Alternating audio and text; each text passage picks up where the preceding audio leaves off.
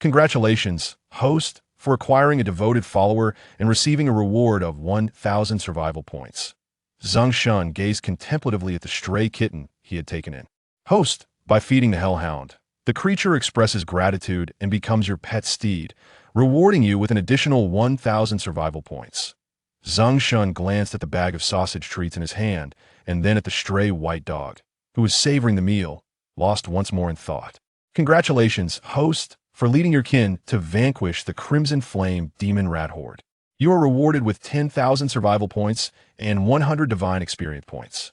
Zeng Shen observed the 5 rats, varying in size, that the stray cat had dispatched, plunging into contemplation anew a year later, as the divine energy accumulated over millions of years erupted across Blue Star.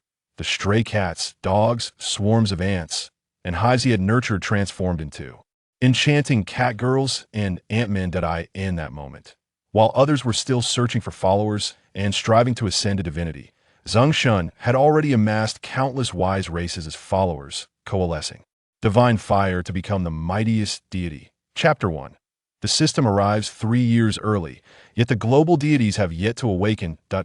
In Jinhai City, Blue Star. Meow, what an adorable little wildcat. It must be the offspring of a nearby stray mother cat. Zeng Shen looked upon the small black cat before him, its fur entirely dark, and felt a surge of affection. He crouched down and extended his hand to gently stroke the kitten's head, caressing it tenderly. The little black cat, unafraid, seemed to relish the affection, narrowing its eyes in delight and letting out a soft meow. In an instant, a small milky white light emanated from the kitten, soaring towards him. Ding! Congratulations, host, for acquiring the Buster Cat race, a wise follower of the apocalypse. The strongest deity system has been activated. This system aims to assist the host in surviving through the trials of the apocalyptic era and to become the most powerful deity amidst the chaos. Attribute panel activated. Backpack space activated. Main quest activated. System diary activated. What was that sound? A system? Cataclysm? Apocalypse? Followers?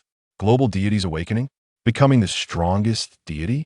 As Zeng Shen listened to the voice echoing in his mind, he felt bewildered and anxious. Having transmigrated to this world akin to Earth for 20 years, he was suddenly informed that an apocalypse had occurred. He hurriedly turned to survey his surroundings. In the park square, a group of elderly men and women with curly hair were dancing joyfully, while children frolicked nearby. Not far away, street vendors peddled their wares, and the traffic lights flickered, allowing vehicles to proceed in an orderly fashion after a wait. The atmosphere was peaceful. There was no sign of an apocalypse.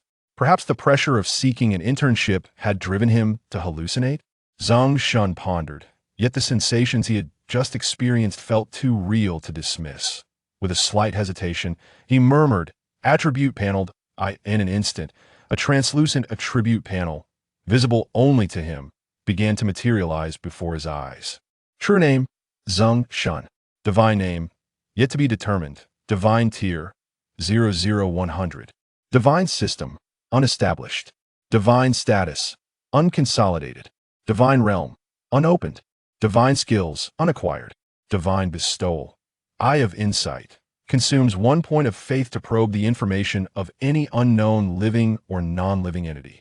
Divine Fire, 0. Faith, 1. Followers, 1 general follower. Survival points, 0 this. Gazing at the summon panel, Zeng Shen turned his attention to a tranquil park, then glanced down at the small black cat rubbing against his shoe. It was this little wildcat that had activated a system for him, subsequently revealing through the system's prompts that he was situated in a post-apocalyptic world. But there is no apocalypse occurring right now. Although there is no apocalypse, the activation of the system is a fortunate circumstance. Yet something feels distinctly off. Zeng Shen picked up the small wildcat and settled onto a nearby stone bench while calling forth various panels. Backpack space. A grid-like panel resembling a game inventory interface materialized before him. Counting, he found 20 slots. Additionally, it kindly noted that items could be preserved, kept fresh, and stored efficiently, with similar items stackable up to 999 units and multiple items packaged as a single unit. Closing the backpack space, Zeng Shen summoned the main system panel. Main Quest 1. Become the Supreme Deity. Quest Overview. The divine energy of Blue Star, nurtured over billions of years, is awakening, causing species worldwide to transform into various ferocious beasts under this divine energy's impact. Some species, however, are awakening their innate wisdom, evolving into intelligent humanoid races that will follow their deity in future celestial conquests. You must survive amidst this cataclysm and cultivate your followers to consolidate over 1,000,000 faith points, ignite your divine realm, kindle divine fire, and become a true supreme deity to fend off the future intrusions and gaze of foreign deities. Quest objective: obtain 10,000 survival points. Reward: activation of the lottery wheel. Hint: survival points will assist the host in utilizing the lottery wheel to acquire materials necessary for cultivating followers, as well as treasures, skills, and even divine realm spaces to enhance the host power. Observing the introduction on the main quest panel, Zeng Shen furrowed his brow and reached to open the system journal. System journal, April 1st, 2120, divine energy eruption, blue star cataclysm, ferocious beasts rampant, humanity's current civilization annihilated, and darkness, slaughter, plunder. Enslavement, faith, and the supremacy of the strong will become the dominant narrative before the dawn of the apocalypse. System journal, April 1st, 2122, Zeng Shen acquires a general follower, a descendant of the mythic creature Batet, activating the strongest deity system. Taking out his phone, Zeng Shen glanced at the time displayed, then looked back at the date in the system journal. The date shown in the system journal is April 1st, 2120, the onset of the Blue Star catastrophe. But it's currently April 1st, 2119. Could it be a year from now? The blue planet will face a cataclysm, and human civilization as we know it will be obliterated. And here I am, activating the system 3 years later. Does that mean my system arrived 3 years prior to the apocalypse? Upon arriving at this conclusion, Zeng Shen's emotions became exceptionally intricate. Firstly, the bad news is that the apocalypse will arrive in a year. The good news is that the system has come 3 years early, granting me a year to prepare, to strengthen myself, and to secure my family. Sitting on a stone bench, Zeng Shen gently stroked the small black cat in his arms, contemplating how to utilize this year to grow stronger. Since the impending cataclysm will transform every living being on the blue planet into divine entities, ultimately allowing them to ascend to godhood, he mused, I will need many followers and kin to harvest abundant faith, thus swiftly unlocking my own divine domain and becoming more powerful. But how can I acquire more followers? After a moment of contemplation, Zeng Shen shifted his gaze to the tranquil, small black cat nestled in his lap. I have insight. He silently invoked the thought. A virtual panel, visible only to him, gradually materialized above the small cat's head. Wise race, Buster Cat clan. Qualification: King level common, elite, Lord, King, epic, legendary, mythical. 0th level, 0-100. Name, unnamed. Skills, unactivated. Followers, generic followers provides 1 point of faith daily. Status, hungry. Analysis, a descendant possessing a trace of the Buster bloodline. Among 1,000,000 cats, it is rare to find one with king-level qualifications. King-level qualifications. Though Zeng Shen had seldom engaged in games, he understood that in such realms, the higher the qualifications of a character or servant, the greater their potential achievements. This small black cat's king-level qualification, he believed, would undoubtedly bring him extraordinary surprises in the future. After all, according to the information provided by the Eye of Insight, finding a cat with king-level qualifications among millions is exceedingly rare. I didn't expect such remarkable qualifications from you, little one, and you can provide me with 1 point of faith daily. Given that, I shall adopt you. As he gazed at the information on the small black cat's attribute panel, Zeng Shen declared joyfully. However, Goo, are you hungry? Come, let your master take you to buy something to eat. Zeng Shen said, scooping up the bewildered small black cat and walking toward the nearby shop. Suddenly, a sharp warning echoed in his mind. Warning, you are about to encounter a third-tier undead deity. With your current strength, your kin will likely be captured and you may very well be killed and transformed into an undead warrior. Seemingly to emphasize the gravity of the situation, a virtual panel, visible only to Zeng Shen, materialized before him. The warning he had just heard was inscribed upon it. each word emblazoned in a vivid crimson hue to signify the seriousness of the matter. Inside the shop, a graceful figure clad in a flowing white gown emerged, clutching a bag of plastic. As he beheld this silhouette exiting the store, Zeng Shen cast another glance at the wildly oscillating virtual panel before him, a large question mark slowly materializing above. His forehead, this system, appears to lack a certain intelligence. Chapter 2. It's not unreasonable to be a bit cautiously. Yuqing gazed at Zeng Shen, then at the small black cat nestled in his arms, its round, sparkling eyes radiating an adorable charm that stirred a wave of affection within her. Class monitor, is this your cat? It's absolutely delightful. Indeed, I just adopted it. Zeng Shen replied with a nod. The girl before him, clad in a flowing white dress that cascaded like a waterfall from her waist, gracefully draped over her long, fair legs, was Li Yuqing, his classmate from university. During their time at school, he had held the position of class monitor. While she was the object of admiration for many male students, having been one of the 2 campus beauties for 3 consecutive years, it was rumored that her family was quite affluent, yet she remained low-key and diligently pursued her studies. She had even expressed her fondness for him back in university. However, at that time, due to some family issues, he had failed to provide her with a clear response. Now, Zeng Shen found it unexpected to encounter her at a shop near the park while searching for a job. Furthermore, in the future, she would ascend to become a deity of the necromantic realm, seemingly possessing great power, as per the system's introduction. Ah, I see, Li Yuqing nodded, extending her hand to pet the small black cat. However, it swiftly slipped from Zeng Shen's grasp and darted behind his legs, cautiously observing the woman before it. It appears to be somewhat shy, Zeng Shen remarked. I'm currently at a bit of a loss. If worst comes to worst, you might try my self-media company. Li Yuqing suggested, a glimmer of anticipation flickering in her eyes. Self-media has become quite popular in recent years. Zeng Shen had dabbled in it during his time at university, treating it as a hobby. He had amassed a considerable amount of material and learned to edit videos for online sharing, earning a few hundred each month as supplementary income. Of course, a year later, when the apocalypse arrived, who would still be working? But without work, what would one eat? Freedom? Zeng Shen inquired. As long as the job offers a high degree of freedom and I can manage my daily expenses with a few thousand each month, I wouldn't be particular about the specifics. After all, with the impending disaster a year from now, having a lot of money will be futile. One could directly purchase things for free at that time. However, he was quickly running out of funds, and with monthly rent to pay, a stable salary was urgently needed to cover expenses for the year. His parents were farmers in the countryside and had no financial means to support him for an entire year.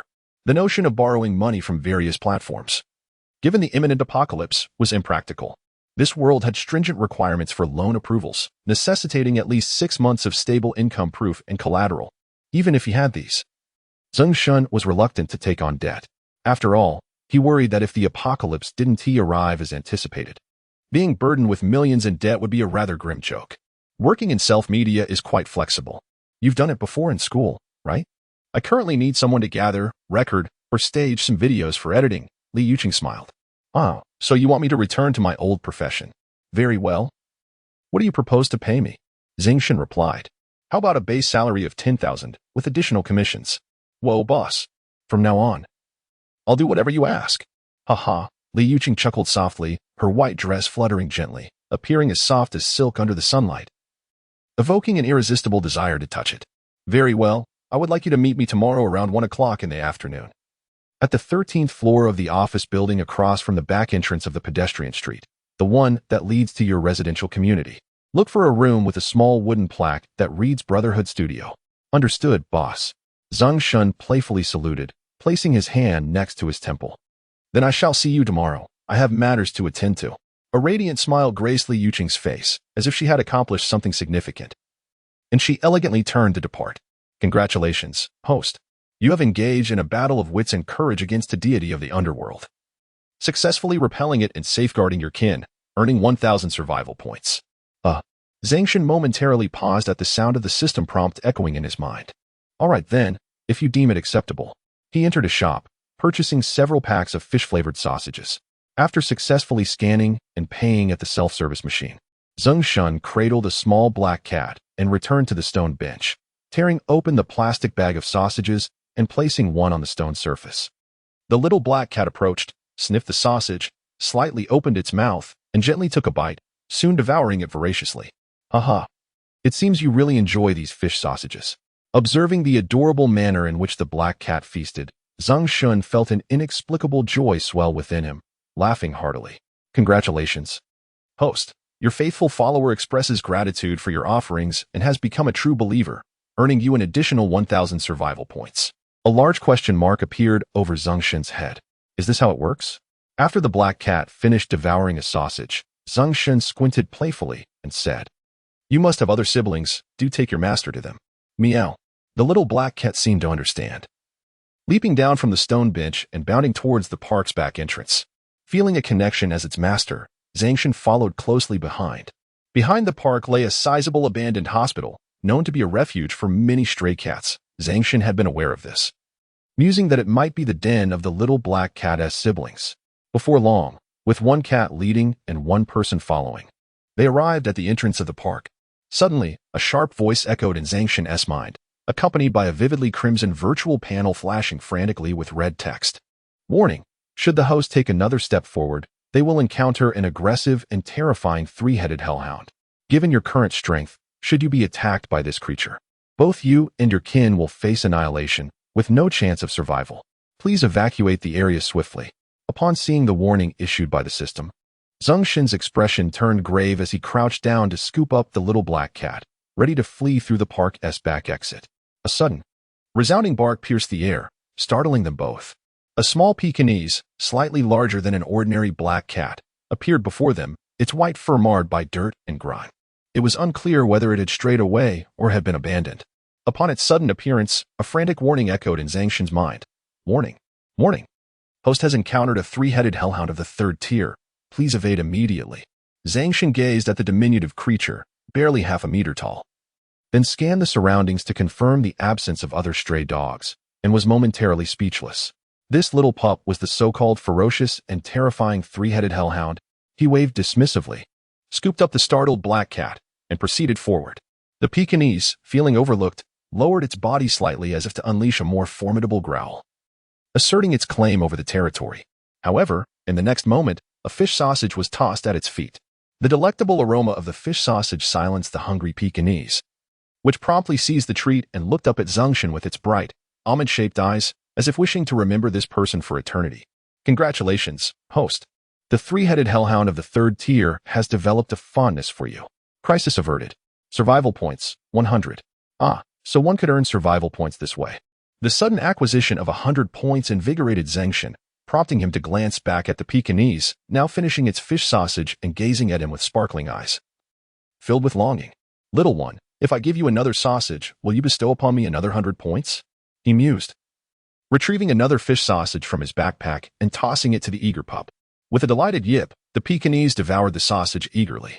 Soon enough, it finished the treat and looked up at Zeng Shen once more, its expression still hungry. Why was there no 100 points this time? Was it insufficient? Zeng Shen furrowed his brow in confusion and threw another fish sausage. The cycle continued until the entire pack of fish sausages had vanished into the Pekingese's belly. Yet no additional survival points were awarded. Frustrated, Zeng Shen concluded that only the initial display of affection from this foolish dog warranted survival points. Without hesitation, he turned and, clutching the black cat, made his way toward the abandoned hospital. Meanwhile, he thought, if I were to continue engaging with this Pekingese, I would be a fool.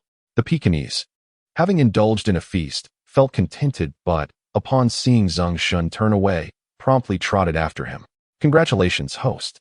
You have acquired a pet mount. The three-headed hellhound of the third tier. Survival points, 1,000. True believer, 1. Faith, 1. Upon hearing the system's announcement, Zeng Shen paused, looking down at the eager Pekingese that had just contributed 1,000 survival points and became his true believer. He suddenly felt that perhaps a little cunning in life wasn't such a bad idea after all. Chapter 3, Was it all for naught? Hellish creature, Cerberus, qualification, Lord, common. Elite, Lord, King, Epic, Legendary, Mythical, Level, 010. 000, Name, Unnamed, Skills, None acquired, Followers, True believers, providing 10 faith points daily, Mood, Content, Analysis, a hellish creature possessing a strong territorial instinct. Once it recognizes its master, it will exhibit unwavering loyalty. Among 100,000 mutated beasts, Only one may possess the qualifications of a lord. To my astonishment, this little pup possesses lord-level qualifications. Although it is only slightly inferior to the little black cat, it is bound to be a rare companion in the future. The apocalypse will arrive in a year, heralding the demise of human civilization, which will subsequently give rise to a new civilization, that of the deities. This implies that the survival points I accumulate serve as a safeguard for my future strength. Currently, I possess only 100 points, a considerable distance from the requisite 10,000. I am aware of 4 avenues to acquire these points. 1. Recruit followers. 2. Transform common believers into true believers. 3. Gain the favor of certain mutated beasts stronger than myself through offerings, ultimately bringing them under my command. 4. Encounter deities that may pose a threat and compel them to retreat, akin to my experience with Li Yuqing, cradling the little black cat in my arms. With a small white dog trotting closely at my heels, I unknowingly approached the imposing iron gate of the abandoned hospital. The hospital is vast, surrounded by walls, with a large locked iron gate. Through the ornate openings in the gate, it is evident that this place has been deserted for quite some time. The parking area is cluttered with dilapidated, rusting vehicles, overrun with vines, while the path leading to the main building is choked with wild grass. It is said that several tragic incidents occurred here in the past, leading to its closure, and it has since become a haven for stray cats. Upon squeezing through the iron gate, a sudden chill swept over me, causing me to shiver involuntarily. I lifted the little black cat and white dog, who had slipped through the gate, and ventured inside. Suddenly, a flurry of urgent warning signals accompanied by a frantically vibrating crimson panel appeared before my eyes. Ignoring the alerts, I approached the shattered glass doors of the hospital with an impassive expression. The hospital's glass doors had long been broken, littering the ground with shards of glass, allowing for easy entry. However, to avoid alarming any potential inhabitants, I paused at the entrance, producing a pack of fish-flavored sausages. I placed one tantalizing piece before the little black cat's nose, coaxing, "Go fetch your siblings and cousins. This fish sausage is yours." Meow. Although small, the little black cat was exceptionally perceptive, instantly grasping my intent. It emitted a soft, plaintive meow and darted down the corridor behind the hospital's lobby. Occasional meows echoed, as if calling out to its companions. Before long, a cacophony akin to disturbing a hornet's nest erupted. A chorus of feline cries resonating from the depths of the hospital corridor, emanating from various rooms. Meow, meow, meow, meow, woof, woof, woof, woof. The small Shih Tzu, upon hearing the multitude of cat sounds, barked fiercely at the hospital entrance. Instantly, the entire hospital fell silent. "Shut up, you foolish dog," Zeng Shen muttered, gently nudging the little pup aside. The little white dog had just managed to intimidate a group of stray cats, its face brimming with pride. Yet, upon being abruptly kicked aside by its owner, it was on the verge of emitting a bewildered whimper. However, when met with Zeng Shen's piercing gaze, it promptly silenced itself. Observing the white dog quiet down, Zeng Shen decided not to dwell on the matter further. Yet, the thought that this little dog might frighten the feline assembly prompted him to lift it by the scruff and place it within a dilapidated car nearby. He then tossed a few fish-flavored sausages for it to enjoy before turning back to the shattered glass door of the hospital, resuming his vigil over the unfolding scene within. Moments later, the distinctive meow of a small black cat reverberated once more, quickly followed by its appearance in the hospital lobby. Trailing behind were several kittens of various hues. Zeng Shen keenly noticed the silhouettes of several larger cats lurking in other corners. The little black cat called out to its 5 kittens, beckoning them to follow, before darting to Zeng Shen's feet, nuzzling against his pant leg, and then eyeing the fish-flavored sausages in his hand, licking its lips in anticipation. Warning! Warning! The host is surrounded by a group of intelligent beings descended from the Buster lineage, known for their rebellious nature and superior strength. Should the host be enslaved, the inherent divine energy within will be extracted. The host must lead their kin to swiftly break free from this encirclement and vacate the premises. Listening to the frantic alerts echoing in his mind, accompanied by the ominous virtual warning panel before him, Zeng Shen surveyed the corners where the wild cats were observing him. Do they really think they can enslave me? Extract my essence? How exactly would that work? Am I to be transformed into some cute girl, like squeezing peanut oil? Here, little glutton, this is your reward. Zeng Shen crouched down, placing a fish-flavored sausage on the ground for the little black cat, and tossed a few more onto the earth, attempting to lure the 5 kittens and the larger cats lurking nearby. These stray cats had roamed for quite some time, retaining much of their wildness, making them less inclined to trust and approach humans, unlike domestic cats. Nevertheless, Zeng Shen was a patient soul, willing to wait for the wild cat to succumb to temptation. Time passed slowly. The first to succumb to the allure was a young kitten, born around the same time as the little black cat. A small orange kitten, reminiscent of its ginger counterparts, was the first to approach Zeng Shen, specifically drawn to the sausage at his feet. With curious eyes sparkling, the little orange kitten gazed up at Zeng Shen and mewed, seemingly inquiring if it could partake. "Go ahead, little one," Zeng Shen replied, his voice soft and encouraging. Perhaps sensing the warmth of Zeng Shen's smile, the little orange cat began to nibble on the fish sausage on the ground, emitting a delightful clicking sound as it feasted. Occasionally, it would glance up with its sparkling eyes towards Zeng Shen, exuding an irresistible charm. "Congratulations, host. You have gained favor with the Botted offspring, earning 10 survival points." As one kitten approached Zeng Shen, several others quickly followed suit. They meowed in unison, eagerly devouring the sausages before them, their bright little eyes glimmering as they stole glances at Zeng Shen, particularly endearing. "Congratulations, host. You have gained favor with 4 Botted offspring, earning 40 survival points." In the shadows, the wildcats observed the unfolding scene. Noticing Zeng Shen posed no threat, they exchanged a few cautious meows before 2 large white wildcats, adorned with black spots, cautiously approached to within 5 meters of Zeng Shen. "Here, take this pack of fish sausages," Zeng Shen said, retrieving a large bag of fish sausages from his backpack, tearing it open and tossing it toward them. Zeng Shen was taken aback. When did cats become so timid? And they still wish to dominate me?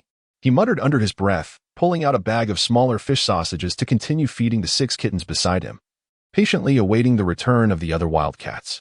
Half a minute later, the 2 spotted white wildcats, along with the previously vanished wildcats, reappeared in Zeng Shen's line of sight. As the 2 spotted white wildcats approached the pile of fish sausages he had thrown, they sniffed cautiously before each seizing a large sausage and retreating to consume it, all the while keeping a wary eye on Zeng Shen. The other wildcats, sensing no danger, rushed over to snatch their share of the fish sausages, retreating to hidden corners to eat while occasionally glancing back at Zeng Shen. Soon, the entire pack of sausages was consumed amidst a playful scramble. Observing this, Zeng Shen tossed another bag their way. This time, the 2 spotted white wildcats and several others did not dart away in fright. Instead, they dashed like rockets to seize the fish sausages, engaging in a spirited competition to devour them. After finishing the second bag of fish sausages, perhaps satiated, the wildcats either sat lazily assessing Zeng Shen, slinked away into the unknown, or returned to their nests to observe him. Yet, none approached him. Watching these lethargic wildcats, Zeng Shen couldn't and amp, oppose, help but feel puzzled. Why, after their feast, did these wildcats not contribute any survival points? Was he being taken advantage of? Moreover, why had these little wildcats not become his followers like the little black cat? Those fish sausages had cost him $100 if they only yielded 50 survival points. It felt dreadfully unworthy. Zeng Shen shook his head, rubbing his temples. Could it be that they still harbor suspicion towards me? Thus pondered Shen, as he prepared to return the following day to provide sustenance. With a gentle hand, he led the little black cat and the small white dog, emerging from the imposing iron gate of the abandoned hospital. "Congratulations, host, for successfully leading your kin and mounts to break through the encirclement of a formidable and intelligent race, earning 1,000 survival points." Quite a gain, indeed. Chapter 4. Did Lousy pay? Having accumulated 150 survival points, I am one step closer to the coveted 10,000 points. The path home leads through several secluded and tranquil alleys. Ordinarily, Zeng Shen would steer clear of crowded areas, opting instead for these quiet passageways. However, on this occasion, he resolved to venture into the throngs. Firstly, to explore the mechanism for acquiring survival points. Secondly, to glean insights about the post-cataclysm world through the information provided by the system. As evening descended, the sun cast its golden rays upon the park square, where a group of jubilant elderly women danced merrily. Warning: you are about to approach a group of enslaved humans, stripped of their divinity and reduced to cheap labor for a certain deity. Your presence may provoke animosity from this third-tier fire deity, potentially leading to your own enslavement and loss of divinity, rendering you an ordinary mortal. Observing the exuberant dancers, Zeng Shen quietly passed by. Host, proceeding cautiously, has not aroused the ire of the fire deity in the square. Survival points awarded, 1,000. Upon exiting the park and traversing a deserted alley, Zeng Shen arrived at a bustling commercial street. Instantly, frantic alarms echoed in his mind, and panels displaying ominous red warnings trembled before him. Warning! Warning! You are about to enter an abandoned and perilous commercial street, home to a ferocious group of monstrous beasts, as well as fallen and dangerous deities who hunt with their own slaves. Please evacuate immediately. Disregarding the trembling virtual panels, Zeng Shen leisurely strolled along the commercial street, purchasing dog food, cat litter, cat dishes, a cat house, and a dog bed, along with some fruits and daily necessities, before exiting the street. Host displays remarkable audacity, brazenly seizing provisions from other deities amidst the lurking dangers of the commercial street, emerging unscathed. Survival points awarded. 1,000. Did lousy pay? Warning. Numerous beasts are lurking on this sidewalk, and other deities are hunting in the vicinity. Host is advised to leave promptly. On the sidewalk at the intersection, Zeng Shen observed the traffic light turn green and calmly crossed while holding a cat and a dog. Host remains composed while traversing the sidewalk occupied by beasts, without disturbing the powerful deities present. Survival points awarded. 1,000. Lucky community. Warning. Warning. This apartment building is exceedingly dangerous, inhabited by a third-tier cursed deity and their kin. Given the current strength of the host and their followers, they are wholly outmatched. Please evacuate swiftly with your kin and mounts to avoid capture and enslavement by curses. On the 9th floor of the apartment building, room 902. Zeng Shen stared at the quaking virtual panel, expressionless, as he reached for the door and stepped into his small apartment. The compact dwelling comprised a living room, kitchen, and bathroom with ample natural light. The cat and dog, unaccustomed to water, yelped in fright, floundering in distress. Nevertheless, Zeng Shen persisted, washing them thoroughly before vigorously drying them with a hairdryer. In no time, these two creatures have undergone a remarkable transformation. The little black cat possesses eyes like emeralds, sparkling with an extraordinary intelligence, its back adorned with sleek, lustrous fur that feels exceptionally soft and smooth to the touch. As for the little white dog, the lion of the canine realm, it boasts a magnificent mane of white fur that encircles its neck, exuding an air of majesty. With deep, almond-shaped eyes that are profound and luminous. It is a mystery how such a splendid breed could end up as a stray at such a tender age. Zeng Shen mused quietly, cradling the rejuvenated cat and dog, stepping out of the restroom and placing them on the sofa. He addressed them, Little Black, Little White. From now on, this shall be your home. We shall be a family. Little Black was the name Zeng Shen bestowed upon the black cat, while Little White was designated for the Pekingese. Meow, woof. Ha ha, you two play on the sofa for a bit while I arrange your cozy nests, Zeng Shen said. And with a mere thought, he retrieved 2 wooden bed frames from his backpack, which required assembly. He promptly began to assemble them, eventually placing the completed cat and dog houses beside the sofa. All right, from now on, you shall rest here, he indicated to the 2 beds, turning to the cat and dog on the sofa. After a flurry of activity, Zeng Shen found himself feeling hungry. He prepared a simple meal, then settled in front of his laptop to open his system diary, where he began to unravel his thoughts and speculations regarding the calamities that would reshape the future. 1. At the onset of disaster, the starting point for humans and other beings will differ. Humans will transform into divine entities, capable of evolving into deities through faith, while other beings may either metamorphose into exotic creatures or awaken latent wisdom, becoming sought-after intelligent races. 2. Humans can plunder the wisdom of these intelligent races and exotic beasts, including the divine energy within themselves, thereby augmenting their power. They may also enslave others to perform any tasks for them, including labor and procreation.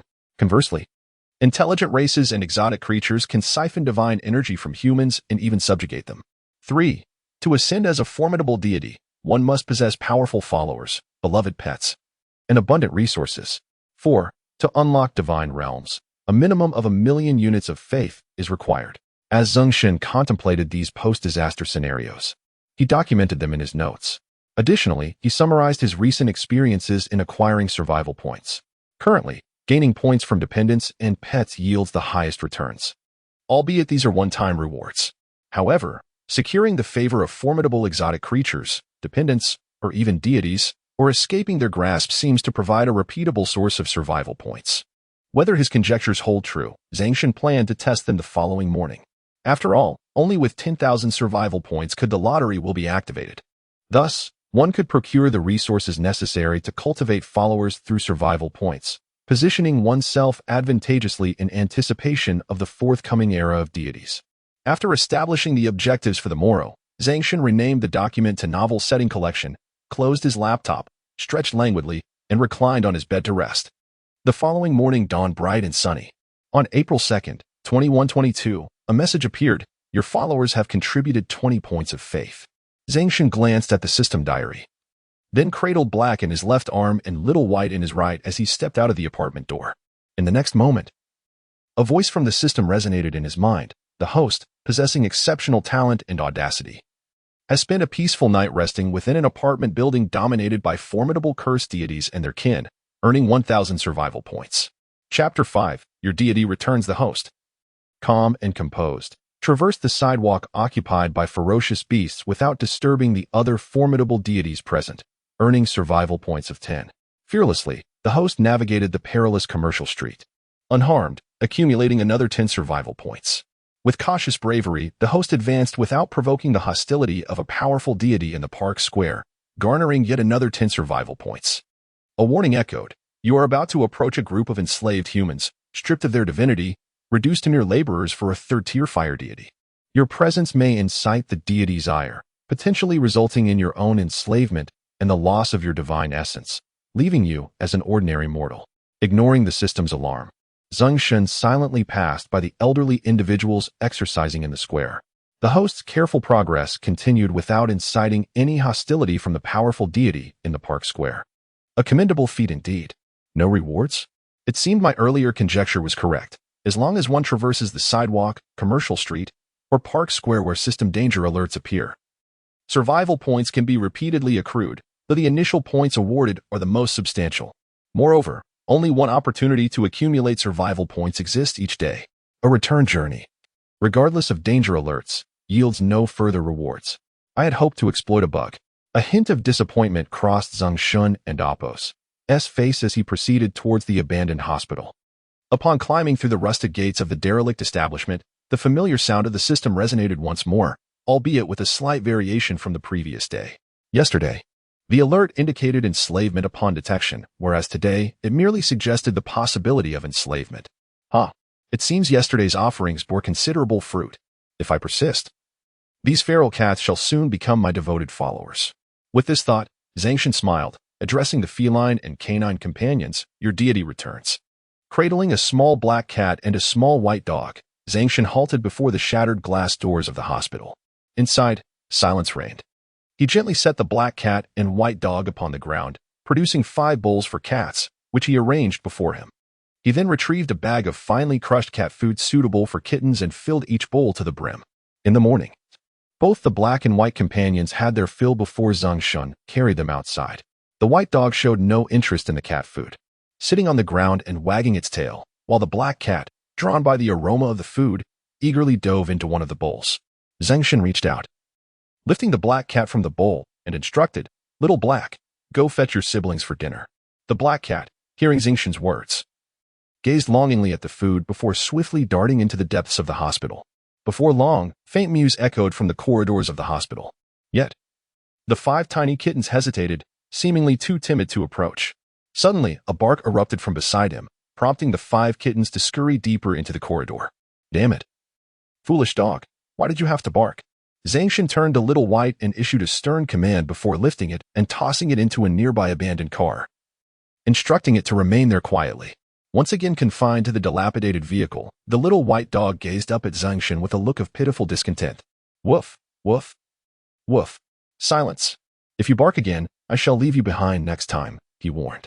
After dealing with the little dog, Zeng Shen turned towards the glass doors of the hospital, halting his steps just 3 meters away, unwilling to approach any further.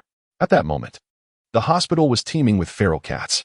Before the feeding bowls, a large black cat, accompanied by 5 tiny kittens, was savoring the cat food with delight.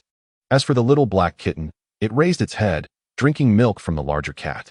Upon Zeng Shen's arrival, aside from the 6 kittens engrossed in their meal, the large black cat ceased eating and fixed a wary gaze upon him. It seemed to be the mother of the little black kitten and its 5 siblings. Zeng Shen mused, his gaze then drifting past the imposing black cat to survey the surroundings of the hospital lobby. There, a group of wild cats also regarded him with caution, their eyes lingering more on the 5 bowls brimming with cat food, tinged with a hint of longing yet tempered by a fear of the large black cat, preventing them from advancing. Could it be that the black cat was the leader of this feral clan? Given the remarkable lineage of the little black kitten, it would not be surprising if it held such a position. He wondered about its attributes. With 20 points of faith at his disposal, he could inquire into their qualities. Contemplating this, Zeng Shen focused on the large black cat, his consciousness sharpening as he activated his insightful eye. Y species, Baster cat clan. Attributes, Lord, Common, Elite, Lord, King. Epic, Legendary, Mythical. Level 5, 100,000. Name, Unnamed. Skills, Unawakened. Followers, No belief. Mood, Wary, Confused. Analysis, Leader of the Baster cat clan with Baster bloodline heritage. Valiant and exceptionally intelligent, fiercely untamed. Despite the diminished strength from nurturing a litter, the accumulated prowess of the clan remains unmatched by other feline tribes. Indeed, this large black cat was the leader of the group, the mother of the kittens. Zeng Shen realized that if he could win her over, he would easily manage the other feral cats. His thoughts then turned to the 5 little kittens nearby. Curiosity piqued about the surprises they might bring. Activating his insightful eye once more, a soft breath escaped his lips. Ethereal panels, visible only to him, began to shimmer above the heads of the 5 kittens. Y species, Baster cat clan. Attributes, Common, Level 0, 100. Name, Unnamed. Skills, Unawakened. Followers, No belief. Mood, Joyful. Analysis, Offspring of the Baster bloodline. These kittens are inherently bold and combative. The information displayed on the panel captivated Zeng Shen, leaving him momentarily speechless. The essence of the Batet cat clan, a lineage blessed with Bastet's blood, revealed a young offspring characterized by its indolent nature. The attributes indicated an ordinary potential. Chapter 6, 10,000 survival points. Had I not witnessed it with my own eyes, I would hardly have believed it. A lordly black cat gave birth to a kitten of royal lineage, while of the remaining 5, only the one entirely clad in orange fur possessed elite qualities. The other 4 were of ordinary caliber. A flicker of disappointment crossed Zeng Shen's eyes as he cast a glance around the hospital hall, hoping for a surprise among the wild cats. His gaze was keen and observant. After a brief moment, he let out a soft sigh. Among the wild cats, apart from the 2 elite black-spotted white cats, the remaining 8 were all of common quality. Noticing Zeng Shen standing motionless, the large black cat lowered its head to partake of the food in the cat bowl, though the vigilance in its eyes remained unyielding. Minutes later, the cat food was consumed by the large black cat along with its 5 kittens. Once the large black cat finished its meal, it raised its head to regard Zeng Shen for a moment before venturing deeper into the corridor. The kittens, having finished their food, scampered off to play nearby. The little black kitten, seemingly desiring to linger with the large black cat, turned to follow but hesitated, glancing back at Zeng Shen as if seeking his counsel. Go spend some more time with your mother, Zeng Shen encouraged. The little black kitten let out a soft mew, appearing to comprehend Zeng Shen's words, and joyfully dashed down the hospital corridor. As the large black cat stepped away from the food bowl, the surrounding wild cats surged forward to compete for the scattered morsels.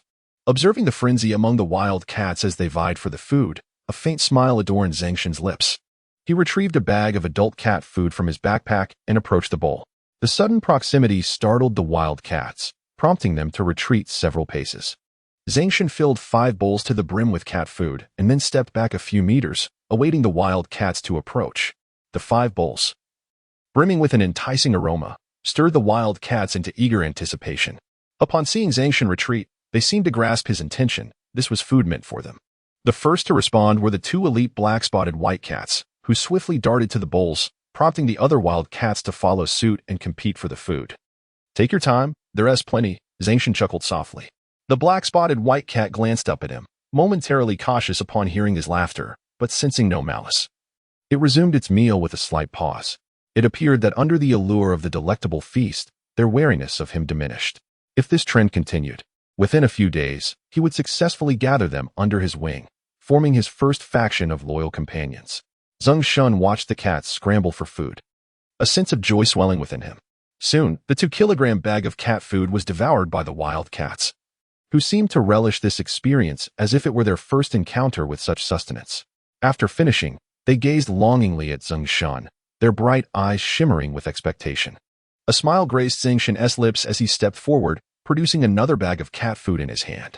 Upon seeing him approach, the wild cats initially recoiled. But the sight of the food prompted them to meow in a charming display of eagerness. Even the gluttonous ones actively approached beneath Zeng Shen's feet, seeking food. Greedy cat. Zeng Shen chuckled, pouring cat food into 5 bowls. The delectable cat food filled the bowls to the brim, instantly eliciting joyful meows from the wild cats. Congratulations, host. You have gained the favor of 10 buster cats, earning 100 survival points. Haha, splendid. Finally, they no longer regard me with suspicion. It seems that converting you into followers is merely a matter of time. Observing the 8 large wild cats vying for the cat food, Zeng Shen felt a surge of happiness. Before long, as the wild cats finished their meal, they lifted their heads to Zeng Shen once more, softly meowing, seemingly still yearning for more food. There is none left. Wait until tomorrow, Zeng Shen replied, unsure if they could comprehend his words. In truth, he had not run out of cat food. He had spent several hundred yuan to purchase a dozen bags. However, he did not wish to satiate them all at once. Only in this manner could they anticipate his return the following day, ultimately facilitating their taming and conversion into his devoted followers. Approximately 10 minutes later, a small black cat appeared in the hospital hall, approaching Zeng Shen and curling up at his feet. He picked up the little black cat and retrieved the pitiful little white dog abandoned in an old car, before finally crawling out through the large iron gate of the hospital. Congratulations, host. You have safely led your kin and steed out of the territory of a group of buster cats, earning 10 survival points. Has it diminished as well? It appears my initial speculation was correct. The first brush yields 1,000 survival points, while subsequent ones yield merely 10. Zeng Shen furrowed his brow, murmuring as he glanced at the attribute panel displaying his survival points. He had amassed 280 points, leaving a mere 720 to reach the goal of 10,000. If he could discover a territory belonging to a deity or an area populated by exotic beasts, he would secure the initial 1,000 points. After contemplating, Zeng Shen realized he had triggered all nearby areas for survival points, except for the pedestrian street behind the community. That street usually attracted a significant number of people. Following the disaster, it was likely swarming with exotic beasts, perfectly positioned to provide him with those initial points. Oh, right. Li Yuqing's studio is located in the office building directly across from the back entrance of that pedestrian street. After having lunch at home, he could conveniently visit there to secure his first brush. Throughout this journey, he encountered ominous system alerts, yet as he had surmised earlier that day, he ultimately did not earn any survival points. As Zeng Shen pressed the elevator button at the base of the community, a frantic voice echoed in his mind. Warning! A Tier 3 cursed deity is rapidly approaching. With the host's current strength, you are no match for it. Please evacuate the area swiftly to avoid obliteration. To emphasize the peril of the situation, a virtual panel materialized before him, displaying a series of crimson words that pulsated frantically. Suddenly, the elevator doors opened. A young girl, adorned in a delicate white dress, playfully cradles an exquisite wooden doll, exuding an innocence akin to that of a porcelain figurine. Her sparkling eyes, glimmering with affection, cast a glance at the small black and white figures held by Zeng Shen before she timidly steps out. Warning! The host is encountered by a third-tier cursed deity. Quickly instruct the kin and pets to restrain this deity, enabling an escape. Although Zeng Shen was aware last night that a deity would emerge from this apartment building in the future, he was taken aback to discover that it was this seemingly harmless and charming little girl. How is it possible that during the impending 3 years of calamity, I could fare worse than this adorable child? As the little girl exited the elevator, Zeng Shen could not help but mutter to himself before silently stepping into the elevator and closing the doors. The host, possessing both wisdom and courage, repels the cursed deity, earning 1,000 survival points. The host encounters danger yet remains steadfastly loyal to their kin and steed, earning an additional 1,000 survival points. Congratulations, host. You have accumulated 10,000 survival points. The lottery wheel has been successfully activated. Chapter 7. Divine Energy Rocket Launcher. Elementary domestication technique in the modest apartment on the top floor, room 902. Zeng Shen gently placed Little Black and Little White into their nest before softly calling out, "Lottery wheel." Instantly, a vast virtual wheel, visible only to him, materialized before his eyes. The wheel resembled an interface from a card drawing game, with a line of small text at the bottom.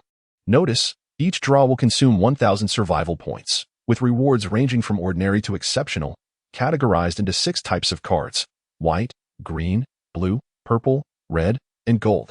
Guarantee mechanism. A 10 draw will ensure at least one blue card. 50 draws guarantee a purple card. 500 draws guarantee a red card. And 1,000 draws guarantee a gold card. Draw count. 0 draws draw. He commanded, opting for a 10 draw without a second thought. In an instant, the pointer on the lottery wheel spun rapidly, amid streaks of white and green light.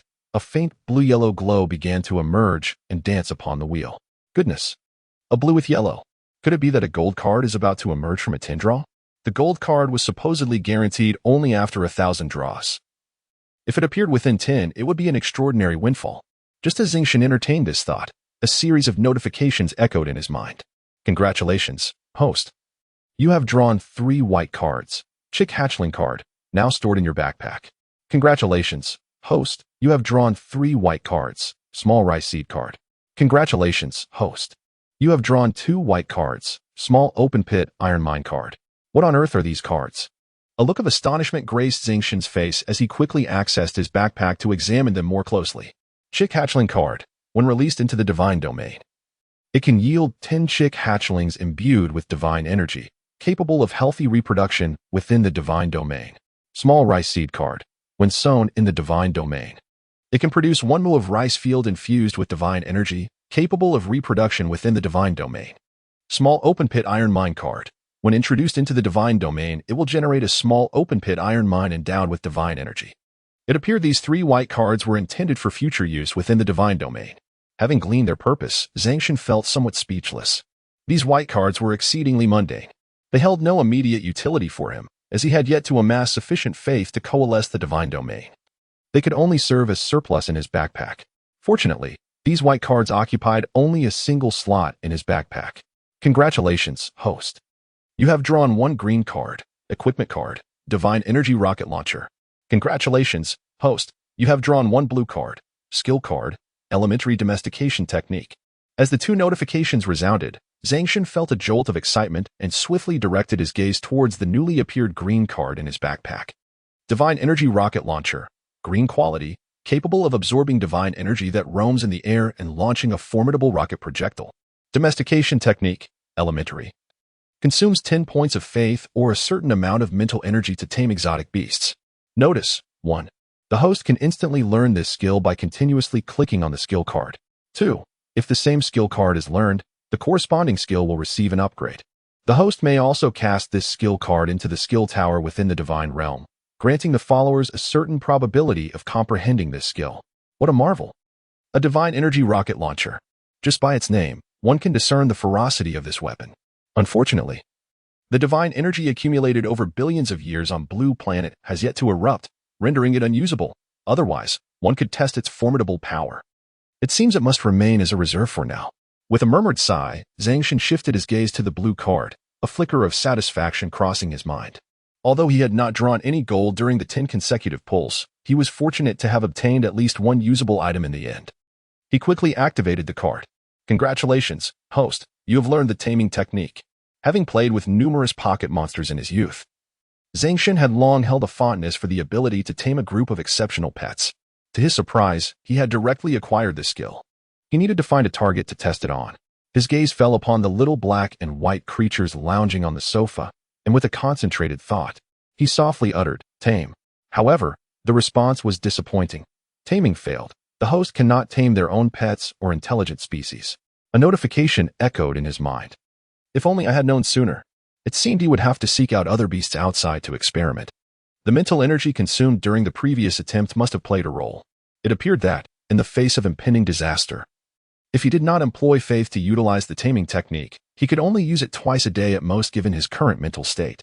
He needed to rest well, otherwise, exceeding 3 attempts would surely lead him to faint. Rubbing his temples, Zeng Shen reclined on the sofa, pondering until he felt considerably rejuvenated. He then headed to the kitchen for a quick meal before hastily departing, intending to visit Liu Yuqing. Morning. The pedestrian street ahead has been overrun by alien beasts, and numerous perilous deities lurk within. Please evacuate the area swiftly. As Zeng Shen heard the alert in his mind and gazed at the crimson virtual panel before him, he casually rested his hands behind his head and leisurely strolled towards the pedestrian street. Simultaneously, he scanned his surroundings as if searching for something. After approximately 10 minutes of walking, Zeng Shen found himself nearing the back entrance of the pedestrian street, feeling somewhat speechless. Weren't there supposed to be alien beasts rampant? How come I haven't encountered a single one after all this time? Where on earth have they all gone? Congratulations, host, for cautiously navigating through this perilous pedestrian street without incident. You have been awarded 1,000 survival points. As he stepped out of the pedestrian street's back entrance, the system notification resonated in his mind. Indeed, the initial reward was undoubtedly 1,000 survival points. Zeng Shen silently acknowledged this and quickly made his way to the office building across the street, when an urgent alert suddenly sounded in his mind. Warning. The host is about to enter the territory of a third-tier necromancer deity and their kin. The consequences of being discovered could be dire. Li Yuqing was a third-tier necromancer deity. It appeared that she had claimed this office building as her own following the catastrophe. Uncertain of the future kin that awaited her, he pondered deeply as he pressed the button for the 13th floor within the elevator. The virtual panel before him captured his attention, drawing him into contemplation. Ding! The elevator doors slid open, revealing a striking woman with long, alabaster legs, adorned in alluring black stockings and high heels. Her waist accentuated by a sheer white fabric that clung to her curves, presenting an enticing silhouette. Her skin, smooth as jade, and her slender waist, encased by the delicate material, highlighted her voluptuous figure, drawing attention to her alluring decolletage. Warning, warning, host detected by the third-tier necromantic deity's kin. Please evacuate swiftly. Wasn't this Lu Tongtong, one of the two campus beauties at Jinhai University, who had shared a dorm with Li Yuqing? How had she transformed into a member of an intelligent race and become a kin of Li Yuqing? As Lu Tongtong caught sight of Zeng Shen, her eyes sparkled with a hint of flirtation. Shengu, so you are the mysterious expert Li Yuqing spoke of. Stepping out of the elevator, Zeng Shen wore a puzzled expression. What mysterious expert? Li Yuqing mentioned this morning that our studio, akin to brothers, would welcome a mysterious expert in the afternoon. Yet I never expected it to be you. Lu Tongtong chuckled softly, her hair cascading over her shoulders with the laughter, swaying gently with the breeze, enhancing her captivating allure that beckoned one to draw closer and bask in her unintentional charm. The intoxicating allure she exuded was undeniably irresistible. Zeng Shen swallowed softly, humbly responding. Her expectations of me are far too high. I was merely dabbling, not a professional. Very well, Zeng Shen said, casting a furtive glance at Lu Tongtong as she stepped into the elevator. A fleeting moment of intrigue exchanged. Chapter 8. Confirming relationships, wise race, spirit clan, qualification, king level, ordinary, elite, lord, king, epic, legendary, mythical, level 4, 50,000, name, Lu Tongtong, skills, unactivated, faith, Li Yuqing. Third tier undead deity, devotion, daily offering of 100 points of faith to her deity. Mood, joyful, analysis, originally a third-tier hell deity. She incurred the wrath of a fourth-tier demon deity while protecting her host, leading to her tragic demise. Fortunately, her body was discovered by Li Yuqing, who expended countless precious materials to resurrect her as a formidable spirit. Gazing at the panel hovering above Lu Tongtong's head, Zeng Shen displayed an expression of disbelief. Is there something wrong? Lu Tongtong queried, standing within the elevator, her brow furrowed in confusion. And no, Zeng Shen stammered. Then I shall take my leave. Lu Tongtong pressed the elevator button, and the doors began to close slowly. Go ahead, Zeng Shen nodded, his eyes reflecting a complex mix of emotions. He had not anticipated that a mere glimpse through the eye of insight would reveal Lu Tongtong's transformation into a wise race being was somehow linked to his future. What transpired in the next 3 years that led him to be targeted by a fourth-tier demon deity, resulting in her untimely death? A flicker of doubt crossed Zeng Shen's mind, followed by a sudden realization. With his intelligence, how could he still be a zero-tier wastrel after 3 years? Could this be attributed to that fourth-tier demon deity? With this thought, a spark of insight illuminated Zeng Shen's mind. If that were indeed the case, everything would fall into place. Why he remained at zero tier during the 3 years of calamity? I knew it. With my brilliance, how could I have fared worse than a child over 3 years? After mumbling this to himself, Zeng Shen's expression turned grave with concern. Would he truly have a fourth-tier demon deity as an adversary in the future? Congratulations, host. You have successfully repelled the fourth-tier spirit clan leader without alarming the third-tier undead deity, earning 1,000 survival points. The previously somber Zeng Shen, upon hearing this announcement, felt a surge of exhilaration. Another 1,000 survival points? Instantly, his mood lifted considerably. After all, survival points were crucial for his empowerment. If he could strengthen himself before the impending cataclysm, his abilities would surely surpass that of the fourth-tier demon deity, eliminating the need for Lu Tongtong's protections, which had led to her tragic fate. Having grasped this notion, Zeng Shen resolved to pursue various initial survival point rewards vigorously to accelerate his growth. He turned and strode towards the left corridor. Soon enough, he found himself before the door of a room. The door bore the number 1314. Adorned with a delicate wooden plaque inscribed with the words Brotherhood Studio. This must be it. Zeng Shen knocked on the door. With a creak, it swung open. Class monitor. I thought you were going to stand me up. Li Yuqing jested as she opened the door to find Zeng Shen standing there. I was delayed on the way. Zeng Shen looked at Li Yuqing, his eyes revealing a hint of astonishment. Unlike her usual pure and sweet attire, she wore a black off-shoulder top that accentuated her delicate, fair shoulders, her defined collarbone, and the alluring expanse of her skin, making her appear exceptionally captivating. Come in, class monitor, Li Yuqing smiled. I just ran into Lu Tongtong. Following her into the studio, Zeng Shen surveyed the space. It was spacious yet somewhat barren, consisting of 4 large rooms, a hall, a kitchen, and a bathroom, accompanied by a balcony adorned with a few unknown plants. Why is the studio so empty? There are no desks or chairs. Zeng Shen inquired, puzzled. Because our studio was just established yesterday. The items you mentioned were ordered online by Lu Tongtong and me. They should be delivered by Monday, Li Yuqing explained candidly. I see, Zeng Shen nodded. So, currently, this studio consists of just you, me, and Lu Tongtong. Isn't that sufficient? Li Yuqing asked with a smile. Of course it is. But what are your plans for managing the studio? Initially, we should cultivate several self-media video accounts with different styles and then see where that leads. Li Yuqing evidently had done her homework, discussing various topics while Zeng Shen contributed a few of his own insights. Before long, the setting sun cast a warm glow through the window, illuminating the determined features of the lovely woman, her face radiating a rosy charm that was irresistibly captivating. Unconsciously, Zeng Shen found himself drawn entirely to her presence, leaning in slightly to gaze at her sweet, plump lips. He lowered his head slightly, and she widened her eyes, shivering a bit. However, she did not push him away. Noticing her lack of resistance, he grew bolder, his hands gliding across her back, their breaths quickening, eventually turning heavy and labored. Congratulations to the host. Under the allure of a third-tier necromancer deity, you successfully turned the tables, securing the first blood and significantly wounding its vitality, earning 1,000 survival points. 4 hours later, Li Yuqing, radiant with the glow of spring, drove Zeng Shen to his apartment building. Well then, I'll talk to you later, she said. All right. Zeng Shen had sensed Li Yuqing's feelings for him long ago, but he always felt unworthy of her. Yet, in that fleeting moment, he found the courage to kiss her, ultimately confirming their relationship and crossing a boundary. Perhaps it was the impending arrival of the apocalypse a year later that shifted his mindset, prompting him to avoid any regrets about the future. With these thoughts, Zeng Shen returned to his apartment. As soon as he stepped into the apartment, the 2 little creatures, Xiao He and Xiao Bai, rushed towards him, nuzzling incessantly against his feet, reminiscent of long-lost lovers yearning for each other. Miao Wang gazed down at the 2 adorable beings encircling his feet and let out a hearty laugh. You must be starving, my little darlings. Come, let your master serve you some dried fish. Chapter 9. Suppressing and repelling the second-order demon deity. The following midday, Zeng Shen groggily opened a slit of his eyes and faintly perceived a slender figure with cascading waves, adorned with a pair of pointed black ears and clad in alluring black leather, reminiscent of Zhu Qing, gracefully perched at the head of his bed. Startled, he fully opened his eyes.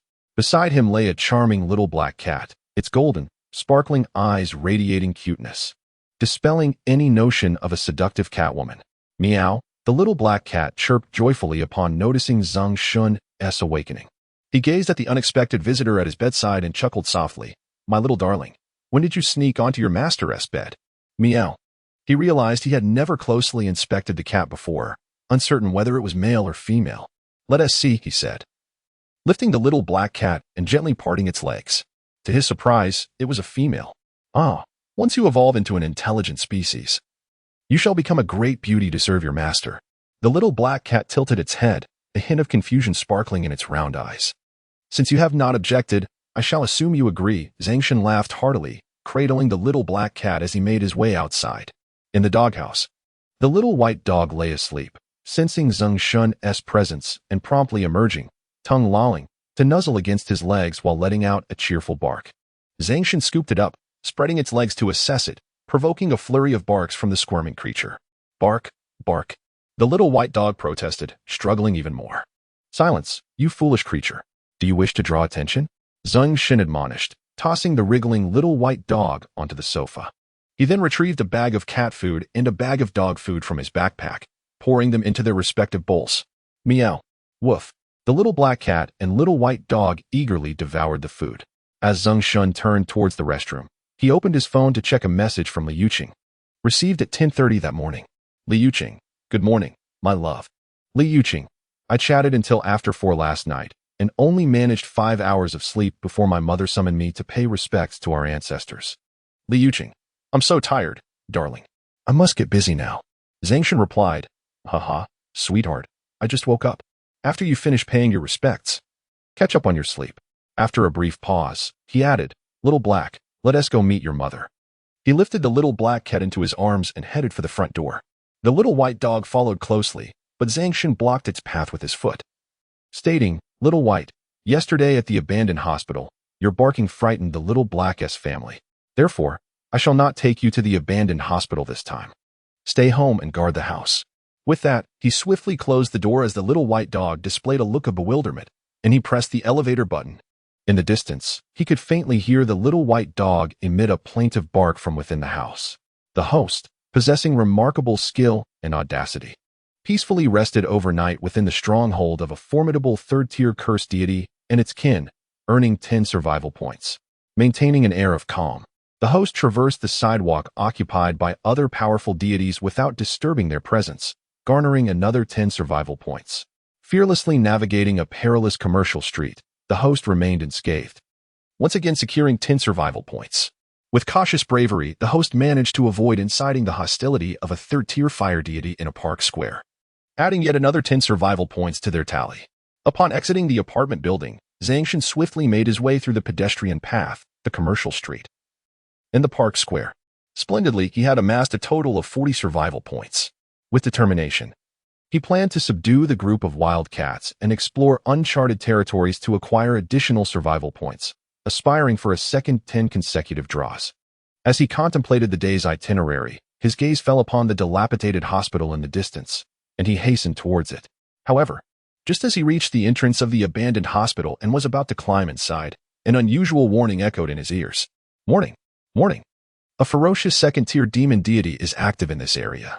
The host must lead their kin to evacuate swiftly. Discovery will lead to certain demise. What? A second-tier demon deity? No. It seemed there was a person inside the abandoned hospital. Puzzled, Zeng Shen quickly slipped through the iron gate, cradling a small black cat, and dashed towards the shattered glass doors of the hospital. As he neared the entrance, around 7 or 8 meters away, a series of frantic and mournful cat cries erupted from the hospital's lobby, accompanied by the sharp, mocking laughter of a young man. Friends, look, the wild cats are stirring, eager to rescue these 5 little kittens.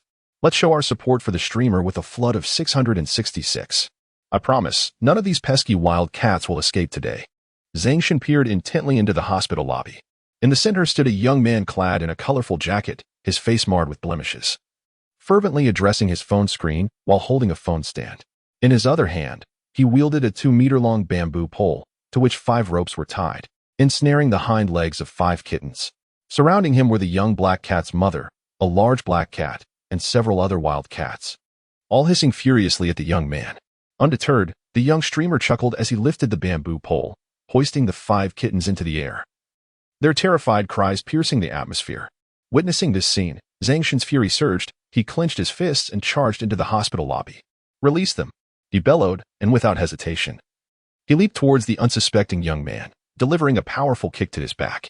The young host clad in a floral jacket heard a sound behind him. Just as he turned, a sudden kick sent him staggering to the ground. Before he could rise, he was seized by Zeng Shen, who delivered a resounding slap across his face. Do you find this amusing? Zeng Shen shouted. The young host, realizing his assailant was of similar age, struggled to retaliate while shouting, Who the hell are you to strike my face? Don't you know I make a living off my looks? With a swift motion, Zeng Shen struck again, his voice booming, You mistreat my cat and question my identity? If you rely on your appearance for sustenance, I shall ensure you experience it to the fullest. With one hand firmly pinning the young host down, Zeng Shen unleashed a flurry of slaps, leaving him dazed and ultimately begging for mercy. Please, no more. I can't take it anymore. I promise I won't do it again. Just don't hit my face. It's how I earn my living. After delivering more than 10 blows, Zeng Shen finally ceased, his fierce gaze fixed upon the young host, now resembling a swollen mess. He then grasped the young man by the collar, along with his phone, and hurled them towards the hospital entrance. Get lost. If I see you again, I will strike you once more. The young host, clutching his severely swollen face, retrieved his phone from the ground and fled the hospital, tears streaming down his cheeks. The host, through cunning and resilience, has subdued a second-tier demon deity, vanquished the foe, and successfully rescued the Buster Cat clan, earning 3,000 survival points and gaining the favor of the entire Buster Cat clan. Upon hearing the system notification, the formerly enraged Zeng Shen paused in surprise, then composed himself, closing his lips in quiet contemplation as he opened his attribute panel to check his survival points. Wow, it truly awarded me 3,000 survival points. Chapter 10. Taming the Wild Cat Clan. Prosperity has arrived. Survival points. 7320. Zeng Shen gazed at his current survival points, feeling elated. He turned and approached the 5 kittens encircled by the wild cats. At that moment, the large black cat and a spotted black and white cat were desperately gnawing at the ropes binding the kittens, attempting to free them. As Zeng Shen drew near, the black cat paused its efforts, turning to emit low, defensive growls alongside the other wild cats, clearly unwilling to allow him closer. Do not be alarmed. I am not your foe. You cannot sever those ropes, but I can assist in untangling them. Zeng Shen spoke softly. Yet, the wild cats seemed oblivious to his words, maintaining their guard and reluctance to let him approach. Suddenly, as Zeng Shen contemplated whether to advance and loosen the knots, a little black kitten scampered over, nuzzling against the large black cat and issuing a plaintive meow, as if in a playful plea. Zeng Shen then noticed the black cat's hostile gaze soften, eventually stepping back slightly. Observing the shift, the other wild cats also retreated a step. Well done, little one. Zeng Shen mentally praised the small black kitten before swiftly moving forward to free the 5 frightened kittens, one by one, from their binds. Upon their liberation, the kittens erupted in joyful yet fearful mews, darting towards the large black cat. Once reassured of their safety, the black cat expressed gratitude towards Zeng Shen and emitted a nurturing sound to the kittens, tenderly licking their disheveled fur to soothe them. Seeing this, Zeng Shen smiled with satisfaction, retrieving a bag of cat food, tearing it open, and pouring it beside the black cat and the 6 kittens. As the kittens caught the scent of the food, they swiftly turned and pounced upon it, eager to indulge. The black cat glanced up at Zeng Shen, and after a brief pause of about 10 seconds, lowered its head to partake in the enticing meal, evidently hungry and now less wary of him. The surrounding wild cats, enticed by the aroma of the cat food, began to vocalize restlessly. A few attempted to approach but hesitated, intimidated by the black cat's established authority, merely gazing longingly at the bag of cat food still in Zeng Shen's possession. There is plenty for all, Zeng Shen laughed heartily, scattering the remaining cat food among the wild cats. The 10 wild cats were initially startled, but upon realizing what Zeng Shen had poured, they eagerly scrambled for the food, with a couple even engaging in playful skirmishes over a single morsel. Do not fight. There is enough for everyone, Zeng Shen chuckled, presenting another bag of cat food and lightly tossing it into the fray. The black cat, having consumed a few bites of the food before it, glanced at Zeng Shen, who was now feeding the wild cat clan, and then at the 6 kittens happily devouring their meal. In its round, gilded feline eyes, a glimmer seemed to flash, as if a decision had been made. The cat opened its mouth and emitted a sound akin to a clarion call. Immediately, Zeng Shen observed streams of pale white light emanating from the creature and the surrounding feral cats, surging towards him. The sincerity of the host has moved the leader of the Buster clan. She has decided to lead her people to follow you, gaining 3,000 survival points. Congratulations to the host for acquiring 16 general believers, with a total of 160 faith. Upon hearing the system and Appo's notification, Zeng Shen and Appo's heart swelled with joy. These wild cats had finally submitted to him, and additionally, he had garnered 3,000 points, enough for another 10 consecutive draws. Without a moment's hesitation, he swiftly opened the lottery wheel. The draw began, and instantly, a virtual grand wheel materialized before him, spinning with a blend of blue, green, and white, imbued with a hint of golden light. Upon catching sight of that golden glow, A wave of anticipation surged within Zeng Shen. Yet, recalling that the last time a golden light appeared, it did not yield a gold card. He shook his head slightly. Gold cards required a minimum of 1,000 draws to obtain. Such things were not easily acquired. This golden light might not signify the same as in the Genshin Impact Lottery. The appearance of gold light did not necessarily guarantee a gold card. It could merely be an effect of the draw. As Zeng Shen murmured these thoughts, the radiance of the wheel suddenly intensified, and a flash of golden light darted forth, enveloping him. Congratulations, host. You have drawn a gold card. Domain of the divine selection. Zeng Shen's eyes widened, disbelief washing over him. Did he truly receive a gold card? He quickly opened his backpack. A gilded card, shimmering with an extraordinary aura, floated serenely within one of the compartments. Domain of the divine selection. Gold card, capable of establishing a personal divine realm for the host within the void. This realm's characteristics cannot be captured by any deity's coordinates and will evolve alongside the host, giving rise to countless rare miracles. It was indeed a gold card. And a divine realm card at that. Zeng Shen gazed at the card with immense excitement. With this divine realm card, he need not wait until he possessed 1,000,000 faith points to activate his domain. How exhilarating!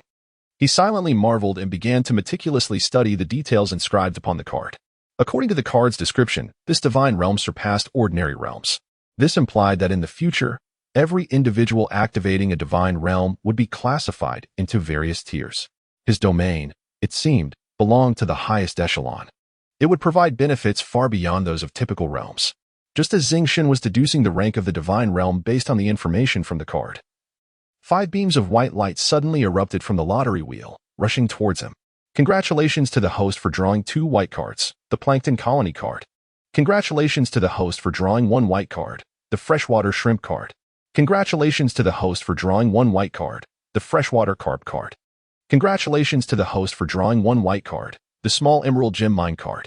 Zeng Shen gazed at the compartments of his backpack that housed the white cards. Plankton Colony card, a collection of microorganisms infused with a faint divine energy.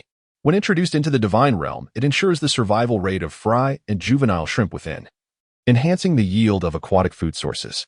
Freshwater Shrimp card. When placed in the freshwater of the divine realm, it can breed groups of freshwater shrimp imbued with divine energy. Consuming these shrimp over an extended period can subtly augment the divine energy within one's body. Freshwater Carp card. When introduced into the freshwater of the divine realm, it can foster a population of freshwater carp enriched with divine energy. Long-term consumption of these carp can gently elevate the divine energy within the body. Small Emerald Gem Mine card. When utilized in the divine realm, it can yield emeralds infused with divine energy, along with a modest quantity of gem materials filled with elemental energy. Chapter 11. The domain of Yin and Huang. 4 new white cards emerged, and Zeng Shen lingered only briefly on the first 3 before his attention was drawn to the final card, a small emerald gem card. The information inscribed on this card sparked a sudden hypothesis within him. It seemed that the emeralds and gems mined from this small emerald gemstone card were not mere decorative trinkets, but rather a strategic resource of the future. They could potentially be utilized to craft specialized equipment or even extraordinary weapons, thereby enhancing the combat prowess of himself and his followers.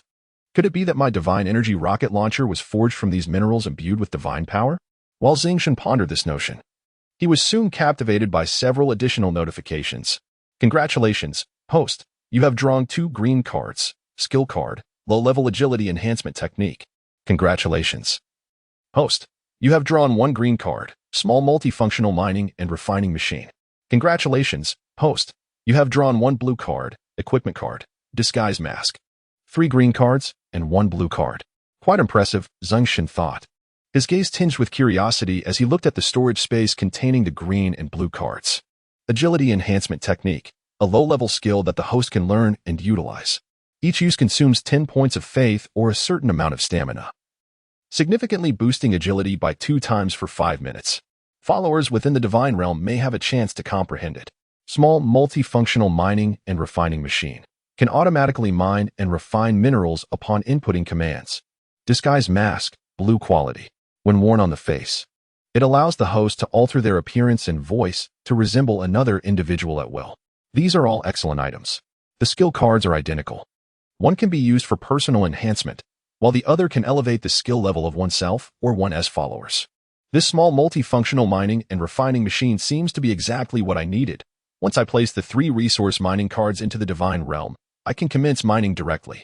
And this disguise mask, its potential applications are boundless. If I were to wear it and transform into the boyfriend of some beautiful woman, would it not open doors to experiences I once dared not pursue?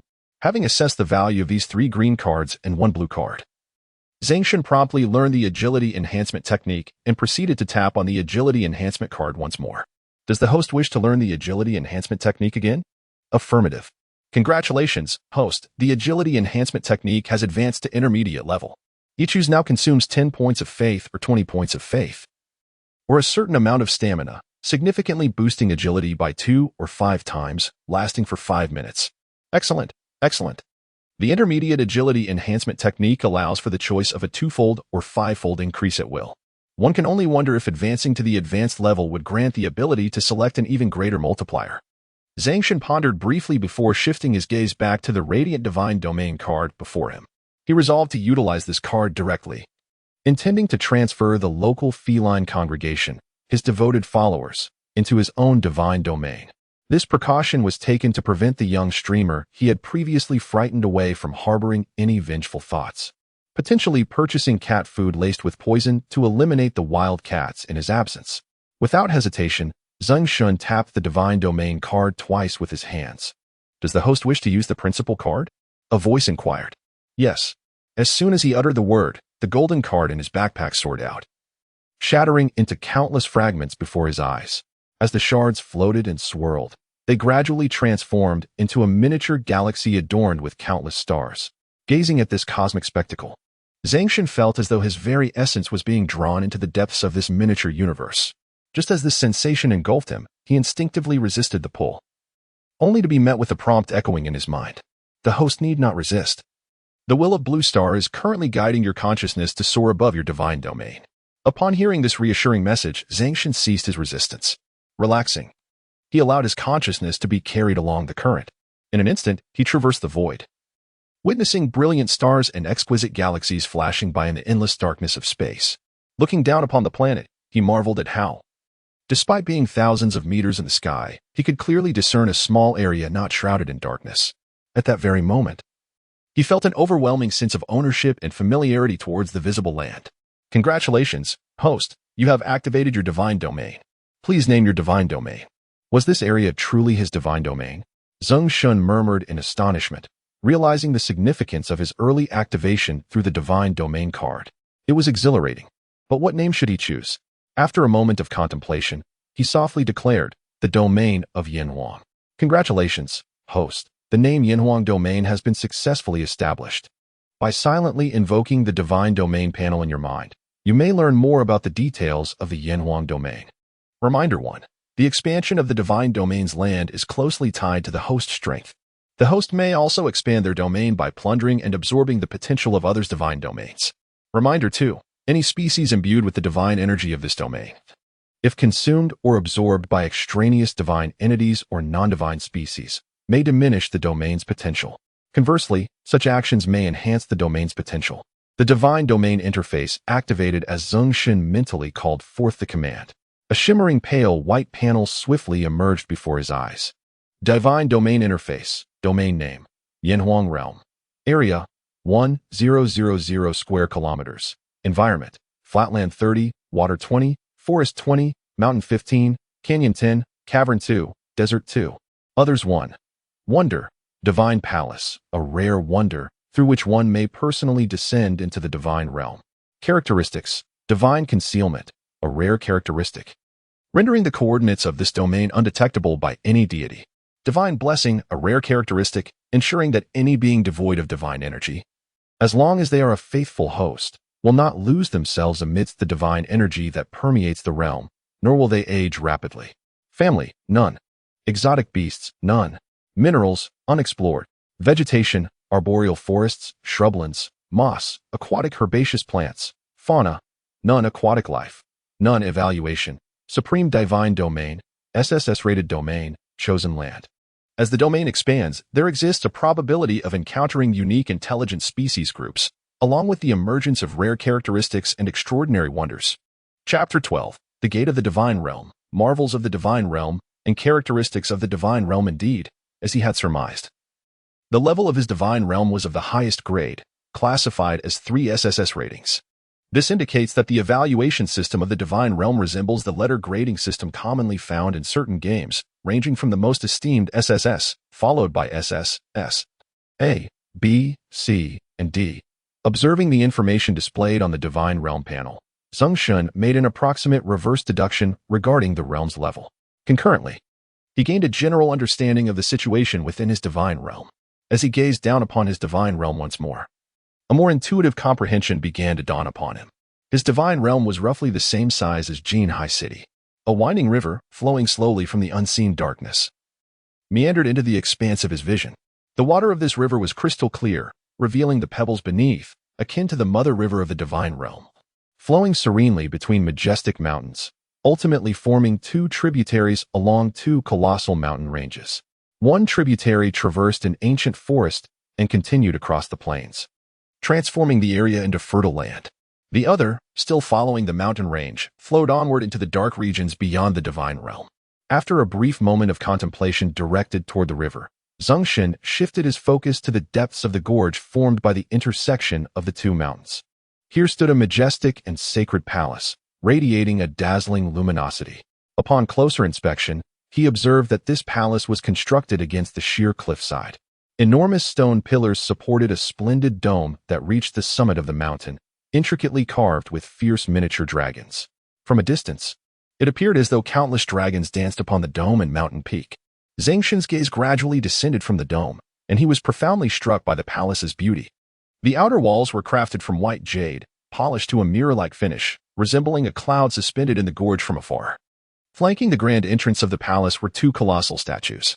One depicted a magnificent beast resembling a wolf or dog, with flames eternally burning within its gaping mouth, exuding a majestic demeanor. The other portrayed a graceful woman, draped in sheer fabric, holding a bow and arrow, with a pair of exquisite wings resembling those of a butterfly. Was this the wonder, the palace of the deities? He could only wonder what breathtaking sights lay within the tightly shut palace. Zeng Shen murmured to himself, curiosity swirling within him.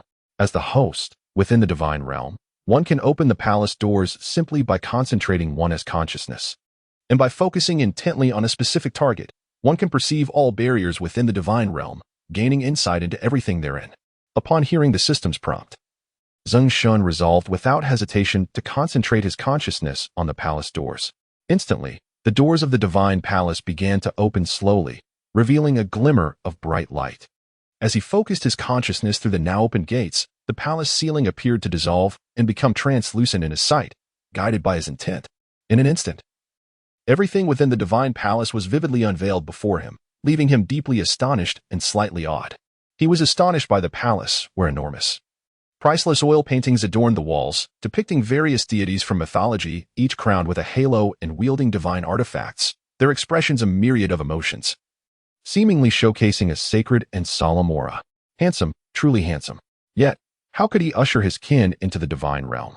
As Zeng Shen murmured his doubts, the system's considerate prompt resonated in his mind. As long as the host concentrates his consciousness and calls forth the gate of the divine realm, it shall materialize before him, allowing him to usher his followers into the divine domain. Furthermore, the host possesses the ability to freely position the gate of the divine realm anywhere within his domain. So that's it. Now, how do I depart from here? I understand now consciousness is omnipotent. In the future, whenever I encounter a dilemma, I shall first concentrate my mind and see what unfolds. Zeng Shen jested and focused his consciousness on his true self. In truth, his consciousness resided within the divine realm, having stood for an extended period, his feet beginning to feel discomfort. He then turned his gaze to the wild cats surrounding him, savoring the cat food with great delight. He concentrated his mind and softly commanded, "Gate of the divine realm, open." Instantly, a spiral of white light appeared before him, transforming into an ethereal, translucent membrane of light. Through this veil, he beheld a majestic palace of deities, exuding an aura of unparalleled authority, evoking an instinctive desire to kneel, pray, and submit. All the wild cats present were startled by the sudden emergence of the gate of the divine realm. They instinctively sought to flee, yet upon glimpsing the divine palace within, they seemed momentarily paralyzed, unable to move. Zeng Shen, witnessing this, felt a surge of joy. He had been pondering how to entice them into the divine realm, and now they were frozen in awe. What a stroke of luck! Without hesitation, He scooped up the slightly squirming black cat before him and tossed it into the gate of the divine realm. Warning: the host's follower possesses not a shred of divine energy. Entering the divine realm will result in rapid decay, aging tenfold within mere moments. What? Upon hearing this alert, Zeng Shen was taken aback, ready to rush in and retrieve the black cat. But the next moment, another notification chimed. Divine realm characteristic activated. Divine protection triggered. The host's follower receives a modicum of divine energy, ensuring safe survival within the divine realm. Phew, that was close. It turns out that beings devoid of divine energy would quickly wither in the divine realm. No wonder each time he drew those species cards. They hinted at containing divine energy. Indeed, without it, they could not endure in the divine domain. Zeng Shen exhaled deeply, wiping the sweat from his brow. A flicker of relief in his eyes. Fortuitously, his divine realm possessed this protective characteristic. Otherwise, he would have lost his black cat follower. After this minor episode, Zeng Shen deftly gathered the 10 wild cats nearby, along with 5 kittens, his little black cat, and several bowls of cat food, and tossed them all into the gate of the divine realm. Following this, he stepped into the gate of the divine realm. At the very moment he crossed the threshold, a prompt echoed in his mind. Due to the effects of the wondrous divine palace, although the host is not a true deity, he can still safely enter and exit his divine realm in his true form. Listening to the voice beside him, Zeng Shen gazed upon the magnificent and awe-inspiring divine palace. He turned to the curious little black cat by his side, observing the surroundings, and remarked, "It is fortunate that this divine palace exists. Otherwise, before becoming a true god, I would likely have to rely solely on my consciousness to access my divine realm." Meow. The little black cat responded, seemingly understanding. Meanwhile, the wild cats that Zeng Shen had earlier cast outside the grand doors of the divine palace remained motionless, too intimidated to move. After contemplating, Zeng Shen attempted to carry them to the edge of a forest 20 meters away from the palace. Only then did the wild cats dare to stir, cautiously surveying their surroundings. However, Zeng Shen noticed that as these wild cats, including the large black cat, observed the area, their gazes towards him were tinged with a hint of reverence. Chapter 13. Repelling the third-order fire deity. Do not fear me. Become my true believer, murmured Zeng Shen as he poured a generous amount of cat food into a bowl before turning to leave the divine realm. He intended to purchase some cat beds for them to reside at the forest's edge. With a focused mind, he opened the portal to the divine realm. Upon stepping out, he concentrated briefly, uttering a soft command to close it, and the portal vanished from sight. It appeared he had grasped the method of both opening and closing the divine realm's door. After summarizing the usage of the portal, Zeng Shen turned and climbed towards the iron gate of the abandoned hospital, then made his way to the park square, planning a visit to the commercial street. Warning: you are approaching a group of enslaved humans who have been stripped of their divinity, reduced to cheap labor for the third-order fire deity. Your presence may incite the deity's hostility, potentially leading to your own enslavement and loss of divinity. Upon reaching the park square, Zeng Shen heard the system's warning and paused, casting a curious glance towards a group of elderly individuals nearby. At that moment, they were following an elderly man clad in gray Tai Chi attire, performing the movements of Tai Chi with considerable finesse. He wondered which among them would become the future third-order fire deity. In silence, Zeng Shen quietly walked past the elderly practitioners. However, a familiar youthful voice suddenly resonated behind him. "Master Ma, it's him. He claimed your Hunyuan Xingyi Tai Chi is rubbish, saying it's inferior to his daily running exercises. I couldn't stand it and argued with him, and he ambushed me." Warning: the host has attracted the attention of the third-order fire deity. Before the deity, the host will be stripped of divine energy and become a slave. Please flee swiftly. The urgent system alert caused Zeng Shen to halt in his tracks. Had he been noticed? What should he do? Would he be extorted? As his mind raced with various thoughts, he turned to follow the source of the voice. There stood the young streamer he had previously left battered at the abandoned hospital, pointing at him and shouting in front of the Tai Chi master. It turned out that this elder was indeed the third-order fire deity. It was astonishing how appearances could be deceiving. He seemed to be a benign figure, teaching Tai Chi daily, yet had transformed into such a malevolent being after the cataclysm, enslaving the elderly practitioners around him. Zeng Shen shook his head slightly, but soon found some solace. In numerous disaster films, even the most docile individuals could become twisted and perverse in the face of survival, let alone in reality. As Zeng Shen contemplated this, the elder named Ma, flanked by a group of elderly followers, approached him, seemingly ready to defend the young man. "So, you are the one who called my Hunyuan Xingyi Tai Chi rubbish?"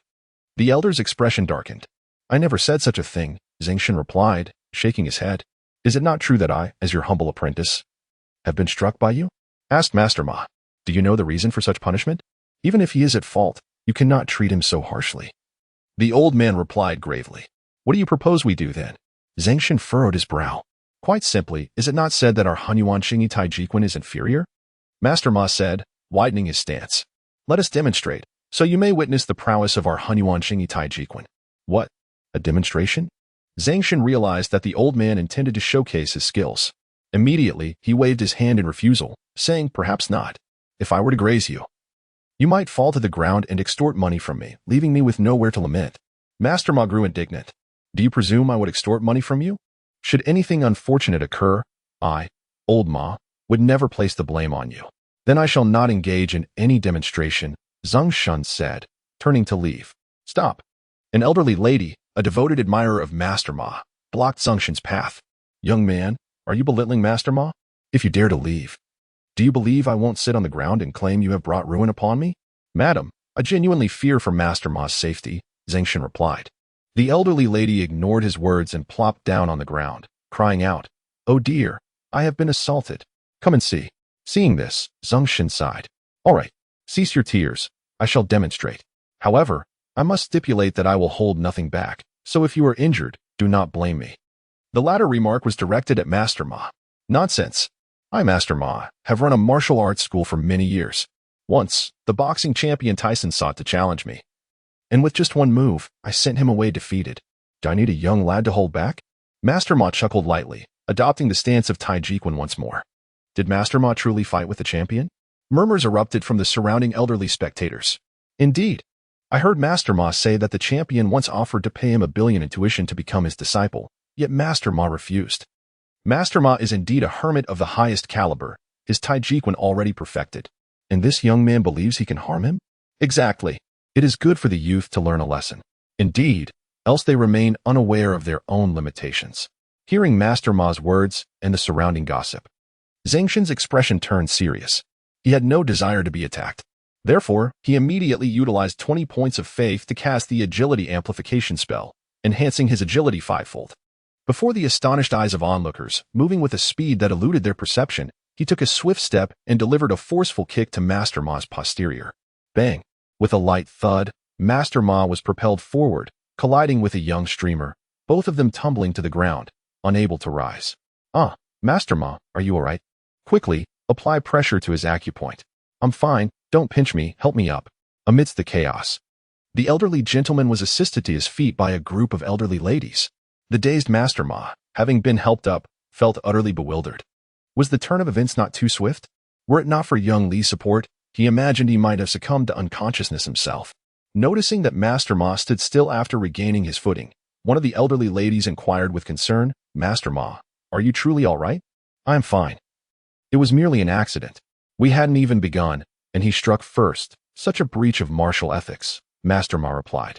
Indeed, a lack of martial ethics. How could one act before the signal to commence? Echoed the elderly woman who had previously wept on the ground. At that moment, she turned to Zeng Shen and remarked, Young man, you must adhere to the rules. We had not yet called for the start when you chose to engage.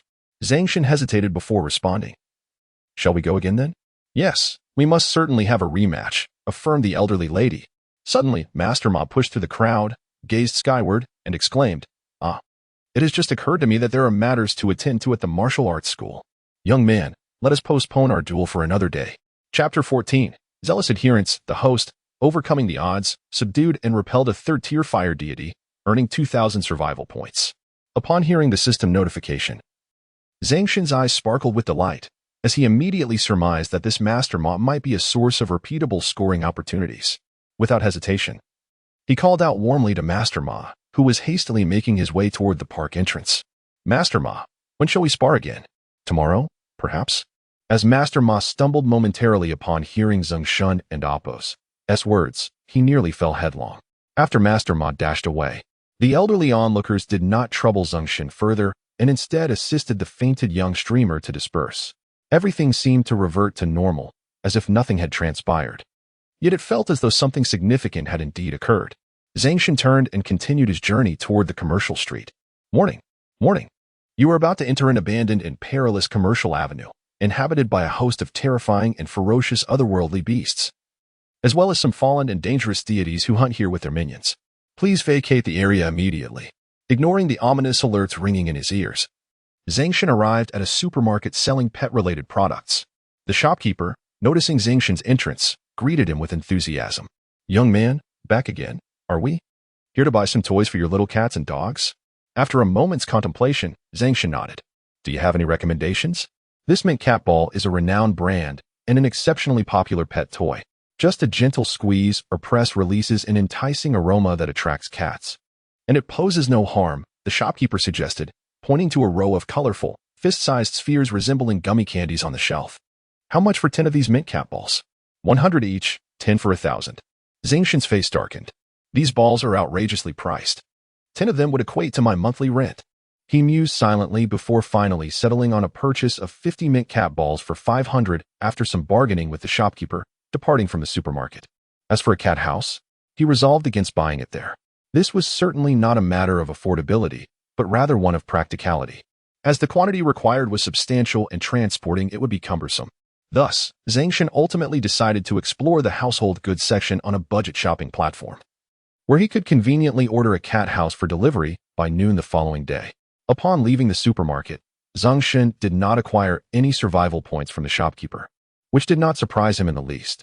After all, when he used his peeping eye to investigate the shopkeeper's information, he discovered that, like most individuals on the commercial street, he was merely a skeleton left behind from the calamity. Warning! Warning! This apartment is exceedingly dangerous, occupied by a third-tier cursed deity and its kin. Given the current strength of the host and their followers, they are utterly no match for it. Please evacuate swiftly with your kin and mounts to avoid capture or enslavement by curses. Lucky community. With a creak, the door of the residence swung open, and a jubilant bark resounded. At the entrance, the little white dog sat patiently for several hours, wagging its tail with unrestrained joy as it emitted an exuberant bark directed at Zeng Shen, as if it had been reunited with a long-lost companion. Shortly thereafter, a faint milky glow, visible only to Zeng Shen, began to emanate from the little white dog, flowing towards him. Congratulations, host. Your hellhound has developed a profound belief in you, becoming your fervent disciple. Survival points, 1,000. Faith, 100. Zeng Shen was momentarily bewildered, unable to comprehend the situation. With a hint of confusion, he gazed at the little white dog at his feet, which was eagerly nuzzling him and making affectionate sounds, following closely even when he excused himself to the restroom.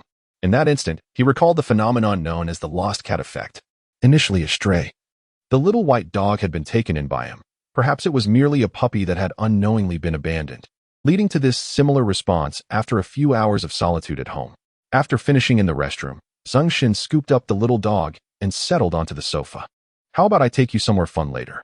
He asked. The little Shih Tzu seemed to understand, its large, expressive eyes sparkling with curiosity and delight. Haha, I'll just pick up a few things and then we'll go, he chuckled, unlocking his phone to browse for cat beds and litter boxes on a shopping app. He completed the transaction, charging 1,000 to his monthly credit plan, just as he was about to open the portal to the divine realm when his WeChat notifications buzzed. Upon checking, he saw a message from his beloved girlfriend, Li Yuqing. Honey, I've been so busy. My phone died, and I didn't see your messages. I'm sorry. Hee, I love you, darling. I'm so tired. I'm practically falling asleep while eating. I want to sleep so badly. I'll charge my phone and eat quickly. Li Yuqing also sent a voice message. Oh, sweetheart, I have a jade mine at home. So your husband has plenty of jade and is looking for reliable buyers to sell some. Zeng Shen spoke truthfully, aware that Li Yuqing would likely dismiss his words as mere boasting. As anticipated, her response came swiftly. Honey, you always exaggerate, followed by another voice message. Zeng Shen chuckled quietly, refraining from elaborating further. All right, go eat, my dear wife. Yes, my husband, Li Yuqing replied playfully, sending a cheeky voice message along with a sticker. As the portal to the divine realm opened in the living room, the little white dog, lying beside him, was instantly awestruck by the magnificent deity palace that appeared beyond the doorway. It slowly rose to its feet, taking tentative steps forward, gravitating towards the entrance of the deity palace, where a colossal statue resembling a wolf-like creature, clutching a ball of fire in its mouth, stood imposing and majestic. Chapter 15. River Creek Bay. Attaining divine experience, Zeng Shen felt a tinge of surprise. Upon encountering the divine palace, the cat stood motionless. Yet Xiaobai boldly approached the statue at the entrance. Could it be that this statue was a relative? Zeng Shen pondered, but dismissed the thought. Time would reveal answers that he need not seek immediately. Xiaobai ventured into the divine realm, nuzzling the base of the canine statue. Emitting a few playful barks as if in greeting, Zeng Shen followed suit, his consciousness allowing him to close the portal before he turned to enter the palace. Taking a seat upon the grand throne at its center, after absorbing the magnificence of the palace, he exited, making his way towards the forest's edge. Woof, woof. Upon seeing him leave the divine palace, Xiaobai eagerly trotted beside him. I thought you would be rubbing against that statue for hours. Zeng Shen chuckled, lifting Xiaobai into his arms as he quickened his pace to the forest's perimeter. The time in the divine realm synchronized with blue star, both reflecting the twilight hues of evening. Though it was indeed nighttime, Zeng Shen's view of his divine domain appeared as bright as day, devoid of any discernible difference. The cats that had been ushered in earlier now lingered near the forest's edge, refraining from venturing deep into the woods or darting about aimlessly. As Zeng Shen approached the verdant thicket, a faintly familiar mew broke the tranquility. A small black kitten, its fluffy coat adorned with withered twigs and leaves, bounded forth and rubbed against his feet. Stubbai, noticing the little black one, leapt from Zeng Shen and Appo's embrace, circling the kitten while emitting joyful sounds, reminiscent of a long-lost friend reunited. As Zeng Shen squatted to remove the debris from the black kitten, he was suddenly greeted by a cacophony of varied mews. Xiaobai, still frolicking around the black kitten, perked up at the sounds. His fur bristled as he turned towards the source, confronting 5 tiny kittens emerging beside a nearby tree with a fierce demeanor, barking as if to assert their territory. Zeng Shen furrowed his brow, feeling a slight headache.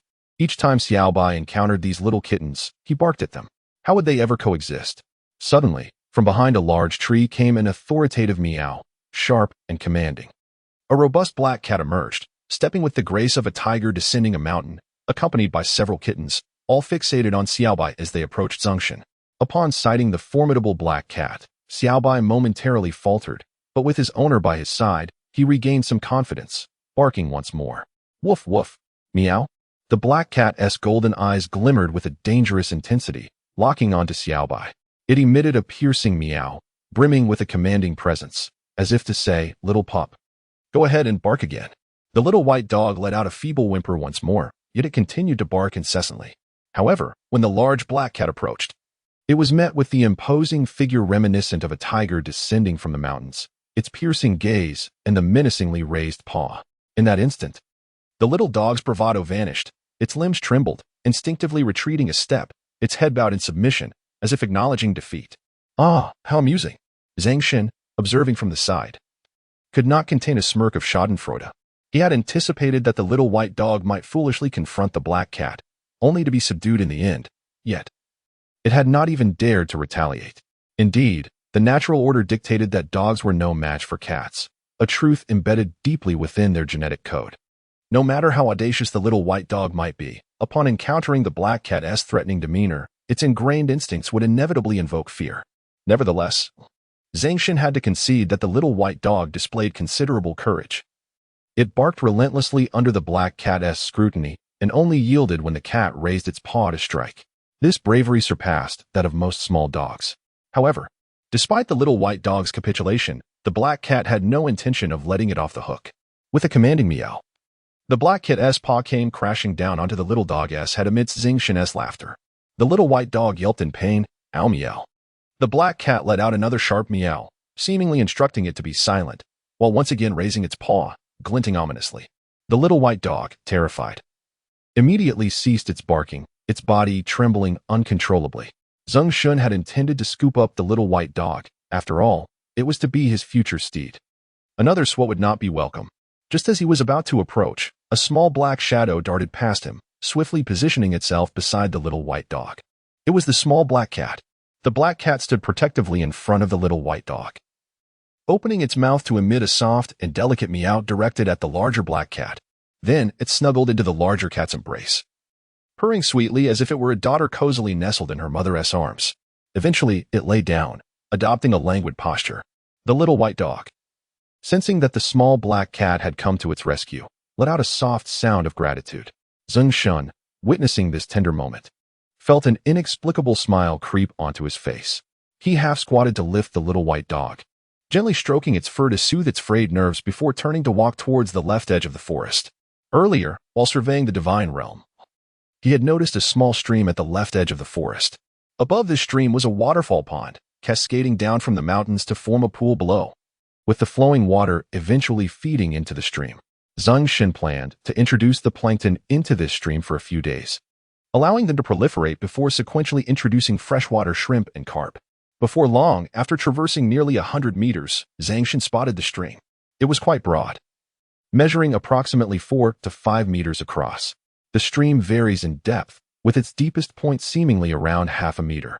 The water is crystal clear, revealing the bed strewn with stones of various sizes scattered haphazardly. On either side of the stream, lush trees provide ample shade, their canopy swaying gracefully, creating an illusion of walking through a painting. A gentle breeze sweeps by, causing the leaves to rustle and bringing with it a refreshing aura that sweeps away all fatigue from Zeng Shen. Truly, this is a splendid place, henceforth. Let this stream be named He-Shi-Wan, while the pond and waterfall above shall be called He-Shi-Chi and He-Shi-Paobu, respectively. After bestowing names upon this enchanting locale, Zeng Shen took out a plankton card, his consciousness momentarily focusing. The white card in his hand instantly transformed into countless faint points of starlight, soaring toward the stream. The host has deployed one plankton card in the water domain of his divine realm, resulting in the acquisition of 10 clusters of plankton and 1 divine experience point. Upon hearing the system notification, Zeng Shen and Apos' eyes lit up. Through these days of exploration, he had been pondering ways to gain divine experience and elevate his divine rank. Little did he expect that simply using cards within his divine realm would enhance his divine level. Without hesitation, he retrieved several white resource cards, transforming them into a stream of consciousness that ascended into the skies of his divine realm. Chapter 16. Emerald Valley in the aquatic realm of his divine domain. The host deployed a card for plankton, resulting in the acquisition of 10 clusters of plankton and gaining 1 unit of divine experience. In the plains sector, he utilized 3 seed cards for small rice, yielding 3 acres of rice fields and 3 units of divine experience. In the mountainous region, he deployed 2 cards for small open-air iron mines, resulting in the establishment of 2 such mines and earning 2 units of divine experience. In the canyon area, he used a card for a small emerald mine, which produced 1 emerald mine cave, granting him an additional unit of divine experience. Divine rank 0-8-100. With a single breath, Zeng Shen cast several resource cards in succession, observing the divine rank displayed on the panel. He nodded in satisfaction before closing the portal to his divine realm, only to reopen it and step inside once more. In an instant, his figure no longer stood before the grand entrance of the divine palace, but appeared instead in a small canyon within his domain. This canyon resembled the marks left by a colossal comb upon the rocks, arching gracefully and connecting several nearby peaks, situated 2,000 meters from the divine palace. When he deployed the emerald mine card, Zeng Shen deliberated for quite some time before ultimately deciding to place it in this small canyon, which he named Emerald Valley. The mouth of the canyon was wide enough to accommodate 3 vehicles side by side, and as one ventured deeper, the canyon walls gradually expanded outward, creating a space as vast as a football field. A dense forest blanketed the mountainsides and the valley floor. As Zeng Shen walked inward along the canyon's entrance, his view narrowed, revealing a panorama of verdant foliage. As the terrain within the valley descended gradually, a large cave nestled against the canyon wall came into view. This cave was the manifestation of the emerald mine card he had deployed. Vines hung down from the entrance, and wild grasses flourished, creating an atmosphere of serene solitude. From the outside, it appeared as though it had weathered countless years of wind and rain, shaped by geological evolution. Yet, inside, vibrant flashes of color occasionally illuminated the cave, imbuing it with an air of mystery and resplendence. Zeng Shen parted the vines and stepped onto the wild grasses, hastening into the cave. In an instant, his eyes widened in astonishment. The uneven walls of the cavern were adorned with protruding patches of dark green jade, gleaming with the unique luster of emerald. Wealth has come to me. If all this emerald were to be mined and sold, what a fortune it would yield. Zeng Shen crouched down, picking up an egg-sized piece of jade from the debris beneath his feet. The moment he touched it, a jolt of energy surged through him, as if a special force were attempting to break free from the jade and flow into his being, nourishing him. Could this energy be the divine essence contained within the emerald? Zeng Shen pondered momentarily before employing his eye of insight on the jade in his hand. Emerald, white quality material, contains a trace of exceedingly weak divine energy, long-term where can enhance physical attributes. The emerald, imbued with a faint divine energy, is categorized as a white quality material. If one were to classify materials based on the color of card draws, white quality would undoubtedly be the most inferior. Above it, one would expect to find green, blue, purple, red, and gold qualities. After contemplating the hierarchy of material quality, Zeng Shen resumed his search, scavenging small emeralds the size of partridge eggs from the rubble strewn across the cave floor. Subsequently, he employed his eye of insight to validate his hypothesis. The results, however, remained consistent with white quality materials. Was it possible that the yield of materials exceeding white quality was rather low in this modest emerald mining site? Having formulated a tentative theory regarding the quality probabilities at the small emerald mine, he placed the dozen or so emeralds into his backpack, retrieved a green card, and exited the cave. With a focused mind, he witnessed a black vehicle shimmering with a cold, luminous glow. The vehicle, measuring 8 meters in length and 3 meters in width, boasted 6 wheels and a long, barrel-shaped cargo compartment, reminiscent of a mobile base vehicle from a strategy game. This machine was a compact multifunctional mining and refining vehicle. Although Zeng Shen typically held little interest in vehicles, the design of this mining machine momentarily captivated him. He promptly opened the driver and Oppo's side door. Inside, the atmosphere was saturated with intelligence and advanced technology. Reaching out, he lightly touched the intelligent holographic projection screen on the ceiling of the cabin. Instantly, the interior was illuminated, showcasing various operational statuses and detailed images of every component of the vehicle on the screen. Simultaneously, a series of voice prompts resonated as he interacted with the vehicle's parts on the display. Intelligent geological mineral exploration mode. Click to activate. Intelligent refining mode. Click to activate. Intelligent radar. Zeng Shen selected the prompt for intelligent mining mode. In an instant, the compact mining and refining vehicle emitted a subtle humming sound. A radar-like symbol appeared on the dashboard screen, followed by a series of voice announcements. Exploration radar activated. Within a kilometer of this area, there exists a small emerald mine, with stone material comprising 60, emeralds 35, and gemstones 5. Shall we proceed with the excavation of this mine? Yes. Upon his affirmation, the automated mining and refining vehicle began to slowly pivot its front, maneuvering to the entrance of the emerald mine. The rear door of the cargo compartment opened, and 5 robotic miners, equipped with mining tools, stepped out and gradually entered the cave. The vehicle's display screen revealed the miners actively excavating gemstones within the cavern. Zeng Shen selected one of the robotic miners for further information, and the screen promptly displayed the relevant details. Robot miner number 001, currently engaged in automated mining, with a current storage capacity of 100. Zeng Shen gazed at the information of the machine miner, feeling as though this small, intelligent mining and refining vehicle resembled a slave miner from the game Command Conquer: Yuri's Revenge. After a while, he attempted to manually control the No. 001 machine miner to excavate jade from the cave walls. With utmost caution, he maneuvered the mechanical arm to chisel away at the stone. And after an indeterminate amount of time, he finally unearthed a piece of jade the size of a pancake. Subsequently, he felt drowsiness wash over him and took out his phone to check the time. Goodness, it was already past 1 o'clock. However, upon seeing Little Black nestled with its siblings in their mother's embrace, he decided not to disturb them, quietly filling several bowls with cat food under the watchful eye of the large black cat before leaving. The next day, amidst the ringing of his phone, Zeng Shen groggily picked up his phone from the bedside and pressed the answer button, saying hello. A voice as melodious as a lark resonated from the other end. Darling, what time did you sleep last night? It's past 10 and you're still not up. Zeng Shen rubbed his eyes and pondered for a moment before replying. I think it was around 1. Oh, why did you stay up late again? Didn't we agree to go to bed earlier from now on? There were some matters at home last night. I got a bit carried away. What matters? Mining. Chapter 17. Batet Town. After indulging in an hour-long telephone conversation, Liu Qing busied herself with lunch. Zeng Shen's consciousness subtly sharpened, and he promptly summoned an ethereal projection above his domain, gazing down towards the realm of Yan Wang. On the forest outskirts, Xiaohei and 5 playful kittens frolicked with a catnip ball, while 2 spotted white cats nestled together in a haystack, appearing as vigilant sentinels. Beside them, the cat bowl lay utterly empty. Curiously, where were the large black cat and the other felines?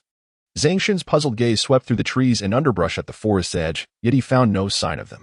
Focusing his awareness, he soon discerned that they had all been led by the large black cat to the riverbank. The imposing feline stood at the water's edge, its keen eyes fixated on the stream, occasionally leaping upon the protruding stones. Before long, it bounded onto a broad, flat rock in the middle of the stream, slightly lowering its body to scrutinize a large dark mass beneath the water. The sight evoked a singular thought in Zeng Shen's mind. Fishing. Indeed, the large black cat had brought the wildcats to the riverbank for a hunt. As Zeng Shen observed the dark mass in the water, he opened the domain panel for a glance.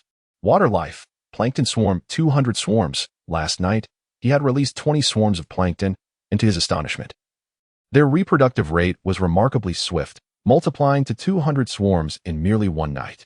It seemed the freshwater shrimp fry and carp fry now had ample sustenance, and he could proceed with their release. Speaking aloud, he retrieved 2 white cards, his consciousness coalescing as he transformed the cards into shimmering starlight, directing them into the realm of Yin Wang. The host has released 1 freshwater shrimp card in their domain's aquatic zone, acquiring 1,000 freshwater shrimp fry, gaining 1 experience point in divinity. The host has released 1 freshwater carp card in their domain's aquatic zone, acquiring 100 freshwater carp fry, gaining 1 experience point in divinity. How generous indeed! 1,000 shrimp fry and 100 carp fry should take at least 3 to 4 months to reproduce. By then, the feline group would be able to feast on fish or large shrimp. As Zeng Shen mused, his gaze shifted to the junction of the forest and plains. The 3 acres of rice seedlings he had planted the previous day now sprouted vibrant green shoots. He cast a scrutinizing glance. Rice field, seedling stage, barring unforeseen circumstances. Harvest is expected within 3 months. Excellent, a harvest in 3 months. He wondered what the taste of rice imbued with divine energy would be like and what transformations it might bring to the body. After a moment's contemplation, he redirected his attention to Emerald Valley. Following a night's worth of mining, the small-scale extraction machine had accumulated over 100 jade stones of varying sizes. Zeng Shen peered into the machine, ultimately focusing on a palm-sized emerald resembling a golden ingot. Emerald, green quality material containing a faint essence of divine energy. It appeared that his conjecture was correct. The classification of mineral quality mirrored the card color grading system. The emergence of this green quality jadeite is exceedingly rare. Out of hundreds of jade stones, only a solitary piece of such quality appears, while Zeng Shen surveyed the entirety of the divine realm. A sudden bark from Xiaobai echoed through the living room. Ding dong. The doorbell chimed in unison. Behind him, 2 young men in trendy attire were unloading box after box from the elevator. Hello, is this Zeng Shen and Appo's residence? Upon opening the door, Zeng Shen was greeted with enthusiasm by one of the young men. Yes, I am Zeng Shen, he replied, casting his gaze toward the towering boxes behind the young man. Has the cat bed I ordered last night arrived? Indeed. Could you please sign here? Zeng Shen nodded, swiftly inscribing his name, and then gestured for them to place the boxes in the center of the living room. 10 minutes later, having locked the door, Zeng Shen approached the living room and aligned the portal to the divine realm at the forest's edge. Woof woof. Upon seeing Xiaohei playing with 5 tiny kittens through the portal, Xiaobai joyfully barked and dashed over. Xiaohei turned, spotting Zeng Shen and Xiaobai on the other side, and let out an excited meow. After stowing away 20 large boxes into his backpack, he stepped through the portal to join Xiaohei, reaching out to stroke its fur. Having missed him for a night, Xiaohei mewed affectionately, nuzzling Zeng Shen's hand. The 5 kittens, eager for attention, also approached for affection. Zeng Shen, ever fair, petted them all. Though he noted their fur was somewhat dry compared to Xiaohei's sleek coat, pondering when they might become more familiar so he could give them a bath. Following a brief interaction, after filling several bowls with cat food, Zeng Shen watched as the kittens and 2 large spotted white cats eagerly gathered to eat. He then placed the cat beds from his backpack around the forest's edge, beginning to set them up. After more than an hour of diligent work, the 20 pet cat houses were swiftly assembled. These cat houses were designed like tree stumps, each uniquely shaped, measuring 1.5 meters in length and 0.5 meter in diameter, with 2 spacious openings filled with soft cushions, inviting the cats to curl up inside for a nap. Once the cat houses were arranged, Zeng Shen contemplated for a moment before addressing Xiaohei and the kittens, regardless of whether they comprehended his words. From this day forth, this area at the forest's edge shall be the new home for your Baudet cat clan. And this shall be your territory, Baudet town. Xiaohei, tilting its head, let out a curious meow, playfully carrying a catnip ball into the largest tree stump opening. Shortly thereafter, the other 5 kittens scurried in, eager to snatch the catnip ball from Xiaohei's paws. Xiaobai glanced at the scene, hesitating as it looked at the 2 large spotted white cats devouring their cat food nearby. Go on, it's all right, Zeng Shen encouraged. Zeng Shen gently nudged Xiao Bai, offering a word of encouragement. In an instant, Xiao Bai darted inside. Before long, it was engaged in a playful tussle for the catnip ball with Xiao He and the others within the tree hollow, seamlessly integrating into their frolic. Observing this, Zeng Shen smiled faintly, glancing at his phone to check the time. It was already past 2 in the afternoon. It was time for me to strive for more survival points and bolster my foundation. The host, audacious and skilled, spent a peaceful night in an apartment building occupied by formidable cursed deities and their kin, earning 10 survival points. The host remained composed, traversing a sidewalk dominated by exotic beasts without disturbing the powerful deities lingering there, earning 10 survival points. The host, bold as a lion, ventured through the perilous commercial street. Chapter 18. The Fourth Order of the Fire Slave Tribe in the Park Square. A group of elderly gentlemen and ladies diligently followed Master Ma practicing Tai Chi, as they had done countless times before. While demonstrating the graceful movements of Tai Chi, Master Ma occasionally cast furtive glances towards the entrance of the park. Truth be told, he was not inclined to visit the park today, apprehensive about encountering the young man who had challenged him the previous day. Nevertheless, the greatest joy in his daily routine stemmed from the adoration of a charming elderly female admirer. After a final bout of internal conflict, he decided to come to the park. Fortunately, the young man did not appear today, which brought him some relief. However, Master Ma's heart raced with unease. The speed of the young man was astonishing, almost inhuman. The elderly folks assumed their eyesight was failing them, oblivious to the truth of the matter. Yet, Master Ma was certain of his own vision. Had it not been for Xiaoli's timely intervention yesterday, he would have been the one lying in the medical room of the martial arts school. Thankfully, the young man was absent today. As Master Ma raised his hand to execute the white crane spreads its wings posture, his gaze inadvertently drifted towards the entrance of the park, where he spotted the very young man striding towards him. In that instant, he halted, turned towards the elderly practitioners, and quickly declared, "That will be all for today. I have matters to attend to at the martial arts school. Please disperse." With that, he began to make his way towards the back exit of the park. A concerned elderly lady called out, "Master Ma, you're going the wrong way. The main entrance is over there. You'll have to walk quite a distance if you head towards the back." Zeng Shen, who had seen Master Ma from afar, hastened his steps, only to be puzzled by Master Ma's sudden retreat towards the rear exit. He stood before the dispersing group of elderly folks, unsure of what to make of it. One elderly lady recognized Zeng Shen and exclaimed, "Oh, aren't you the young man who wanted to spar with Master Ma yesterday?" "Indeed. I passed by today and hoped to seek Master Ma's guidance once more," Zeng Shen replied. He nodded in gratitude. "Thank you, Auntie." "Not at all. Master Ma's affairs are our affairs," she assured him. Zeng Shen then turned and walked towards where the elderly ladies had gathered. Yesterday, Zeng Shen had earned 2,000 survival points during his first encounter with Master Ma, significantly more than he had acquired previously. He pondered why both Master Ma and that young streamer had contributed such a substantial amount of survival points. Upon reviewing his system journal, he noted that between the terms suppression and repulsion, there was a pause. Could it be that his own actions had triggered the suppression effect? Ultimately, both individuals had fled, resulting in the repulsion effect. Was this why he had received 2,000 survival points for his initial encounter?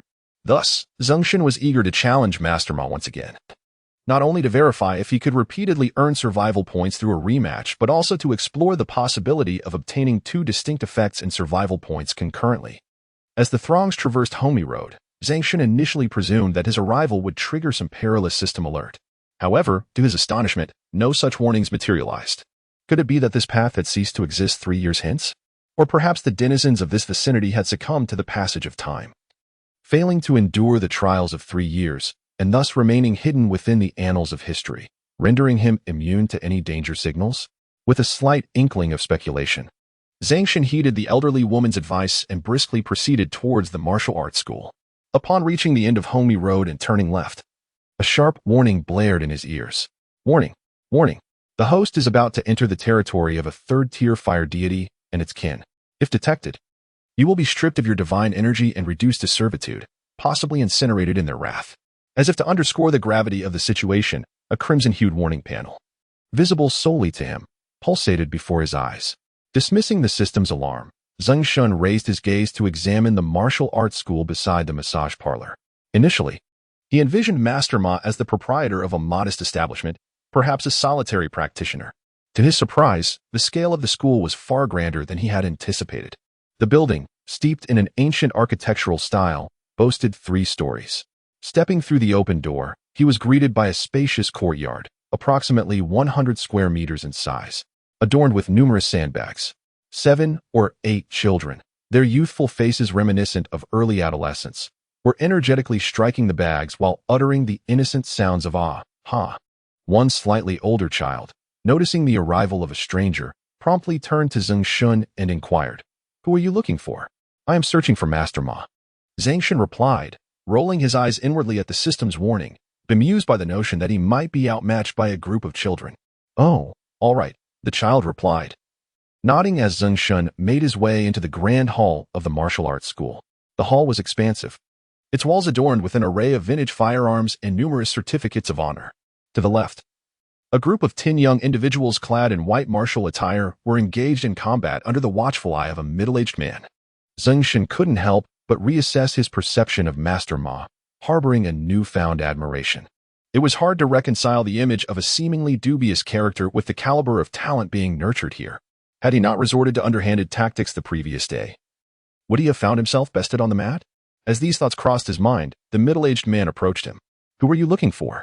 he inquired in a voice rough and robust. "I am looking for Master Ma," Zeng Shen stated candidly.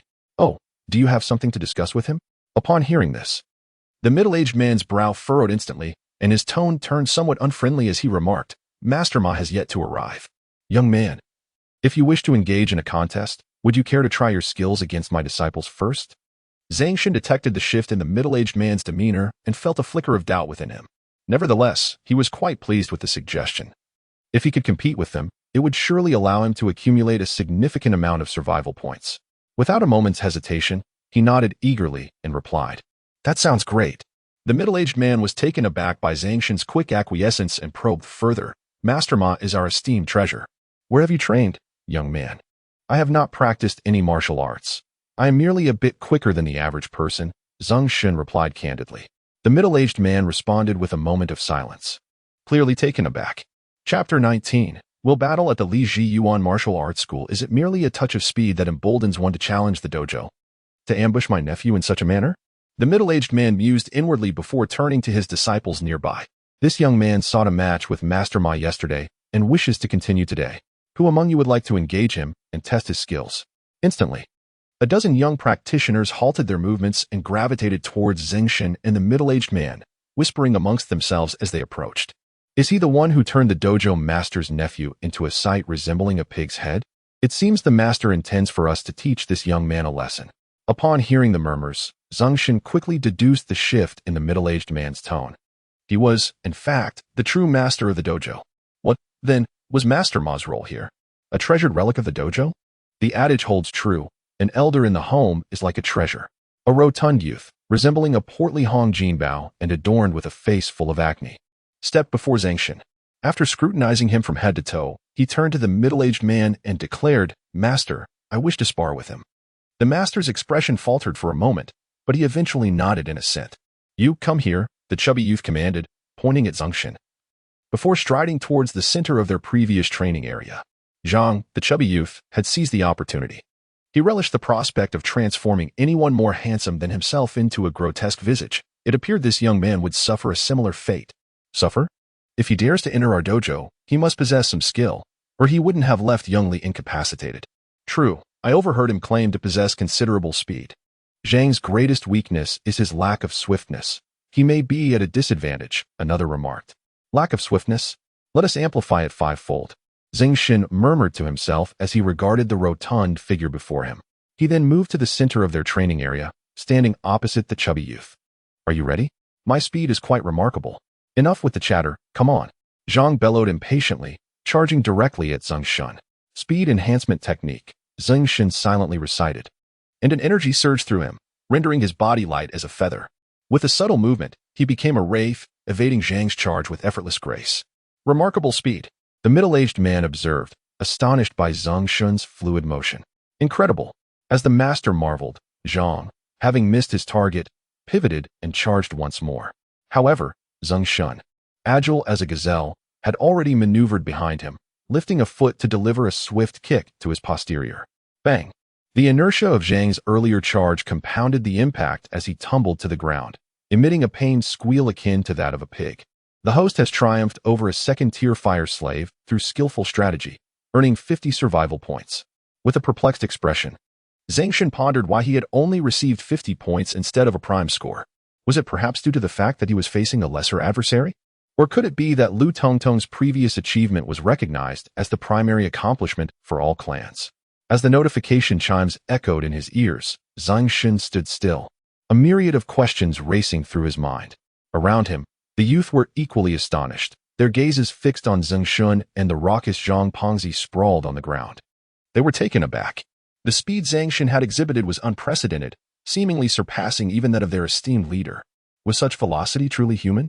In the realm of martial arts, swiftness is the ultimate weapon. With his unmatched speed, none among them stood a chance. Could it be that their dojo was about to face a formidable challenge?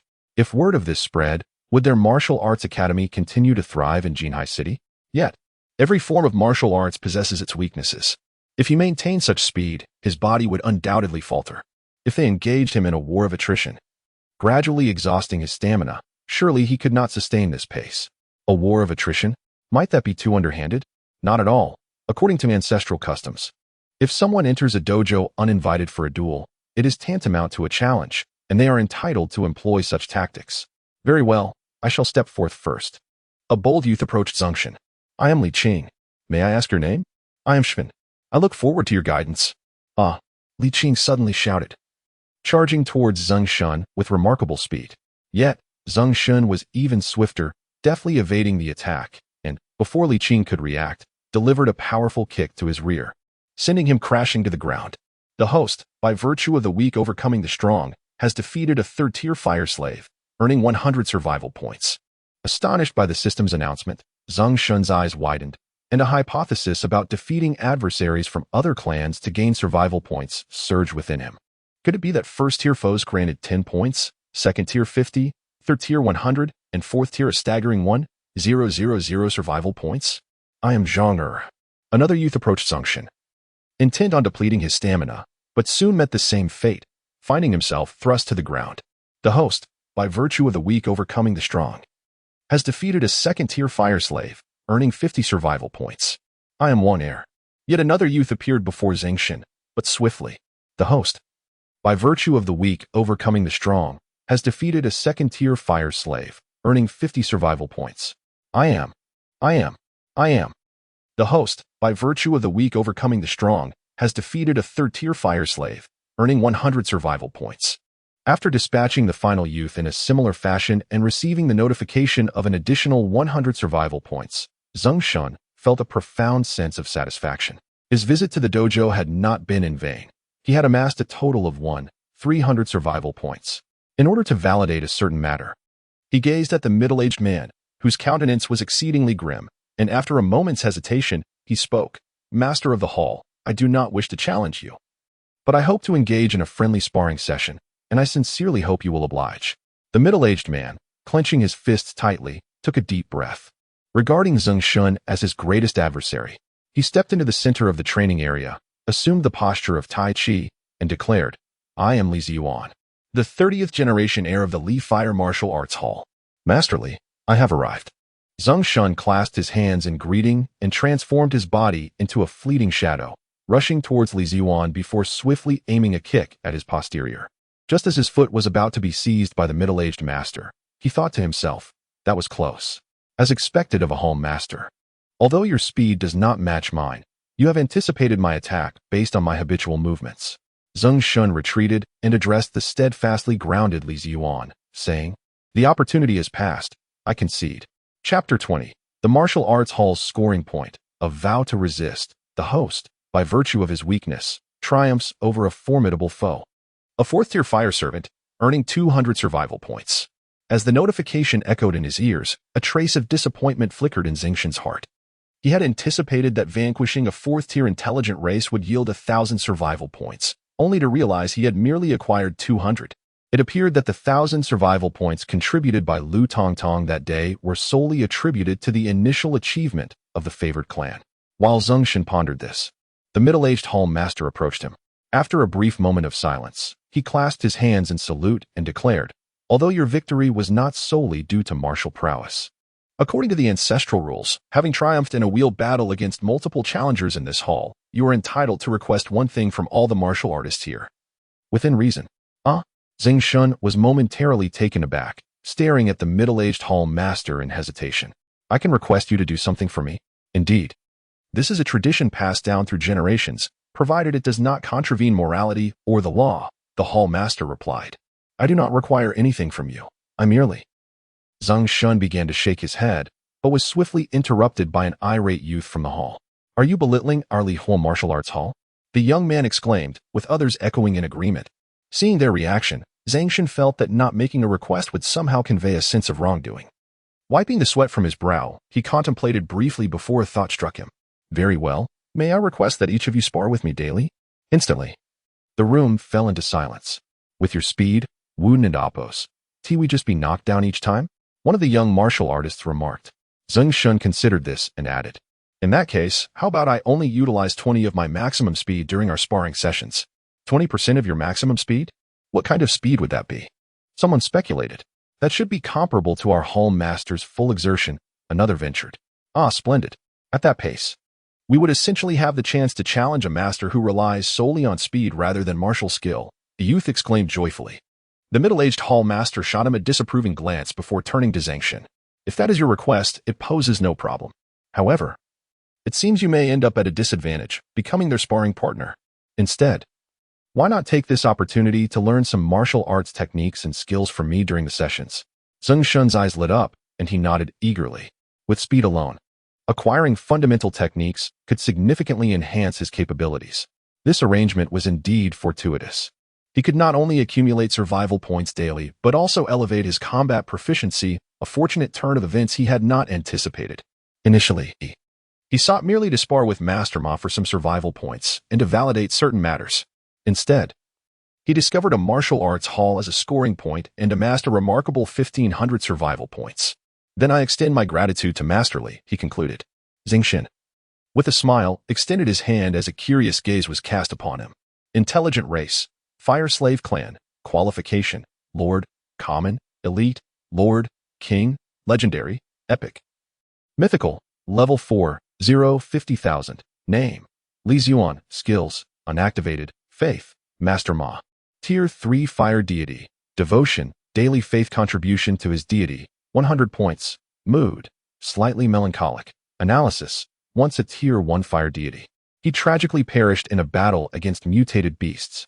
Ultimately, under Master Ma's grace, he was reborn from the ashes as a new being, yet destined to serve as a slave for eternity. Zeng Shen was taken aback upon reading the information. The fact that the Fire Slave clan had transformed under Master Ma's influence meant he had misjudged the old man. The system's mention of him enslaving his comrades was indeed referring to this. It appeared he was not a villainous deity following the cataclysm. He had been a janitor at this dojo for nearly a decade. The dojo master, Li, spoke leisurely. "Indeed, he is primarily responsible for the cleanliness of our facilities. If he has no other tasks, he often strolls in the nearby park, practicing the few Tai Chi moves he learned here to amuse the elderly. He even encourages the grandmothers to bring their grandchildren here to learn some self-defense techniques, and I provide him a small stipend for each child he brings." "Oh, I see." Zeng Shen wiped his brow. "I truly overestimated that old man."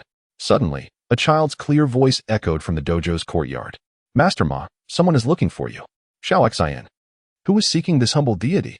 Master Ma inquired, peering curiously into the dojo's hall, only to lock eyes with Zeng Shen. In that instant, his expression shifted, and he turned to flee the dojo. However, Zeng Shen, employing a speed enhancement spell, swiftly intercepted him just as he was about to exit. "Ah, a ghost." Master Ma gasped, startled by Zeng Shen's ghostly speed. His legs trembled, causing him to stumble and fall, utterly shedding the air of an otherworldly sage he had displayed in the park. Host exhibits unparalleled bravery, overcoming stronger foes, suppressing a Tier 3 Fire Deity, survival points, 100. Indeed, it appears that survival points can be repeatedly accrued, and not only are the 100 points provided by Tier 3 intelligent races, but even Tier 3 deities contribute the same. Could it be that Tier 3 mutated beasts also provide such points? Listening to the notifications, Zeng Shen pondered briefly before glancing down at the startled Master Ma. who was now sprawled on the ground. "Master Ma, weren't you eager to spar with me? Why do you flee upon seeing me?"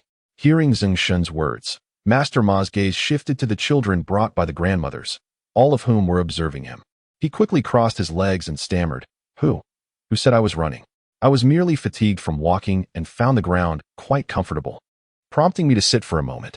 Upon catching a glimpse of Master Ma's gaze, Zeng Shen instantly discerned his thoughts and chose not to expose him, saying, "Oh, I see. It is indeed comfortable to sit here. Feel free to continue resting." With that, the ownerly gave a slight nod. Zeng Shen then turned to exit the martial arts hall when a melodious voice echoed in his ears once more.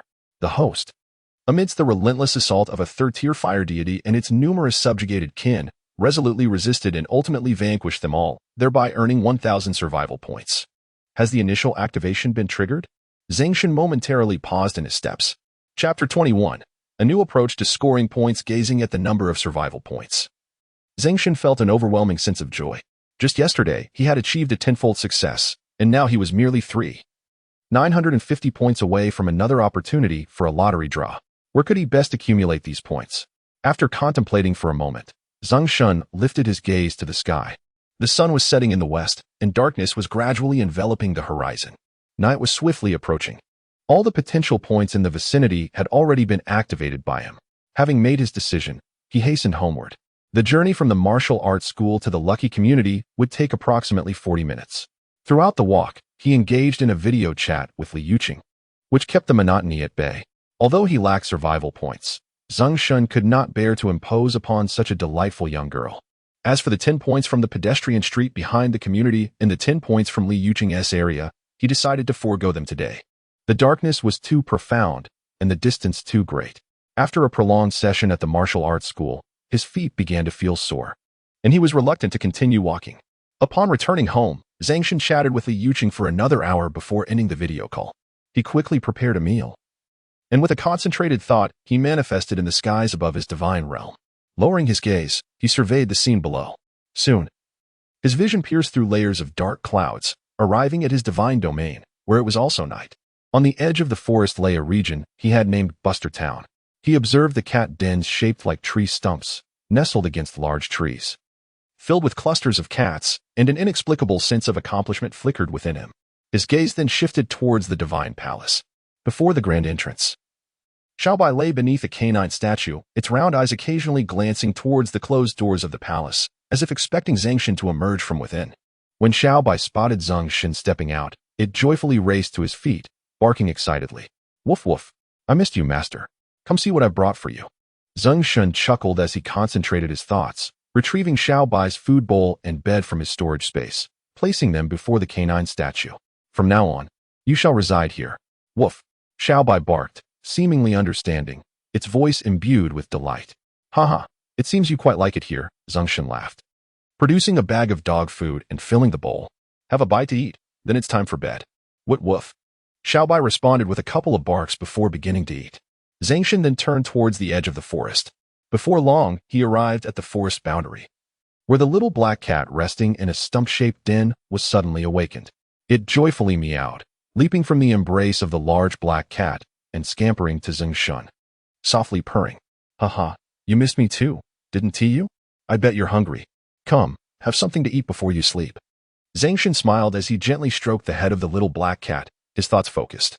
He retrieved a bag of cat food from his backpack and filled the cat bowl before him. At that moment, all the stray cats raised their heads to gaze at him, their attention captured by the sight of the bowl brimming with food.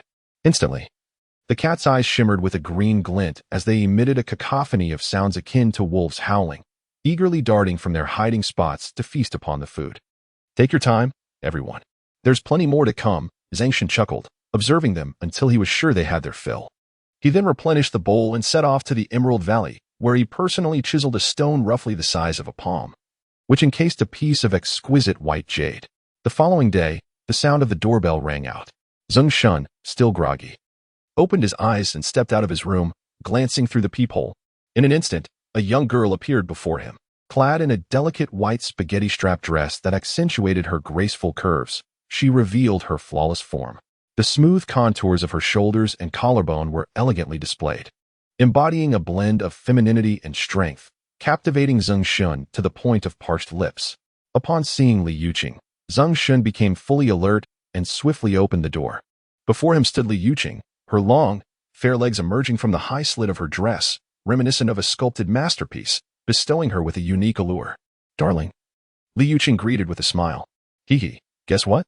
I've come out early. Is my husband planning to stand out here with me all morning?" At her words, Zeng Shen swept Li Yuqing into a princess carry, closed the door behind them, and headed straight for the bedroom. "Ah, darling, not so early in the day," Li Yuqing exclaimed in surprise. A minute later, a notification echoed.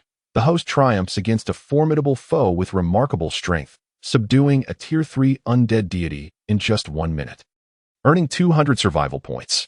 Zeng Shen felt a wave of embarrassment wash over him. The host displays extraordinary prowess, defeating a Tier 3 undead deity, earning another 200 survival points. 2 hours later, as yet another notification sounded, Zeng Shen contentedly opened the system log. The suppression had granted him 200 survival points, and defeating the foe had earned him another 200. To his astonishment, the results he had failed to verify with Master Ma the previous day were validated first thing in the morning with his wife. He pondered whether there were additional ways to acquire survival points that he had yet to discover. With this thought, Zeng Shen resumed his explorations. "Ah, darling, please don't," came Li Yuqing's pleas as he continued for an hour. Finally, with a hint of reluctance and no further rewards, he wrapped up, washed up, and proceeded to prepare breakfast. By the time he finished, it was already noon. "Dear, come out for lunch," Zeng Shen called out as he approached the bedroom door, only to find Li Yuqing nestled under the covers, her hands pressing down on the blanket as she typed on WeChat. "Who are you messaging?" Zeng Shen inquired with curiosity. Li Yuqing lifted her head, her enchanting innocence still evident on her face. She slightly parted her rosy lips and said, "Didn't you mention wanting to sell some jade?" "Darling, my uncle is asking when we can go. After finishing breakfast together, we can head over." Zeng Shen pondered for a moment and replied, "All right. I'll take a shower first, you go ahead and eat." As she spoke, Li Yuqing emerged from the covers, her exquisite figure on full display, and made her way to the bathroom. The host, bold and skilled, had a peaceful night's rest within an apartment inhabited by powerful cursed deities and their kin, earning 10 survival points. Ignoring the notifications buzzing in his ears, Zeng Shen approached Li Yuqing's car, opened the passenger door for her, and after she settled in, he turned to take his place in the driver's seat. "Where is your uncle?" he inquired. "In the city center, at the World Trade Center," she replied. "That's quite a distance," Zeng Shen remarked, activating the navigation system to locate the World Trade Center, then swiftly drove towards it. During this drive, Zeng Shen discovered new methods to accumulate points. The host drove past the pedestrian street without disturbing the other powerful deities lingering there, earning 10 survival points. The host passed through the department store street without alerting any mutated beasts or the third-tier earth deities residing there, gaining 1,000 survival points. The host traversed Fuxing Avenue without rousing the mutated beasts or the third-tier wood deities inhabiting the area, earning 1,000 survival points. The host journeyed through the botanical garden without disturbing the powerful intelligent species lurking there, acquiring 1,000 survival points. Chapter 22. The third-order water deity. Listening to the occasional system notifications ringing in his ears, Zeng Shen's heart brimmed with joy. Why hadn't he thought of this last night?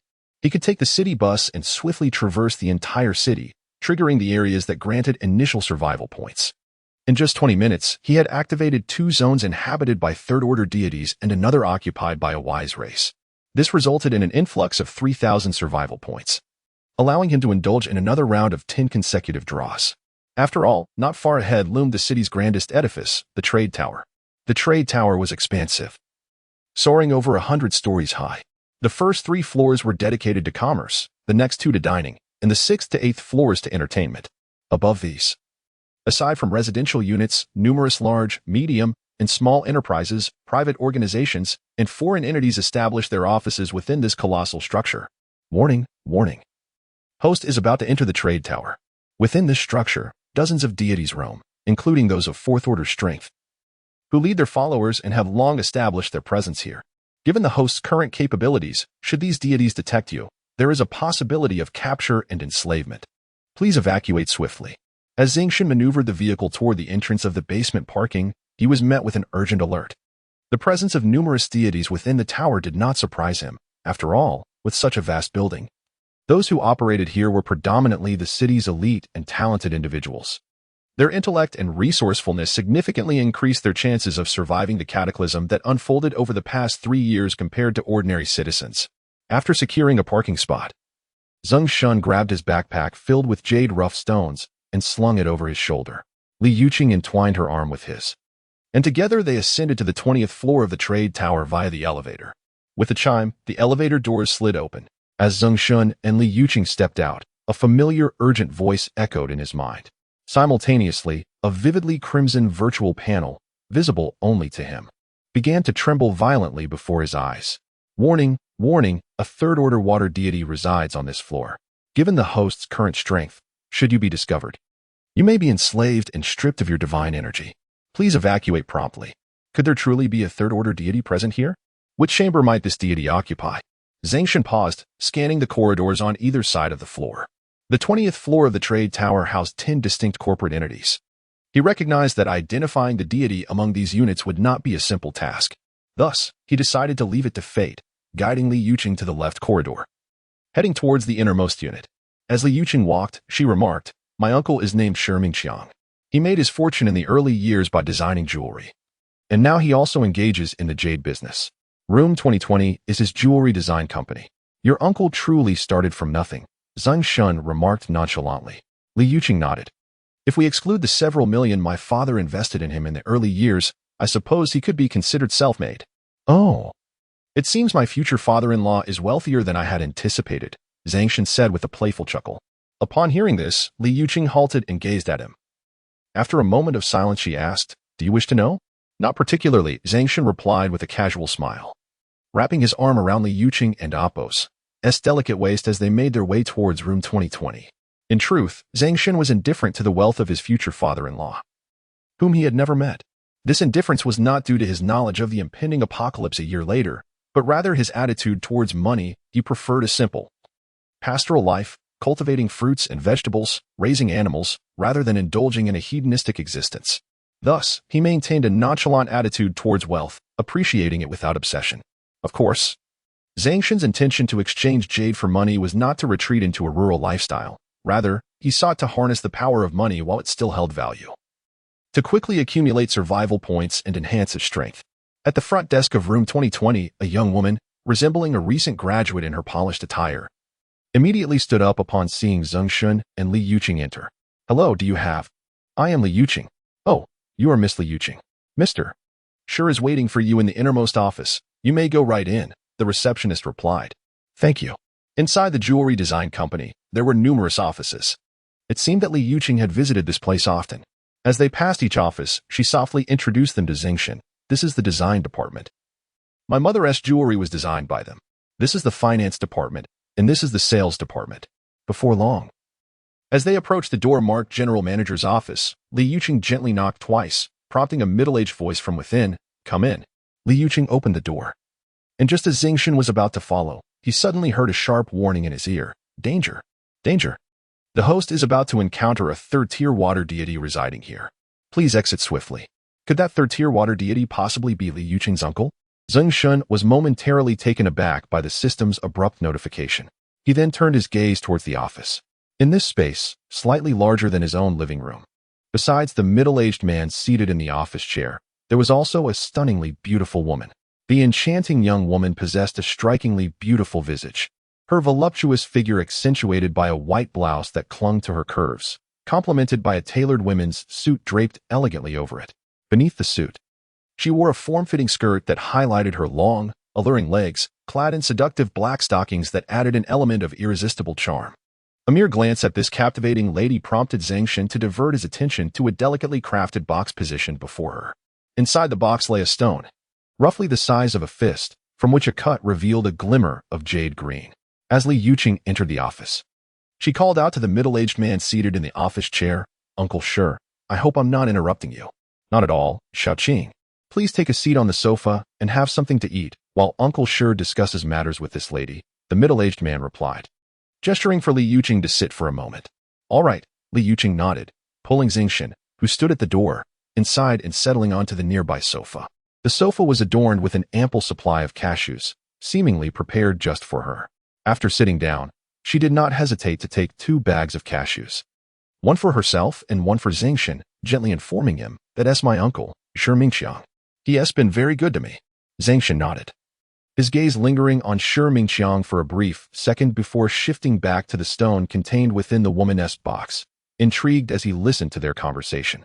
The young woman, casting a casual glance at Zeng Shen and Li Yuqing, appeared indifferent to their presence as she addressed Shi Mingqiang. Mr. Shi, if you still wish to collaborate, then this jade rough containing imperial jade shall be developed and auctioned by your company. However, you must sign a 30 million risk agreement with me, or I will seek out your rival upstairs. Ms. Liu, I am aware that your company is in dire need of liquidity. I am willing to sign the risk agreement, but it must be post-evaluation of the jade rough after it has been processed. Only then can we finalize the risk agreement, Shi Mingqiang replied, his voice steady and authoritative. After a brief pause, he continued, moreover, as you know, it is inaccurate to assess the jade content based solely on this small scratch without fully processing the rough. If the visible area amounts to only this fraction, the maximum profit from the entire development could only reach 10 million, falling short of the 30 million mark, which would mean I would have to compensate you with 20 million. Shi Mingqiang spoke slowly and deliberately. The alluring woman closed the box and stood, stating, if that is the case, let us discuss this another day. You are welcome to come by any time. Shi Mingqiang also rose, replying, I look forward to it. Upon hearing this, the woman turned and exited the office, striding purposefully towards the 21st floor. Host blessed with fortune, cohabiting with a third-tier water deity, and surviving unscathed. Survival points, 1,000. Chapter 23. The Green Dew Imperial Jade. What on earth? What does it mean to coexist in the same room? Startled by the notification echoing in his ears, Zeng Shen's body trembled. Why did it sound so peculiar? Wait, this woman is actually a third-tier water deity? Consequently, he casually tossed the information to the approaching Shi Mingqiang. The data indicated that Shi Mingqiang was merely a corpse obliterated in the cataclysm. Indeed, that woman is the true third-tier water deity. Zeng Shen sighed inwardly. He had initially presumed that this third-tier water deity would be Li Yuqing's uncle. Thus, he had meticulously planned to trigger the term suppress and defeat on Shi Mingqiang to earn initial survival points. Yet, it turned out to be this financially strapped beauty. If he were to find her later, wouldn't it be even simpler to suppress and defeat her daily? After all, she appeared to be in dire need of funds. However, even if she lacked money, she was gone. Where would he find her, and how would he engage her to suppress and defeat her? After the woman departed, Shi Mingqiang approached Li Yuqing, sitting on the sofa across from them, and smiled. Little girl, it's been a while. You've become even more beautiful. As he spoke, he turned his gaze towards Zeng Shen. This young man, eager to sell jade raw stones, I noticed you two holding hands as you entered. He must be your boyfriend, right? Li Yuqing's cheeks flushed slightly as she candidly replied, yes, his name is Zeng Shen, and we were in the same class at university. Hello, Mr. Zeng. Zeng Shen extended his hand. The young lad is quite spirited. It seems little Qing has found herself a good boyfriend, Shi Mingqiang remarked, shaking Zeng Shen's hand lightly. I heard from little Qing that you previously purchased a few stones at the jade mine, and a few days ago, you uncovered some jade. Indeed. I struck it with a kitchen knife, and it revealed green, so I refrained from cutting further. Zeng Shen replied, placing a palm-sized stone on the table before them. Shi Mingqiang was not particularly concerned about the jade raw stone in Zeng Shen's possession or what type of jade it was. However, when he saw the radiant emerald glow emanating from the crevice of the stone, his eyes widened and his breath became slightly hurried, as if his entire being was drawn into its allure. Exquisite. Simply exquisite. A masterpiece, Shi Mingqiang exclaimed, reaching for the jade raw stone in Zeng Shen's hand and examining it with utmost seriousness. After about a minute, he finally spoke. Young man, I cannot ascribe a value to this jade just yet. The mere green light streaming from this crevice confirms that it is the Green Dew Imperial Jade among the finest of Imperial Jades. What is Green Dew Imperial Jade? Zeng Shen inquired, puzzled.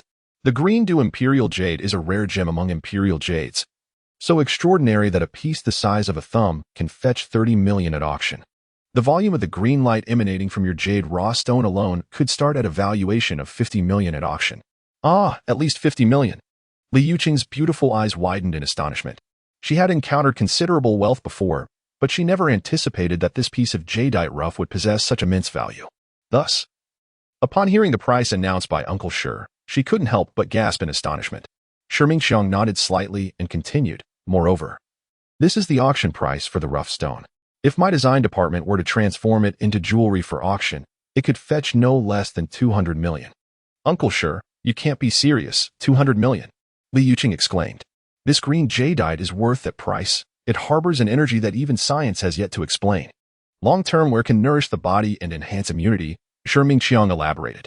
Upon hearing this, Li Yuqing turned to Zeng Shen with joy, saying, Brother Shen, you've struck it rich. Your jadeite is worth 200 million. Shi Mingqiang chuckled, my dear niece, this is merely my conservative initial estimate. If your boyfriend agrees, I can arrange for someone to come and skin this green imperial jade. If the revealed volume is larger, the price could escalate correspondingly. Zeng Shen had always maintained a nonchalant attitude towards money, yet even he felt a surge of excitement upon hearing such a figure for the first time. He couldn't help but feel a tumult of emotions within him. He was aware that the jadeite was valuable, but he had underestimated its worth, initially thinking it might be worth several tens of millions. However, the market valuation far exceeded his expectations, and this estimate was merely based on the slice of green he had cut. If, after being skinned, it revealed a jadeite piece the size of half a palm, could it not conservatively be valued at 800 million? He had a plethora of such jadeites in his backpack and even a mine at home. This was an unimaginable fortune. One must wonder how any person, regardless of their indifference to fame and fortune, could maintain inner peace in such a moment. Zeng Shen took a deep breath and said, All right, please proceed with Uncle Shi's arrangements. Excellent, Shi Mingqiang replied, his voice tinged with excitement, as he immediately dialed a phone number to arrange for the most professional jade skinner to come over.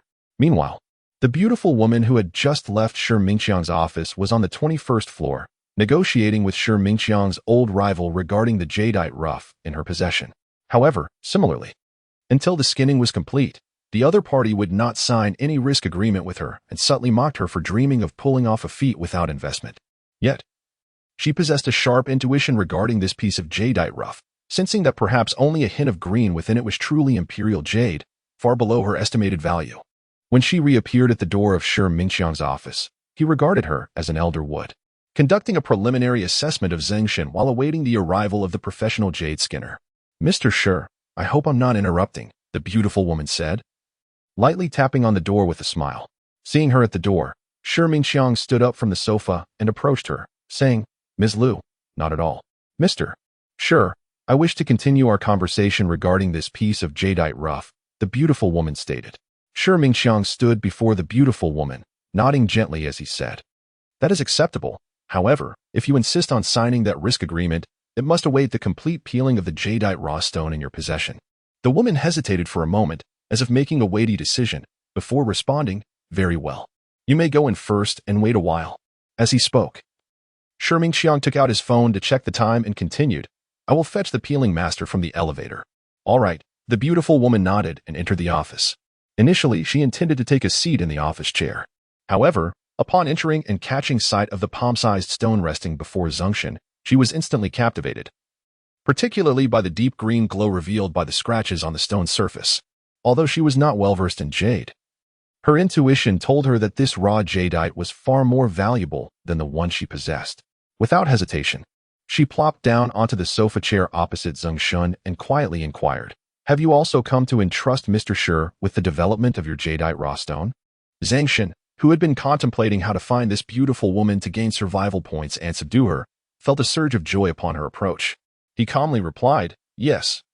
I unexpectedly acquired a piece of jadeite raw stone.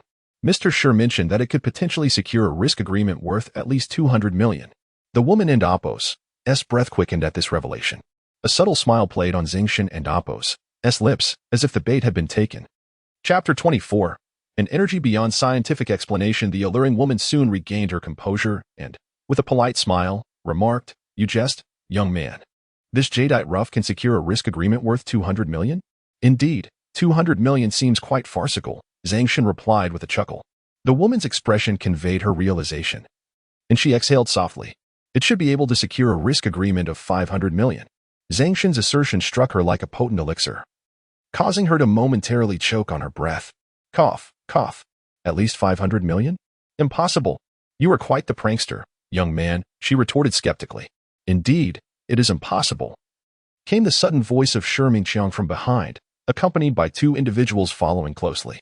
Upon hearing Shi Mingqiang's words, The woman's expression shifted to a mix of realization and mild ire directed at Zeng Shen, reminiscent of an annoyed kitten, perturbed by the young man's relentless jesting. Unless this jadeite rough reveals a green imperial jade of substantial size, akin to a half-fist, it can at most secure a risk agreement of 200 million, Shi Mingqiang supplemented. Standing beside them. Upon hearing the latter part of Shi Mingqiang's statement, the woman's frown vanished, replaced by a look of astonishment. She was unfamiliar with the young man before her, perceiving him as merely a spirited jokester, but she respected Shi Mingqiang, who was known for his unwavering honesty. Thus, it dawned on her that the jadeite rough truly warranted a conservative valuation of 200 million, just as he had stated. In a fleeting second, countless thoughts raced through her mind, and her expression morphed from shock to complexity. After Shi Mingqiang's explanation, he turned to the two individuals beside him and introduced them. This is Master Kwa, the most professional, top-tier, and internationally recognized jadeite rough peeler in the capital, and this young man beside him is his apprentice, Zhao Xiaoman, a promising talent in the field. Zeng Shen and Li Yuqing, along with the alluring woman, stood and turned towards Master Kwa and Zhao Xiaoman. Greetings. Master Kwa and Master Xiaoman, they said. At that moment, Master Kwa's attention was captivated by the glimmer of green emanating from the stone on Zeng Shen's table. Green imperial jade. He recalled the fortune of having peeled it once in his youth, a feat that had catapulted him to fame. Now, he could hardly believe that. After more than 40 years, he had chanced upon another stone concealing the green imperial jade, allowing him to once again experience the unique energy within. One that even scientists have yet to explain. For a jadeite peeler, the pinnacle of glory and pursuit in life is to peel the finest jade. Shi Mingqiang understood Master Kwa's momentary lapse in composure. He smiled gently and lifted the jadeite rough from the table, presenting it to him. Master Kwa, I entrust this jadeite rough to you for peeling. All right. Master Kwa's voice trembled with excitement as he carefully cradled the stone. His gaze fixed on the sliver of green revealed by Zeng Shen's crude cleaving with a kitchen knife, as though he were beholding an exquisite beauty. After a considerable pause, he turned to his apprentice, Xiaoman, and instructed, quickly prepare the tools. Yes, master, Zhao Xiaoman replied, swiftly opening the toolkit he held, deftly producing various instruments necessary for the peeling process and placing them on the table. Shi Mingqiang assisted nearby, having prepared a different set of tools. He addressed Zhao Xiaoman. You will be peeling this Emperor Jade rough stone for Ms. Lu. Zhao Xiaoman froze momentarily, then his face lit up with enthusiasm. The pinnacle of a jade peel artist's honor and pursuit lay in peeling the finest jades. Thank you for your trust, Mr. Shi, he expressed gratefully. Before long, the two peeling stations were readied. Master Kwa donned plastic gloves and gently submerged the stone into a basin filled with specially treated water. He then retrieved a small peeling knife, cautiously working on the fissure that Zeng Shen had so roughly created. Meanwhile, Zhao Xiaoman began peeling Ms. Lu's jade rough stone in the specially prepared water basin. At that moment, all present, except for Zeng Shen who remained calm and composed, anxiously observed the delicate peeling process. The beautiful woman, equally tense and hopeful, fixated on Zhao Xiaoman's movements, yearning for a larger yield of Emperor Jade. However, her attention was soon captivated by the glimmering green sheen of the jade being unveiled by Master Kwa. As Zhao Xiaoman paused, a sigh escaping his lips. She clenched her teeth, her gaze fixated on the thin layer of Emperor Jade in his hands. Her intuition had not betrayed her. The yield from the rough stone was scant. At most, it could secure a risk agreement of 10 million with Shi Mingqiang. Such a risk agreement would not suffice for her to obtain the 30 million needed from the bank to alleviate her urgent financial plight. In that moment, her eyes dimmed, as though all hope had been extinguished, and she slumped onto the sofa, her head slightly tilted towards the ceiling. She had exhausted all avenues for borrowing money. Many investment firms in the industry were well aware of her company's continual losses and its precarious brink of bankruptcy, leaving her without any willing sponsors or lenders. Just as despair enveloped her thoughts, a radiant flash of emerald light caught her attention once more. She glanced over to Master Kwa, who had peeled away much of the rough stone, revealing a fist-sized glimmering piece of Emperor Jade. Instantly, her eyes widened, her long eyelashes fluttered. The exposed area of this Emperor Jade could easily be valued at a minimum of 400 million. In that fleeting moment, her breath caught, and she looked up at the young man possessing this precious jade across from her. At this moment, the young man gazed calmly at Master Kwa as he skillfully peeled the jadeite rough stone, entirely devoid of the anxious anticipation that enveloped everyone else. It was as if he were admiring an exquisite art form. Suddenly, the beautiful young woman found herself inexplicably intrigued by Zeng Shen's serene demeanor and expression. After all, this was a jadeite rough worth hundreds of millions. How could he remain so composed? Chapter 25. I want to hit you every day. Zeng Shen was admiring Master Ku's craftsmanship when he felt a gaze upon him. He lifted his head slightly and locked eyes with Ms. Liu across the table. Instantly, a faint smile graced his lips, and he returned to appreciating Master Ku's artistry. Unbeknownst to Zeng Shen, the seemingly mundane smile sent a jolt through the heart of the beautiful woman before him. She had a strong intuition that if she were to request his assistance, he would undoubtedly oblige. In that moment, hope surged within her, and thoughts of inviting the young man to dinner to confide her troubles began to blossom in her mind. Her cheeks flushed slightly as she subconsciously tugged at her collar, revealing a hint of her fair skin. Soon, a fist-sized piece of green imperial jade appeared in Master Ku's palm. He held the jade, feeling the subtle energy emanating from it, and gazed at it with rapt fascination for quite some time before reluctantly handing it over to Shi Mingqiang. Mr. Shi, the peeling is complete. Thank you for your hard work, he said. Shi Mingqiang expressed his gratitude and took the green imperial jade into his hands. In an instant, he felt a surge of energy that dispelled his weariness, fully appreciating the value contained within this rare piece of jade. He then turned to Zeng Shen with a smile, saying, "Good nephew, you have truly struck gold this time. If we promote and develop this fist-sized green imperial jade through my company, once the scientific institutions from Laomei, Laoyin, and Laoyi are informed, we could easily fetch at least 1 billion. Very well, I will leave the arrangements to you, Uncle Shi." Zeng Shen replied with a calm expression.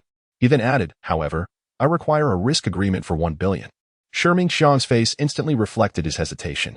Observing this, Li Yuqing turned to Zeng Shen and said, "Brother Shen, Uncle Shi will likely find it difficult to sign that agreement with you." "Why is that?" Zeng Shen inquired. "Because such a risk agreement necessitates a net worth of at least 1 billion, she explained. "I see," Zeng Shen nodded. "Uncle Shi, what is the maximum amount you can agree to in a risk agreement?" After a moment's thought, Shi Mingqiang replied, "Considering my company's liquid assets and all fixed assets, along with my personal villa, car, and other possessions, I could manage a little over 700 million. 700 million is acceptable," Zeng Shen said without much deliberation. Shi Mingqiang was taken aback by the trust emanating from Zeng Shen. This was a project worth 1 billion. If anything were to happen to the raw green imperial jade, or if it were to be concealed and later claimed as lost, he would only be liable for 700 million. Of course, he would never engage in such unscrupulous behavior that would tarnish his reputation. "Thank you for your trust, dear nephew," Shi Mingqiang said, summoning a clerk to print 2 copies of the agreement. One was for the 700 million risk agreement, and the other for a 10 million risk agreement. He then called for a lawyer to notarize the documents. Half an hour later, Zeng Shen and Shi Mingqiang completed the signing of the agreements, each retaining a copy. Shi Mingqiang held the agreement that belonged to him, his heart brimming with excitement. He felt an immense satisfaction with his niece's boyfriend, believing him to be the fortune bringer of his life. Thus, at that moment, he wagered his entire fortune, opting not to involve any other institutions to share the risk, and signed that risk agreement. Carefully, he placed the document into the safe, then retrieved a dark gold card, handing it to Zeng Shen. "Son-in-law, according to the agreement, this card now contains 100 million yuan for you. As for the remaining funds, I shall transfer them to this card once I auction the piece of green imperial jade." Zeng Shen accepted the dark gold card without hesitation, departing with the agreement and Li Yuqing. Meanwhile, a beautiful young woman, who had witnessed the entire exchange, swiftly signed a risk agreement for 10 million yuan with Shi Mingqiang before hastily leaving the company to pursue Zeng Shen and Li Yuqing. However, in the corridor on the 20th floor, there was no trace of them.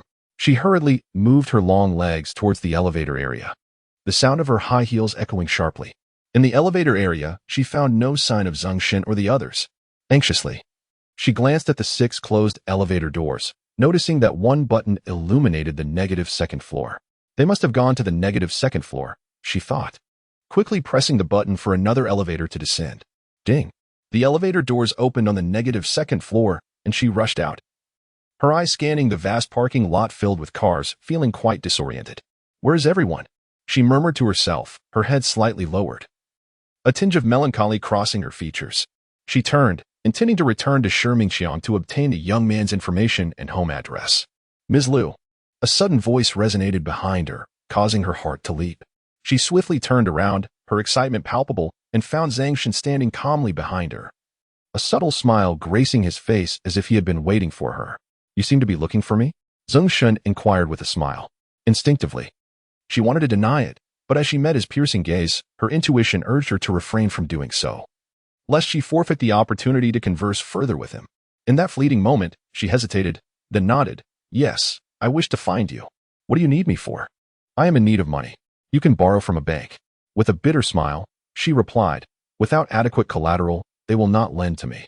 So, you wish to leverage this risk agreement in my possession as collateral for the bank? Zeng Shen raised his hand, waving the risk agreement. Precisely. Very well, take it. Meanwhile, in the elevator area, as the beautiful young woman descended to the negative second floor, Shimingqiang was also en route, taking the elevator down. Although he had chosen not to involve other institutions to share the risk, he still prudently decided to visit the insurance company to procure insurance for the 2 pieces of jade rough. Ding! The elevator arrived at the negative second floor. Shimingqiang stepped out with a cheerful demeanor. He happened to overhear the conversation between Zeng Shen and Ms. Liu.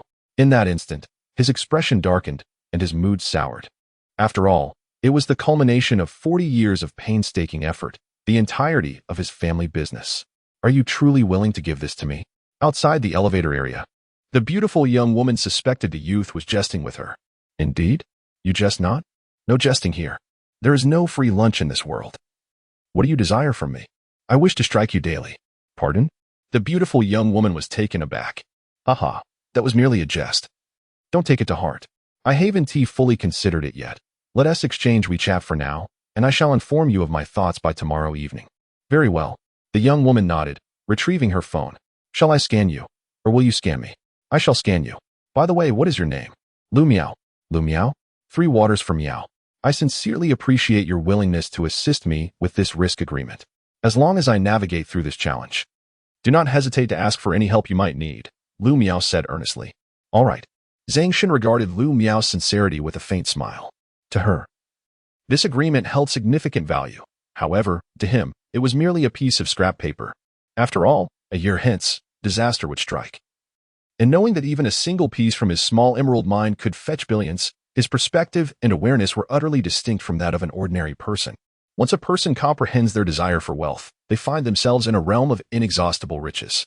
Presently, for Zeng Shen, the risk agreement bore less value than the substantial survival points he could continuously acquire from Lu Miao. Yet, the majority remained ensnared in their original mindset, unable to transition. Just like at this moment, Li Yuqing's uncle, Shimingqiang, could not comprehend Zeng Shen's actions and was gradually descending into a state of despondency. In the elevator area, Shimingqiang listened to Zeng Shen's words directed towards Lu Miao. Suddenly, he felt a twinge of regret for not bringing his rival from upstairs into the fold. After all, it was his self-made company and family business. In his mind, it felt as though he had temporarily entrusted a precious daughter to Zeng Shen, only to have her swiftly sold off by this young man. No, it was more like he had lent her out. How careless. Chapter 26. Happy New Year. A day of rest, wishing all my esteemed readers a joyous new year. Having indulged a bit too much, I shall take a day of respite today. Chapter 27. Adjusting my state. To update tomorrow, these past few days have seen a significant downturn in my financial fortune. My performance has not met expectations, and I have fallen short of my goals. I shall take a moment to recalibrate my mindset and will strive to provide an update tomorrow. Chapter 28. Escaping to freedom. After Zeng Shen added Lu Miao as a friend, he turned and walked towards the car not far away. Li Yuqing sat in the passenger seat. Her curiosity piqued as she observed Zeng Shen settle into the driver's seat. How did you know this beautiful sister was looking for you? She inquired. Because she is in need of funds and is seeking investment. And your husband happens to possess wealth now, Zeng Shen replied, pulling out a dark gold card from his pocket and casually placing it in the car compartment. So, I deliberately waited for her to come down to find you. Indeed, Zeng Shen nodded, pressing the accelerator to drive out of the parking lot. Where to now, my dear? Sounds good, he affirmed, accelerating sharply as the car zipped forward. Drive slowly, Li Yuqing cautioned, casting a fleeting glance at the dark gold card that Zeng Shen had just placed in the compartment. Now that you have so much money, what do you plan to do with it? Zeng Shen had long contemplated this question, knowing he wished to utilize his wealth to acquire more survival points. Yet, he lacked a detailed plan on how to achieve that. After pondering for a moment, he replied, I haven't thought it through in detail yet. I'll let you know once I have a clear answer. All right. Li Yuqing nodded obediently, hesitating before adding. If you don't wish to start a media company with me and prefer to pursue something else, I will support you. After all, the media studio was initially just a playful venture between Lu Tongtong and me. Was he a ploy to reel me in from the very beginning? Zeng Shen chuckled. Not at all. Li Yuqing's cheeks flushed, her voice soft. I just couldn't find anyone else initially, so I sought you out. Haha. Zeng Shen laughed heartily, choosing not to delve further into the topic, well aware of the underlying sentiments. Warning. The host is about to be captured by a third-tier death deity and drawn into her domain. Once inside, the host will face imprisonment, enslavement, exploitation, and even life-threatening danger. The host is advised to break free from these bonds and distance themselves from this third-tier death deity. The car soon came to a halt in front of the Juling office building.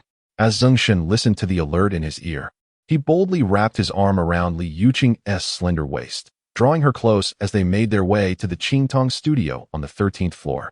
Before room 1314, Li Yuqing pressed her fingerprint on the smart lock, and the door swung open instantly.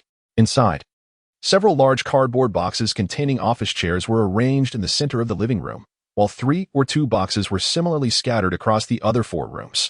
Hearing the door open, Lu Tongtong emerged from a side room, and upon seeing Zeng Shen and Li Yuqing enter one after the other, she teased, "What a honeymoon."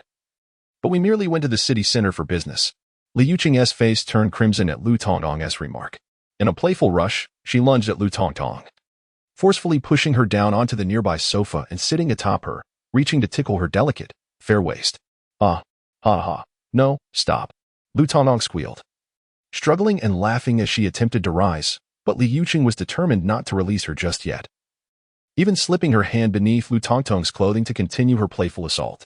With a playful laugh, she urged him not to scratch, for her husband was present. Oh no. My clothes are in disarray. Don't laugh. He'll see everything. She pouted, teasingly reproaching him for his earlier jest. Li Yuqing continued to tickle while smirking. If he sees you, then you are now part of the Zeng family. All right, you said it. Just wait and see how I entice your dear husband. No, don't. Zeng Shen observed Lu Tongtong, who was being tickled by Li Yuqing, her attire in disarray, revealing much of her fair skin. He swallowed hard, momentarily captivated. Subsequently, he discreetly closed the door and picked up a nearby utility knife, beginning to unpack the boxes scattered across the living room. The boxes contained high-end office desks and chairs that required assembly. Other rooms housed cardboard boxes filled with desktop computers and various office equipment. After a while, Li Yuqing and Lu Tongtong, having had their fill of playful antics, tidied their clothes and began to assist him. 2 hours later, the once empty living room was divided into 2 distinct areas. Near the entrance, there was a set of soft rubber sofas and accompanying tables, while the area by the balcony featured 4 individual workstations combined into a large desk, flush against the wall beneath the window. Each workstation was equipped with a cushioned office chair and a computer. Finally finished with their labor, Li Yuqing and Lu Tongtong stretched lazily. Zeng Shen, seated on the plush sofa, glanced at his phone and noted, "It's 6:30. Shall we head downstairs for a bite?" "Darling, I don't want to go down." "Let us order takeout," Li Yuqing replied. Lu Tongtong nodded in agreement. "I'll have a burger and fried chicken." "Me too," Li Yuqing chimed in. "All right. I'll place the order," Zeng Shen said as he tapped on his phone to order 3 servings of burgers and fried chicken. Suddenly, his expression shifted slightly as he recalled the wild cats in the divine realm that had not been fed all day. They must be starving by now. He turned to Li Yuqing and said, "Sweetheart, could you lend me your car keys? I need to step out for a moment, but I'll return shortly." "Dear Tongtong and I need to discuss the future of our studio tonight. If we get tired, we'll just sleep in the back room. If you have something to do, don't worry about us," Li Yuqing said as she handed him the car keys. "All right then." Zeng Shen accepted the keys and swiftly exited the office building. Ignoring the notifications ringing in his ears, he opened the car door and drove towards the Good Fortune community. In an instant, he found himself in Buster Town. The cats nestled in their wooden homes leaped out upon his arrival, gathering around him and meowing incessantly. A little black cat rubbed against his feet, mewing as if in hunger. They must all be starving. Zeng Shen gently caressed the head of the little black cat before promptly producing a large bag of cat food, which he poured entirely into the impeccably clean cat dish. Upon witnessing the dish overflowing with food, the surrounding cats erupted into jubilant and excited meows.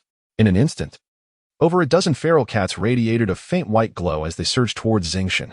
"Congratulations, host. Your devoted followers sincerely express their gratitude for the bountiful sustenance you have provided." 16 additional followers have become your true believers, granting you 150 survival points and 160 faith points. Chapter 29. The third consecutive 10-pull. Listening to the system and Oppos's notification, Zeng Shen felt a twinge of surprise. He had not anticipated that, by inadvertently neglecting to feed these feral cats for a day, he would transform them entirely into his devoted followers. Without delay, Zeng Shen opened his attributes interface and gazed at the impressive survival points exceeding 10,000, his heart brimming with joy as he initiated the third consecutive 10-pull. As soon as Zeng Shen's words fell, a prize wheel, visible solely to him, began to spin slowly, illuminated by a blend of white, green, and blue light, with a hint of purple, red, and golden hues. Moments later, beams of white light surged forth from the wheel. Congratulations, host, you have drawn 1 white card, aquatic plant card. Congratulations, host, you have drawn 2 white cards, mighty bull card. Congratulations, host, you have drawn 1 white card, common fungus card. Congratulations, host, you have drawn 1 white card, common insect card. As the notifications resonated in his ears, Zeng Shen hurriedly opened his backpack space to examine the white cards. Aquatic plant card, a cluster of aquatic plants infused with divine energy. When introduced into the divine realm, it will begin to cultivate various water plants suited to that aquatic environment, enhancing the water quality and facilitating the adaptation of aquatic species. Mighty bull card, a group of mighty young bulls imbued with divine energy. They have a lengthy growth cycle and remarkable strength, suitable for training as mounts. Long-term consumption enhances physical health and increases strength. Common fungus card. When introduced into the divine realm, it will propagate common edible mushrooms. The growth cycle is swift, and the flavor is exquisite, though the divine energy contained is exceedingly minute. Common insect card. When introduced into the divine realm, it will gradually give rise to common insects infused with a trace of divine energy. While Zeng Shen examined these white cards, another wave of azure light accompanied by blue light flickered before him. Congratulations, host, you have drawn 2 green cards, divine energy rocket launcher. Congratulations, host, you have drawn 1 green card, divine energy battle vehicle. Congratulations, host, you have drawn 1 green card, breeding flower stem. Congratulations, host, you have drawn 1 blue card, skill card, potential empowerment. Once again, the divine energy rocket launcher appeared. If I were to obtain 7 more, might I not be able to assemble a squad of 10 devoted followers equipped with rocket launchers in the future? Zeng Shen gazed at the divine energy rocket launcher card, envisioning a scene in which his rocket launcher squad swept through various aberrant beasts in the early days of the apocalypse. However, his attention soon shifted to the other 3 cards. Divine energy battle vehicle, a vehicle equipped with multiple advanced intelligent technologies and defense systems, capable of withstanding attacks from second-tier aberrant beasts, and capable of altering its form as per the user's request. To his astonishment, he had been in need of a mode of transportation, and here he was, having drawn a divine energy battle vehicle card. The description suggested that it could also change its appearance according to his desires. Captivated by the introduction of the divine energy battle vehicle, Zeng Shen found himself enamored, though he refrained from deploying it immediately, choosing instead to focus on the other 2 cards. Breeding flower buds, a plant that has mutated under the influence of divine energy. Its dried blossoms can be added to feed, significantly enhancing the growth rate and reproductive capacity of species. It also serves as one of the primary ingredients for strength amplification potions and stamina potions. Potential empowerment, a basic skill card that consumes 20 points of faith or exhausts a considerable amount of physical and mental energy. It can empower oneself or a target, increasing strength, speed, physique, and spirit by 1 to 3 times for 1 minute, and cannot be stacked with other supportive skills. With the breeding flower buds at hand, could I not expedite the growth and reproduction rates of my Buster Cat clan, as well as other species introduced into the divine realm? With this thought, Zeng Shen hesitated no longer. His consciousness sharpened slightly, and in an instant, he manifested a conscious entity high above the divine realm. He then sequentially deployed the water plant card, the bull card, the ordinary fungus card, the ordinary insect card, and the breeding flower buds card. The host has deployed a water plant card in their divine realm. Some common aquatic plants will begin to propagate and evolve in your divine realm. Divine Experience 1. The host has deployed 2 bull cards in the plains of their divine realm, resulting in a herd of 20 bull calves. Divine Experience 2. The host has deployed an ordinary fungus card in their divine realm. Some suitable areas for mushrooms will quietly propagate common edible fungi. Divine Experience 1. The host has deployed an ordinary insect card in their divine realm. Common insects will begin to quietly appear in your divine realm. Divine Experience 1. The host has deployed a breeding flower buds card by the riverside in their divine realm, resulting in 2 breeding flower buds. Species in this area will experience a remarkable increase in growth rate. Divine Experience 1. After deploying all the cards acquired, Zeng Shen glanced into his backpack, where 3 white cards remained for deployment, specifically the mountain chicken chick cards. Now that there are insects in the divine realm, deploying these mountain chicken chicks should enable them to find insects to eat, thereby significantly enhancing their survival capabilities. Zeng Shen murmured to himself before deploying them, 1 in the forest, 1 in the mountainous region, and 1 on the plain. Each mountain chicken chick card contained 10 chicks, 5 male and 5 female. Following this, he observed the buster cats nearby, relishing their cat food, and gently petted a few of the kittens before making his way to the small white dog guarding the entrance to the divine palace. The small white dog was nestled in its doghouse, having completely consumed the bowl of dog food filled to the brim last night. Upon noticing Zeng Shen approaching, it opened its eyes, emerged from the doghouse, and joyfully barked. Hee hee, missing your master, are you? Feeling hungry too? Zeng Shen squatted down, stroked the fluffy fur of the small white dog, produced a bag of dog food, filled the bowl, and set aside the remaining half bag for the dog to enjoy later before departing the divine realm. As for the divine war chariot card, Zeng Shen intended to wait until tomorrow to successfully register the car before executing a clever ruse. It was already past 9 in the evening as he departed from the divine realm. Time had flown by so swiftly. He wondered if Li Yuqing and Lu Tongtong had concluded their discussion. Muttering to himself, Zeng Shen picked up his phone and initiated a video call. The call connected swiftly. Li Yuqing appeared on the screen, adorned in a delicate bathrobe, standing in the bathroom. Zeng Shen's keen eyes caught a fleeting glimpse of Lu Tongtong's bare silhouette darting past Li Yuqing's side. Darling, are you finished with your work? She inquired. Yes, and you? I presume you're done too? Indeed, Lu Tongtong and I were just taking a bath when your call interrupted us. Shall I hang up and call back later? No need. That girl doesn't mind, so why should I? Get lost. From a corner of the video, out of Zeng Shen's sight, Lu Tongtong's voice suddenly pierced through. Chapter 30. A car worth 50,000 also falls within the realm of 1,000,000. Haha. Li Yuqing chuckled lightly, her hips slightly raised, adopting an alluring pose as she settled into the nearby bathtub. She continued, Darling, we have just selected 2 video themes. We initially intended to consult you tomorrow, but since you have completed your tasks, could you provide us with some direction? Sure. Which 2 themes? One themed around pets, and the other centered on women in traditional Hanfu attire. Which one do you think would be more suitable for our trial run? Let us try the theme of women in traditional Hanfu first. It's quite popular and appeals to both boys and girls, Zeng Shen replied candidly. Then tomorrow, Tongtong and I will head to the trading building to select costumes, and we'll convert the side room of our studio into a Hanfu space. If you're free. Darling, you can come over to help us record the videos. Of course. By the way, I plan to buy a car tomorrow. Great. What kind are you considering? Something larger, preferably capable of scaling walls. I think that Wuling might fit the bill. Haha, you never cease to amuse me. I'm quite serious. After a lengthy conversation, Zeng Shen finally hung up the phone and retired for the night. The next day, Zeng Shen awoke to the sound of notifications in his ear.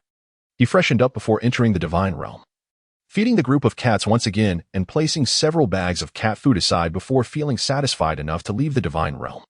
He intended to accumulate survival points in the vicinity before picking up Li Yuqing. The car swiftly cruised along the sidewalk and commercial streets, ultimately halting before the park square. As Zeng Shen exited the vehicle and approached the park entrance, he felt as though he had forgotten something the day before. Upon reaching the park gate, he spotted Master Ma instructing the elderly in Tai Chi in the square. Zeng Shen lightly tapped his forehead, realization dawning upon him. Darn it. I was so busy yesterday that I completely forgot to visit Li Ziyuan's martial arts school to earn survival points. That's a full 1,500 points. No, starting today, I must meticulously plan my daily schedule to ensure I can maximize my survival points before nightfall. With determination, Zeng Shen strode through the park gates, ready to engage with Master Ma for his daily accumulation of survival points. In the park square, Master Ma was, as usual, leading the elderly in their morning Tai Chi practice, oblivious to the approaching presence. Zeng Shen approached from behind, playfully tapping Master Ma's raised hand, triggering a system alert. Deeply immersed in his practice, Master Ma was startled when his hand was suddenly struck, turning around with an intent to scold, only to hear Zeng Shen's laughter. Master Ma, let us continue our sparring from last time. The host has defeated a third-tier fire deity through skillful strategy, earning 200 survival points. Haha. He paid no mind to whether Master Ma had heard him or not. After Zeng Shen finished speaking, he turned and left the park square, driving towards the pedestrian street, where he swiftly completed the survival points for the area before heading to the Juling office building to pick up Li Yuqing and Lu Tonggong. Warning: the host is about to approach a third-tier necromantic deity. Zeng Shen disregarded the prompt echoing in his ear and quickly parked his car in front of the trade building. Before long, the two stunning women, Li Yuqing dressed in black stockings and Lu Tonggong in white, emerged from the Juling building. The car door opened, and Li Yuqing, exuding a fragrant allure, took her seat in the front passenger side, while Lu Tonggong settled in the back. Darling, let us first go by the car, and then Tong and I'll head to the trade building to pick out some hanfu, Li Yuqing suggested. Sure thing. At the largest 4S car dealership in Jihai City, Zeng Shen, accompanied by the two beautiful women, entered amidst the bustling crowd, instantly becoming the center of attention. A graceful female sales representative promptly approached them, her keen eye immediately identifying the main character. Hello, sir. My name is Xiaya, and I'm a sales representative here. Do you have a specific car in mind? Or what price range are you considering? A specific car? Not at the moment. Let us keep it under $1 million, Zeng Shen replied. Upon hearing this, Xiaoya's eyes lit up, eager to guide him towards several internationally renowned car models. However, Zeng Shen took a couple of steps behind her and instead turned towards the section displaying various Wuling models. Sir, you've gone the wrong way. It's this way, Xiaoya promptly interjected. Zeng Shen turned back, puzzled. Aren't these Wuling cars within the million range? Xiaoya felt a tinge of being played. While a colleague who had not greeted Zeng Shen earlier couldn't help but chuckle, Xiaoya, a 50,000 car is indeed under $1 million. Xiaoya, seemingly at odds with her colleague, shot her a disapproving glance but quickly regained her composure, matching Zeng Shen's pace and enthusiastically inquiring. Which Wuling model are you interested in? We currently have several popular options, ranging from 70,000 to 200,000, and there are also yet. Zeng Shen appeared to be oblivious, casting a cursory glance over the Wuling cars before pointing to the one priced at $2 million. I want this one. Xiaoya, who had been introducing the lower-end models, looked in the direction he indicated, momentarily taken aback, and confirmed, Sir, are you certain you want this Wuling? Li Yuqing followed Zeng Shen's finger and queried, Darling, this is a camper van. Are you sure you want this one? Of course, isn't it cool? It can seat people in the front and back, and the spacious compartment at the rear allows for sleeping and much more, Zeng Shen explained, leaning in to whisper. I've heard from friends in the forums that the ride feels great. Let us secretly test it out tonight. Li Yuqing instantly understood, her cheeks flushing with a hint of crimson. Beside them, Lu Tonggong cleared her throat, seemingly indicating her presence. Since you have chosen this model, would you like to try it out first? No need. Let us proceed with the payment and take it away, he replied. Ah, very well, sir, Xiaoyu exclaimed, a mixture of surprise and delight evident in her tone. In no time, Zeng Shen swiftly completed the transaction under the astonished gaze of Xiaoya's female colleague, and then drove off in the colossal Wuling RV, heading to the vehicle administration office to register. Meanwhile, behind them, Li Yuqing was driving her car, taking Lu Tonggong to the trade building to select hanfu. Chapter 31. The mighty ant tribe. Once the car registration was completed, and it was merely a matter of waiting for the notification regarding the license plate number, Zeng Shen drove his Wuling camper towards the trade building in search of Li Yuqing and her companions. However, shortly after setting off, a prompt echoed in his ears. Host is passing through the botanical garden. No disturbance has been caused to the powerful intelligent race and exotic beasts residing here. Survival points, 10. Ah, indeed. There exists an intelligent race here. Since I have some time to spare, I might as well take a look. The botanical garden is vast, featuring numerous rare trees that are over 100 years old. On weekends, it is usually bustling with visitors, yet today is Tuesday, and there are not many people around. I wonder where that group of intelligent beings might be. Zeng Shen wandered through the garden for over an hour without uncovering any detailed information about the intelligent race indicated by the system prompt. Ahead lay a pine forest, the last section of the garden. If he could not find them soon, he would have to turn back. Muttering to himself, he approached the pine forest. As he neared an ancient pine tree, a long-awaited warning resounded in his ears. Warning, warning. The host is approaching the mighty ant tribe. Given the host's current strength, If you take another step forward, you will be captured by their beast tamers, ultimately becoming their sustenance. Please retreat quickly. What? Are these pine trees the intelligent beings of the mighty ant tribe? Zeng Shen felt a wave of confusion wash over him. If these ancient pines were indeed the mighty ant tribe, communication would be impossible, and he could not convert them into followers. After all, humans struggle to converse with plant beings, let alone with a tree. On the needle leaves of the ancient pine, a pitch-black ant gazed up at Zeng Shen. At that moment, he seized the opportunity to vent all his frustrations on the ant by crushing it beneath his hand. Instantly, a dangerous alert rang out. The host has killed the tamer of the 4th-tier mighty ant tribe's queen ant, a 2nd-tier exotic beast known as the rapid ant beast. Survival points, 10. Given the host's current strength, if you do not flee swiftly, you will be surrounded and captured by their tamer group and kin. Please escape immediately. What? The queen ant of the mighty ant tribe? Could it be that the mighty ant tribe consists not of these ancient pines, but rather a colony of ants? As the warning continued, Zeng Shen quickly considered a possibility and turned his gaze to the area surrounding the ancient pine for any signs of an anthill. Before long, he discovered a knee-high mound of earth resembling a pyramid, situated about a meter behind the ancient pine. The mound was riddled with numerous tiny holes, and many ants busily scurried in and out of them. Zeng Shen's eyes lit up, and he cast a keen glance over the mound. Mighty ant tribe nest, ha! As expected, the ancient pine is not the mighty ant tribe.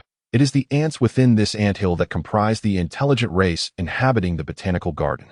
Zeng Shen felt a surge of joy. If the ancient pine were an intelligent race, it would be challenging to transplant it to his home. But these ants would be far easier to manage. Now, how could he communicate with the queen ant in this anthill, persuade her to submit to him, and lead the ant colony to become his devoted followers? Why not procure an ant box now to first identify this queen ant, along with those male ants and worker ants that are destined to evolve into an intelligent species and subsequently package them for transport? Upon contemplating this notion, Zeng Shen cast a glance at his attributes panel, noting his faith level of 421 points, and promptly dismissed the idea. Just considering the mound of earth that constituted the anthill, one could surmise the sheer number of ants within. Conservatively, there would be thousands, and perhaps even tens of thousands at the upper end. Moreover, the prospect of meticulously discerning which among such a multitude are the intelligent species and which are mere beasts was nothing short of a fanciful dream. It would be far easier to simply carry away the entire colony of ants. Zeng Shen furrowed his brow in contemplation, recognizing that the most reliable approach would be to focus on the queen ant. If he could instill fear in her, compelling her to submit and acknowledge him as her sovereign, he could then command the entire ant colony to bow before him, establishing himself as their deity, and thereby acquire a following. But how could he communicate with the queen ant? Would a beast-taming tome suffice? However, beast-taming only works on ordinary beasts, not on intelligent species. Suddenly, a spark ignited in Zeng Shen's mind, and his eyes brightened. How had he not considered that he could enlist the evolved soldier ants to relay his commands to the queen ant? Without hesitation, Zeng Shen cast an eye of insight towards several larger worker ants at the edge of the mound. Intelligent species, mighty tribe, qualification, ordinary, level 2, 0-1000, name, unnamed, skills, not activated, followers, no faith, mood, vigilant, analysis. In this colony, all worker ants are female, including this one.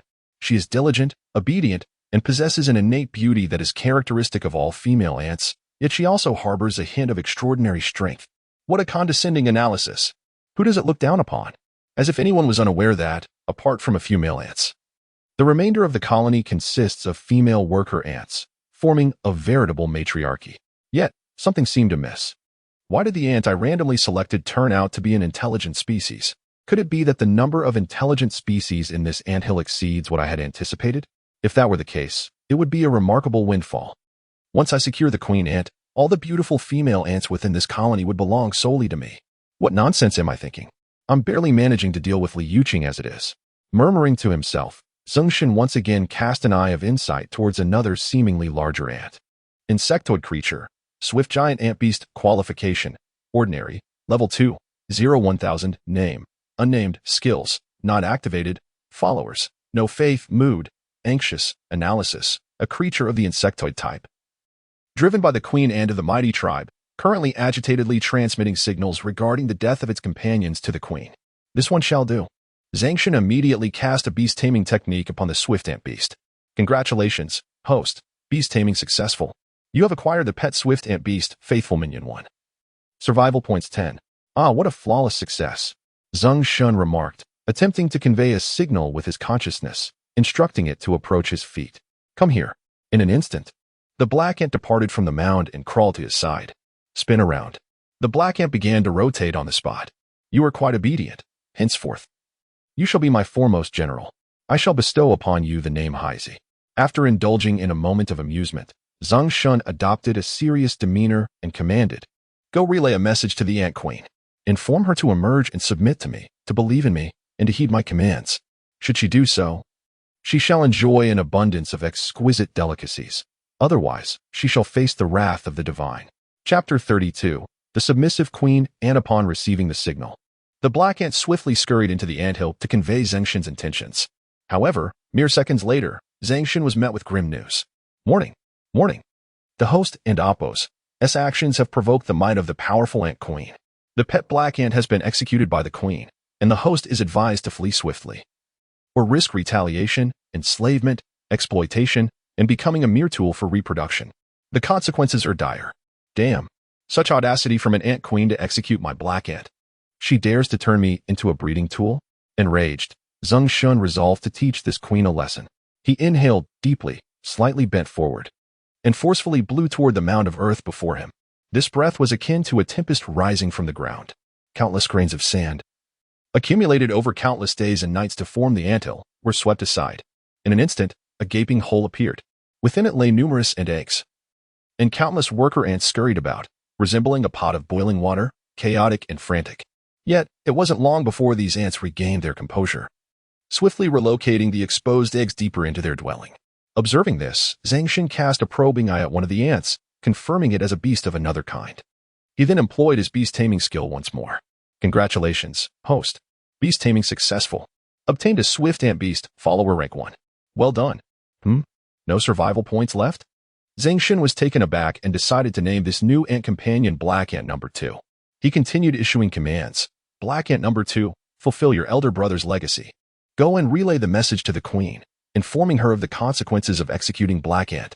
Moreover, let her know that if she is willing to submit to me, to believe in me, and to serve under my command, I shall overlook her rashness and reward her with boundless delicacies. Otherwise, she shall feel the wrath of a deity. Receiving the signal, Black Ant Number 2 proceeded to communicate Zeng Shen's message to the queen. Yet, within a second, Zeng Shen witnessed Black Ant No. 2 in a state of frantic retreat, while a dozen or so surrounding ants appeared to have gone mad, relentlessly pursuing it. Soon, they encircled Black Ant No. 2 and pounced, turning it into a small black ball. Warning! Warning! The host's actions have enraged the powerful Ant Queen. The pet Black Ant No. 2 has been executed by the queen. The host is advised to flee swiftly or risk retaliation, enslavement, and exploitation. The consequences are dire. Damn, this has escalated. Just because the tiger doesn't roar, they think I am but a sickly cat? Zeng Shen rolled up his sleeves and unleashed his beast-taming skill upon the dozen robust black ants before him, one by one. In an instant, a group of strong worker ants, along with an elite male ant, became his pets. From this day forth, you shall be my new black ant. And you shall be known as Black Ant Number 2, Black Ant Number 3. Zeng Shen whimsically named his new ant companions and issued commands to the male ant. Zeng Shen, with a magnanimous spirit, commanded Black Ant to lead the female soldiers into the realm of the Daughter Kingdom to seize the Ant Queen. Upon successful capture, he promised to reward Black Ant with several exquisite female ants for his enjoyment. He then bestowed 3 enhancements of potential upon Black Ant and his companions. Utilizing the last 60 points of his faith, receiving Zeng Shen's signal, Black Ant surged with newfound vigor, seemingly invigorated, doubling in size. With a mighty clamor, he wielded his oversized mandibles, leading a formidable group of robust female ants deep into the ant nest with great fervor. Within moments, Zeng Shen observed a frenzy among the ants as they hastened into the depths of their lair. Suddenly, urgent warnings echoed in his ears. Danger! Danger! The host's actions have provoked the Strength Tribe Ant Queen. Pet Black Ant Number 4 has been executed by the Ant Queen. Please evacuate swiftly or face her wrath, enslavement, and exploitation as a breeding tool with dire consequences. Similar alarms followed, announcing the demise of other pets, each plea urging Zeng Shen to flee from the impending peril. Listening to the frantic alerts, Zeng Shen, uncertain of the battle's outcome within the nest, furrowed his brow, sensing an inexplicable anxiety akin to waging a formidable struggle. At this moment, aside from the 3 enhanced black ants, he had yet to hear of any casualties among them, while the rest had perished in battle. With all his faith exhausted, the stakes were high. If Black Ant failed to capture the Ant Queen, this thrilling endeavor would culminate in his defeat. He would then have to await the contribution of faith from the Wildcat pack the following day before re-engaging. Suddenly, at an entrance, a dark mass was forcibly expelled, and Zeng Shen's expression lightened. It was Black Ant, using its immense head to push through a pile of Black Ant carcasses from the narrow passage. Following closely behind were Black Ant number 2 and number 3, slightly larger than the surrounding worker ants, carrying a plump, elongated white ant with 2 long white antennae atop its head. It was the Ant Queen. "Aha!" Zeng Shen exclaimed. "At last, I have pulled you out, my dear." He promptly retrieved a large leaf from nearby and placed it at the entrance, signaling for Black Ant and its companions to place the Ant Queen upon it. Conveying his intentions to them, "Inform the Queen Ant that if she submits to me, she will have an abundance of exquisite delicacies and a warm, comfortable nest to reside in. Otherwise, she shall face my wrath and be struck down." As Heizai received Zeng Shen's command, he turned to the Queen Ant, raising his colossal mandibles. In response, the Queen Ant twisted her enormous form, emanating a faint glow that enveloped her and soared toward Zeng Shen. Host possesses both wisdom and valor, presenting an irresistible temptation to the formidable queen of the Ant clan, who has resolved to follow you and heed your command. Survival points, 1,000. Followers, 1. Chapter 33, A Sea of Corpses. Ha ha. It has been accomplished. Zeng Shen laughed joyfully, gazing at the Queen Ant in his palm. Continuing to use Heizai as a conduit for communication, he commanded the Queen to issue orders, compelling her entire colony to submit to him, to obey his every command for all eternity, to serve him unconditionally, and to act as he desired. Heizai swiftly conveyed Zeng Shen's commands to the Queen. Before long, the Queen, with great effort, began to move her plump body, inching along the edge of a leaf, her antennae swaying towards the ant colony's nest. In an instant, Zeng Shen understood, placing the leaf amidst the now tumultuous swarm of ants. Upon seeing their queen, the ants immediately gathered in support, seemingly intent on eliminating Heizai and the others. However, the queen merely shifted her ample form slightly, and as her antennae twitched, all the ants came to a halt. Subsequently, from within the dense mass of black ants, a few began to emanate beams of radiant white light, filled with wisdom, flowing towards Zeng Shen. "Congratulations, host. Under the Queen of the Mighty Ants' guidance, all mighty ants have chosen to follow her, venerating you as their deity. Survival points, 5,500. Congratulations, host, for acquiring 550 followers. Faith, 5,500. Ah, what a remarkable gain.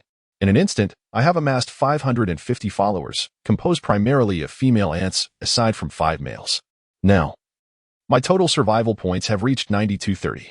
I need only 770 more points to achieve my next 10 draws." Zeng Shen could hardly contain his joy. After all, the 2 hours of effort had yielded more survival points than he had previously obtained in 2 or 3 days. Indeed, his judgment had not been in vain. The quickest way to acquire survival points was to find intelligent races and convert them into his followers.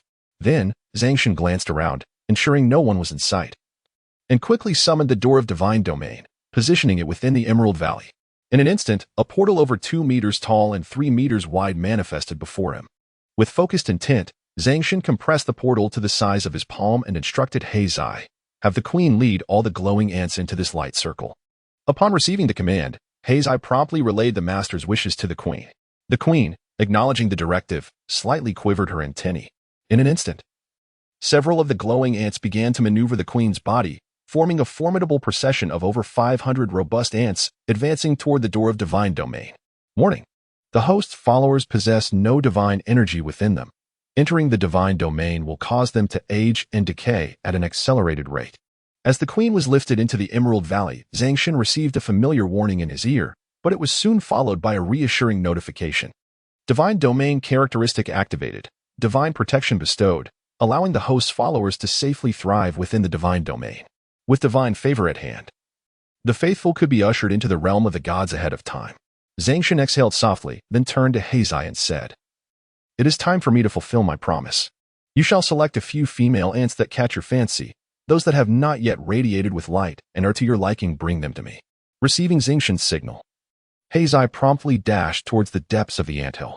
Before long, 7 ants, resembling diminutive queens with wings, emerged from the passage, 3 of which carried small, winged ant eggs upon their backs.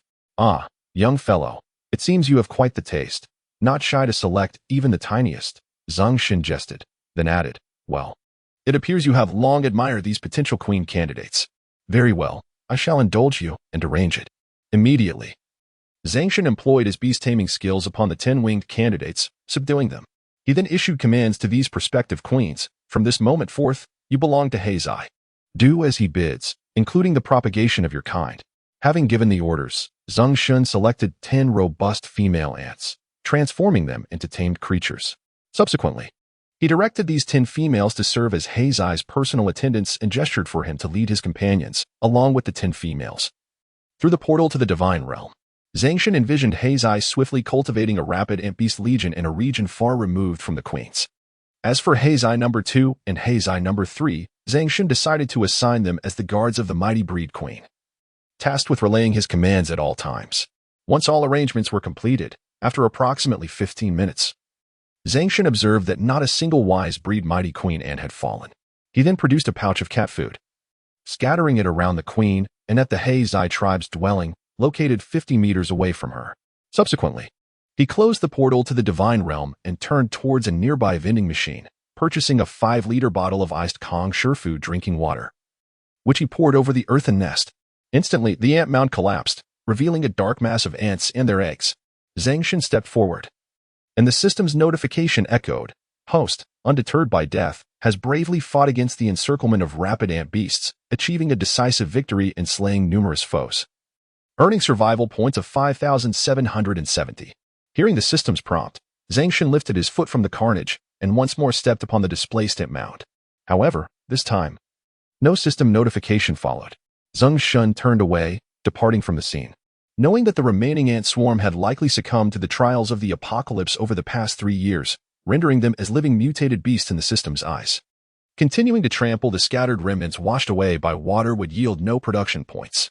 After his departure, the surviving ants, bereft of their queen, quietly reassembled into new, distinct colonies, giving rise to new queens. Under the purifying energies of divinity, a year later, new wise breeds and exotic beasts would once again emerge from this place. Of course, Zeng Shen was unaware of all this unfolding.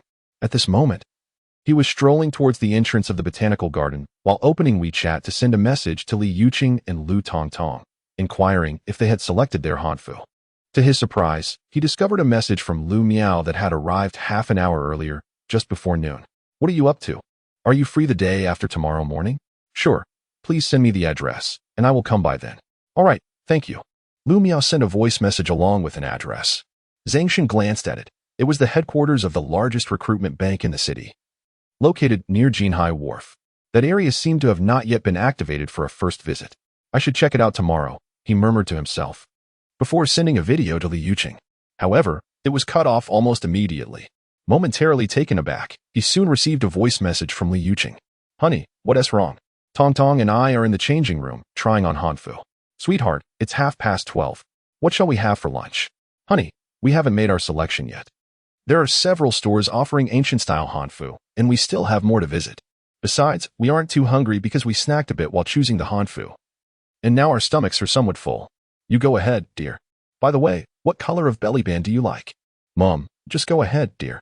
Zeng Shen smiled gently. Chapter 34. 20 consecutive draws near the botanical garden. Zeng Shen casually purchased a grilled cold noodle and took a few bites before driving towards the Hua Martial Arts School. By the time he arrived at the school, it was already 2 in the afternoon. The atmosphere within the school was tranquil. In the main hall, only Li Ziyuan was present, indulging in tea at a nearby table. "Young man, you have arrived," Li, the master of the school, remarked as he rose to greet Zeng Shen, as if he had been awaiting his arrival for quite some time. Zeng Shen nodded. His curiosity piqued as he surveyed the quiet hall. "Master Li, where are your disciples?" "They are all taking their afternoon rest. They will awaken in about half an hour," Li Ziyuan replied. Zeng Shen nodded in acknowledgement and, with a slight bow, expressed his apologies. "Master Li, I regret my rash behavior the last time we met. I hope you will not hold it against me." Li Ziyuan shook his head with a wry smile. "No, I too was at fault. I wanted to give my nephew a lesson, but unexpectedly, you ended up teaching him instead. Afterward, I pressed him for details. only to discover that he had engaged in that despicable act of live streaming while mistreating a cat. Hearing this, Zeng Shen understood that Li Ziyuan had not taken the events from the previous day to heart, and he proceeded directly to the matter at hand. Master, you mentioned teaching me some martial arts techniques. What do you intend to impart? Have you ever received formal training, such as participating in karate or sanda at school? Li Ziyuan inquired. None at all. Since childhood, apart from being slightly faster than the average person, I have not learned any self-defense techniques, Zeng Shen replied. Only slightly faster? Li Ziyuan mused silently, then considered, very well, I will begin by teaching you some foundational and practical techniques, such as combat skills and sanda as an introduction. Once you have mastered these basics, I will teach you some techniques from other styles. Of course, if you develop an interest in certain weapons, you may also learn here. Thank you, Master Li, Zeng Shen said, clasping his hands in gratitude. Li Ziyuan waved his hand with a smile. No need for such formality. I have a bit of selfish motivation as well. Your remarkable speed in our sparring will benefit the disciples of my school, including myself, to improve. Soon, under Li Ziyuan's guidance, Zeng Shen began to learn some foundational combat techniques. After about half an hour, all the disciples of the martial arts school appeared in the main hall, engaging in friendly sparring sessions with Zeng Shen. In the center of the training hall, Zeng Shen activated his agility enhancement technique, doubling his speed as he relentlessly attacked Zhang on the opposite side. However, at that moment, his speed was not as overwhelmingly enhanced as when it was quintupled. Zhang, relying on his extensive experience, managed to barely evade Zeng Shen's strikes while seeking opportunities to counterattack. Zeng Shen, undeterred by his initial failure, recalled the basics of combat he had learned from Li Ziyuan, having grasped 2 or 3 techniques. Now, as he sparred with Zhang, he contemplated how to effectively apply these combat techniques in a real battle to overcome his opponent, thereby augmenting his own strength in preparation for the impending apocalypse. As the sun dipped below the horizon, Zeng Shen accrued 1,500 survival points at the Li Hua Martial Arts School and drove towards the Juling office building, awaiting the descent of Li Yuqing and Lu Tongtong for dinner. However, after a considerable wait, only Li Yuqing emerged from the building. Zeng Shen glanced up, momentarily captivated. At that moment, Li Yuqing donned a striking red belly wrap, draped in a gossamer golden-hued hanfu, her silky black hair elegantly styled in an updo, adorned with a golden orchid hairpin and embellished with jade accessories. Her eyes, clear as water, radiated warmth and brilliance, seeming to penetrate the depths of one's soul. With her lips slightly parted, she offered a welcoming smile, capable of instantly uplifting those around her. Zeng Shen found himself momentarily entranced. Li Yuqing's current attire evoked the image of an Eastern classical princess. Despite its opulence, it retained a simplicity and naturalness that exuded enduring charm, stirring within him an inexplicable restlessness. My dear, Li Yuqing said, opening the passenger door and mimicking ancient speech, Tong. I am weary from our shopping today and shall forego dinner. Zeng Shen replied in kind. Then, my lady, let us partake in a feast. An hour later, Zeng Shen parked the RV once more beneath the Juling building. Darling, let us ascend to rest, Li Yuqing suggested. No. Let us remain here in the vehicle and test its capabilities, he countered. Ah, not here. We might be discovered. Li Yuqing's face paled slightly, though her eyes sparkled with a hint of excitement. Zeng Shen chuckled. They won't see us.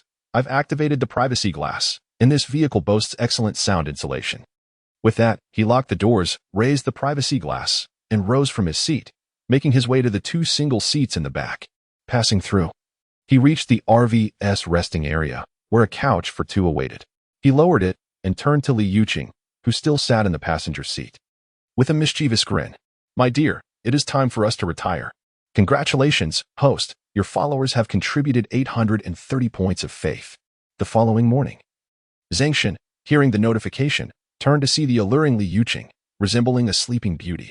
Immediately, he engaged in a delightful manner within the RV, accruing 200 survival points, before dressing and escorting Li Yuqing to her studio for some much-needed rest. Subsequently, Zeng Shen commenced his journey to accumulate today's survival points. First, he garnered 10 points upon departing the Juling building. He then traversed the pedestrian street, entered the fortune community, and drove out towards the commercial street.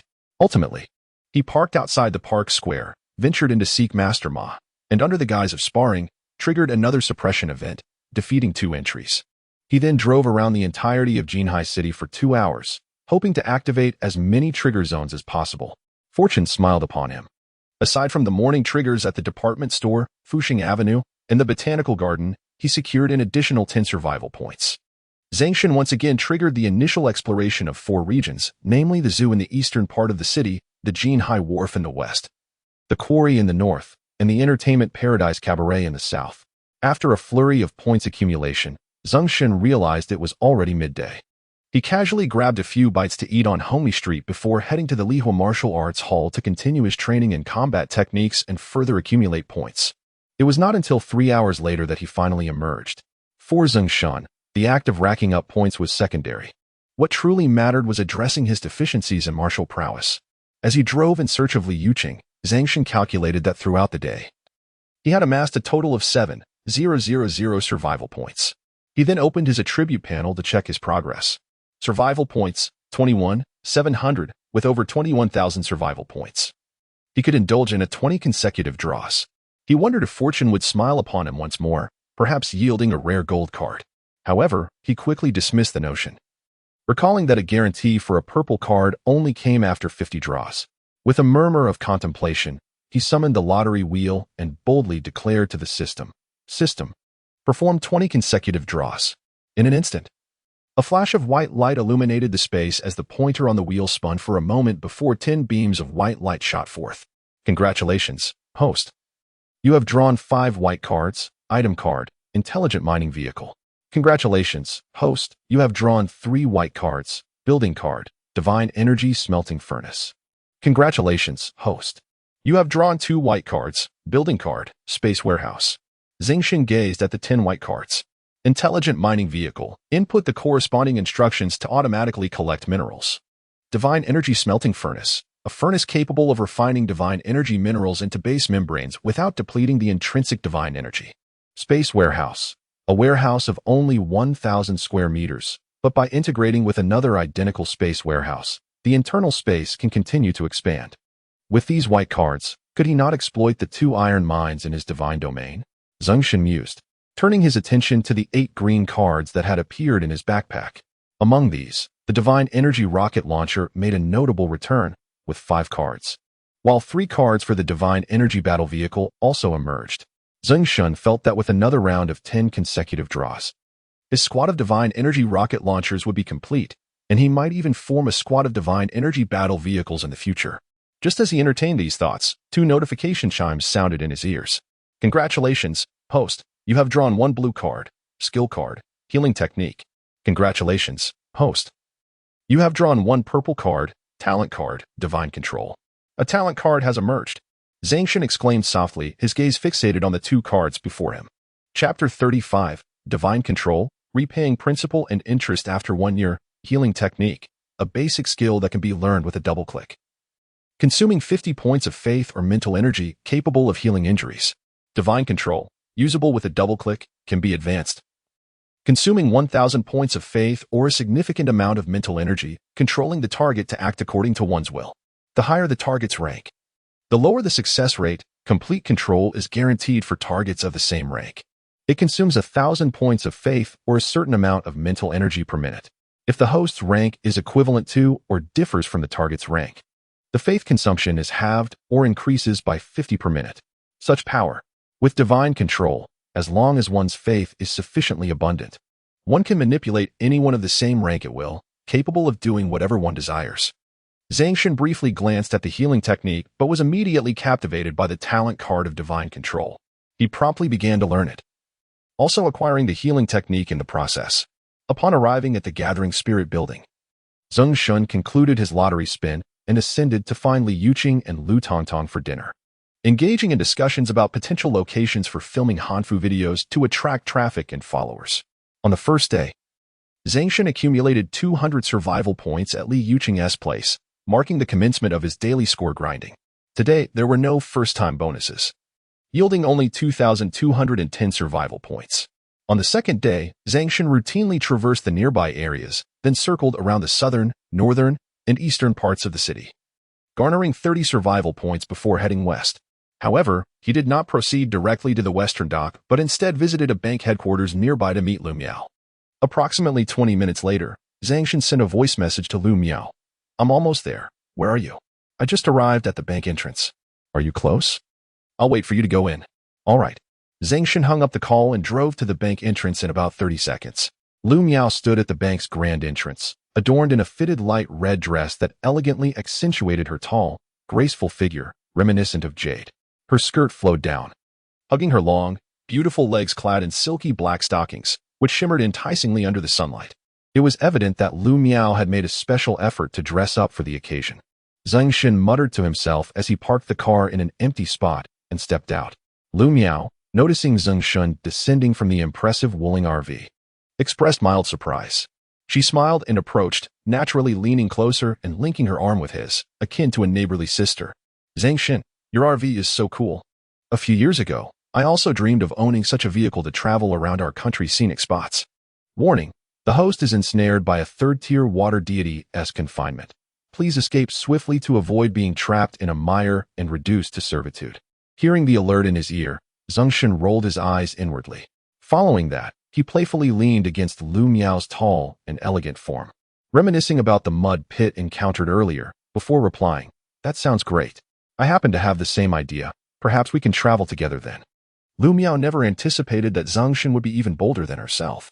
Her cheeks flushed slightly, yet she maintained a warm, sisterly tone as she laughed. "Haha. It's a deal then," Zeng Shen replied with a smile. "Come on, Lu Jia. Let us proceed inside to attend to the matter at hand." "All right," Lu Miao responded, naturally linking her arm with Zeng Shen's as they walked in together. Not far away, in a corner, a pair of eyes concealed behind dark sunglasses fixated on them from a van.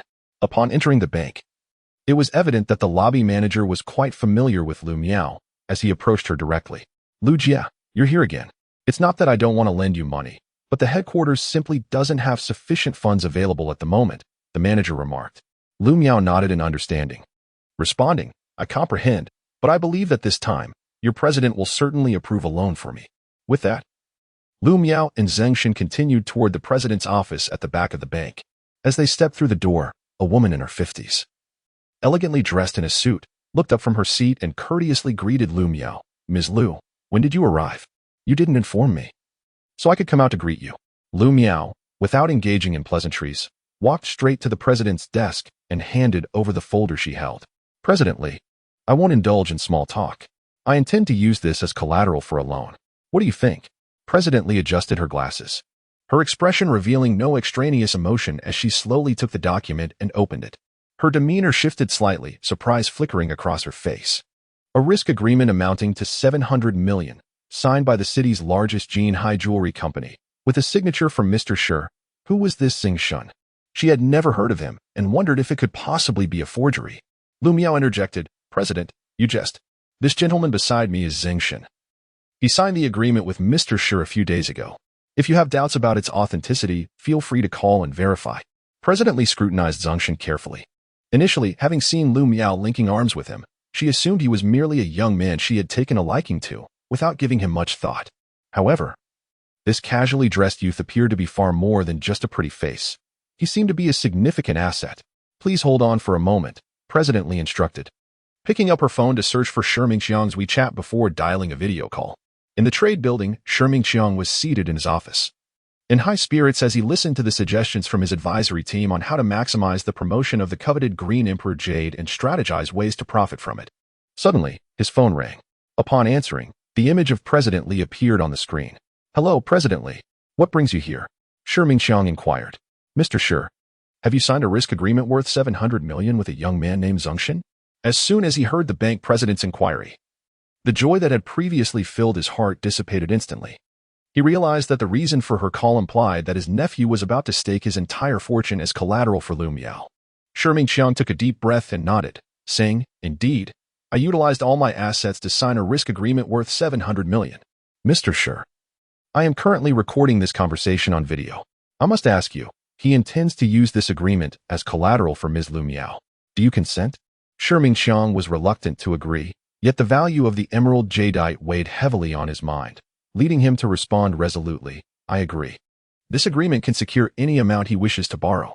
"Very well, I comprehend. The content of our conversation will be uploaded to the documentation for this loan agreement. If you are certain there are no issues, I shall proceed with discussions.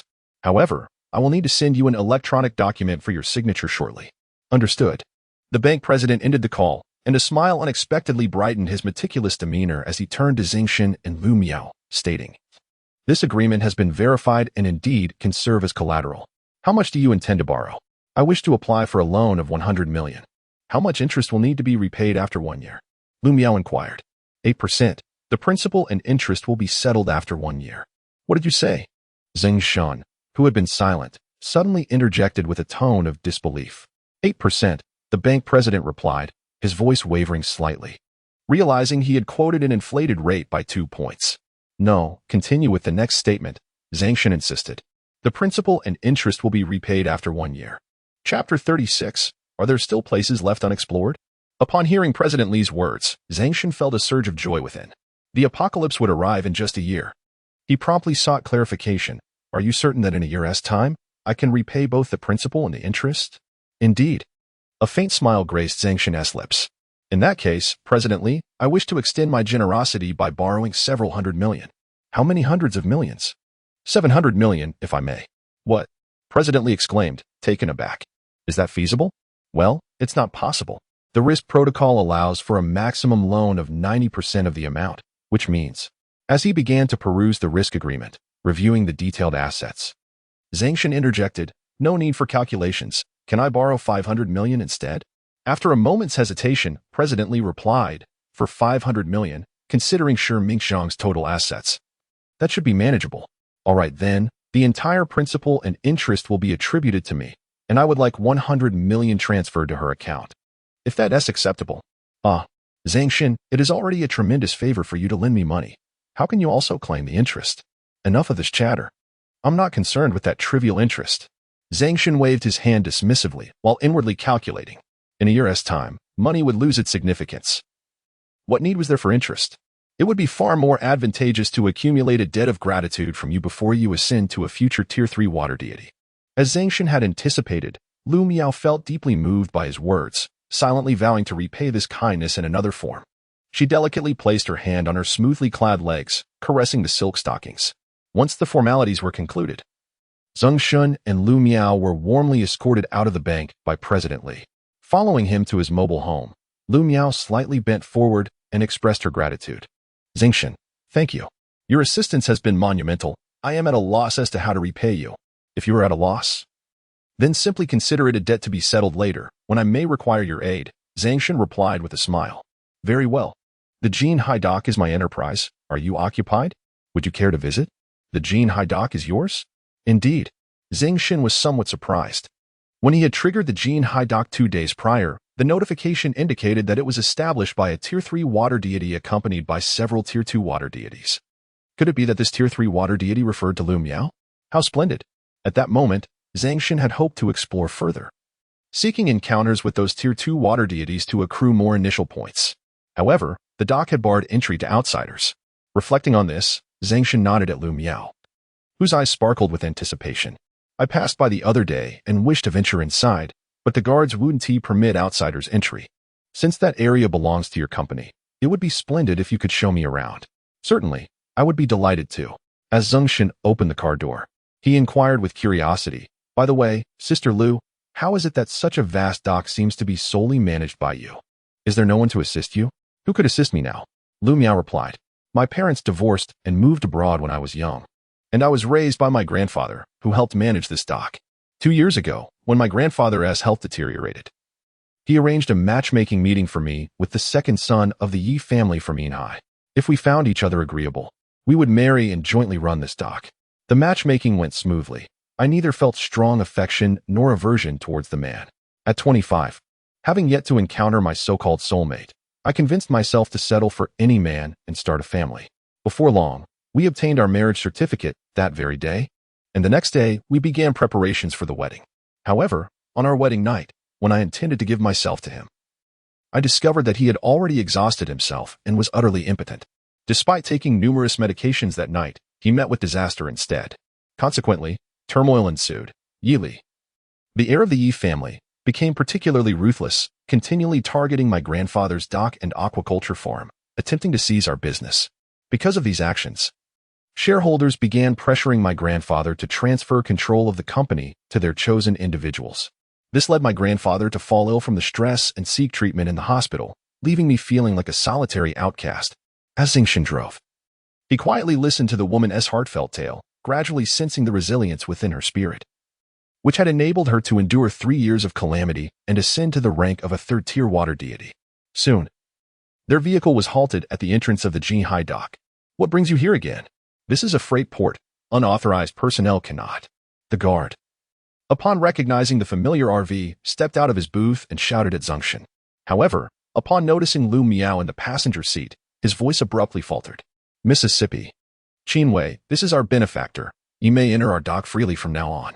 Understood, Mississippi, the guard replied, promptly signaling to his colleagues in the booth to raise the iron gate and grant passage. Warning. The host is about to intrude upon a territory established by a third-tier water deity and several second-tier water deities. Given the host and Oppos as combat power, if discovered, escape will be extremely difficult. The host is advised to vacate the area swiftly. Hearing the prompt, Zeng Shen furrowed his brow slightly. He sensed something was amiss. Why did the system use the term intrude rather than capture? Though puzzled, he dismissed the thought and became captivated by the sights within Beehive dock. Beehive dock is the largest freight port in the city, vast and filled with containers and bustling forklifts. The types of goods being transported are closely related to surrounding industries, primarily involving the import and export of rubber, timber, hardware products, and electrical components. Once the RV entered the dock, Lu Miao began to elaborate on the operations at Beehive dock to Zeng Shen. In such a vast dock, why are the banks unwilling to extend loans to you? Alas, it is because of the influential Yi family from the neighboring Yihai city. Last year, the young Master Yili transformed a previously underutilized small dock on the outskirts of Jinai City into a secondary port with a capacity of 500 tons, subsequently luring away a significant portion of the businesses that previously collaborated with our port by offering them lower prices. I understand that this dock appears substantial, however, under the tumult caused by the Yi family, it has already been operating at a loss. Lu Miao shook his head, clarifying that it is not the dock itself that is losing money, but rather the clam farming facility that his grandfather invested heavily in 3 years ago. Zeng Shen drove his RV, engaging in conversation with Lu Miao as they circumnavigated the dock, yet they received no alerts indicating the presence of second-tier water deities. They then proceeded to circle Lu Miao and Oppos' office building, only to find the same outcome. No warnings or alerts were triggered. This left Zeng Shen somewhat perplexed. Could it be that those second-tier water deities are not present here? Or is there an area he has yet to explore? Chapter 37. A lifetime of unheard of demands. Zeng Shen was baffled and prepared to take his leave. It's almost noon. Allow me to invite you to a restaurant for a clam hot pot. The clams are sourced directly from my family's aquaculture farm, and they are exceptionally delicious. Recommended Lu Miao. Clam hot pot? I adore that dish, Zeng Shen nodded, taking Lu Miao along as they drove away from the port in an RV. However, shortly after their departure, just a short distance from the dock, 2 vans abruptly halted in front of their vehicle. 7 or 8 thuggish individuals emerged, brandishing sticks. At that moment, a notification echoed in Zeng Shen's ear. Host has encountered a third-tier water deity, surrounded by several first- and second-tier water deities. It is advised that the host activate the engine and break through their encirclement before they solidify their formation for a swift escape. What ridiculous advice. I'm still young. I have no desire to indulge in royal fare. Zeng Shen inwardly scoffed at the system. The ruffians shouted at the RV from a distance, "Get out of the car." It appeared that the local law enforcement was not particularly effective. Zeng Shen chuckled, preparing to exit the vehicle. However, Lu Miao furrowed her brow and grasped Zeng Shen's hand, attempting to dissuade him. Zeng Shen, they are local thugs. There may be some misunderstanding. Let me go down and inquire. Will you be safe going alone? Not a problem. I've seen my grandfather deal with them before. They were quite courteous to him. Many of them have relatives working as dock workers at my port, so they should not pose any threat to me. Very well, but do exercise caution. Lu Miao nodded, opened the car door, and approached the group of ruffians. One of the thugs, a yellow-haired man wearing sunglasses, clearly the leader of the group, approached Lu Miao with his entourage. They halted in the space between the RV and the vans. Zeng Shen, feeling uneasy, also exited the vehicle but remained by the RV door, hesitant to advance. The yellow-haired thug scrutinized Lu Miao and said with a grin, "Miss Lu, my brothers and I have been experiencing some financial strain and we're hoping to borrow some money from you to tide us over. My company is on the brink of collapse. I have no funds to lend you." Lu Miao firmly declined. Miss Lu, we saw you leaving the bank just moments ago, and the bank manager seemed quite eager to see you off. If you had no money, I find it hard to believe, or do you think we are easily deceived? And what if I refuse to lend? If you do not lend us money, perhaps you might consider entertaining us for a few days, the thug jested. Indeed, haha. The thugs behind him chimed in with lewd grins. Miss Lu, serve us for a few days, and we promise not to ask for money. Instead, we will even compensate you, a fair trade. Furthermore, we can provide you protection, as long as you keep us comfortable. Listening to the foul language of these ruffians, Lu Miao, filled with rage, exclaimed, Are you not afraid of my grandfather knowing about this? The yellow-haired thug scoffed dismissively. Do not think you can intimidate us with your grandfather. We are well aware that he is nearing the end. He has been in a coma for 2 months, and it is likely he will soon pass away. If you do not lend us money today, you can forget about managing this dog properly in the future. One of the thugs snickered. Haha, we fear your grandfather, but that does not mean we fear you, little girl. Lu Miao was infuriated. Her grandfather was her Achilles heel. In a fit of anger, she raised her hand, ready to strike the yellow-haired thug. I dare you to hit me, he taunted, his face contorted in arrogance. The gang members laughed in response. Boss, she is scared, haha. Amidst the laughter of the surrounding ruffians, the yellow-haired thug's arrogance swelled. Suddenly, a crisp slap echoed through the air as Lu Miao struck the thug's face. Instantly, the raucous laughter ceased, replaced by disbelief. Lu Miao herself was taken aback, her eyes widening in shock at the unexpected appearance of Zeng Shen. He rubbed his palm and murmured, I've seen many things in my life, but I have never encountered such outrageous demands. Upon hearing Zeng Shen's words, Lu Miao, who had been tense, could not help but burst into laughter. What the hell? Huang Ziliang, clutching his reddened face from the slap, furiously shouted, Brothers, let us take him down. Instantly, the thugs charged at Zeng Shen, wielding their clubs. Lu Miao, terrified by the thugs, stumbled and crouched down, instinctively shielding her head with her arms. However, Zeng Shen, undeterred by the approaching thugs, wore a faint smile, his eyes glimmering with excitement. The opportunity has presented itself, he thought.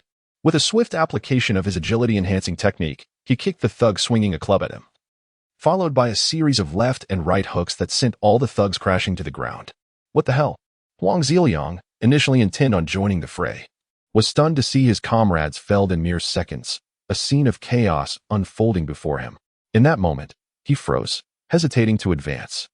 Zeng Shen beckoned him with a finger. Huang Ziliang glanced at his fallen gang members, hesitated again, then mustered a shout of courage and charged forward. Not bad. You still have some guts, Zeng Shen remarked, before executing a swift shoulder throw, effortlessly bringing him down. Once all the thugs lay defeated, Zeng Shen turned to Lu Miao, who was still crouched in fear, and gently said, It's all right now, you can get up. Lu Miao, upon hearing Zeng Shen's voice, lowered her arms from her head and looked around in bewilderment. All the ruffians lay sprawled upon the ground, clutching their bellies and emitting lamentations. In that instant, her face was a canvas of utter astonishment. Did you take them all down? She inquired. Who else could it have been? Zeng Shen replied with a chuckle, then turned his attention to the yellow-haired thug, who feigned severe injury on the ground after being thrown over Zeng Shen's shoulder. If I find out that you dare to extort Lu Miao again, I shall render you all incapacitated. Now, I shall count to 3. If you do not remove this obstructive van before me, I will give you another beating. Upon hearing Zeng Shen's words, the yellow-haired thug scrambled to his feet, accompanied by a few lackeys, and hastily drove away in the van, a picture of disgrace. The host has triumphed over the strong with the weak, subduing and repelling a third-tier water deity, earning 2,000 survival points. The host has triumphed over the strong with the weak, subduing and repelling a first-tier water deity, earning 2,000 survival points. The host has triumphed over the strong with the weak, subduing 2,000. The host has triumphed over the strong with the weak, subduing. Chapter 38. Lu Miao and Apos. First brush. What a delightful surprise. A staggering 14,000 survival points, coupled with the daily points accrued over the past 2 days, brings the total to 18,000. If I venture to the Li Huo Martial Arts Hall this afternoon and secure another 1,500 survival points, I shall only be 500 points shy of executing a 20 consecutive draws. The sound of notifications fills the air, and a profound smile spreads across Zeng Shen's face. This happiness is utterly unexpected. Without hesitation, he turns and takes Lu Miao's hand, who remains momentarily dazed, and leads her towards the caravan. As Lu Miao feels Zeng Shen's hand enveloping hers, a wave of intense security washes over her, creating ripples of warmth within her heart. Upon entering the caravan, guided by Lu Miao, they soon arrive at a restaurant quite distant from the dock, yet nestled close to the coastline. The moment they step out of the vehicle, Zeng Shen is greeted by the mouth-watering aroma emanating from the boiled clams, prompting his stomach to grumble audibly. Lu Miao leads Zeng Shen inside the bustling establishment, where numerous patrons are dining, and a few individuals await their turn in the queue. The proprietress seems particularly familiar with Lu Miao and greets her with warmth upon sighting her. Lu Miao, you've come. Lu Miao nods and responds, Auntie, I brought a friend to dine. It appears that all the seats are taken today. Isn't it? Not at all. Since Lu Miao has brought a friend, there will definitely be a spot for you. The proprietress replies with a smile, retrieving a key from the cabinet. Lu Miao, you can have room 666 upstairs. The waiting patrons express their discontent. Didn't you just say there were no available seats? How can there be one now? The private room is not open to the public. If you have an issue, feel free to find another place, the proprietress retorts. Following the proprietress, Zeng Shen and Lu Miao arrive at the cozy confines of room 666. The room is not spacious, featuring a square dining table at its center, adorned with several traditional paintings that evoke a warm ambience. Gazing out of the window, Zeng Shen can see the shimmering sea, and in the distance, a vast expanse of neatly arranged clam farms stretches endlessly. The proprietress briefly inquires about the meal Lu Miao desires and tactfully exits the room. That stretch of clam farm belongs to my family, Lu Miao softly explains. It's much larger than I had imagined, Zeng Shen responds. Before long, a server arrives with a large pot of scallion clam hot pot. The pot is generously filled with clams the size of a thumb, gently releasing tiny bubbles, while scallions float atop the surface. Ignite the fire, and after boiling for 10 minutes, it will be ready to enjoy, Lu Miao says as she ignites the stove. Then stands to add, what sauce would you like? I can prepare it for you. Cha-cha sauce, with a bit of minced garlic and chili oil, please. Certainly. As Lu Miao steps out to concoct the sauce, Zeng Shen gazes at her retreating figure, lost in contemplation. Lu Miao is a Tier 3 water deity, and she possesses the first brush points for the attributes of suppression and repulsion, which he has yet to trigger. If he were to activate them, he would not need to wait until he reaches the martial arts hall to achieve his 20 consecutive draws today. However, one cannot resort to violence like a thug, truly striking her to trigger the terms of suppression and repulsion. Nor can one treat her as one would with Li Yuqing, forcefully pinning her down each day, incessantly suppressing and then decisively defeating her. Zeng Shen rubbed his temples, feeling a bit of a headache. When Lu Miao brought over the condiments and fetched some drinks along with a few side dishes, the two resumed their conversation. After about 10 minutes, the clam hot pot began to boil gradually. Zeng Shen eagerly picked up a clam to taste. Instantly, the tender and delicious meat of the clam tantalized his taste buds. Ah, it has been ages since I savored such a fresh and sweet clam hot pot, Zeng Shen praised.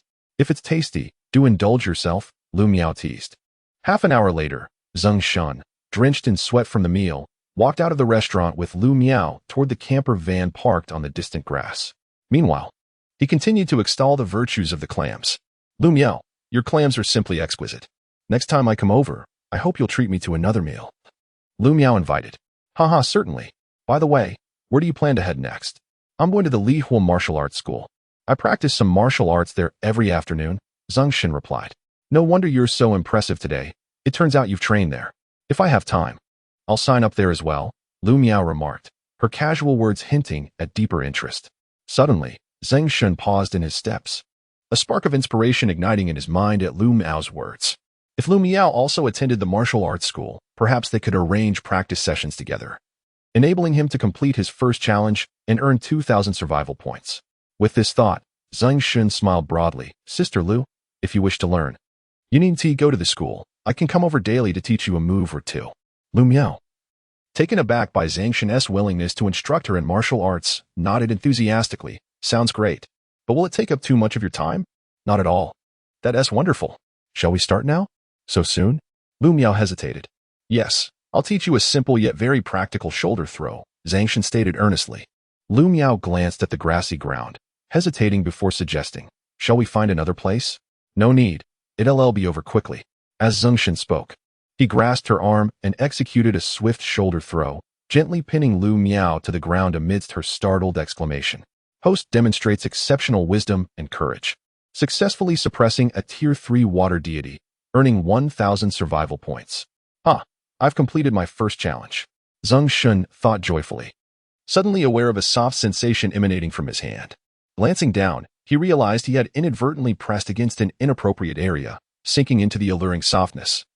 While Lu Miao's cheeks flushed, her breath quickening, and her lips slightly parted in an enticing manner, she appeared utterly pliable, igniting a sense of restlessness within him. Zeng Shen inhaled deeply, suppressing his restlessness, and gently pulled Lu Miao to her feet. This technique is called the shoulder throw. It enables one to effortlessly subdue an opponent who is more than 10 times stronger, pinning them to the ground or even tossing them aside with grace. I transformed it into a shoulder throw earlier because I feared you might be harmed in the fall. Oh, Lu Miao replied, her cheeks tinted with a faint blush. Would you like to give it a try? Yes, that sounds good. Lu Miao nodded, reaching out to grasp Zeng Shen's muscular arm, which instilled in her a sense of safety and belonging. She attempted to pull his arm towards herself to execute a shoulder throw, but was unsuccessful. A flicker of confusion crossed her eyes as she heard Zeng Shen instructing her, when you grasp my arm, do not hesitate and give me a chance to react. You must exert yourself with determination, applying force along your arm. Otherwise, it will be challenging to achieve the desired effect.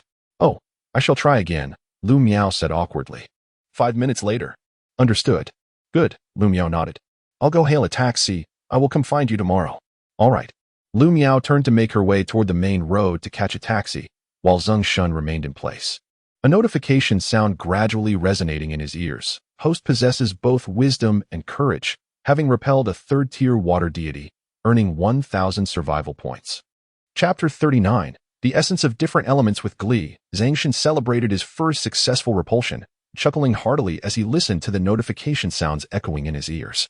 He was eager to head towards the RV and indulge in 20 consecutive draws on the lottery wheel. However, just as he approached the vehicle, his WeChat video call from Li Yuqing came through, compelling him to set aside his lottery plans and answer his wife's video call instead. Darling, take a look at us standing together. Dawn and Apos. We create a rather captivating effect. Li Yuqing and Apos' voice chimed as the video connected. She was adorned in the hanfu she wore yesterday, complementing her exceptionally fair skin, exuding an ethereal aura.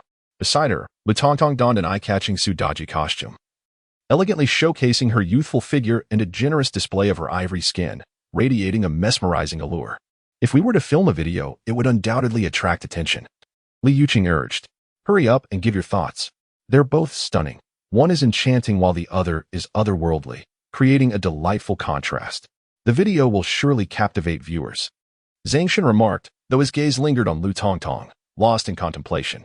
Lu Tongtong, a level 4 Spectre clan leader, was akin to Li Ziyuan by subduing her daily.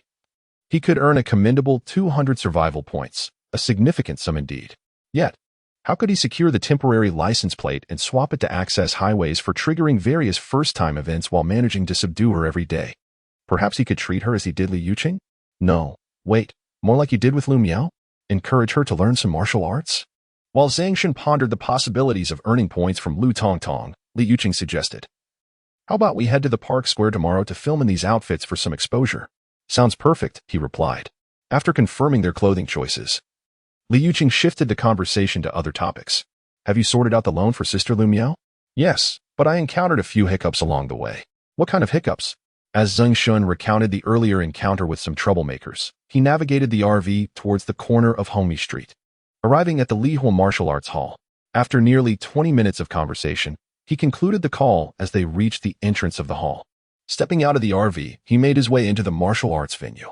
In the Haoyun community, Zeng Shen closed the door behind him and reclined on the sofa. With a focused mind, he ascended to the ethereal realm. He lowered his gaze, piercing through layers of clouds at an altitude of tens of thousands of meters, arriving in the realm of Yanwang. At this moment, the divine realm mirrored Blue Star, basking in the glow of dusk. In front of the cat den at Buster Town, Xiao Bai and Xiao He, along with several kittens, played carefree with a catnip ball. Nearby, a large black cat lounged in the largest tree stump den, occasionally closing its eyes, only to open them from time to time. Other feral cats were scattered about, some nestled within the dens, others perched on nearby trees, and a few squatted by an empty cat dish, occasionally licking the barren bowl. Fortunately, with ample wealth at present, he can sustain this large family. Subsequently, he made his way to the river bend, gazing down at the flowing stream before him. The initially released plankton has now proliferated into thousands of clusters, gradually spreading along the current towards other rivers within the divine realm. The freshwater shrimp fry and carp fry are also in pursuit of the plankton, moving towards other aquatic regions, where they conceal themselves amidst the quietly burgeoning aquatic plants, establishing their homes. Zeng Shen observed for a while before approaching the river pool, where two breeding shrubs stood by the water's edge. These two shrubs, towering at 2 meters, resembled camellia trees. Although they had yet to bloom, the delicate green leaves exuded a scent akin to poison, irresistibly drawing in small beetles, which became ensnared in the mire, ultimately succumbing and falling into the stream, becoming sustenance for the nearby juvenile carp. The unbloomed shrubs, with their mere foliage, incited a frenzy among the insects and even stirred a restlessness within Zeng Shen, prompting thoughts of seeking out Li Yuqing. He pondered the formidable power these plants would unleash once they flowered a year hence.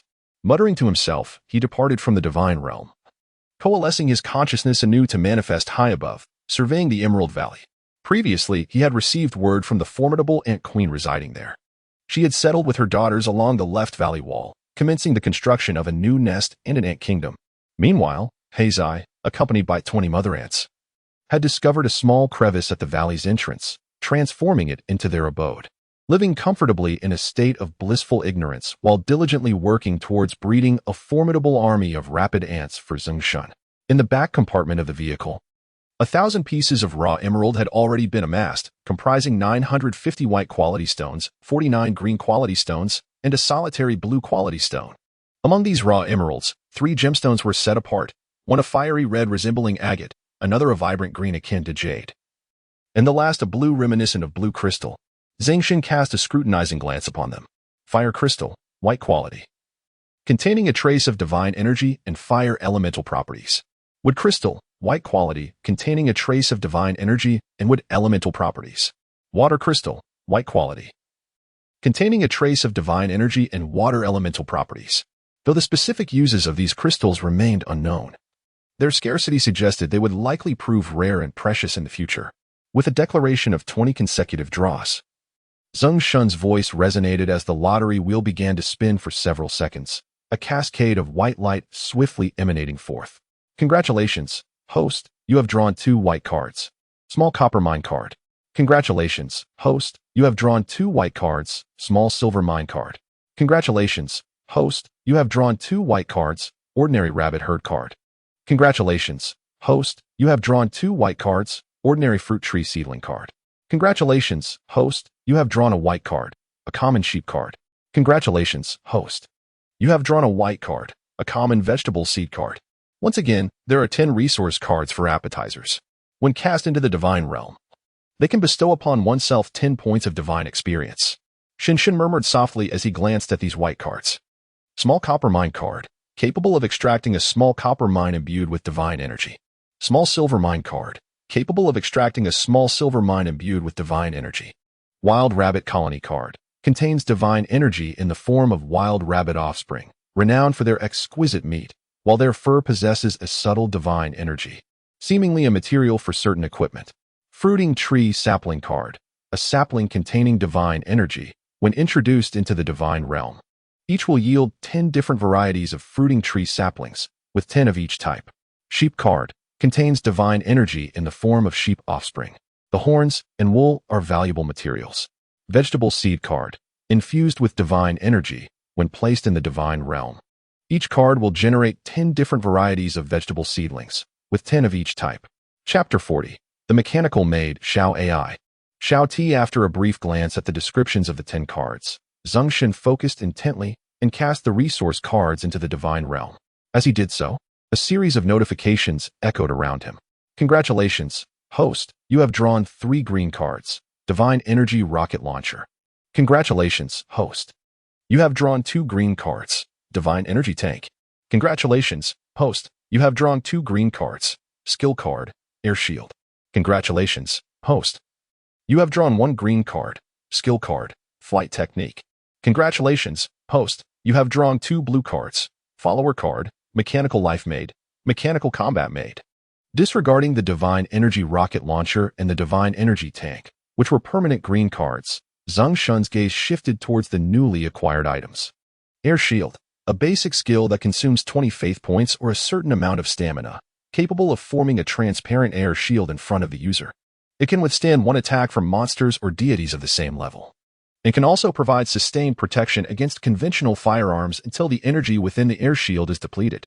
Flight technique, a basic skill that consumes 100 faith points or a certain amount of mental and physical stamina, allowing the user to soar through the air for 30 seconds.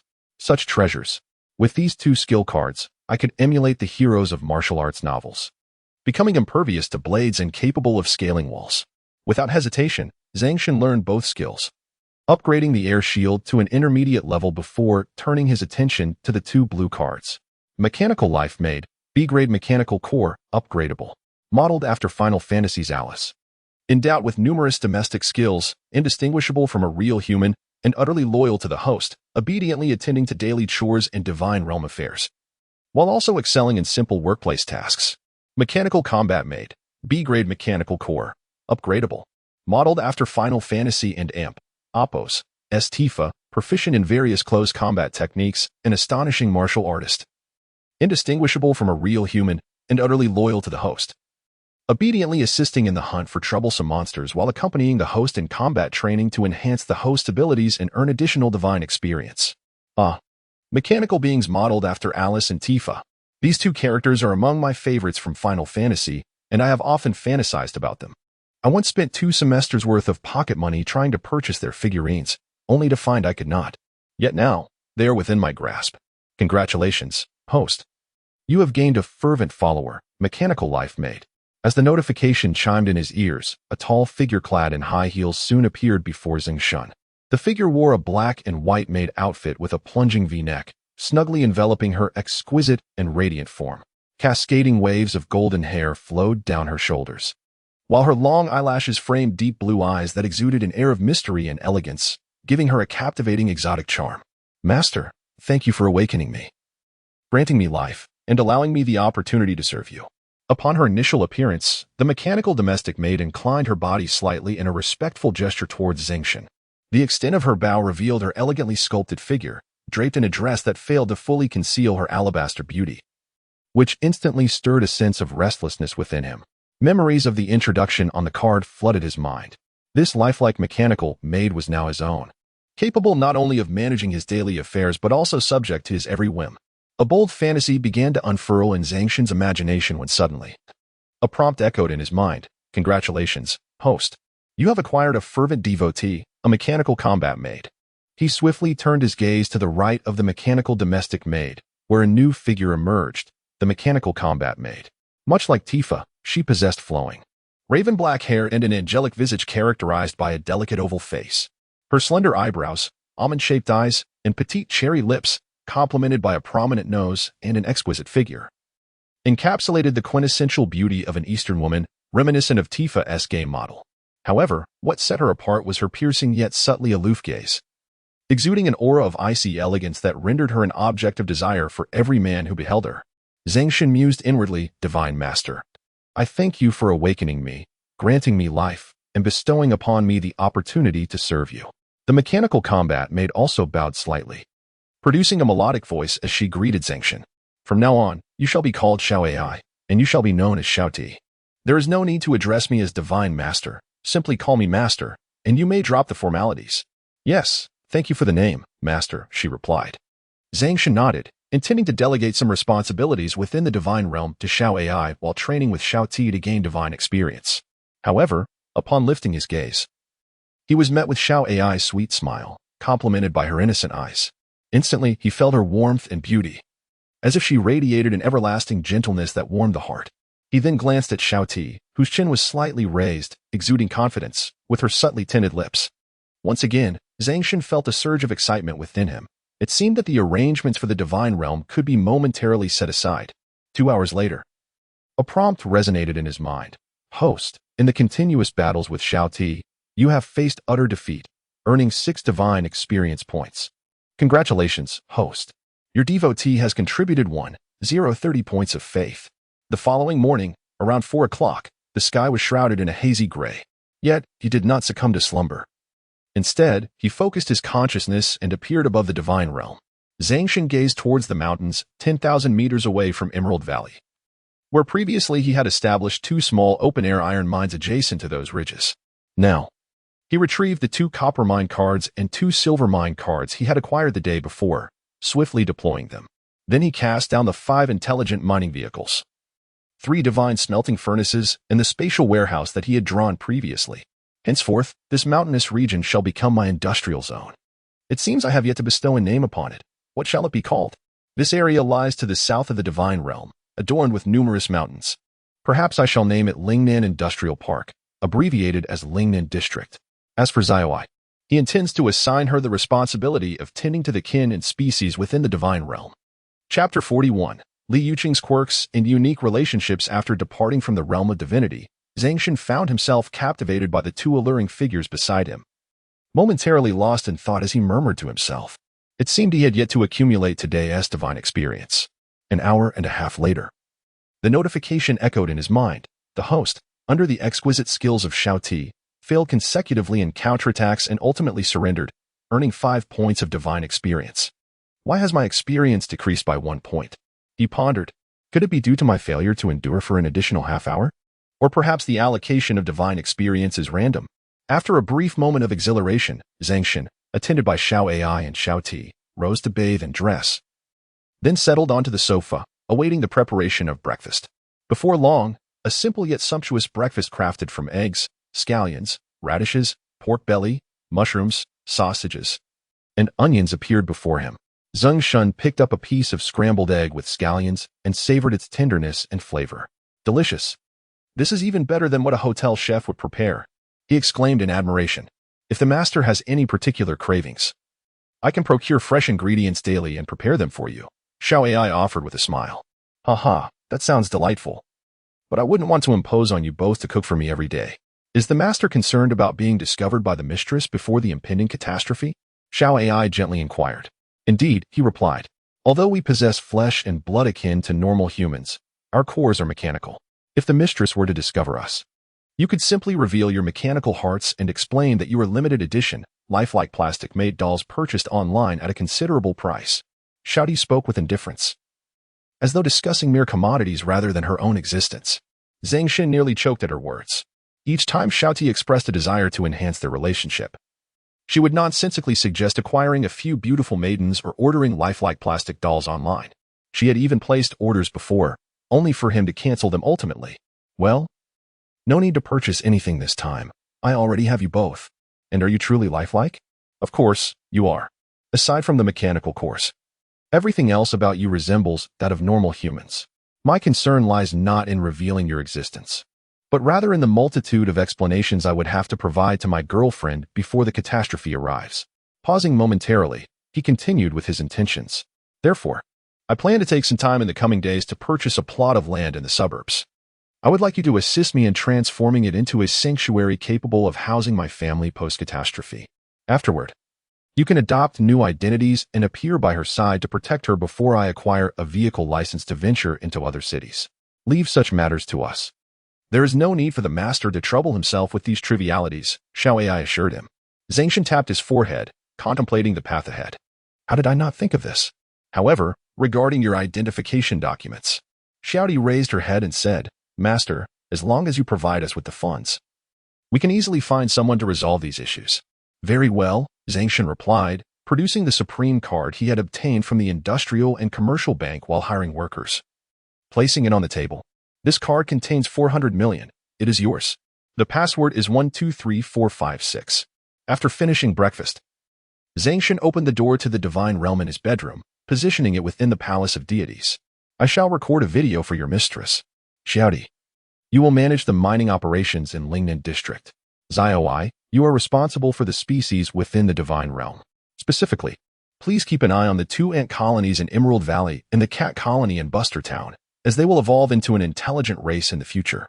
Understood, Master. Both Xiao Ti and Xiaowai nodded in agreement.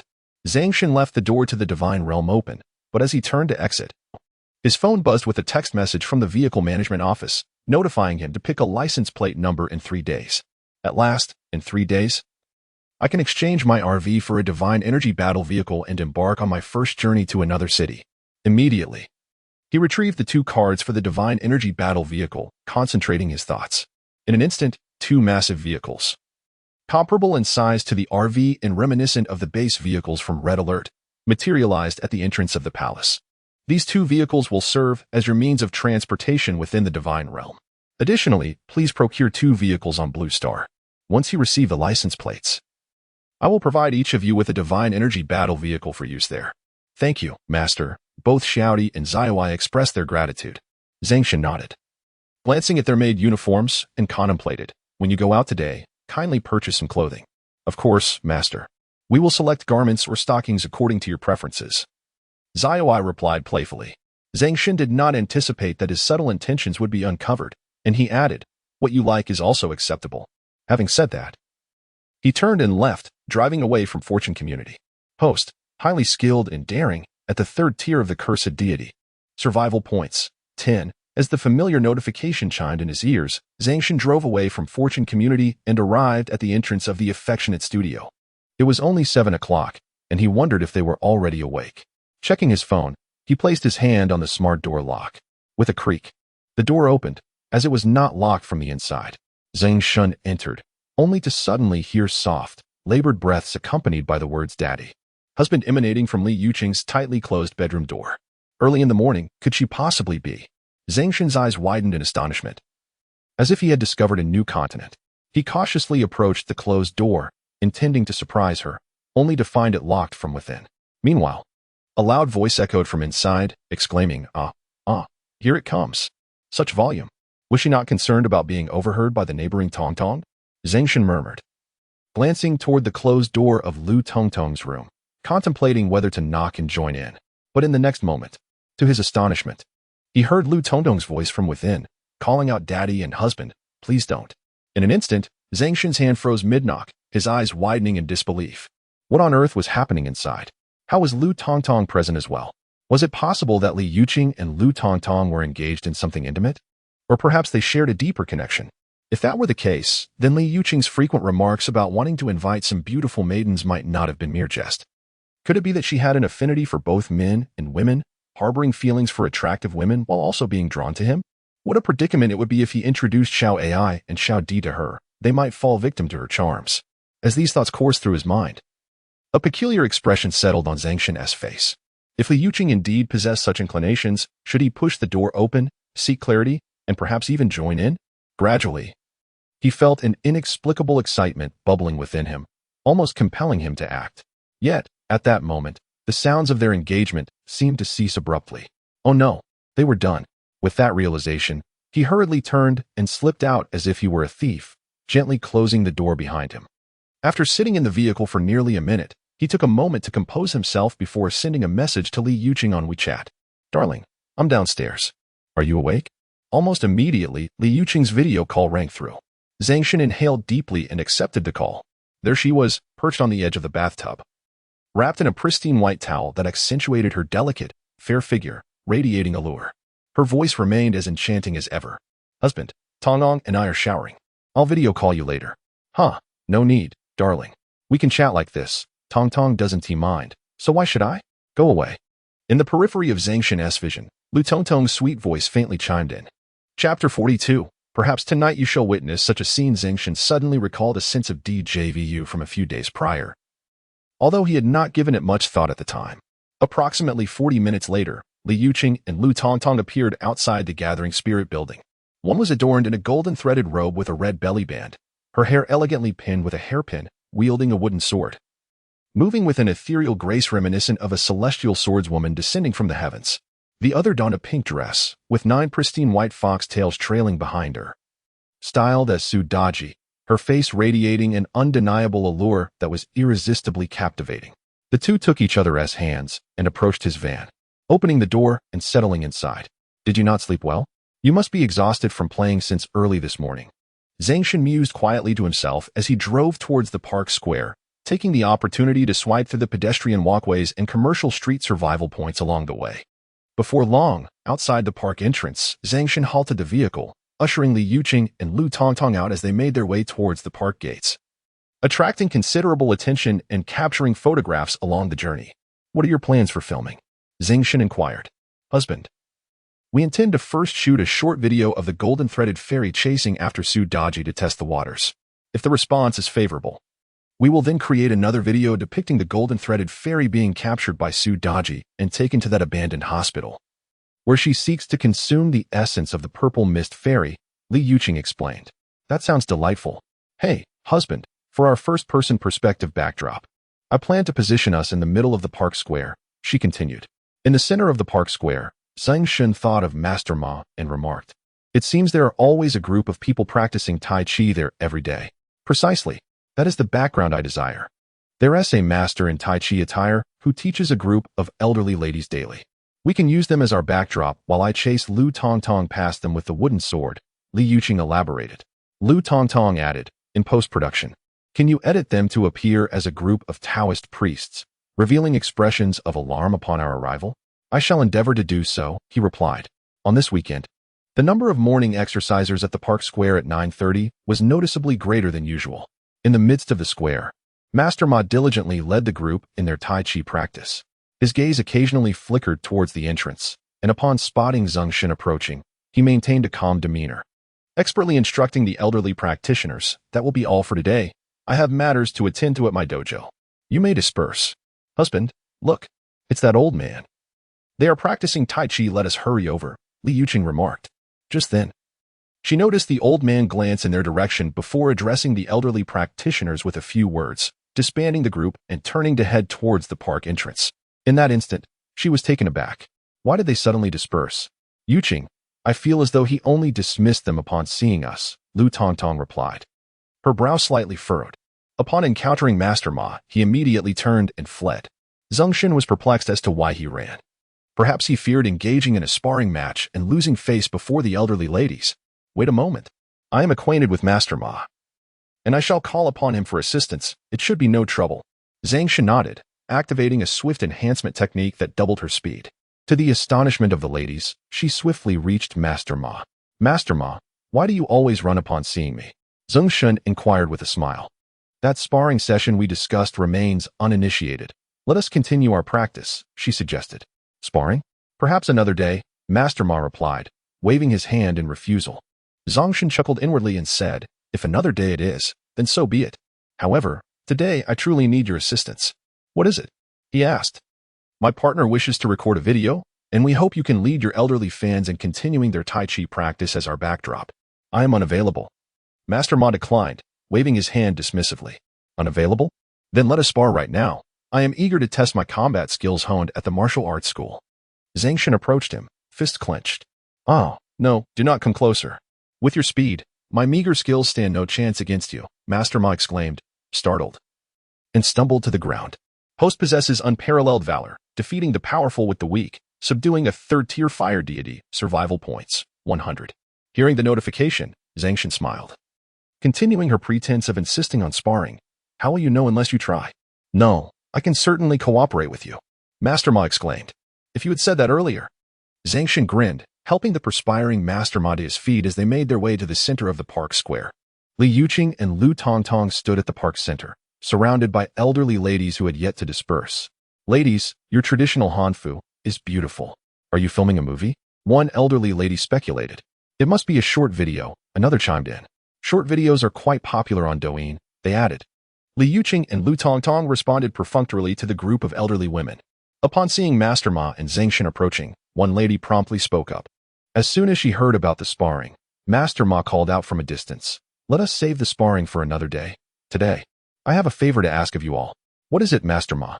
an elderly lady asked, leading a group toward him. At that moment, Li Yuqing and Lu Tongtong turned to see Zeng Shen and Master Ma nearing. They stepped forward. "This is Master Ma, who has kindly agreed to assist us," Zeng Shen introduced. Li Yuqing turned to Master Ma and said, "Master, we are counting on you." Master Ma replied somewhat reluctantly, then addressed the nearby elderly ladies. "This young man and his girlfriend wish to shoot a short video with our morning Tai Chi practice as the backdrop, and they hope we can lend a hand." "Oh, as our backdrop? Then we shall surely gain fame as well," one lady exclaimed. "Indeed," another agreed.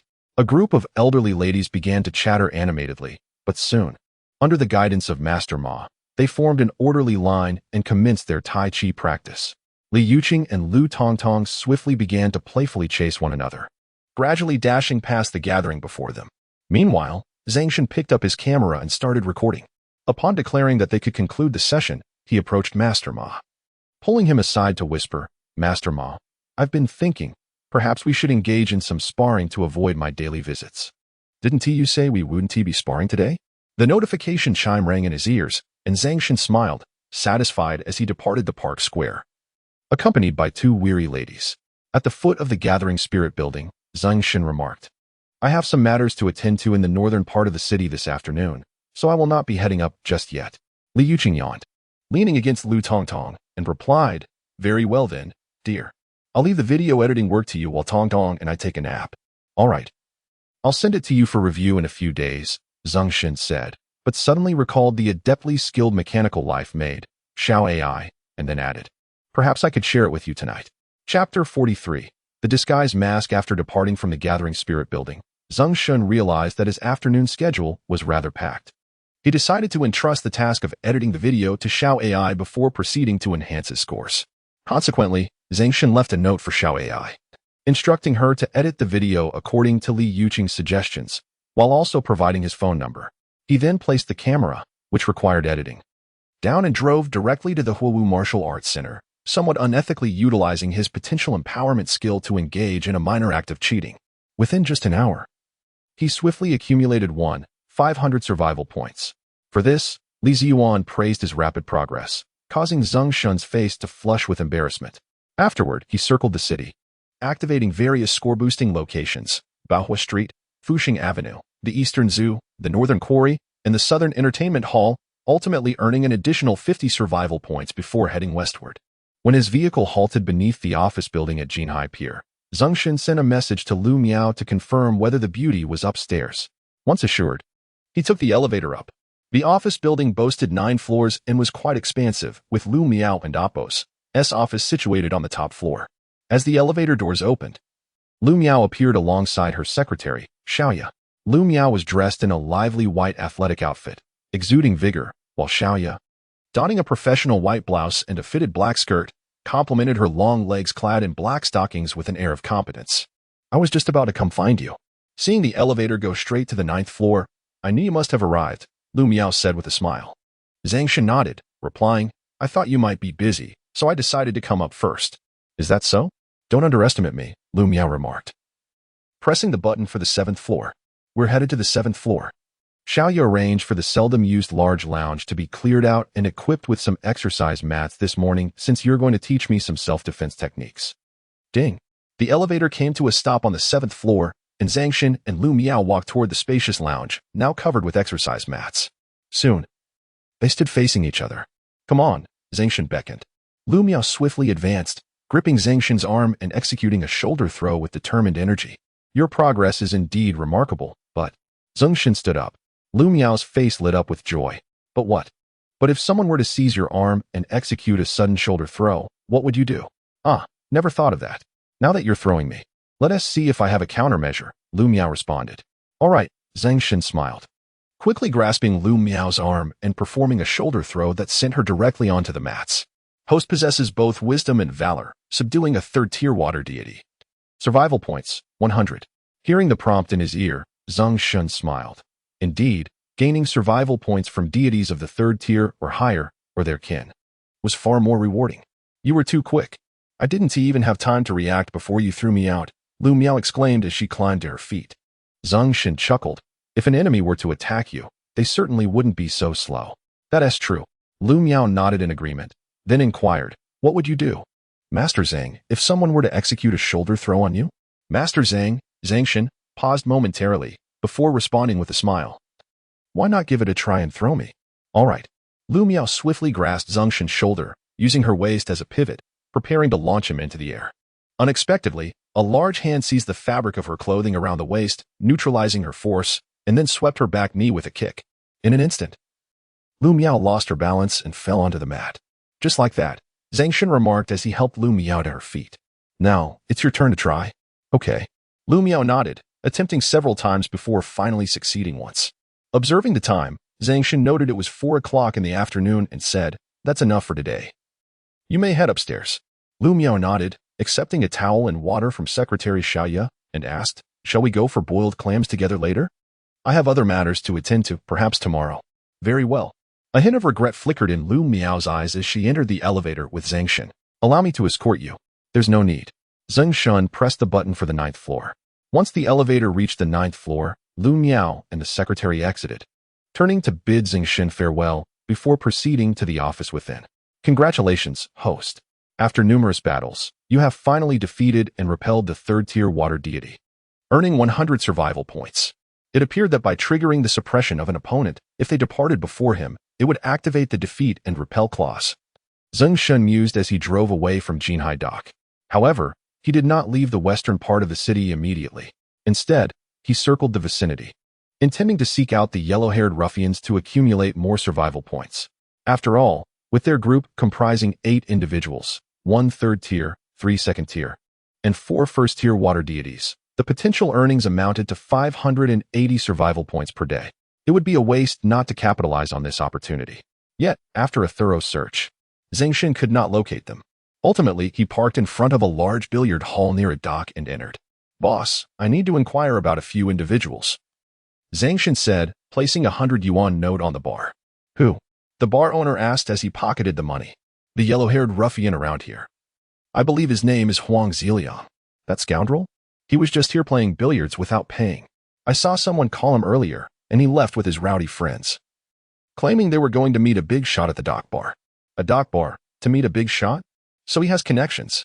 Before long, Zeng Shen's vehicle stopped in a secluded corner near the dock bar, away from surveillance cameras.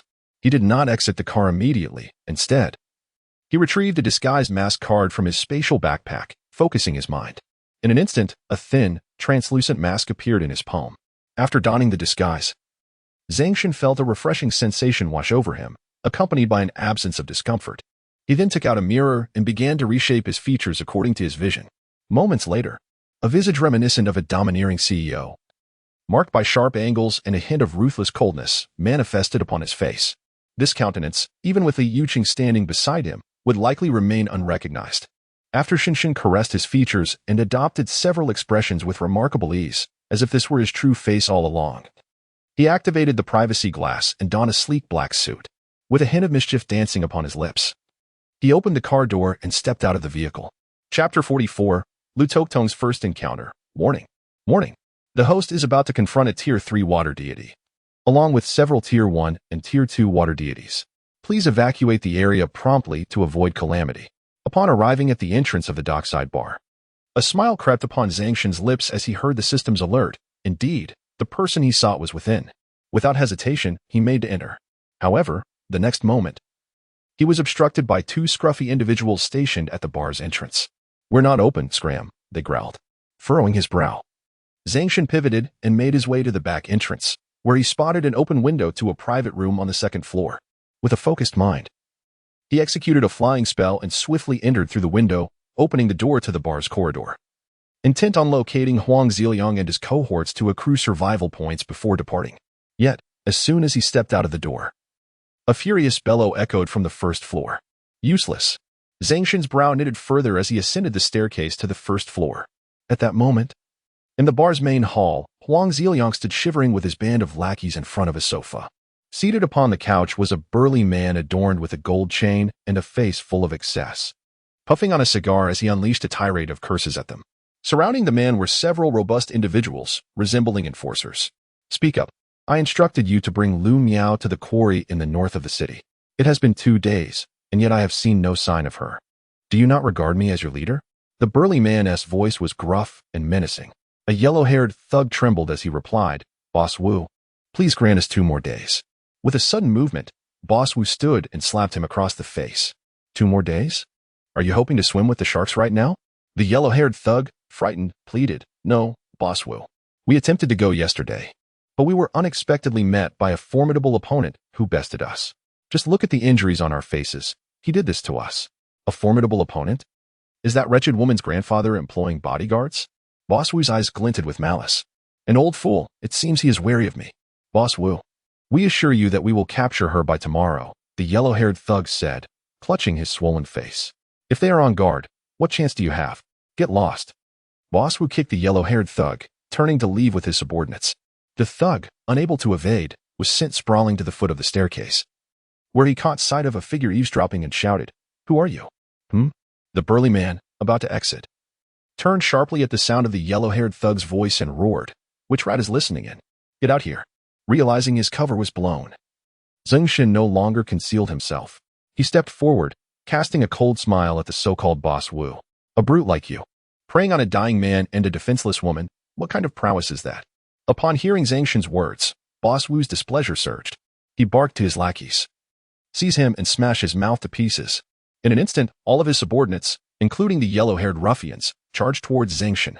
Zeng Shen immediately harnessed his latent potential, enhancing his four-dimensional attributes, and with a swift motion, he delivered a resounding slap to the foremost yellow-haired thug, Huang Ziliang, sending him sprawling to the ground.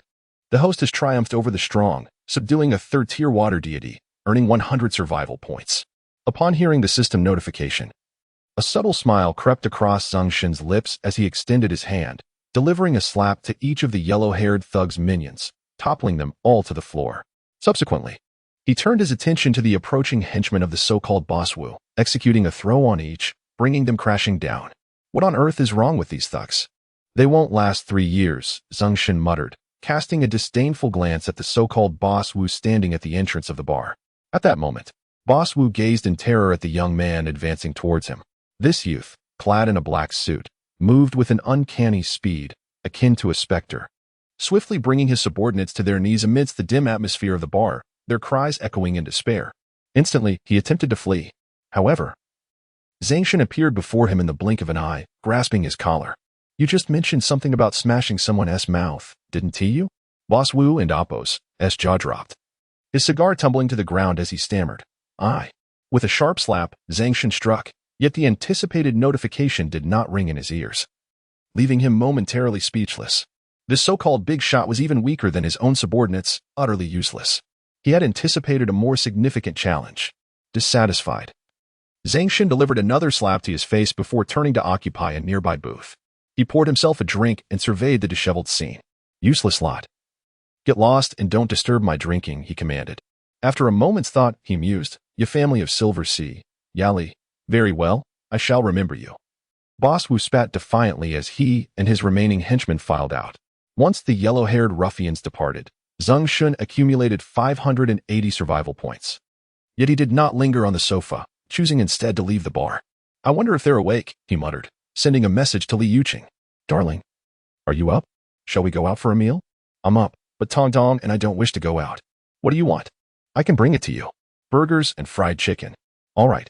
Approximately half an hour later, Zeng Shen arrived at the door of their shared abode and entered. Inside, he found only Li Yuqing. At that moment, she was clad in a light, breezy camisole, her alluring figure accentuating her curves. Zeng Shen felt a rush of thirst at the sight. "Where's Tong Tong?" "Oh, let us eat first," he replied, placing the takeout on the table. As he began to unpack, he added, "Wife, I've been learning combat techniques at the Li Hua Martial Arts School lately, and have also consulted the head instructor on some self-defense tactics for women. I plan to teach you and Tong Tong. What do you think?" "My husband intends to teach us self-defense against wolves," Li Yuqing remarked while savoring her hamburger. "I have previously practiced Sans Ho, so I do not require it. However, Tong Tong has not, and he can certainly instruct her. Well, when she arrives, you should inquire if she wishes to learn." "Very well." After a while, Lu Tong Tong appeared in the living room, holding a package and also indulging in a hamburger. Li Yuqing broached the topic of Zeng Shen's desire to teach them self-defense. Piquing her curiosity, she expressed a desire to learn. Without hesitation, Zeng Shen set down his hamburger and declared, "There is no time like the present. I shall teach you a simple shoulder throw." "Sounds great." Lu Tong Tong put down her hamburger. Zeng Shen, feeling a sense of pride, smiled inwardly, ready to make a memorable impression. He positioned her in front of him, then swiftly grasped her arm, executing a shoulder throw that sent her tumbling to the ground. The host demonstrates unmatched bravery, subduing the fourth-tier Ghost Clan leader, earning 1,000 survival points. Chapter 45. What future god of strength, but must lean against the wall, ha. I finally achieved my first victory. Observing Lu Tongtong's bewildered expression below, Zeng Shen felt a surge of joy. He pulled her up and said, "Come, give it a try, perform the shoulder throw on me." "Wait, you're too quick." Allow me to elaborate on the movements. Watch closely. First, grasp my shoulder with one hand, and with the other. So that's how it's done. Let me give it a shot. Following Zeng Shen's guidance, Lu Tongtong exerted herself and executed a somewhat imperfect shoulder throw. The result was that she failed to subdue him, instead pressing her entire soft form against Zeng Shen's head, feeling the softness against his face. Zeng Shen gently pushed Lu Tongtong away, standing up naturally, and nodded, "Yes, just like that, but your speed is insufficient," which easily leads to the earlier situation. "Let me try again," Lu Tongtong said, blushing. "Of course, feel free to attempt it several times." A few minutes later, she exclaimed, "It's so hot. I need to take a shower." As she spoke, she walked toward the bathroom and shut the door with a click. Host's divine might is unparalleled. Causing the 4th-tier Ghost Clan leader to retreat. Survival points, 1,000. Retreating? This must be the first achievement for repelling an opponent.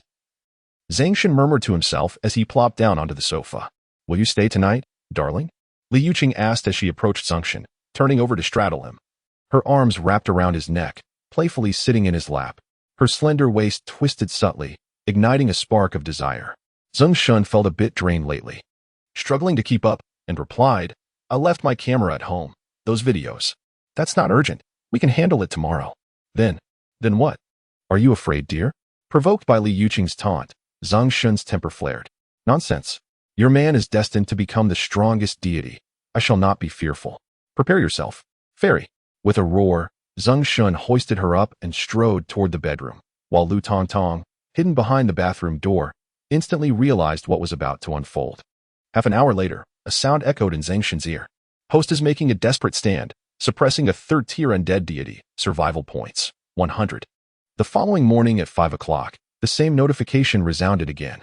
Soon after, the door swung open, and Zeng Shen gazed at Li Yuqing, who lay contentedly asleep, quietly supporting himself against the wall as he made his way to the bathroom, muttering to himself, "How can this girl, having only slept 3 hours, possess such vigorous energy?"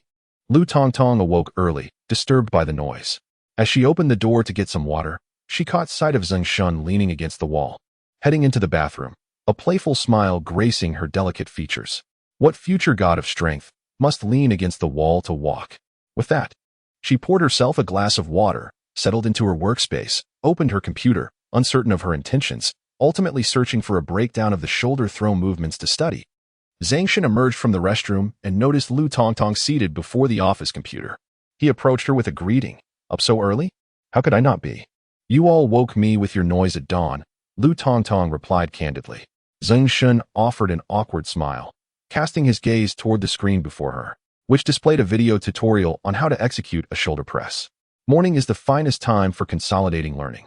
Would you like me to demonstrate the shoulder press while you explain the technique?" he suggested with a grin. After contemplating for a moment, Lu Tongtong nodded in agreement. As they moved to the living room, Zeng Shen inquired, "Are you ready?" "Yes, I'm ready," she confirmed. In an instant, Zeng Shen executed a shoulder press with remarkable speed, and a notification chimed, signaling the acquisition of 100 survival points. "How do you manage to be so fast every time?" Lu Tongtong lamented. "Shall I slow down this time?" he offered. A few minutes later, Lu Tongtong declared, "I'm done. Let's continue tomorrow. I'm heading to the bathroom for a shower and then a nap." "Very well." Zeng Shen nodded, watching her enter the bathroom, until he heard the notification sound once more. With a slight smile curving his lips, he turned and walked into Li Yuqing's room, informing her he was stepping out before descending the stairs to commence his daily point-earning routine. First, he drove around the vicinity before proceeding to the park square in search of the martial arts master, eventually heading to the dojo and amassing 1,500 survival points before noon. He then circled the city and visited Lu Miao in the west, garnering an additional 200 survival points. By approximately 3 in the afternoon, he donned a disguised mask, adopting a new identity, and located a gang of thugs collecting protection fees in an alley. There, he transformed into a valiant defender of justice, confronting Huang Ziliang and his associates, delivering a sound beating and securing 580 survival points before departing with satisfaction. He made his way to the bedroom. Glancing at the divine domain gate adorning the wall, contemplating lying down to enter the realm and check on their presence. However, he noticed a brand new Huawei phone resting on the computer desk adjacent to the bedroom. He recognized it as a beacon of domestic excellence. He had considered purchasing it, but found it priced at over 20,000, far beyond his means. Instead, he had opted for the Xiaomi phone he currently used. Approaching the device, he picked it up, and to his surprise, it rang. Upon answering, the voice of Xiao AI resonated.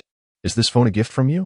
Zeng Shen recalled that his WeChat settings only permitted him to add friends, while others could not initiate the connection. Furthermore, incoming calls from unknown numbers were automatically blocked. Regrettably, he had forgotten this after providing his phone number the previous day, rendering the situation rather awkward. Please send me your phone numbers via text, and I will add you as friends later, he instructed. Understood, Master. I have already prepared the video editing you requested. Simply add me on WeChat, and I will send it to you, Xiao AI responded eagerly. All right, where are you now? Okay, you may continue with your tasks for the time being. Zeng Shen hung up the phone and awaited the arrival of Xiao AI's and Xiao Ti's phone numbers before retrieving his Xiaomi phone to search for their WeChat IDs. In no time, he successfully located both of their accounts. Their WeChat names, which Zeng Shen had personally assigned, were Xiao AI and Xiao Ti, and their profile pictures were, indeed, their own likenesses. He promptly sent a request to add them, which was swiftly accepted. Xiao AI, Master, I shall send you the video right away. Xiao Ti, Master. Upon clicking to view the video, Zeng Shen couldn't help but exclaim in admiration. Xiao AI truly embodied the essence of a versatile life assistant endowed with numerous professional skills. In the video, what was once a park square transformed into a magnificent Taoist temple nestled amidst towering mountains, shrouded in mist. Master Ma and a group of elderly women, dressed in Taoist robes as per Li Yuqing's instructions, displayed a myriad of emotions, their faces reflecting a blend of anxiety and tension as they gazed upwards. Above them, Li Yuqing was engaged in a pursuit of Lu Tongtong, with both of them enveloped in dazzling effects, at one moment a sweeping sword aura, and at another, a flurry of pink peach blossoms. To the uninformed observer, it might easily be mistaken for a scene extracted from a cinematic masterpiece, Zeng Shen mused. Chapter 46. Tender care from Xiao AI. Zeng Shen, feeling somewhat drowsy, stifled a yawn and forwarded the video to Li Yuqing. Surely, she must still be asleep. Given her recent erratic schedule, it was no surprise. She had been sleeping during the day and rising in the evening amidst chaos. No wonder she had become a deity of the undead after the catastrophe, he mused, yawning again. So sleepy, I think I shall take a nap as well. With that, he turned over and swiftly succumbed to slumber. An hour and a half later, Li Yuqing awoke, picked up her phone, and sent a message to Zeng Shen. Good morning, darling. Only then did she open the video he had sent. In that instant, she was utterly astonished by the impressive editing effects. Without hesitation, she dashed into the adjacent room where Tong Tong was also napping, exclaiming, Tong Tong, you must see the video my husband edited. It's just like a movie. Wow, he finished it so quickly? Lu Tongtong rubbed her eyes and gazed at the video on Li Yuqing's phone. Instantly, she was captivated by the visuals and special effects. Is this the little video we shot yesterday? Zeng Shen edited this today? Yes. Li Yuqing nodded vigorously. It's simply unbelievable. Shun Ji's editing skills are extraordinary. Indeed, I thought my husband was merely an amateur. With just this short video, our social media account could truly take off. Exactly. Forward the original video to me. I'll upload it to our Douyin account on my computer. By tomorrow morning, after the review, we'll know the results. All right. Li Yuqing sent the video to Lu Tongtong and was about to send a video call to Zeng Shen when Lu Tongtong interrupted. Wait, you're not wearing anything. If there's anyone else around Zeng Shen, we'd be exposed. All right. Li Yuqing stuck out her tongue and hurried back to her bedroom. In the Haoyan community, Zeng Shen was sleeping soundly when his phone abruptly rang. Without glancing at the screen, he answered it instinctively. Li Yuqing's voice resonated through the receiver. Darling, I watched your video. It's absolutely stunning. Our debut will surely attract a multitude of viewers and fans. Huh? It's so dark. Where are you? I'm in bed, he replied. Seeing Zeng Shen sit up against the headboard, Li Yuqing expressed her concern. You must have worked hard on the video all day, darling. Why don't you rest a bit more? We can chat later when you wake up. No need. Let us talk for a while. Then I'll sleep until dawn and wake up naturally, Zeng Shen replied. Kiki, you're the best, darling. This video of yours will definitely draw in plenty of traffic and fans for our debut. If the response is good, we can hire a couple of assistants to help us film a series, then take on advertisements and start live streaming. After listening to Li Yuqing's grand vision for half an hour, Zeng Shen ended the call, intending to catch a little more sleep when he heard the front door open.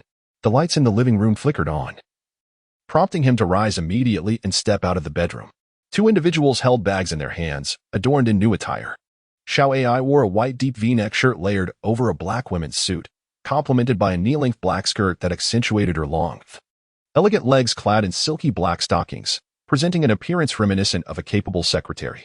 Xiao Ti, dressed more lightly, sported a form-fitting white top that hugged her slender waist, paired with loose, distressed jeans featuring several rips, through which her delicate legs, also enveloped in black stockings, were visible.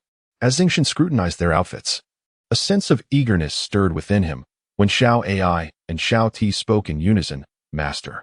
Xiao Ai waved the white food packaging bag in her hand, saying, "I noticed you have been working tirelessly, so Xiao Ti and I have brought you some meat. I wonder if you will find it to your liking." "Such thoughtfulness from you, Xiao Ai," Zeng Shen replied with a smile, extending his hand to receive the food bag, placing it on the coffee table. Upon opening it, he discovered a fragrant beggar's chicken, a platter of assorted meats, a lamb kidney, and a large bowl of goji berry and sea cucumber bone soup. Xiao Ti also placed her food packaging bag on the table and revealed its contents, a large box of grilled oysters, each one plump and succulent. Zeng Shen's appetite was piqued as he picked up his chopsticks and began to eat, inquiring, "What are your plans for transforming that warehouse into a refuge, Master?" "There is a reservoir nearby, along with a water supply plant adjacent to it. Should a disaster occur in a year, we intend to take control of that water plant and claim it as our own," Xiao Ai responded swiftly. "Moreover, near the front of the warehouse lies a vast zoo, surrounded by tall walls. If we clear out the exotic beasts within, we could excavate a tunnel connecting to the warehouse, serving as a forward base. Subsequently, we would use stored cement and reinforced concrete to erect a more formidable outer wall, along with some." Listening to Xiao Ai's elaboration, Zeng Shen savored the delicacies before him. Upon finishing, he set down his chopsticks and remarked, "Very well, proceed as you envision. If funds are insufficient, inform me, and I shall exchange some jade for money." "Understood, Master. We plan to present ourselves as returning overseas businessmen in Jinhai City," Xiao Ai continued. "Returning overseas businessmen?" Zeng Shen pondered for a moment before nodding. "Clever. This will indeed grant us substantial support and conveniences from the local authorities. While we may benefit from certain conveniences, we currently lack discreet channels to procure some foreign equipment. I believe we should wait until Xiao Ti establishes some underground connections and is prepared to invest heavily." Xiao Ai began to explain, but Zeng Shen interrupted, "There is no need for such complexities. Once we ascertain our requirements, you both shall accompany me abroad for a zero-cost shopping spree." Meanwhile, in an office building in northern Jinhai City, a massive desk was occupied by Wu Laoda, who reclined in a swaying soft swivel chair, a stunning secretary clinging to him as she vented her frustrations. Suddenly, a youthful voice echoed from outside the door. "Uncle Wu, I have uncovered all the details regarding the Yi family from Yinhai, particularly Yi Li." "Come in," Wu responded. As Wu Lao spoke, he tossed the secretary draped over him onto the expansive long desk before him, compelling her to kneel and continue serving him. The door to the office swung open, revealing a young man with sharp features and a glimmer of coldness in his eyes. "Wu Shu," he began. "The Yinhai Yi family is expanding their ventures into surrounding cities. That Yi Li, he was the one who acquired the Jin Xianwan dock in Jinhai suburb last year, which you had your eye on but failed to secure." Upon hearing this, Wu Lao suddenly seized the head of the female secretary and slammed it against the desk, his teeth clenched tightly in fury. "The Yinhai Yi family," the young man remarked, observing Wu Lao's reaction. "By the way, Wu Shu, that Yi Li is the elder brother of Lu Miao's deceased husband." Wu Lao's eyes widened in shock as he gripped the secretary's head firmly, disregarding her plight, and bellowed with rage. "Zhang Exin, inform the others. Arrange for several vehicles to head to Jin Xianwan in the suburbs, and I want that dock destroyed. I want to see Yi Li's face turned into a grotesque mess." "Understood," replied the young man named Zhang Exin, a faint, cold smile playing at the corners of his mouth as he turned to leave. Chapter 47. No, no, no. The master merely wishes to enjoy a peaceful night's rest. On the outskirts of Jinhai City, at the brilliantly illuminated Jin Xianwan dock, a multitude of dockworkers swiftly transported boxes of goods from containers onto adjacent pallets. Once the pallets were laden with cargo, a fleet of forklifts diligently transferred the goods onto awaiting trucks. Not far away, in a 3-story office building, a tall young man with a chiseled face, clad in a black suit, gazed out through the glass window at the bustling Jin Xianwan dock. Behind him stood a middle-aged man, his butler, who slightly bent forward and reported, "Young Master Yi, I have followed your instructions. Tomorrow, several of Lu Miao's key long-term clients will visit our Jin Xianwan dock. If we lower our prices just a bit, We can secure all the major clients at Jinhai Dock. Excellent, the young man replied, a hint of wicked delight gracing his features. We must secure those significant clients tomorrow. Without them, we cannot sustain the substantial expenses of such a large dock relying solely on smaller client orders. Suddenly, the office door was kicked open with a resounding bang. A group of thugs, wielding clubs, surged into the room.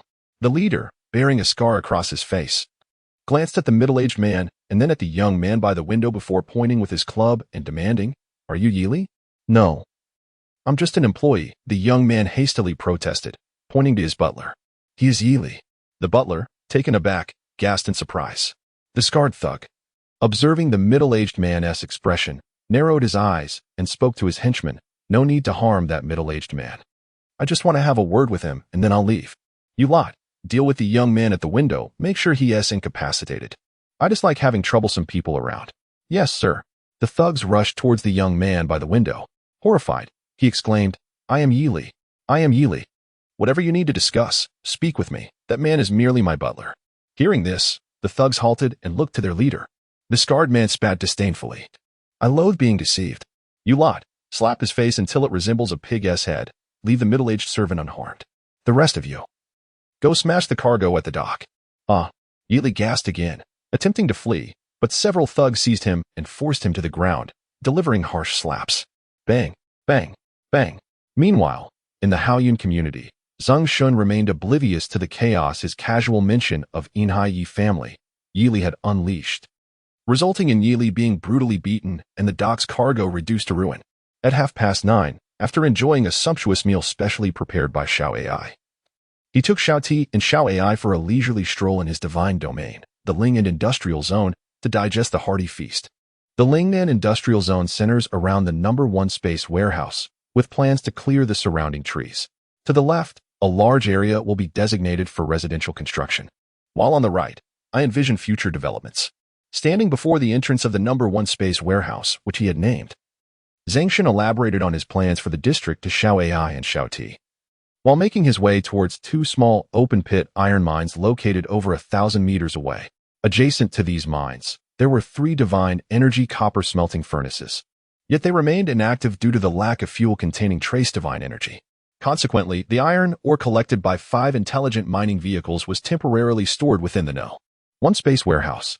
As Xiao Ti listened to Zeng Shen and Appo's plans for the Lingnan area, she nodded slightly, saying, "Master, I have similar intentions." "Indeed, Master," both Xiao Ai and Xiao Ti affirmed. Just as Zeng Shen was about to open the gate to the divine realm, he suddenly remembered that he had yet to engage in a formal battle with Xiao Ti to gain divine experience.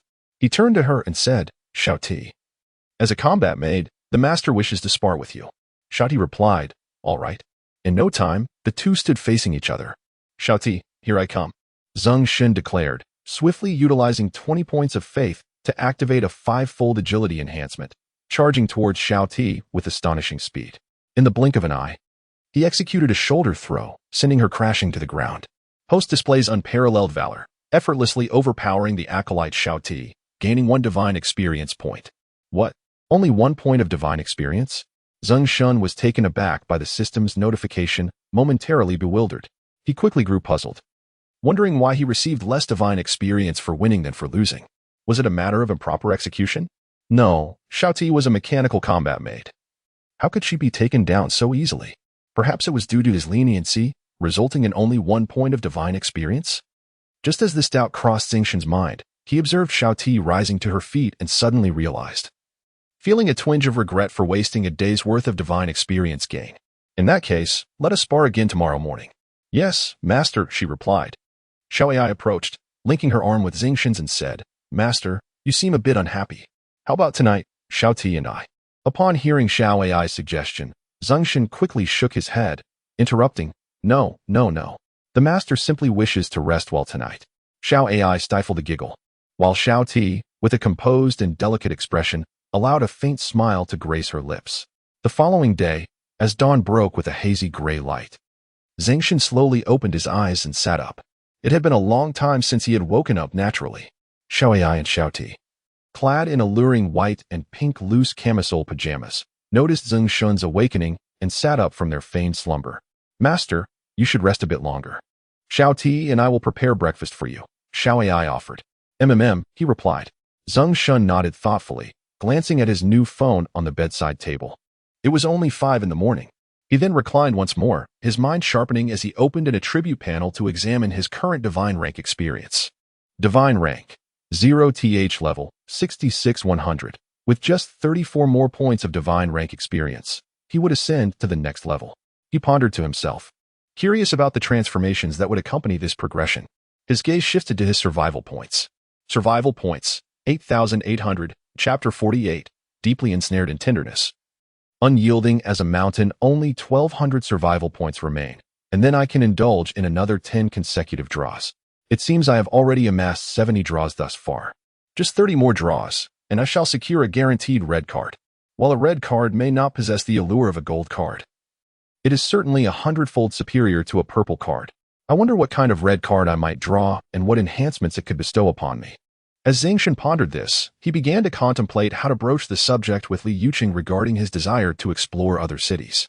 His thoughts were interrupted by the tantalizing aroma wafting from the kitchen, stirring his hunger. Promptly, he rose to freshen up. Upon completing his ablutions, he found that Xiaoai and Xiaoti had prepared 3 delectable dishes and a small pot of white congee on the table in the living room. Master, the meal is ready, Xiaoai said, removing her apron with a smile as she approached him. Zeng Shen nodded, seated himself on the sofa, accepted the bowl of congee from Xiaoti, and began to savor the food while casually inquiring about their plans for the day.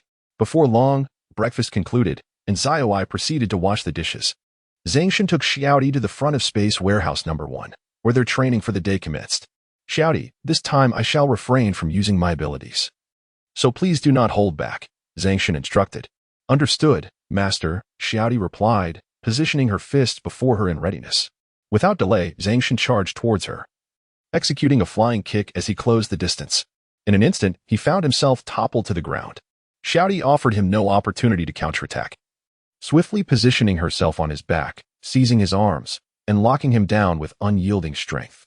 Despite his vigorous struggles, Zeng Shen could not break free from her grasp.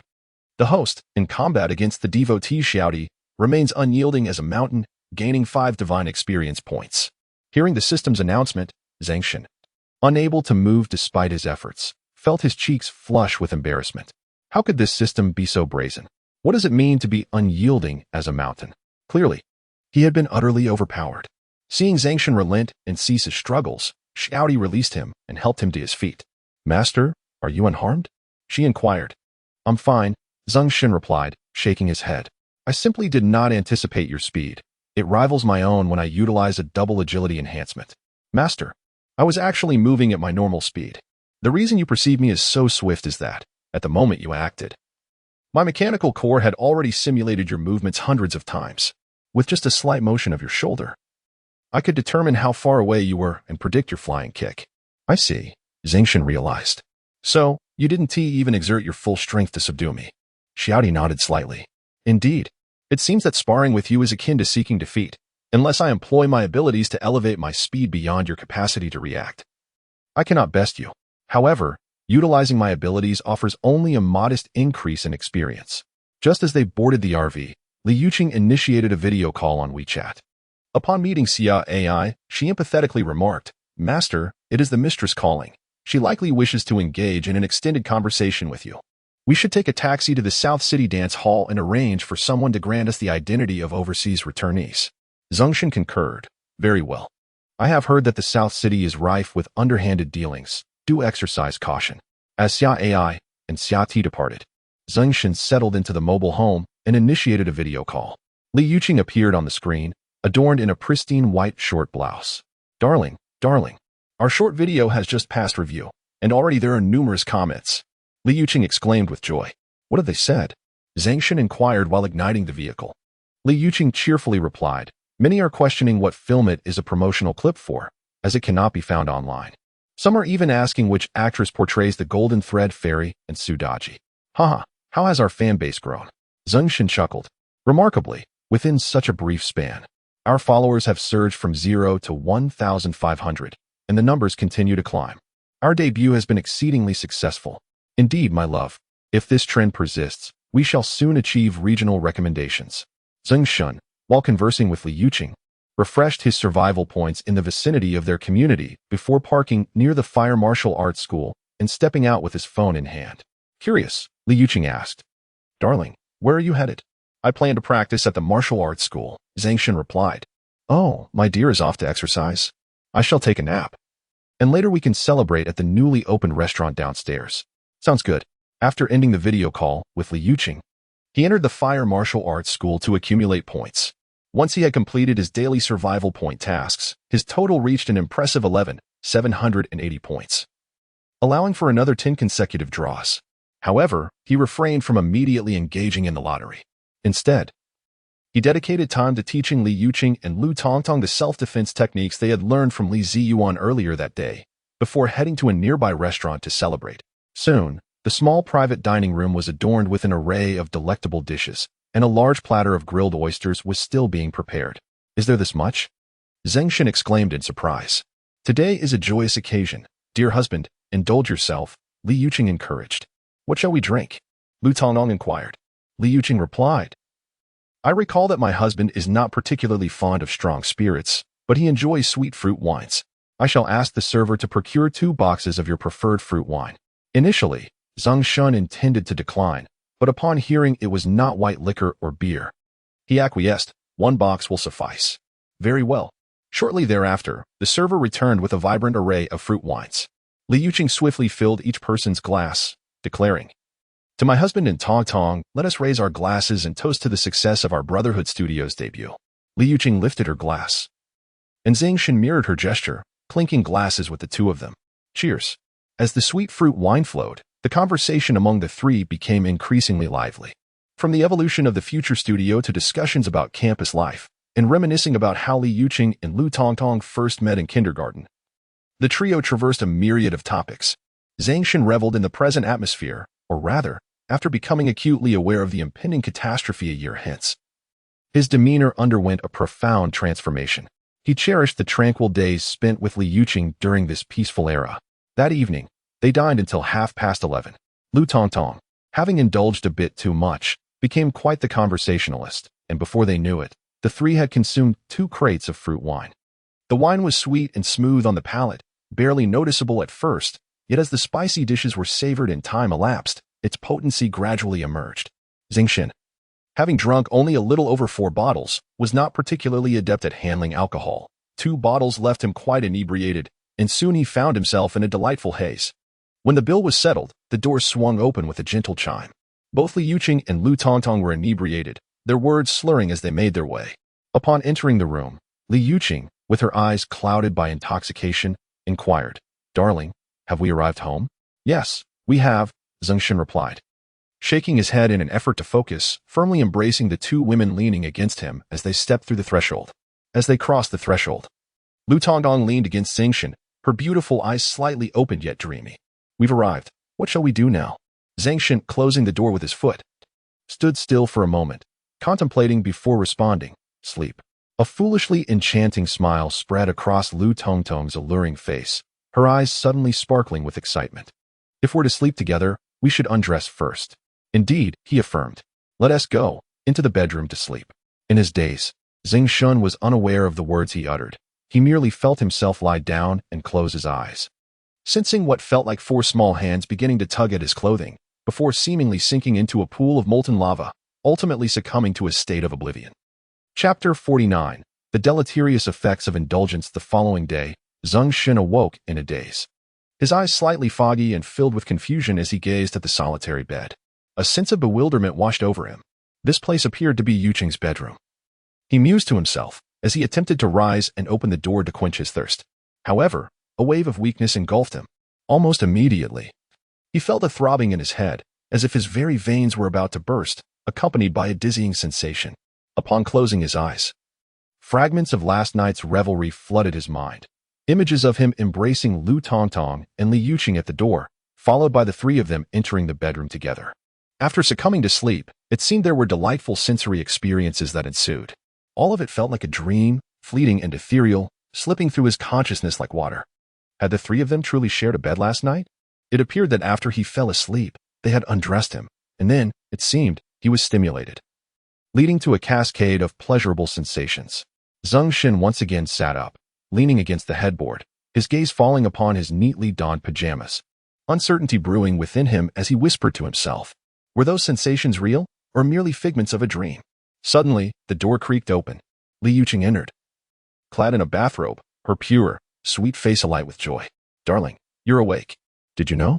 Our video has garnered over 2 million likes, and our followers have increased by more than 10,000. I think we should prepare to shoot our second short video. She interjected, settling at the edge of the bed, her sparkling eyes fixed on Zeng Shen, playfully inquiring, "Did you hope to share something with Tong Tong last night?" "No," Zeng Shen replied, shaking his head as he rubbed his throbbing temples. "It seems I drank too much and merely dreamt." Li Yuqing, upon hearing this, erupted into laughter, as if uncovering a new discovery. "So, you lose consciousness when you're drunk? It happens when one indulges too much.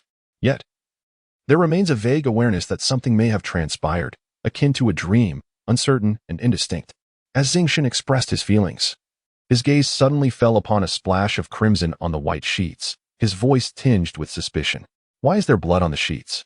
Li Yuqing glanced over, exclaiming in embarrassment, "Oh dear, that was just a surprise visit from my relatives last night. I didn't use a napkin, so it stained the sheets."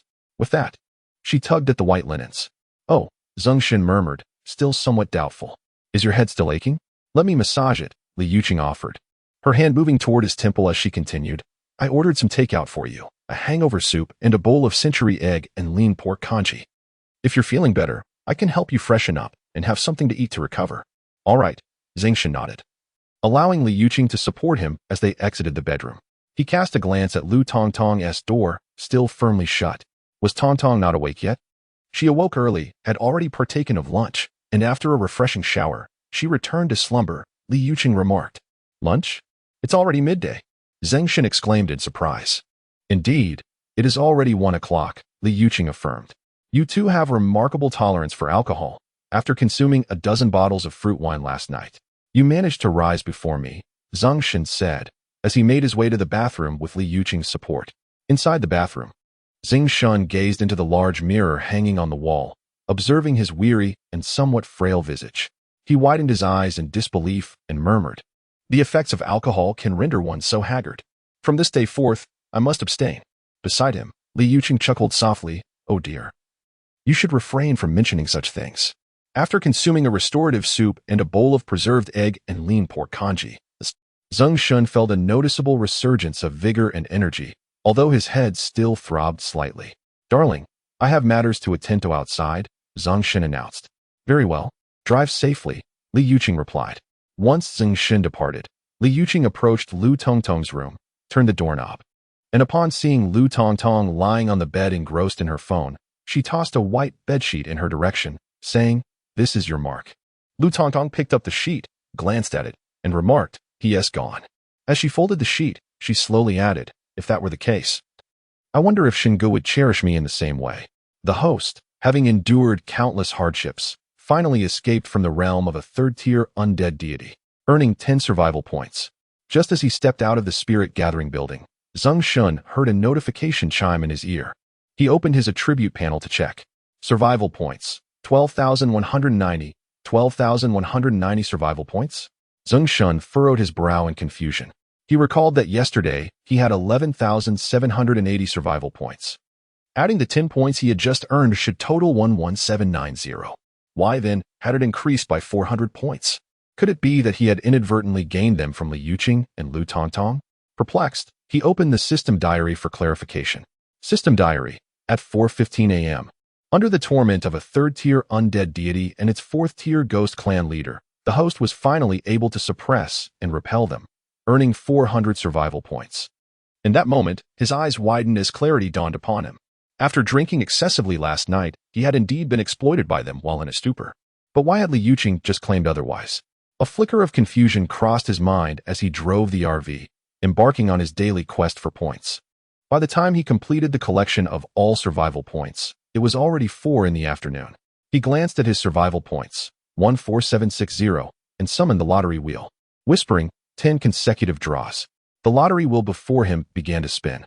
Moments later, beams of white light flashed before his eyes.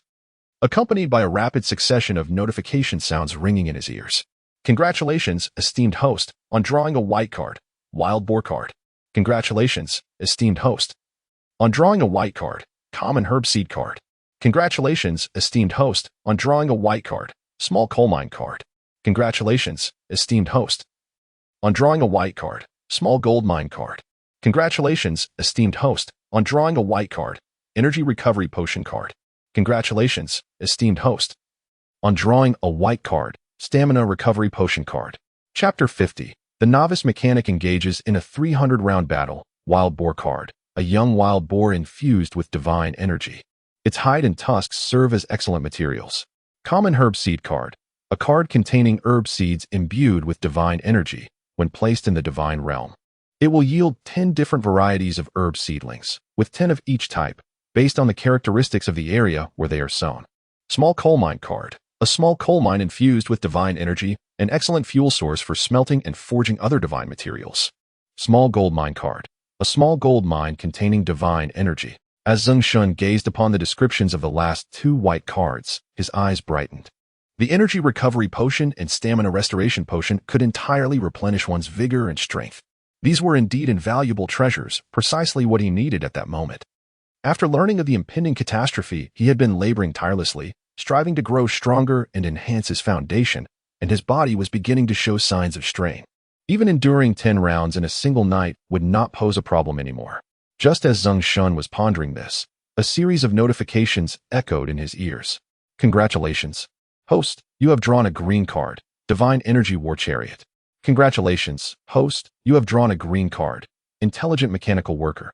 Congratulations, host, you have drawn a green card, Exotic Beast Factory. Congratulations, host, you have drawn a blue card, Skill card, Invisibility card. Disregarding the permanent card, Divine Energy War Chariot, Zeng Shen focused on the 3 newly drawn cards. Intelligent Mechanical Worker. By inputting commands, one can assign the Intelligent Mechanical Worker a corresponding job identity, enabling it to perform the designated tasks. What a remarkable asset! This Intelligent Mechanical Worker was indeed a rare treasure for the construction of the Divine Realm. By simply inputting the relevant occupational directive, it could transform into a specific worker to assist him. He thought to himself as he turned his gaze to the next card.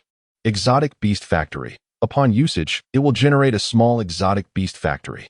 By depositing the corpses of exotic beasts, one can extract and categorize valuable divine materials from them. The higher the rank or quality of the exotic beast's corpse, the greater the likelihood of rare materials appearing. How incredibly convenient. With this exotic beast factory, he could simply toss the slain beasts inside and directly extract valuable materials. Zeng Shen couldn't help but murmur in admiration before shifting his attention to the blue card. Invisibility card, a low-level skill. The host may learn and utilize it. Once activated, both the host and any items they carry will swiftly enter an invisible state, consuming 100 faith or a certain amount of mental energy per minute. Once an attack is initiated, invisibility will be broken. When introduced into the divine realm, followers within the realm will have a chance to comprehend the skill. This invisibility card is simply extraordinary. Upon reading its description, Zeng Shen's eyes gleamed with an ethereal green light. With the skill at his disposal, as long as his faith was sufficient to sustain it, he could remain invisible in anyone's abode for as long as he wished. Without hesitation, Zeng Shen immediately learned this skill card. Regarding the beast factory, he resolved to wait until after the calamity, when the corpses of the beast would be available, to invest in the divine realm. After approximately half an hour, Zeng Shen exited the elevator and opened the door to room 902, where a delightful aroma of food wafted through the air. The voice of Xiao AI followed suit. Master, the meal is ready and can be served. Ah, splendid, Zeng Shen replied with a nod of approval, settling into a chair at the dining table. As he ate, he inquired, where is Xiao Ti? She is over there handling some matters, Xiao AI responded candidly. Zeng Shen became intrigued. Yesterday, while obtaining ID cards, a group of individuals attempted to flirt with us, thinking Xiao Ti and I were attractive. However, Xiao Ti swiftly dealt with them. Xiao AI continued. Tonight, she intends to subdue that group and have them assist us in acquiring our ID cards. Upon hearing this, Zeng Shen nodded, reassured by Xiao Ti's dealings with the forces around the southern city dance hall. After all, Xiao Ti was not human but rather a member of the mechanical clan, making it easy to manage a few unruly individuals. After finishing his meal, while Xiao Ai washed the dishes, Zeng Shen reclined slightly on the sofa, his consciousness sharpening as it surged into the divine realm. His gaze pierced through layers of white clouds, swiftly casting down wild boar cards and herbal seed cards at the juncture of plains and forests. He then released a small coal card atop the hills near the Ling and industrial zone. The rice paddies he had previously sown were left to grow wildly, with some weeds also thriving, competing for nutrients with the rice. Zeng Shen retrieved the intelligent mechanical worker card, focusing his mind, and the green card in his hand transformed into a beam of emerald light. Within the light, a humanoid machine enveloped in aluminum alloy, reminiscent of a diminutive Gundam robot, gradually materialized. As Zeng Shen examined the aluminum alloy robot, Xiao Ai entered, having finished washing the dishes. "Master," she greeted. At that moment, she had removed her apron, donning only a refreshing white shirt, a short denim skirt, and black stockings, exuding an alluring charm. Xiao Ai approached Zeng Shen and smiled. "Master, you simply need to open the cover on its back and perform the initial identity authentication. This will allow it to remember your voice and appearance, enabling you to issue commands verbally." "Ah, I see," Zeng Shen acknowledged, diverting his gaze from Xiao Ai to the back of the intelligent mechanical worker. There, he discovered a red switch button and pressed it. The cover on the back of the intelligent mechanical worker sprang open, revealing a liquid crystal display. The screen indicated initial identity authentication. Following the instructions on the screen, Zeng Shen completed the identity verification and softly commanded, "Rookie, transform into a laborer." Instantaneously, the mechanical worker's eyes, resembling alloy projectiles, illuminated, and it scanned the rice paddies before it, articulating in a mechanical tone, "Master, the 3 acres of rice paddies have not been tended to. Shall I manage them in their entirety?" "Yes," Zeng Shen replied. At that moment, the intelligent mechanical worker, dubbed Rookie by him, began to stride towards the rice paddy, then crouched down earnestly, swiftly removing the rampant weeds from the field. Before long, a small area was cleared. Zeng Shen observed this with great satisfaction. If only a few more intelligent mechanical workers could be summoned, many menial tasks in the divine realm would have someone to handle them. "Master!" Suddenly, a voice called out from the living room beyond the gate of the divine realm. Zeng Shen turned his head, his eyes brightening. In the living room, Xiao Ti was clad in a sleek black cloak, beneath which she wore a snug black short top that reached her waist, complemented by a pair of fitted black leather pants and high heels. Her stylish bangs swept to the left, giving her an air of striking elegance. "Xiao Ti, your outfit is simply stunning. It exudes the essence of a formidable heroine straight out of a Hong Kong film," Zeng Shen praised as he stepped out of the divine realm's gate, wrapping his arms around her delicate waist. "Does the master approve?" Xiao Ti inquired, lifting her chin confidently. "Indeed," Zeng Shen replied. And as he gazed at her slightly raised chin, memories of the previous night flooded back, inspiring him to redeem himself. He glanced towards the energy and stamina potions in his backpack and, with focused intent, summoned 10 vials, red and blue test tubes, each the length of his finger. The red vials contained stamina potions, while the blue ones held energy potions. Zeng Shen took one of each and consumed them in one swift motion. Instantly, he felt the coolness of the potions as they entered his body, followed by an exhilarating surge of vitality coursing through every cell, rejuvenating him completely. In fact, he felt an overwhelming surge of energy. In that moment, Zeng Shen pulled Xiao Ai and Xiao Ti close, dashing towards the bedroom. 4 hours later, a notification chimed in his ear. Chapter 51. There is no time like the present. The following morning at 8 o'clock, Zeng Shen awoke, sitting up and murmuring to himself. To his surprise, he had played with Xiao Ai and Xiao Ti until 6 in the morning before finally succumbing to slumber. Despite having only slept for a mere 2 hours, he felt as invigorated as if he had rested for 8 hours, brimming with energy. He even sensed that this state could endure for an entire week. Upon hearing Zeng Shen's voice, both Xiao Ti and Xiao Ai stirred from their feigned slumber and sat up. "Master, these 2 potions are intended for consumption by divine beings," Xiao Ai remarked with a smile. "No wonder," Zeng Shen replied, realization dawning upon him. Xiao Ti added, "Moreover, these potions contain a trace of divine energy that will nourish every cell in your body for a week." "It's no wonder I feel this state can persist for a week," Zeng Shen mused, then suddenly posed a question. "After consuming these potions infused with divine energy, is the divine energy ultimately absorbed by my body?" Both Xiao Ti and Xiao Ai shook their heads in unison. "No," Xiao Ai explained further. "The divine energy within these potions can only be fully absorbed by a divine being and Apos' body. Otherwise, it will gradually dissipate into the air. Upon hearing this, Zeng Shen understood. I see. If I were to feed rice imbued with divine energy from the divine realm to myself or to beings that are not divine, it would merely nourish the cells and enhance the physical state, but it wouldn't be retained in the body for the long term. It would eventually dissipate. Xiao Ai and Xiao Ti nodded in agreement. What a pity, Zeng Shen remarked with a hint of regret. I had hoped to cultivate divine beings through this method. He then picked up his phone, only to be greeted by a sudden text message. Hello, Mr. Zeng. Your income from the headline watermelon video this month is 513 yuan, which has been automatically transferred to your account. Zeng Shen was filled with emotion as he read the message. Excluding the potential earnings from the jade in Shi Mingxiang's possession and the 400 million on the Supreme card belonging to Xiao Ti and the others, his available cash savings amounted to over 90 million yuan, an amount several times greater than that 500 yuan. Although this sum was modest, it had once been a significant source of living expenses for him each month, allowing his parents to refrain from pulling from their meager income to support him. With this thought in mind, Zeng Shen opened WeChat, located his mother's account, and initiated a transfer, entering 10 million yuan to send. Observing this, Xiao Ai softly remarked, Master, how will you explain the source of this money to your mother? Indeed, it was a challenging explanation to navigate. Upon hearing Xiao Ai's words, Zeng Shen paused momentarily, gazing at her, and inquired, Then Xiao Ai, what do you suggest we do? With only a year remaining until the catastrophe, I wish to provide my parents with the ability to purchase what they desire and to lead the lives they yearn for, relishing in the final year of tranquility. Master, you wish for your parents to present a dignified image before relatives, Xiao Ai replied. Moreover, you wish for uncle and aunt to feel a sense of pride due to you, and not through the vulgarity of flaunting wealth, added Xiao Ti, who was nearby. All right. Since you both have discerned my intentions, let us disregard my earlier statements, Zeng Shen remarked, his previously earnest expression fading. Then he continued. Given that you two have seen through me, what should I do?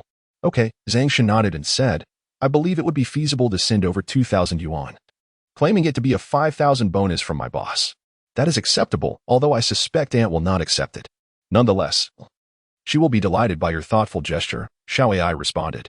Upon hearing this, Zeng Shen sent a brief message to his mother, inquiring after her well-being, and subsequently mentioned his excellent performance at his internship, which had earned him a 5,000 bonus, while also transferring 2,000 yuan. Indeed, as Xiao Ai had predicted, Zeng Shen felt a wave of hesitation upon reading his mother's reply. In his youth, his late grandfather and grandmother disapproved of his mother for being 3 years older than his father, and they held a disdain for his father, the second born in the family, which indirectly led to their disregard for him as well. Moreover, many relatives in the clan were emotionally distant when they sought help. They would criticize if he did not comply, resorting to moral coercion. Yet when he faced difficulties, his immediate family was often the one to extend a helping hand. During that time, Zeng Shen keenly felt that distant relatives were not as reliable as close neighbors, and that his maternal relatives were far more genuine than his paternal kin. Naturally, after entering university, he lost the desire to participate in ancestral rites at the clan temple or to engage with those relatives. Nor did he wish to listen to their boastful tales. Hearing Xiao Ai's remark, Zeng Shen chuckled. Xiao Ai truly lives up to her role as my attentive servant. Come now, let me reward you with a kiss. In response, Xiao Ai and Xiao Ti left the warmth of the bed to prepare breakfast for him. Before long, Zeng Shen concluded his conversation with his mother, rose to wash up, and proceeded to breakfast. After finishing his meal, he swiftly completed his daily tasks of accumulating points. Time flew, and soon it was afternoon. After teaching Lu Miao a new self-defense technique, he drove around the western part of the city for quite some time, yet failed to locate Huang Ziliang and his group of ruffians. In the studio, Lu Tongtong and Li Yuqing were engrossed in writing dialogue for their second video recording in a small notebook. Zeng Shen sat on the sofa, observing Lu Tongtong, who was rehearsing her lines with Li Yuqing, her demeanor still charming and effortlessly natural. Unconsciously, memories of the previous evening's experiences flooded his mind. Had it not been for the system's diary confirming that something had transpired among the three of them, Zeng Shen would have genuinely believed that the hazy sensations of that night were merely a figment of his imagination. Upon hearing Zeng Shen's remark, Lu Tongtong burst into laughter. Chapter 52. The bold Lu Miao. The following morning, Zeng Shen, after acquiring 200 survival points from Li Yuqing, subsequently claimed another 200 from Lu Tongtong under the pretense of practicing self-defense techniques. Satisfied, he drove his RV collecting survival points from the vicinity before heading to Lu Miao's office building at Jinhai Dock. Lu Miao, having joyfully concluded her meeting, glanced at the clock. Noting it was 12:30, she prepared to apply a facial mask and take a nap while eagerly anticipating Zeng Shen's arrival. For Lu Miao, each afternoon spent waiting for Zeng Shen had become the highlight of her otherwise busy day, a source of great joy. She found it difficult to articulate the inexplicable fondness she felt for this younger man, who, despite being a few years her junior, seemed to possess the maturity of someone much older. Even though she was aware of his existing relationship, she could not suppress the warmth that blossomed within her. She often regretted her hasty decision to marry, wishing instead for the chance to be his lover, to experience his care and affection more intimately. With a soft sigh, she felt a pang of frustration.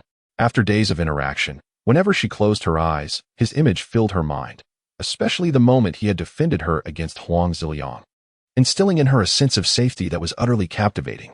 It was as if she had fallen for this unexpectedly charming youth, this younger brother figure. Yet, she found herself perplexed by his intentions. Why was he so kind to her? Did he feel obligated to take responsibility? But she needed no such thing. Was it possible that her expressions of affection were insufficiently bold? Or perhaps she lacked the allure to captivate him?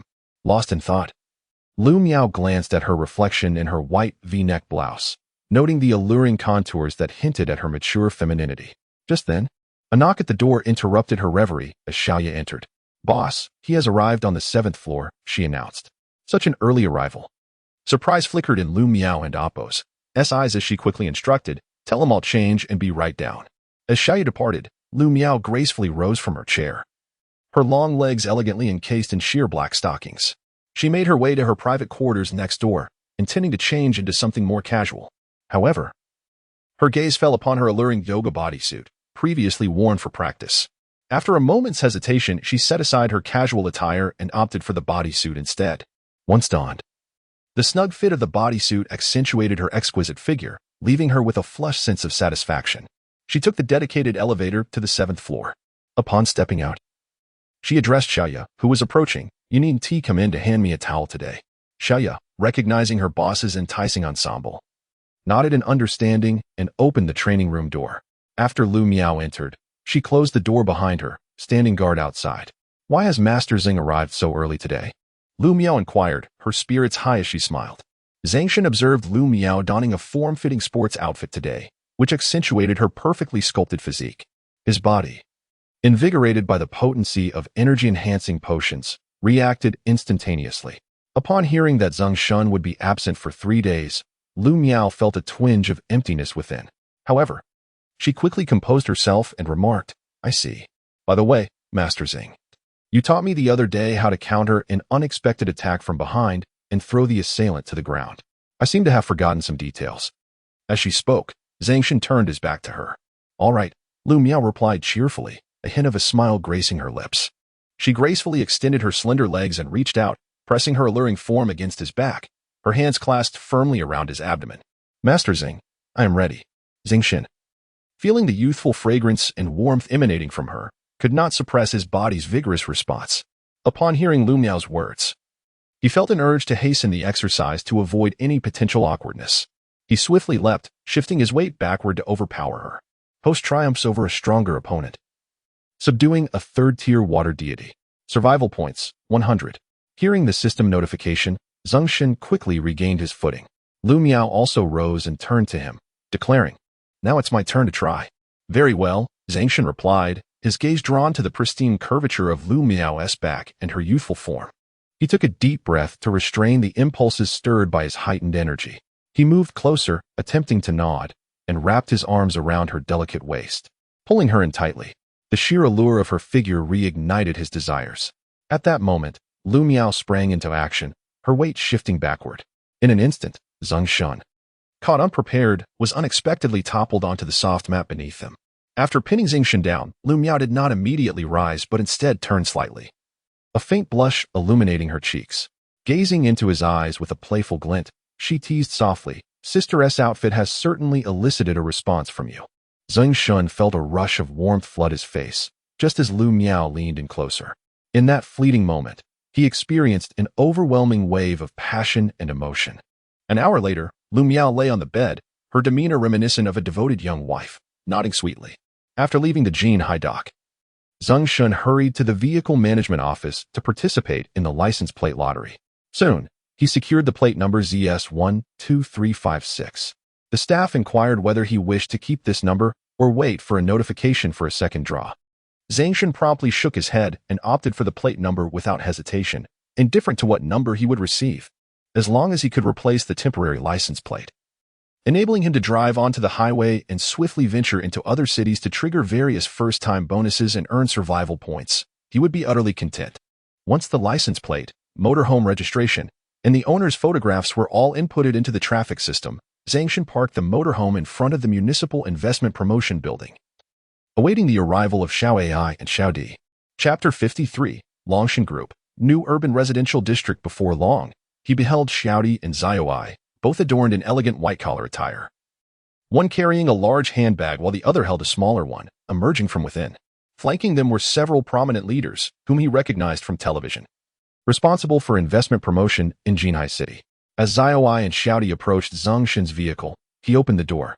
However, the two women did not immediately enter. Instead, they turned to address a middle-aged man beside them, who appeared somewhat portly with graying hair at the temples. The individual, referred to by Xiao Ai as Leader In, smiled and said, "Miss Alice, as long as your Longshan Group is willing to develop the abandoned warehouse area on the outskirts of the eastern city into a new urban residential district, alleviating the growing population pressure in our city, please feel free to express any needs you may have. We assure you of absolute convenience. Additionally, should you choose to explore new sites for development in other districts to address employment pressures, the Jinhai Investment Promotion Office will fully cooperate." "Thank you, Leader In. We appreciate your future support for us overseas Chinese," Xiao Ai replied, extending her hand for a brief handshake with Leader In before turning to take her seat in the back. As Xiao Di closed the door of the vehicle, Zeng Shen pressed the accelerator, swiftly driving away while inquiring curiously, "This Longshan Group, it wouldn't happen to be a product of your fabricated identities, would it?" "Indeed, Master," Xiao Ai affirmed. Zeng Shen furrowed his brow, pondering whether such a scheme could be exposed. "Rest assured, Master. This group is a real estate company on the verge of bankruptcy in a small foreign nation. Just yesterday, Xiao Di and I invested $1 billion to fully acquire it through a remote takeover," Xiao Ai explained. "Very well. I trust your judgment. However, according to what you discussed with Leader In regarding the new urban residential district, I wonder if the $4 billion in funds I provided will suffice," Zeng Shen queried. "Master, the $4 billion in startup capital will enable Xiao Ai to leverage a financial game worth hundreds of billions when the impending disaster arrives," Xiao Di whispered. A realization dawned upon Zeng Shen as he connected the dots. "I see. The same principle of playing the game with empty hands applies here. Just as I did at the recruitment bank." To the Southern Song and Dance Street. "What is the plan?" Zeng Shen asked. "There are some new recruits from yesterday who likely need to be disciplined to ensure their compliance," Xiao Di replied, a playful smile gracing her lips as she stood, retrieved the large handbag, and made her way to the resting area in the back of the vehicle. Zeng Shen turned his gaze to the camera monitor in front of the RV, observing as Xiao Di entered the resting area and swiftly disrobed. She then donned a pristine short top that reached her waist, layered with a stylish suit jacket. Her lower half was adorned with last night's striking black leather pants, complemented by high-heeled shoes. Soon after, she adjusted her hair, revealing a chic side-swept fringe that accentuated her exquisite features. When Xiao Di returned to her seat, her entire demeanor radiated a transformed elegance. Zeng Shen gazed at the charismatic Xiao Di, exuding an air of a big sister, and then at the elegantly attired Xiao Ai, embodying the essence of a professional elite. Involuntarily, he remarked, "You two are truly chameleonic sprites." Xiao Ai chuckled. "If we weren't somewhat chameleonic, how could we serve as the master and Appo's right and left hands?" At her words, Zeng Shen burst into hearty laughter. Soon, the RV halted at the southern dance hall of the city. After bidding farewell to Zeng Shen, Xiao Di stepped into the bustling streets of Jinhai City, where diverse individuals congregated. As soon as they disembarked, Zeng Shen noticed two cool young women clad in black leather pants and jackets swiftly approaching Xiao Di. They murmured something to her before trailing closely behind as they strode confidently into a dance hall. "Master, those two girls were lured here from remote mountainous regions to become singers, and there were even attempts to coerce them into unsavory activities. Fortunately, Xiao Di encountered and rescued them, and they have now become her eyes and ears here," Xiao Ai succinctly explained. "Indeed," Zeng Shen nodded, pressing the accelerator to navigate into an isolated, abandoned factory, where he came to a stop. Almost immediately, his senses sharpened, and before him appeared a divine energy battle vehicle, slightly larger than the RV.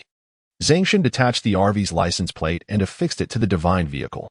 Meanwhile, Zai busily transferred items from the RV to the divine energy vehicle and input commands on its display screen to scan the exterior and interior of the RV.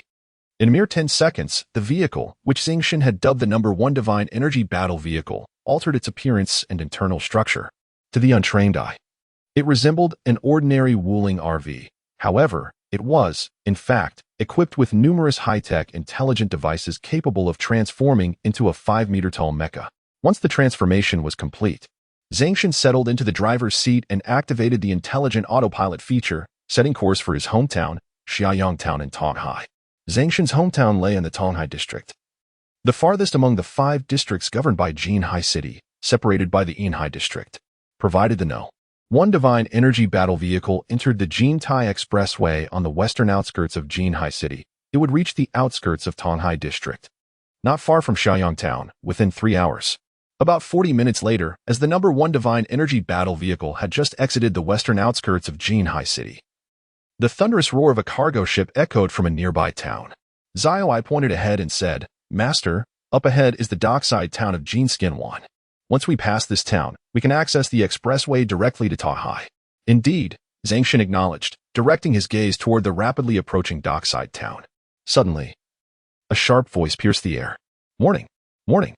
The host is approaching a 3rd-tier water deity, as well as 2nd and 1st-tier water deities. If detected, the consequences may be dire. Please evade swiftly." To emphasize the severity of the situation, a panel with a reddish-purple hue vibrated incessantly before his eyes. It seemed as though the moment for a significant encounter had arrived, exhilarating. Chapter 54. The fallen deity Zeng Shen felt a surge of joy as he marked the location on the map before him. Leaning back in his seat while awaiting the passage of the #1 energy vehicle through the quaint dock town. After all, as long as he could depart unscathed, he would effortlessly accrue 1,000 survival points. As for the subsequent survival points from the deities, he could collect them whenever he found the time. Just as Zeng Shen entertained these thoughts, his attention was suddenly drawn to a commotion at the dock gate, about 30 meters away. A group of youths, seemingly intent on causing trouble, brandished sticks as they appeared to be negotiating with the dock workers and overseer. However, no altercation seemed imminent. Yet, Zeng Shen couldn't shake the feeling that one of the young ruffians bore a striking resemblance to someone he knew. The #1 energy vehicle had sped past so swiftly that he hadn't had a moment to discern the details before it rolled out of the dock town. A notification then echoed in his mind. "Host, you have safely departed the dock town where 3rd-tier and 2nd-tier water deities were present. Survival points, 10. What is this? Why only 10 points? Stunned by the notification, Zeng Shen quickly commanded, "1, turn the vehicle around and stop by the dock gate." "Understood, Master," came the mechanical response as the vehicle adjusted its course and halted at the entrance. "Is something wrong, Master?" Xiaoyai inquired, perplexed. "No. I just thought someone at the dock looked familiar. I'll go greet them. Wait for me here." With that, Zeng Shen donned a disguise mask, altering his appearance, and stealthily approached the open, unguarded dock gate. As he drew closer, he finally recognized the young ruffian wielding a stick and shouting at the dock overseer. "Wasn't he that Huang Ziliang, the troublemaker? What brought him and his gang all the way out to this remote dock? No wonder Zeng Shen hadn't spotted him around Jinhai dock these past few days." Muttering to himself, he rolled up his sleeves and quietly edged forward, eager to eavesdrop on their antics and perhaps greet them, hoping to collect the survival points they had missed out on today. At that moment, Huang Ziliang and his band of miscreants remained blissfully unaware of the malevolent gaze fixed upon them from behind. They regarded the portly overseer, representing the dock workers, with disdain, sneering at the cigarettes he held. The overseer, sweating profusely, shook his head vigorously. No, our superior has stated that as long as you refrain from causing trouble daily, everything can be negotiated." "Everything can be negotiated? Fine," Huang Ziliang replied, extending 3 fingers. "We demand a monthly tribute of 300,000. "What? 300,000 every month?" The overseer's expression shifted to one of shock. "What's wrong? You don't want to comply, do you?" Huang Ziliang shouted aggressively, rallying his comrades beside him. "Brothers, charge in and smash their goods." Upon hearing that the yellow-haired ruffians were planning to destroy their cargo, The workers behind the corpulent supervisor erupted in anger. You dare to try? Do you really think the workers at Zeng Shen Wharf are pushovers? They bellowed. Brothers, show your weapons. Many workers, with a fierce resolve, brandished their prepared clubs, shovels, and beer bottles. The corpulent supervisor, sensing an imminent brawl, hastily commanded his workers to retreat and, with a sense of urgency, addressed the yellow-haired ruffians with exaggerated respect. Wait, brothers. Everything can be negotiated. 300,000 a month is no small sum. I must consult my superior first. Huang Ziliang, pleased with the supervisor's demeanor, urged, hurry up, don't waste my time. With that, he couldn't contain his laughter, sharing the joy with his brothers. After all, it had been several days of misfortune for them. They had no idea which malevolent spirit they had angered or if they had failed to pay proper homage to the god of war. Every time they sought to make some money, a stranger would suddenly appear, agile and fierce, and beat them mercilessly. For several consecutive days, they had gained nothing but endured relentless humiliation. Yesterday, Scarface, one of Lu's men, had sent him to stir up trouble for the Yi family at Enhai, and this morning informed him that if the opposing side was willing to concede and pay 200,000 a month, everything could be amicably resolved. Upon hearing there was profit to be made and that the locals were willing to submit, he naturally hesitated to escalate the conflict further. Zeng Shen observed the lack of violence with a hint of disappointment on his face. He had hoped to seize the opportunity to teach the unrepentant Huang Ziliang and his lackeys a lesson, earning himself 580 survival points. However, since the clash did not materialize, he was compelled to seek opportunities elsewhere. With a focused mind, he stealthily approached the containers behind the workers, gradually revealing his presence unnoticed. As he drew near the workers, the corpulent supervisor stepped aside to quickly dial his superior's number. In an office at Zeng Shen Wharf, young Master Yi seethed with frustration as he watched the ruffians reappear in the distance. It seemed never-ending. Suddenly, the door swung open, and his middle-aged butler rushed in, reporting, Young Master Yi, the cargo belonging to General Jia, General Shen, and General Li has been the most severely targeted lately. The opposing side claims our area is unsafe, has unilaterally terminated our cooperation, and demands double compensation before turning to the Lu Miao Wharf. The significant clients from the Lu Miao family, previously scheduled to meet, have also declared their unwillingness to engage in contracts with us. After inquiring, we discovered that someone impersonated your name at a bar in the Western Docks and slapped Wu. Yi and Apos' face turned pale as he listened to the butler and Apos' report on the dire situation at the wharf. When the middle-aged butler uttered his final words, it nearly drove him to the brink of apoplexy. Who on earth, he fumed, has the audacity to impersonate me and bring this calamity upon my head? Cursing their ancestors for generations? Despite his usual composure, Yili could not help but erupt in frustration. Young master, please calm down. I have already reached out to clarify the situation, and I sent your photograph to the other party to prove that the individual in question was not you. The butler implored. Clarification? What good will that do? They likely already know I wasn't the one present, and are merely seeking a pretext to save face before my subordinates and the outside world. Now, they probably intend to exploit me further, Yili thundered. Should we inform the master and seek his assistance in? The butler began, but was cut off by Yili's furious interruption. Do you wish for our family to believe I am utterly inept? Suddenly, a ringtone pierced the tension. The butler glanced at his phone. It was a call from the port, where the overweight steward was dealing with some troublesome ruffians. Young master, it's a call from Supervisor Zheng. Chapter 55. The various initial brushes on the expressway. The butler immediately connected the call, and the voice of the corpulent supervisor erupted on the line. Boss, they are willing to settle and will not cause any more trouble, but they demand a monthly payment of 300,000. Upon hearing this, Yili was both infuriated and amused. They damaged my goods, drove away my clients, and now they want me to pay them 300,000 every month? Absolutely not. Let them go to hell. The butler, sensing his young master's ire, quickly intervened. Young master, I understand your indignation, but if we refuse to pay, our losses will only escalate each month. I believe we can stabilize the situation for now. And once we ascertain who is backing that Wu boss, we can then lavishly offer gifts, eliminating the need for these monthly payments. Yili gradually calmed down upon hearing this suggestion and, albeit reluctantly, agreed. Proceed as you said, and instruct Xiaozheng not to provoke them.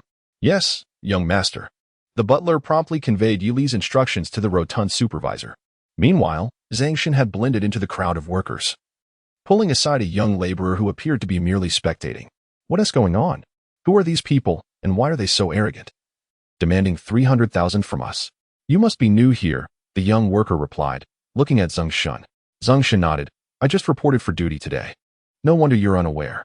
Let me tell you, I heard that our boss, Yili, refused to pay a lady at the dock bar and even assaulted Wu boss in the process. Consequently, they have been sending people over to create disturbances. Zeng Shen could not suppress a laugh at the young worker's words, prompting a few anxious workers nearby to glance over. My apologies, I haven't undergone any professional training. But I can't fathom our boss committing such acts, ordering a service, refusing payment, and even resorting to violence. Clearly, they are fabricating an excuse to stir trouble, he remarked. Indeed, there must be some misunderstanding at play, another worker chimed in.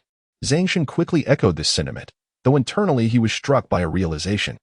He had anticipated that his offhand use of a false name at the dock bar would inadvertently entangle the Yi family's Yili with that Wu boss. It makes sense now why Huang Ziliong traveled such a distance, bringing his lackeys here. It all stems from my actions, Zeng Shen mused. A smile creeping to his lips as he recalled Lu Miao's words from the previous day. It seemed that his unintentional meddling had yielded unforeseen consequences. Observing the situation, Zeng Shen surmised that Yili was indeed feeling cornered and compromised. If Yili capitulated, how could Zeng Shen accumulate survival points against the yellow-haired ruffians and their leader? Moreover, one cannot extort others without facing repercussions. With this determination, Zeng Shen resolved to empower Yili, alleviating his sense of suffocation. Just as the corpulent supervisor was about to speak again, Zeng Shen shouted with fervor, Damn it! Do you thugs think we, the workers, are easy prey? Brothers, I can't stand by any longer. Let us confront them. Do they truly believe we are to be trifled with? With that, Zeng Shen sprang forward, delivering a decisive kick that sent the yellow-haired ruffian crashing to the ground. The host triumphs over the formidable, subduing a third-tier water deity, earning a survival score of 100. Listening to the familiar notification echoing in his ears, Zeng Shen felt a surge of joy within him. However, the yellow-haired ruffian and his cohorts could not share in this delight. It was a blatant affront to their pride. In their line of work, reputation is paramount. They had intended to negotiate peacefully, yet the first blow was struck. This disregard for face was intolerable. Immediately, supported by his minions, the yellow-haired thug bellowed in fury. You dare to disrespect us? Brothers, let us deal with them. The hot-headed workers could no longer endure these thugs, especially since they had previously been assaulted during a cargo incident. Now, seeing that someone had taken the lead, they knew that when the time came for accountability, the repercussions would not be severe for them.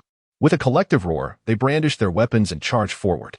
The portly overseer, witnessing the sudden outbreak of violence, panicked and attempted to intervene, but the yellow-haired thug was the first to strike, delivering a vicious slap that knocked out a tooth. Yet, in the next moment, Zeng Shen, empowered by a doubled agility enhancement, propelled the thug violently away. He then sprinted towards several familiar clients, delivering swift kicks. Before long, under Zeng Shen's cunning advantage, the thugs were thoroughly routed. Meanwhile, Yili, seated in his office chair, sprang up upon hearing the voice from his butler's phone call, shouting in frustration, Useless. All of you are utterly useless. At that moment, an unfamiliar mobile number rang through to his landline. He contemplated hanging up, but suddenly hesitated, and after a brief pause, decided to answer. On the other end, a cold voice belonging to Scarface emerged. No, listen to me, Yili urged, but the line fell silent, replaced by the monotonous beeping of a disconnected call. Instantly, Yili slumped back into his office chair, defeated. Zeng Shen opened the door to the driver's cabin and stepped inside, softly instructing, Number 1, resume our journey to Tonghai Undersea Town. Acknowledged, Master, replied the mechanical voice of the Number 1 divine vehicle, swiftly turning the vehicle towards the Golden Iron Expressway. As they approached the highway, the Number 1 divine vehicle inquired, Master, ahead lies the toll station of the Golden Iron Expressway. Should we activate stealth mode to pass through? No, as we near. Stop normally at the window for payment before proceeding onto the highway. Understood, Master. Upon receiving the toll card from the attendant, Zeng Shen feigned acceleration, gradually departing from the toll booth and merging onto the expressway. Once on the highway, he engaged the vehicle's autopilot feature. After traveling for over 10 minutes and passing a small village adjacent to the highway, a warning notification blared. Danger! Danger!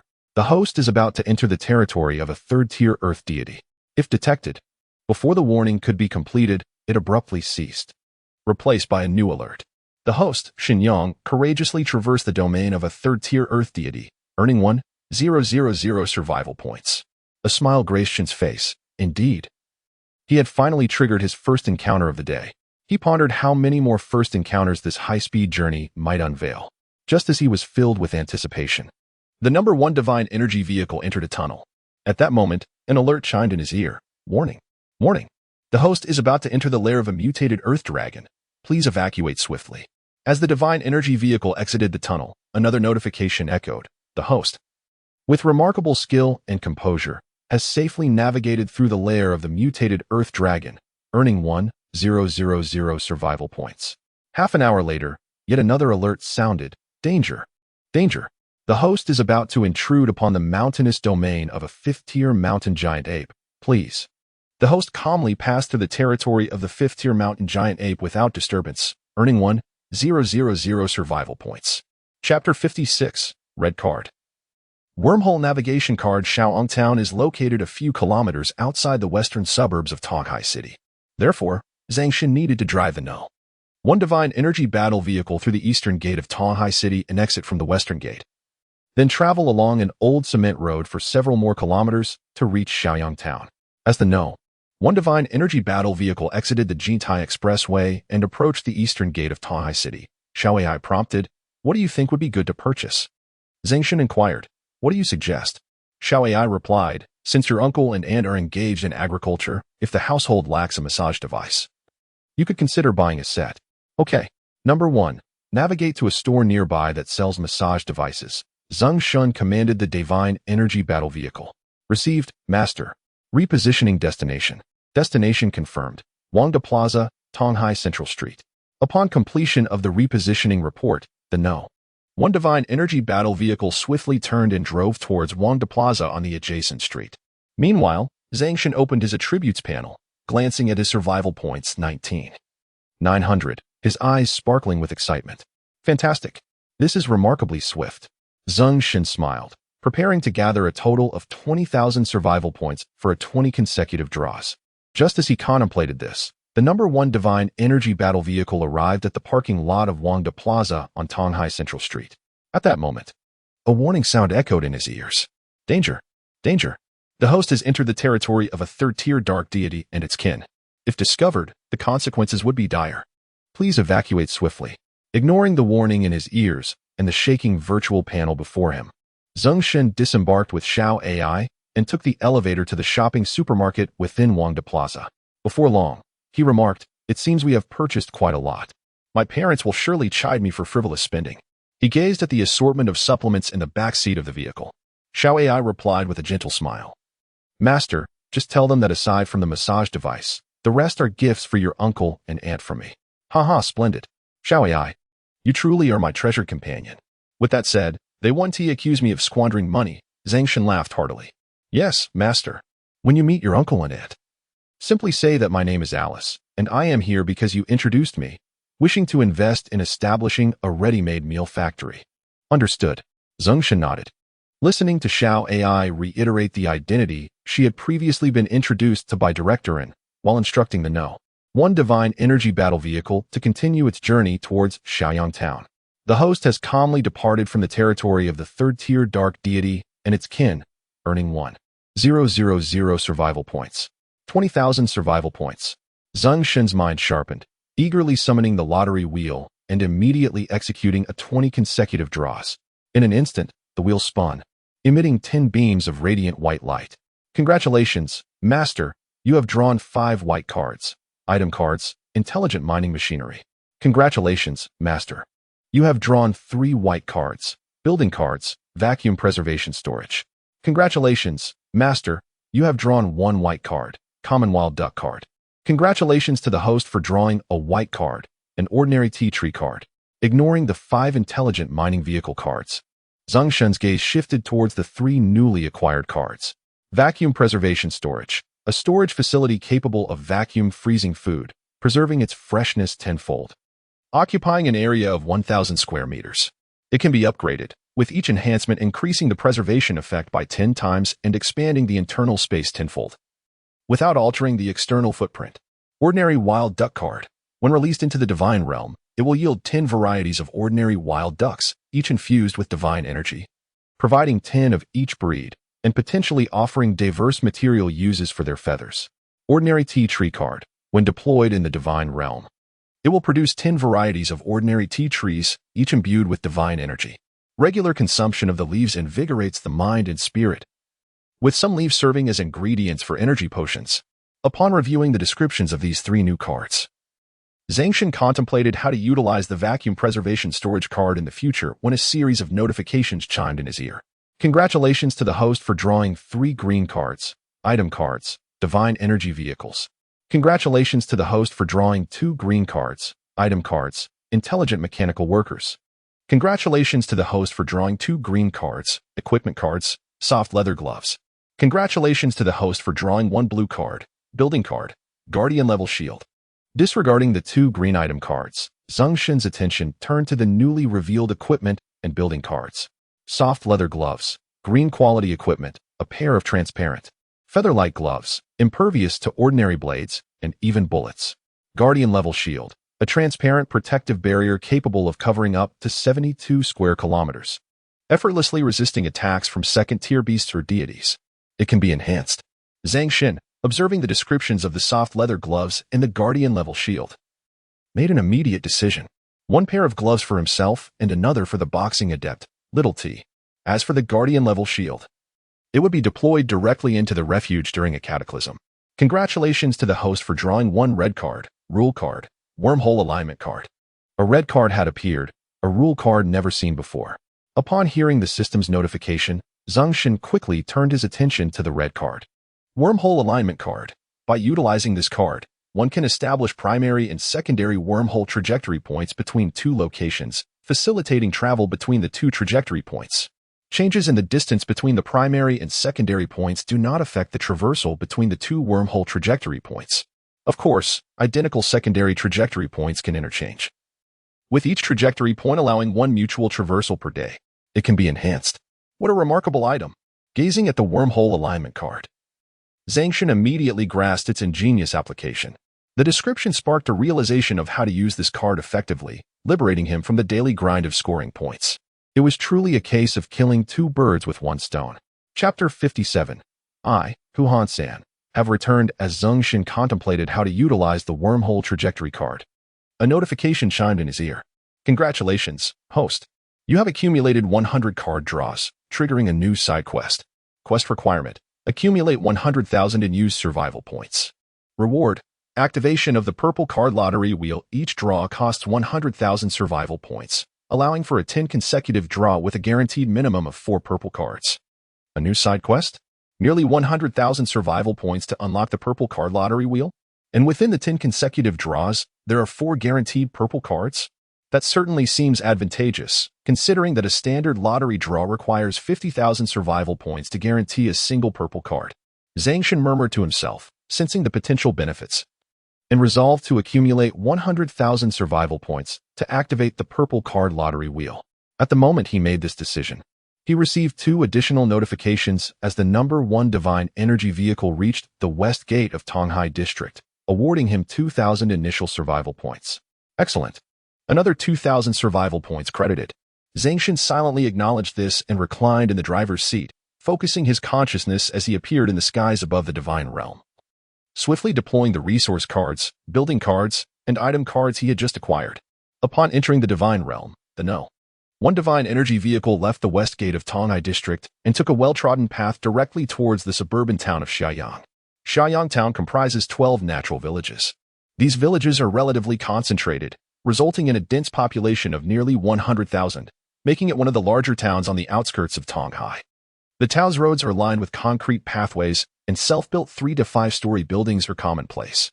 However, most young residents have vacated these homes, opting instead to seek opportunities in super first-tier cities such as Shenyue City or Guangyue City, while others have moved to second-tier cities like Dongguan City, Fomen City, and Huiwe City.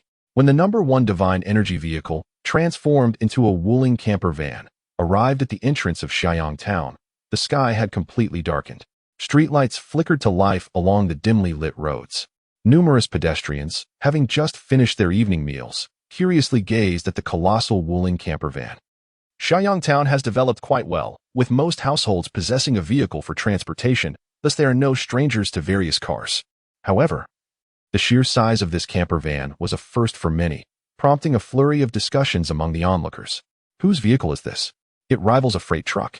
Indeed, it's heading towards Huayang village. Could it be a descendant of the Yin family who struck it rich? I heard they are holding an ancestral worship ceremony the day after tomorrow. Why not say it belongs to some descendant of the Zeng family who has also prospered? They too are conducting ancestral rites soon. Everyone knows how many resources the Zeng family possesses.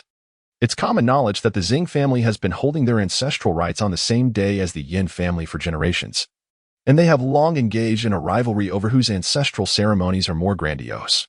As he journeyed, Zeng Shen sat in the #1 divine energy war chariot, listening to the murmurs of the townsfolk around him.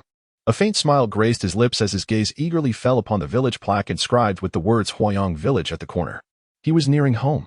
Zeng Shen's residence was situated at the southernmost edge of Huayang Village in Xianyang Town, adjacent to agricultural land, making it one of the farthest points from both the town center and the village hub. Yet, the vicinity boasted several self-built mansions. However, his home was not among these estates. It was a stroke of fortune that he was able to reside here, owing to the government's land allocation a decade prior. His mother, with great determination, borrowed money from her family to purchase this 200-square-meter plot at a bargain from the authorities. Subsequently, she borrowed again to construct a 2-story dwelling. Financial constraints prevented further embellishments, leaving the exterior walls merely coated in cement without tiles, and the courtyard and Oppo's boundary was simply a makeshift wall of leftover bricks from other constructions. In stark contrast to the opulent mansions of the affluent neighbors, his home appeared quite out of place. When the one divine energy war chariot came to a halt before his doorstep, Zeng Shen peered through the window, his heart swelling with familiarity at the sight of the low earthen brick wall and the flourishing flowers and fruit trees within the courtyard. Turning to his companion, Xiao Ai, he remarked, "Xiao Ai, this is the home where I have resided for the past decade." Xiao Ai nodded, surveying the unfinished 2-story building before her gaze fell upon an old motorcycle parked at the entrance. "It seems, master, that you have visitors. If the vehicle is parked here, the motorcycle will be unable to exit." "Indeed, that is why I did not intend to block the entrance by parking here," Zeng Shen replied, maneuvering the chariot forward to an empty space 20 meters ahead of the mansion's gate before coming to a stop. Together with Xiao Ai, he disembarked, carrying an assortment of mountain delicacies and supplements, and approached the front door. The large iron gate of the courtyard stood unlocked. Zeng Shen pushed it open and strode towards the house, pausing at the entrance to peer inside through the mosquito netting. At a glance, he spotted his parents seated on a yellow-brown oiled wooden bench in the living room, their brows furrowed with concern. Opposite them, on an oiled wooden chair, sat a tall, thin elder with white, thick hair, puffing on a cigarette. Zeng Shen recognized him as the oldest uncle of the Zeng family, whose name eluded him, though he distinctly remembered an elder of his generation referring to him as Zeng the Bald. Thus, the motorcycle at the entrance must belong to him. A flicker of confusion crossed Zeng Shen's mind. His family seldom interacted with this so-called uncle. What could possibly bring him to their home unannounced? Furthermore, given his parents' troubled expressions, it seemed unlikely that his visit was merely for casual conversation. Could it be that he sought their assistance once again? Just as Zeng Shen pondered this, Xiao Ai lightly tapped his arm, drawing his attention to the elder, who was rising and reaching out to accept a stack of money from his mother's pocket. Preparing to take his leave, Zeng Shen's parents were named Zeng Yukai and Wu Xianyi. As the two individuals rose, they were greeted by the voice of Zeng Shen at the entrance. Initially doubting their hearing, they swiftly turned their heads to investigate. Upon seeing Zeng Shen placing an array of gift boxes on the dining table, their frowns transformed into expressions of surprise. Their astonishment was further heightened by the presence of a striking young woman named Xiao Ai, who sported cascading waves of hair and donned a casual dress. Her complexion remarkably fair and elegant, reminiscent of a foreign mixed-blood princess. Instantly, their imaginations began to whirl. As the two engaged in a flurry of speculations, their uncle, a balding man, hastily tucked away the money in his pocket. "If there's time, I shall go," Zeng Shen remarked with a slight furrow of his brow, his tone indifferent and dismissive. Were it not for his mother's sake, he would have no inclination to set foot in the ancestral hall, choosing instead to disregard those relatives who had once treated his family with such disdain. Recognizing the underlying sentiment in Zeng Shen's demeanor, the balding uncle understood that the boy had grown distant from the family due to their treatment and the attitude of his grandfather. Thus, he refrained from further comment. merely casting a curious glance at the foreign woman beside Zeng Shen before turning to exit. As he rode his motorcycle out of the courtyard, he caught sight of the colossal wooling RV parked at the entrance of the neighboring Li family's estate. A flicker of envy crossed his face as he mused. If only our Zeng family signs could arrive at the ancestral hall in such a vehicle, how attention-grabbing that would be. Alas, the Li family is far too stingy to lend it out. Shaking his head, he departed on his motorcycle, not associating the vehicle with Zeng Shen. Chapter 58. To rest at home or in the RV after Uncle Gong departed, Zeng Shen's parents, Zeng Yukai and Wu Xianyi, approached him. Zeng Yukai gazed at Zeng Shen, his slightly plump face adorned with a benevolent smile. As he drew near, he suddenly raised his hand and playfully patted Zeng Shen's head. Who do you think you are? Hu Hengxi. Did you change your name after stepping out the door? Zeng Shen seemed to anticipate this, subtly dodging while chuckling. You can't catch me. Since when did this little rascal become so quick to react? Zeng Yukai remarked, lifting his hand again, determined to give Zeng Shen another light pat. However, Zeng Shen swiftly retreated a step. Come now, you two shouldn't act like children every time you meet, Zeng Shen said. Is this not meant to be a surprise for you? Indeed, it is quite a surprise, his mother replied, her face radiating warmth as she glanced at Xiao Ai behind Zeng Shen, her gaze akin to that of a mother-in-law viewing a prospective daughter-in-law. With a tone laced with amusement, she said to Zeng Shen, Arin and Appos, are you going to introduce her to your parents? Upon hearing his mother's words and observing the way she looked at Xiao Ai, Zeng Shen quickly responded. I brought her along to pay respects to our ancestors and to give her a little tour, to familiarize her with our situation. Oh. Upon realizing that Xiao Ai was not Zeng Shen's girlfriend, Wu Xianyi and Zeng Yukai felt a slight sense of letdown. Yet, upon learning her true identity, their hearts jolted with surprise. They had already sensed that this mixed-race girl possessed a demeanor unlike that of an ordinary foreigner. To discover she was involved in real estate only heightened their astonishment. This young lady must certainly hail from a wealthy family, a social stratum they had never encountered before. Strangely enough, they felt relieved that she was merely their son's good friend and not a romantic interest. Uncle, Aunt, greetings. My name is Alice, and I may be a bit of a bother for the next few days, Xiao Ai introduced herself, then handed over a large bag filled with delicacies that Zeng Shen had placed at his feet. Aunt, I wasn't sure what you would like, so I picked some tasty treats.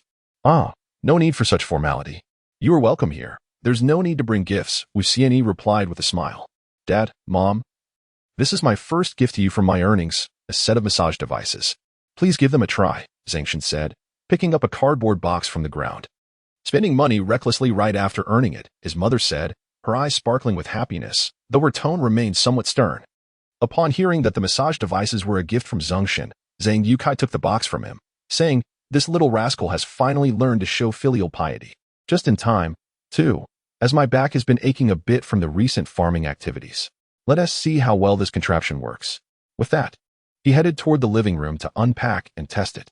As Zeng Yukai walked away, Xiao Ai turned to Wu Xianyi and said, Aunt, this massage device represents Shen's heartfelt intention. It works wonders. Wu Xianyi, hearing Xiao Ai's words, smiled brightly and asked, I understand. My dear, are you hungry? Just a little, Xiao Ai replied. Let me prepare something for you, Zeng Shen remarked. Mom, I would like some fried eggs with noodles. Xiao Ai added, Auntie, I can make the noodles. Allow me to assist you. Oh dear, there is no need, my daughter. I can manage it myself. You and Shen have just arrived at my home, and it's quite all right, Auntie. I often cook for myself at home, Xiao Ai interjected. Indeed. My daughter can cook, Zeng Shen affirmed. Yes, Auntie, so let me lend you a hand, Xiao Ai insisted. No, you're a guest, how can you? Before Wu Xianyi could finish her sentence, Zeng Shen interrupted. Mom, please don't stand on ceremony with Xiao Ai. I often enjoy her cooking, and it's truly delightful. Yes, Auntie, please don't treat me as a stranger, Xiao Ai chimed in. Well, all right then, dear. Eventually, after a moment of hesitation, Zeng Shen's mother relented and led Xiao Ai into the kitchen. Meanwhile, Zeng Shen moved to the living room, observing his father across the sofa, engrossed in a massage device. He spoke solemnly. I noticed you gave quite a sum to Uncle just now. It's the ancestral worship and clan expenses. Your uncle mentioned that this year the Yen family has invited a lion dance troupe. Thus, the clan elders decided to hire performers to dance in front of our ancestors at the ancestral hall, resulting in a larger expenditure this year. Each family is required to contribute double the usual amount. How much is that? 3,000. Damn, indulging in this ostentatious display. As if the Zeng family were still the wealthy landlords of centuries past, with descendants basking in glory, Zeng Shen expressed his discontent. Zeng Yukai replied flatly, "Being upset won't change anything. If your mother and I were to depart, would you be capable of shouldering the pressures and rumors surrounding the Zeng clan? Establishing a new ancestral hall for us, and determining how you wish to honor us each year, or perhaps only once in several years." Hearing his father's words, Zeng Shen's eyes brightened. "Dad, what you say isn't entirely unfeasible." Zeng Yukai widened his eyes in surprise. Seizing a pillow from the chair and tossing it at Zeng Shen, anticipating the gesture, Zeng Shen deftly dodged and laughed. "Dad, if you can joke, why can't I?" "I don't believe you're joking," Zeng Yukai replied. "A father knows his son best." Zeng Yukai picked up another pillow. Before long, the father and son returned to their usual banter, discussing various topics. Meanwhile, in the kitchen, Wu Xianyi was frying eggs while attempting to glean information from Xiao Ai, who was washing vegetables, about Zeng Shen's life outside. "When did you and Mei Shen meet? I hope he hasn't caused you too much trouble. We've known each other for several years. Shen is he can be somewhat careless at times, and he likes to. Auntie. Shen is a very ambitious individual, quite reliable in his endeavors. There was one time when Xiao Ai adeptly navigated Wu Xianyi's inquiries, leaving her in good spirits. Soon, 4 bowls of fried eggs with noodles and several side dishes were served at the dining table. Zeng Shen and Xiao Ai, a family of 4, sat together, savoring their noodles while engaging in light-hearted conversation. Once they finished their meal, Xiao Ai followed Zeng Shen to the second floor. However, they occupied separate rooms. It was not long before, less than an hour later, Zeng Shen found himself stirred from the brink of slumber by his mother's gentle knocking on his door, inquiring whether he was awake. "Mom, I'm still asleep. I want to be having breakfast," he replied. "You little rascal, even in your slumber, you can still speak. You should take a leaf out of Xiao Ai's book and help your mother water the fruit trees in the courtyard early in the morning," she admonished. "I'm in a state of somnambulism, mother," he retorted. His mother persisted with her guidance. "All right, I understand, mother. You all go about your business. There's no need to concern yourselves with me and Xiao Ai," Zeng Shen mumbled, drifting back into sleep. Yet, it was not long before he opened his eyes again, cursing his own foolishness. What folly it was to seek rest at home. If he truly desired to catch up on sleep, he ought to retreat to the caravan instead. Chapter 59. The Yin family and Yin Li. Without delay, Zeng Shen took Xiao Ai by the hand and exited their home, making their way toward the RV.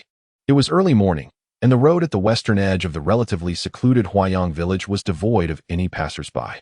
Zeng Shen opened the rear door of the RV and turned to Xiao Ai, instructing her, "Xiao Ai, please take the driver's seat and have number 1 circle around Xiaoyang town before heading to Tonghai City for another round. If I am still in slumber, continue to drive through the neighboring towns. As long as I remain asleep, do not repeat the same route." "Understood, master," Xiao Ai replied with a nod. Although she was unaware of Zeng Shen's reasons for seeking rest in the RV, she refrained from inquiring further, respecting his silence. Before long, the colossal RV began to traverse the main thoroughfares of Xiaoyang town at a leisurely pace. Meanwhile, Zeng Shen reclined in the soft bed of the RV, switched on the air conditioning in the resting area, and, with a focused mind, silently communicated with the system, "Do not alert me of any dangers until I awaken." After uttering these words, he settled into a peaceful slumber. In a hazy dream state, he felt a gentle hand, as if someone were tucking him in. Time slipped away, and eventually, a gnawing hunger stirred him from his dreams. Slowly opening his eyes, he glanced at his phone. It was 11:30.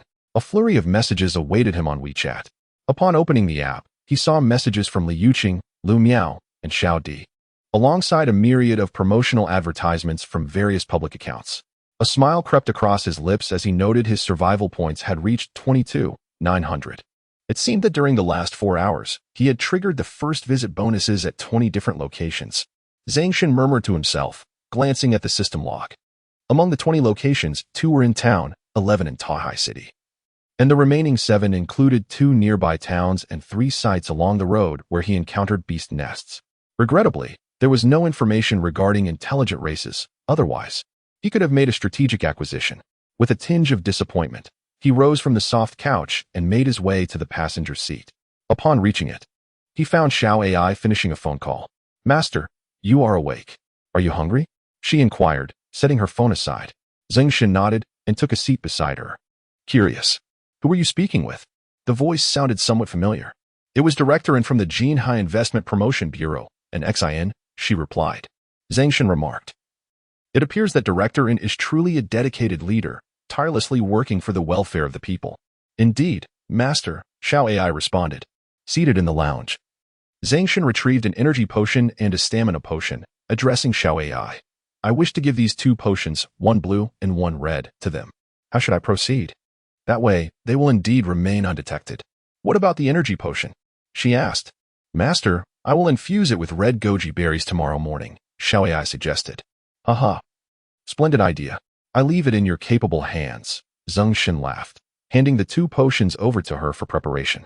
Swiftly, Xiao AI set about her task, brewing 2 cups of blue goji berries and mixing in the stamina potion, ready to present them to Zeng Shen's parents. After the meal, Zeng Shen's parents felt their fatigue dissipate, praising the delightful blue goji berries. Shortly thereafter, Xiao AI and her mother headed to the kitchen to prepare the dishes. Once dinner was concluded, the next day dawned bright and sunny. At the eastern edge of Huayang Village, the old market street was notably spacious, wide enough to accommodate 10 vehicles side by side. Along this street, ancient clan temples and ancestral halls were scattered on either side, marking it as a significant site for many of Huayang Village's clans. However, these clans did not adhere to the same customs of ancestral worship on the same day. Rather, they typically staggered their ceremonies to avoid overlap. The reason the Yin and Zhang clans held their ancestral rites on the same day stemmed from their ancestors selecting an auspicious date, resulting in a clash of schedules. Compounded by the proximity of their ancestral halls, located at Market Street number 5 and number 6 respectively, a competitive spirit gradually emerged over generations. The rivalry was not merely about whose ceremony was more grandiose, but extended to comparisons of the influence and capabilities of their descendants. In this atmosphere of competition, each year, the ancestral ceremonies of the Zhang and Yin families attracted considerable attention, with some astute individuals even broadcasting live. Notably, a striking young man, wielding a smartphone, zoomed in on a BMW that had slowly come to a halt in front of the Yin clan temple. Onlookers, familiar with the vehicle, eagerly shared that it was a BMW VSS, valued at 1 million, purchased by Yin Li, the eldest son of the current head of the Yin family. It was said that Yin Li had capitalized on a burgeoning trend in Dongwon City by engaging in the processing of pre-prepared meals, thus accumulating substantial wealth. The realization of Yin Li's accomplishments drew admiration, as he was indeed far more accomplished than the offspring of the neighboring Zeng family. Upon hearing the discussions around them criticizing their lack of merit compared to Yin Li, the Zeng descendants immediately adopted stern expressions, visibly displeased. Meanwhile, inside the BMW, Yin Li, aware of the compliments regarding his achievements, felt a smile tug at the corners of his mouth. He parked the car in the designated spot in front of the clan temple and stepped out, striding confidently towards the entrance of the Yin clan temple under the watchful eyes of the crowd. Just then, a loud honking sound erupted behind him. Chapter 60. Bluster. Yin Li paused in his tracks, raising his gaze, his pupils narrowing. The sound of the horn drew the attention of everyone around, compelling them to turn their heads toward what lay behind him. In an instant, astonishment washed over them all. An enormous vehicle, towering higher than the very individual standing before it, approached slowly, rendering the driver invisible from their view. Everyone hastily parted to create a path, engaging in animated discussions. What type of vehicle is this? It appears to be a colossal behemoth. Indeed, the vehicle is not only large but also lengthy and robust in appearance. Is there anyone here who can identify this marvel? Please, enlighten us. A young man live streaming the event immediately chimed in. I know. This is a woolen camper van. The most basic model starts at a price of 2 million. Gasp, 2 million for a single vehicle. Whose extravagant purchase is this? It exudes an aura of luxury, surpassing even Yin Li's car, emanating a sense of both coolness and opulence. Upon witnessing this vehicle, Yin Li was momentarily rendered speechless. Meanwhile, several members of the Yin family gathered at the entrance were equally taken aback. They were acutely aware of the financial standings of each household within the Yin clan. The most expensive vehicle owned by the family was, in fact, the BMW that Yin Li had purchased, which had been positioned prominently in front of the ancestral hall to signify the Yin family's superior status compared to the neighboring Zeng family. Could this vehicle belong to the Zeng family? The elders of the Yin family briefly entertained this notion before swiftly glancing toward the Zeng household. However, upon observing the expressions of envy on the faces of the Zeng family members, who appeared to believe that the vehicle belonged to the Yin family, The Yin elders collectively exhaled in relief. This vehicle could not possibly belong to the Zeng clan. They were well aware of the financial limitations of each household within the Zeng family. None could afford such an imposing automobile. It must simply be a passing vehicle, concluded the head of the Yin family. Instantaneously, all members of the Yin clan breathed a sigh of relief. It was merely a passing vehicle, not belonging to the Zeng family. Yet, as the camper van rolled past their ancestral hall and came to a halt in front of the Zeng family's ancestral grounds, a wave of disbelief swept over the elders of the Yin family seated at the main table. This vehicle belongs to the Zeng family. It is inconceivable. Perhaps it has merely stopped mistakenly in the Zeng family's parking area. Indeed, it could very well be an error. The elders seated in the Zeng family's ancestral hall also rose to their feet at that moment. Uncle, how could this vehicle be parked in our designated area? Questioned Zeng Yoshin, the current head of the Zeng family, his face a mask of confusion. I previously spotted this vehicle at the entrance of the Li family estate next to Yukai's home, remarked Zeng Tuding. Oh, uncle. Are you suggesting that it was borrowed from the Li family by Yukai? Zeng Yoshin inquired. Otherwise, could it truly belong to our Zeng family? The second uncle of the Zeng family chuckled softly as he settled back into his seat. In an instant, the heir of the Zeng family whispered, "Let us feign bravado and pretend that this vehicle belongs to the Zeng family, thereby striking a blow to the pride of the Yin family across from us." Very well. That is an excellent suggestion, came the unanimous agreement from the younger generation of the Zeng clan, each displaying expressions that suggested the vehicle was indeed theirs. However, the uninformed onlookers began to murmur amongst themselves. This RV has parked in front of the Zeng family ancestral hall. It must belong to them. What? This is a Zeng family vehicle? Impossible. Who in the Zeng family could possibly afford such an extravagant automobile? As the chatter of the curious crowd intensified, even many Zeng family members on the periphery began to feel a twinge of doubt. They understood their family's financial standing better than anyone. There was no one within the family who could afford such a luxury. Could it have parked in the wrong spot? The thought crossed the minds of several Zeng relatives, who turned their gazes toward the serene elder seated at the entrance of the ancestral hall, a smile gracing his face, yet they remained perplexed. The soundproofing of the RV was remarkably effective. Thus, within the confines of the vehicle, apart from Xiao AI's spoken words conveying the outside discussions, the Zeng family remained unaware of the commotion. Naturally, even if they had been informed, Zeng Shen would not have paid much attention to the external affairs, for that was simply not his nature. Once Zeng Shen had parked the vehicle, he turned to his parents seated behind him and said, "Dad, Mom, we have arrived. Let us disembark." Indeed, Xiao AI's vehicle is quite comfortable, Wu Xianyi remarked as she turned to open the door alongside Zeng Yukai. As the door swung open, the once lively and bustling surroundings fell into an abrupt silence. This sudden stillness caused Zeng Yukai and Wu Xianyi, who were about to exit the vehicle, to pause in confusion. At that moment, all eyes were fixed on the Zeng family as they stepped out of the Wuling RV. Disbelief etched across their faces. How could it be that the Yukai family is emerging from this vehicle? Surely it cannot belong to them. It is improbable that they could afford such a car. They must have borrowed it. Ah, the woman next to Zeng Shen is quite striking. Could this vehicle possibly be hers? Such speculation fluttered through the crowd, and Zeng Shen and his parents quickly comprehended the reason behind the sudden silence and the astonished expressions surrounding them. It was indeed due to Xiao AI and Appo's vehicle. Wu Xianyi murmured softly, exchanging a knowing glance with Zeng Yukai. In that moment, they grasped the sequence of events, regardless of whether the vehicle was purchased by Zeng Shen or belonged to his friend. The members of the Zeng family present felt an overwhelming release of emotions that had been suppressed by the earlier display of the Yin family's BMW. Smiles broke out across their faces, as though they had all been touched by the glow of the RV. Zeng Shen observed this with clarity. He understood the nature of his relatives well, but chose to remain silent. He followed his parents towards the entrance of the ancestral hall, making his way to a row of long benches to find a place to sit. It was still not the appointed time for the ancestral rites. Thus no one was permitted to enter the hall. Everyone had to wait outside on the benches for the arrival of others and the designated moment for the ancestral ceremony. Chapter 61. None of your business. As the Zeng family settled down, the matriarch, whom Zeng Shen harbored a profound disdain for, quickly gathered a few unfamiliar relatives to engage in idle chatter, seemingly intent on uncovering details about the motorhome and the identity of the foreign woman beside Zeng Shen. Upon their approach, Zeng Shen immediately discerned their ulterior motives. Without hesitation, he grasped Xiao AI's hand and led her to a bench beneath a venerable tree. Wishing to distance himself from their prattle, and the pretense of familial concern. After all, he had long ago seen through their sharp, acerbic demeanor that had caused him much distress. Yet, he had assumed that by withdrawing, he could elude their presence. The current head of the Zeng family was Zeng Shen's father's elder brother, who had a son named Zeng Jiaming. Zeng Jiaming, accompanied by several younger cousins, approached Zeng Shen with a boisterous laugh, exclaiming, "Shen, it has been several years since you moved away from the ancestral home. What have you been busy with all this time?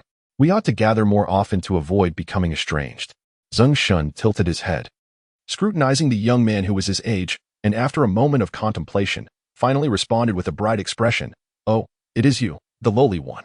When that old fool, spurred on by your mother, forced us out of the ancestral home, you were the one clapping at the door in delight. Why the sudden concern over becoming distant now? Back then, I was young and naive. I apologize for that," Zeng Jiaming replied awkwardly. As he spoke, he turned his attention to the stunning foreign woman seated beside Zeng Shen, continuing with a familiar tone, "Shen, is this your girlfriend? You should introduce her to your cousins." "Indeed. Shen, is this car of yours owned by this lovely lady beside you? Might we take it for a spin?" chimed in another cousin whose name Zeng Shen could not recall. At this, Zeng Shen erupted into hearty laughter, raising his finger to point at them, his face radiating a mock expression of delight as if they had struck a chord. Zeng Jiaming and the other cousins, witnessing Zeng Shen's exuberance, wore expressions of expected realization, their hearts momentarily flickering with envy and jealousy, eager to inquire further about the foreign woman's background. However, the next moment, Zeng Shen's laughter abruptly ceased, his demeanor turning serious. "None of your business." The atmosphere among Zeng Shen and his cousins instantly grew tense. "Indeed," another voice interjected to ease the tension. "It seems my cousin has spoken out of turn," Zeng Jiaming remarked with a smile, then addressed his younger cousins, "It is nearly time. Let us assist in preparing the firecrackers." With that, Zeng Jiaming squinted at Zeng Shen and asked, "Shen, would you like to join us?" "Not interested." "Oh, then we shall not intrude upon you and your lovely companion any longer." With that, Zeng Jiaming swiftly turned and departed with his younger cousins. Once they were gone, Xiao Ai softly remarked to Zeng Shen, "Master, your cousin is as slippery as a serpent." "I know," Zeng Shen replied indifferently. Before long, Wu Xianyi approached and said, "Shen, go greet your uncles and your elder uncle. We wouldn't want people to say your father has failed in teaching you proper etiquette." Sighing, Zeng Shen led Xiao Ai towards the entrance of the ancestral hall, where 5 yellowed single-backed chairs were arranged. Seated upon these chairs were 3 uncles, his father, and his elder uncle, Zeng Yoxin. In front of this row of chairs, several plastic-backed seats were occupied by numerous elder relatives. As Zeng Shen approached, the elderly women in attendance began to inquire if Xiao Ai was his girlfriend. Suddenly, a loud clang of gongs and drums erupted from the Yin family, diverting their attention. Shortly thereafter, a modestly priced car came to a slow stop before the Yin residence, and a seemingly affable old man stepped out, causing a stir among the onlookers. "Ah, it's Mayor Li." The mayor walked towards the entrance of the Yin family's ancestral hall. This was unprecedented. The mayor had only attended gatherings at the wealthiest family in town 5 years prior, merely to secure funds for a cement road. However, what drew everyone's gaze was the sight of the mayor holding a brush and writing the phrase "young and accomplished" on a piece of red paper, intended as a gift for Yin Li. The Yin family, upon seeing Yin Li accept the mayor's calligraphy, seized the opportunity to boast, with many younger members exclaiming their gratitude for the mayor's gift. Observing from the sidelines, some villagers remarked, "This year, the Yin family has certainly gained face. Even the mayor has come to inscribe for them." At this, many members of the Zeng family felt their spirits dampen, sensing a loss of stature. Their dismay deepened moments later as 2 grand red flag cars slowly approached, ultimately parking in the vicinity of the Zeng family's designated area. Everyone's eyes widened in astonishment. From the first vehicle emerged Gu, the leader responsible for economic development in the Tanhai district, accompanied by several other district officials. What astonished a select few even more was the emergence of a leader from the Jinhai City Investment Development Bureau, along with his secretary, from the second vehicle. While many villagers were unfamiliar with Leader and Gu was known as a benefactor who had propelled the Tanhai district towards shared prosperity, bringing tangible benefits to numerous villages and towns. At the entrance of the Yin ancestral hall, Mayor Li, who had been attempting to persuade Yin Li to invest in their hometown, was taken aback upon seeing these 2 figures and hurried to greet them. The Yin family, along with their uncles, quickly followed suit. "Leader and Leader Gu, what brings you here?" Mayor Li approached Leader Zhen and Gu, promptly expressing his greetings. Liederin, with a warm smile, remarked, I have heard that this year your region has the custom of ancestor worship. Thus, I passed by to observe the festivities and partake in the merriment, but I did not expect to find you here as well. Mayerly replied, I am here because I learned that the eldest son of the Yin family wishes to establish a branch of his prepared food workshop in Dongwon City, expanding his production line. I wanted to see if we could facilitate the establishment of a branch here to support his hometown. Mayerly, feeling a sense of trepidation, hastily clarified his intentions, fearing that he might be misunderstood as having received some favor from the Yin family to come here. Chapter 62. A mother's influence and a child's affection. At that moment, Yin stepped forward and remarked, Indeed, Liederin, I was inspired by Mayor Li's words earlier and have been contemplating the establishment of a production line in my hometown. Liederin regarded Yin Li with a smile, responding, Expanding business outside and reinvesting in your hometown is commendable. Should you require any policy facilitation, do relay it to Mayor Li, who will compile the necessary documentation for Director Gu to assess its feasibility. Upon hearing Liederin's words, the faces of the Yin family members present lit up with joy, akin to blossoming flowers. The current head of the Yin clan, noticing his son engaging with Liederin, extended an invitation, Liederin, Leader Gu. With the ancestral worship ceremony approaching, why not rest in our Yin family hall and engage in conversation to better appreciate our local customs? Indeed, a conversation would enhance one's understanding of the local traditions, but perhaps we shall postpone it to another time, Liederin replied with a gentle shake of his head. With that, he, supported by Director Gu and others, turned towards the entrance of the Zeng family ancestral hall. In that instant, many members of the Zeng family widened their eyes in astonishment as the esteemed leaders and Ngu approached their ancestral gate. Could it be that they intended to engage in conversation there? Excitement surged through Zeng Tuding, along with two other Zeng uncles and the current head of the Zeng family, Zeng Uxin, as they hurriedly arranged their traditional garments. They disregarded the presence of Zeng Shen and Xiao Ai, who had been brought over by Wu Xianyi to greet them, and swiftly made their way to welcome the leaders. Greetings, leaders and Ngu, they respectfully acknowledged. Good day. We hope to engage in conversation here and experience the local customs. Liederin smiled warmly. Absolutely, absolutely. Zeng Tuding and Zeng Uxin exclaimed, their expressions brimming with enthusiasm. Leaders, please follow us.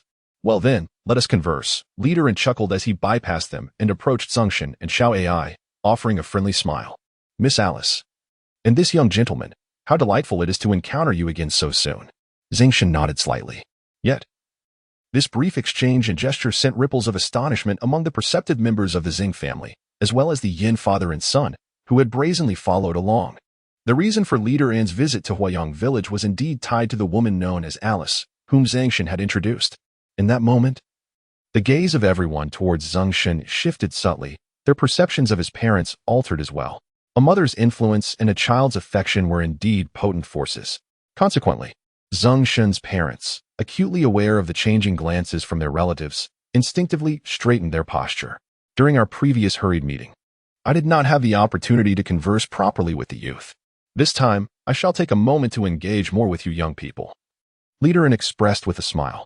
After a brief exchange of pleasantries between Liederin and Miss Alice, they sought a place to sit and engage in conversation. Zeng Jiaming, ever astute, swiftly arranged the chairs and coffee table in front of them. Without hesitation, Xiao Ai and Zeng Shen took their seats on a long bench, while Liederin and Leader Gu sat opposite them. A square table adorned with a tea set stood between them. Zeng Jiaming busily prepared tea, contemplating how to take the opportunity to converse with Liederin and leave a lasting impression. As the fragrant steam wafted through the air, Zeng Jiaming respectfully announced, Liederin, Leader Gu, Miss Alice, and Brother Shen, please enjoy the tea. Thank you, replied Liederin, casting a brief glance at him before continuing the polite exchange with Alice. The conversation soon shifted to the purpose of their gathering. Miss Alice, I heard yesterday that you have plans to establish the largest prepared food factory in Toghai. Is that true?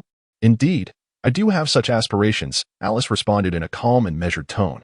Initially, I intended to set up the largest prepared food factory in Dongwon City for overseas export. However, Ashen expressed a desire to attract investment for our hometown. Therefore, I thought it would be inconsequential where I established the factory, and I accompanied him here for a site visit. As Alice spoke, her demeanor subtly transformed, captivating everyone present. Upon hearing her words, the attendees immediately understood why leaders in Ngu had come, it turned out that Miss Alice was a significant benefactor, intent on establishing the largest prepared food factory in Tanghai.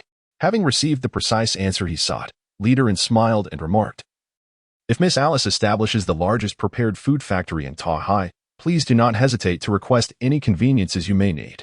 We will do our utmost to accommodate your needs, and for those we cannot fulfill, we will escalate the request to secure support for you."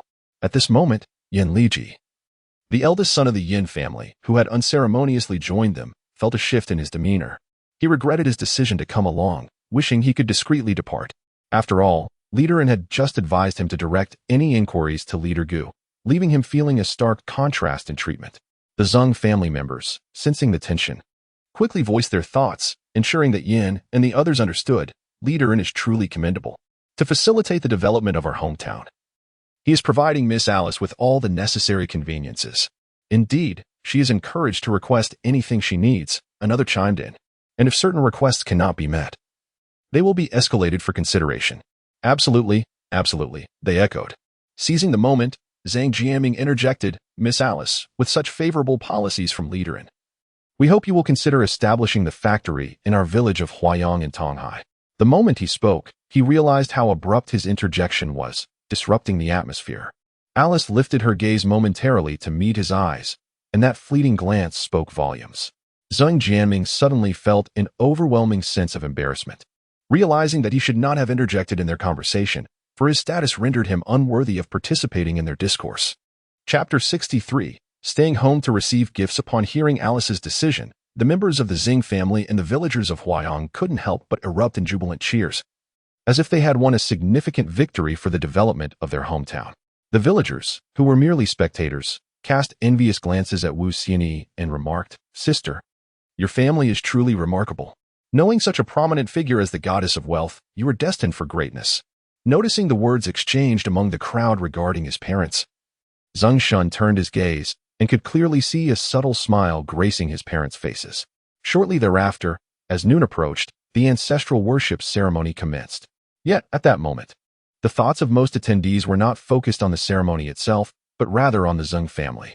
Once the ancestral worship concluded, a banquet followed, which continued until 5 in the afternoon. Zeng Shen, citing the need to drive, abstained from alcohol.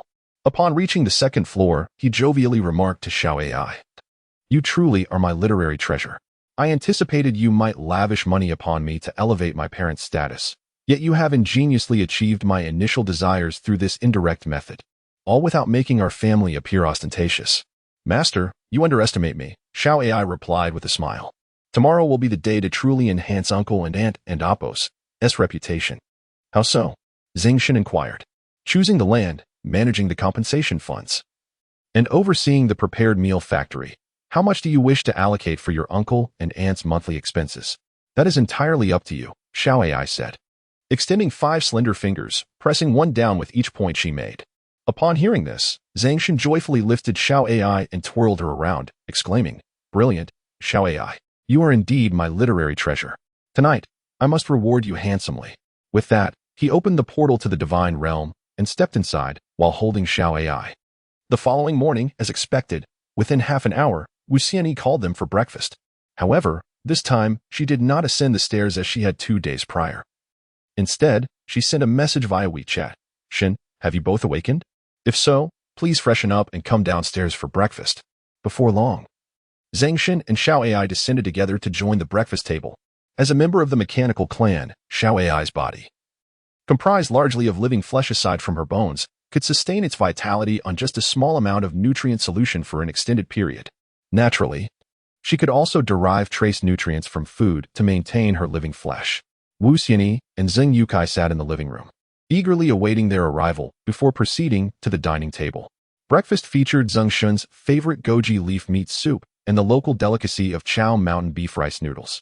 "Xiao Ai, this goji leaf meat soup is Zeng's favorite. Do give it a try," Wu Xianyi suggested as she poured a bowl for her. Xiao Ai lifted the bowl and took a sip, immediately praising, This soup is delightful, and the meat is incredibly fresh. Ah, enjoy it. Have some more." Wu Xianyi replied with a joyful smile.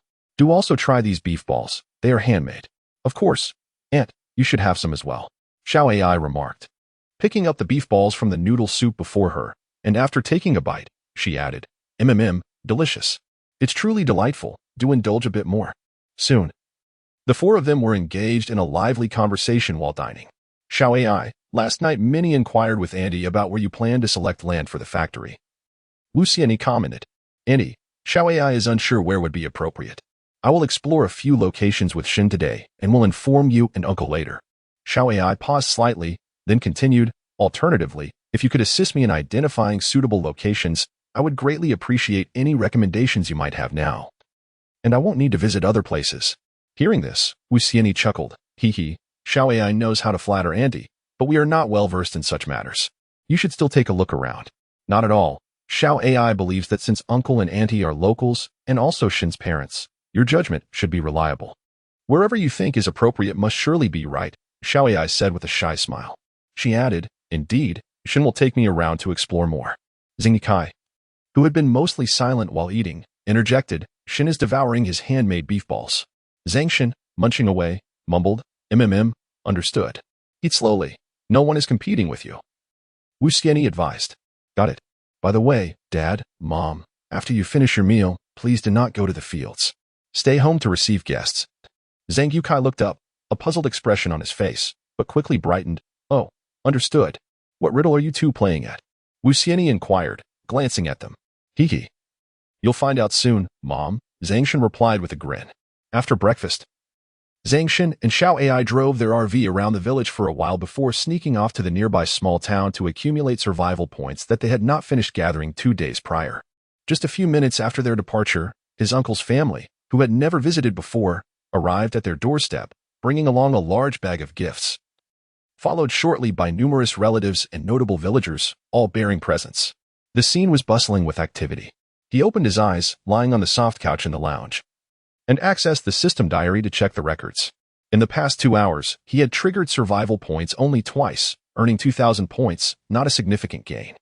Zeng Shen closed the survival points menu and took out his phone to check the surveillance at his doorstep, curious about who had visited while they were away.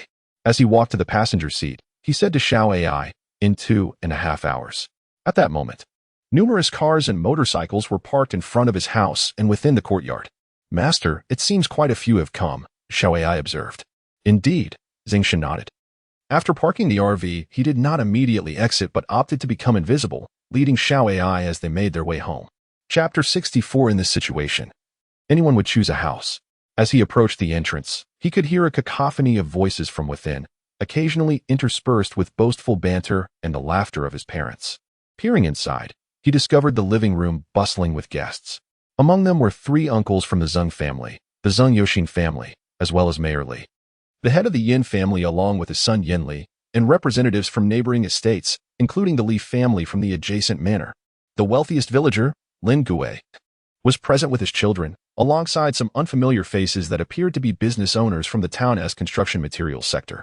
Those not seated in the living room gathered nearby, perched on stools borrowed from the Li family manor, occasionally chiming in with compliments directed at Zeng Shen's parents. Although he had anticipated a considerable number of visitors, Zeng Shen was taken aback by the sheer volume of guests.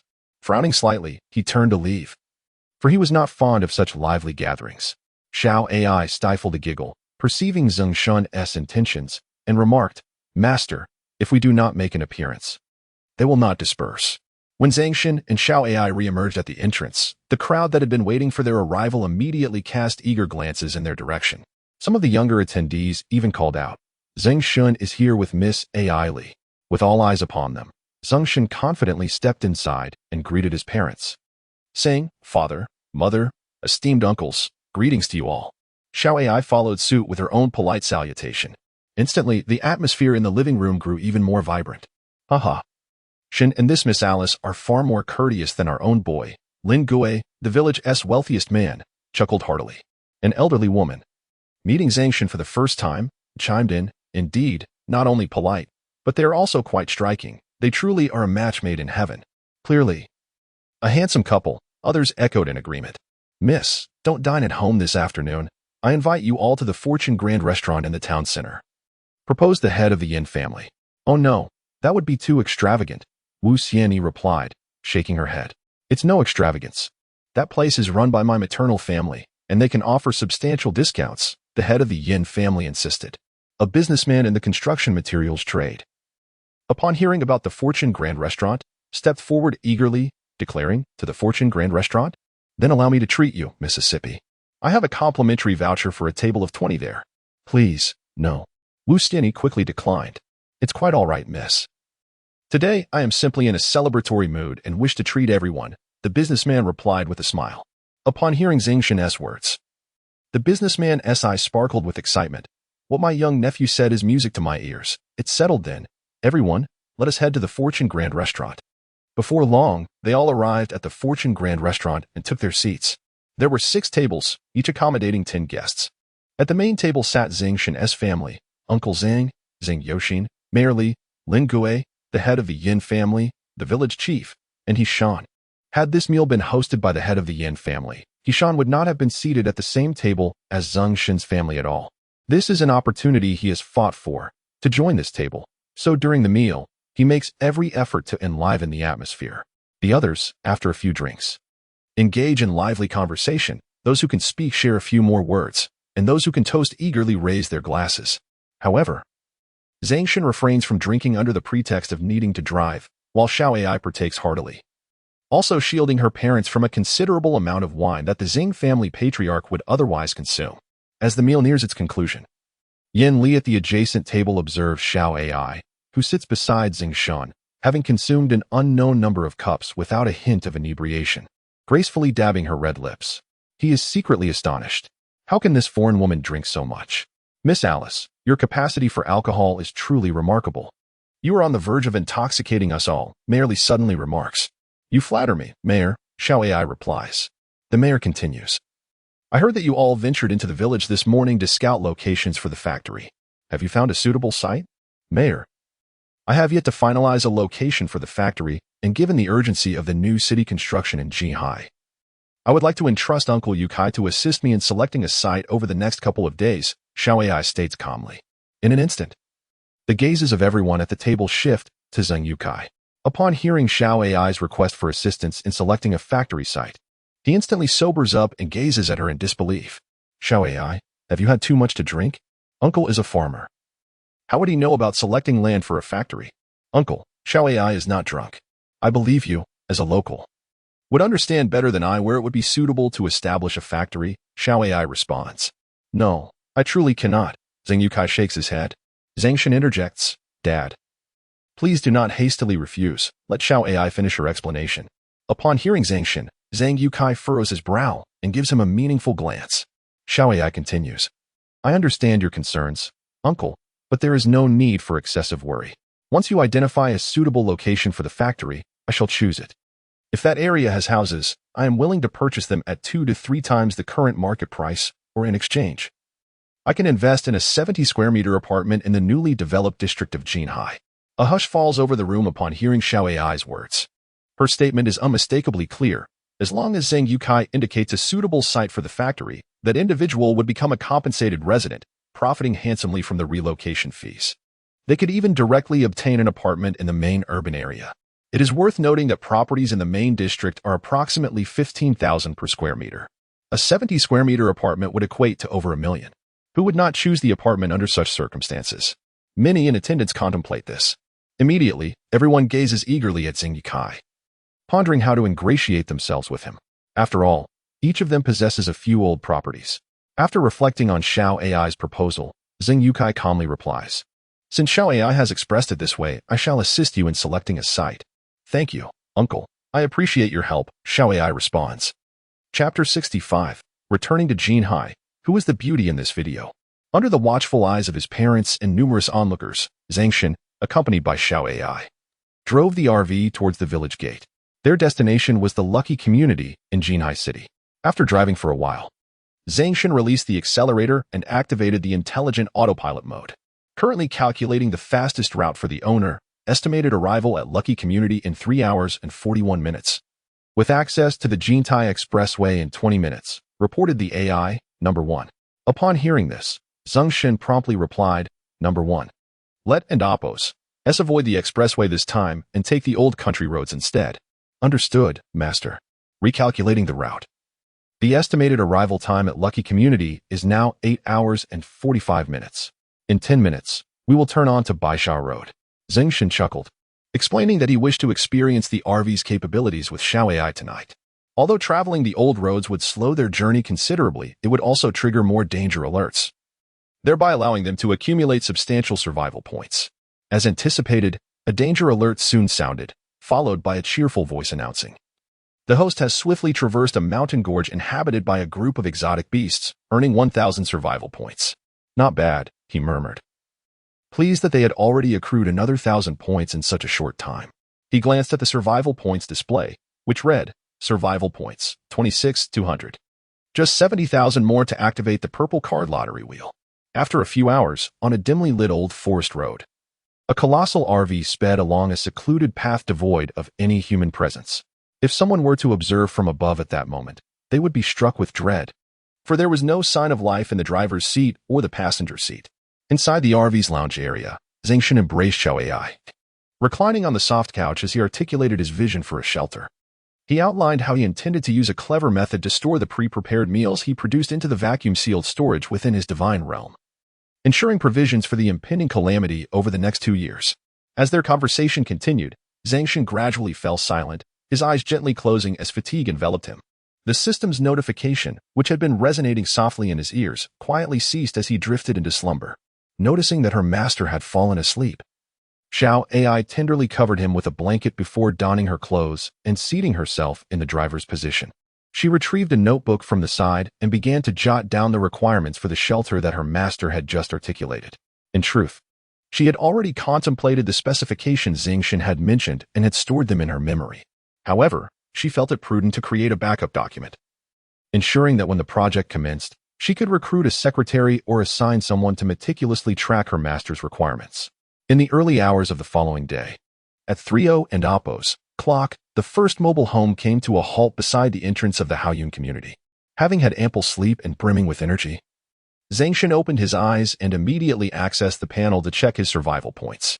Survival points for 0640. Upon seeing this figure, Zeng Shen's spirits soared.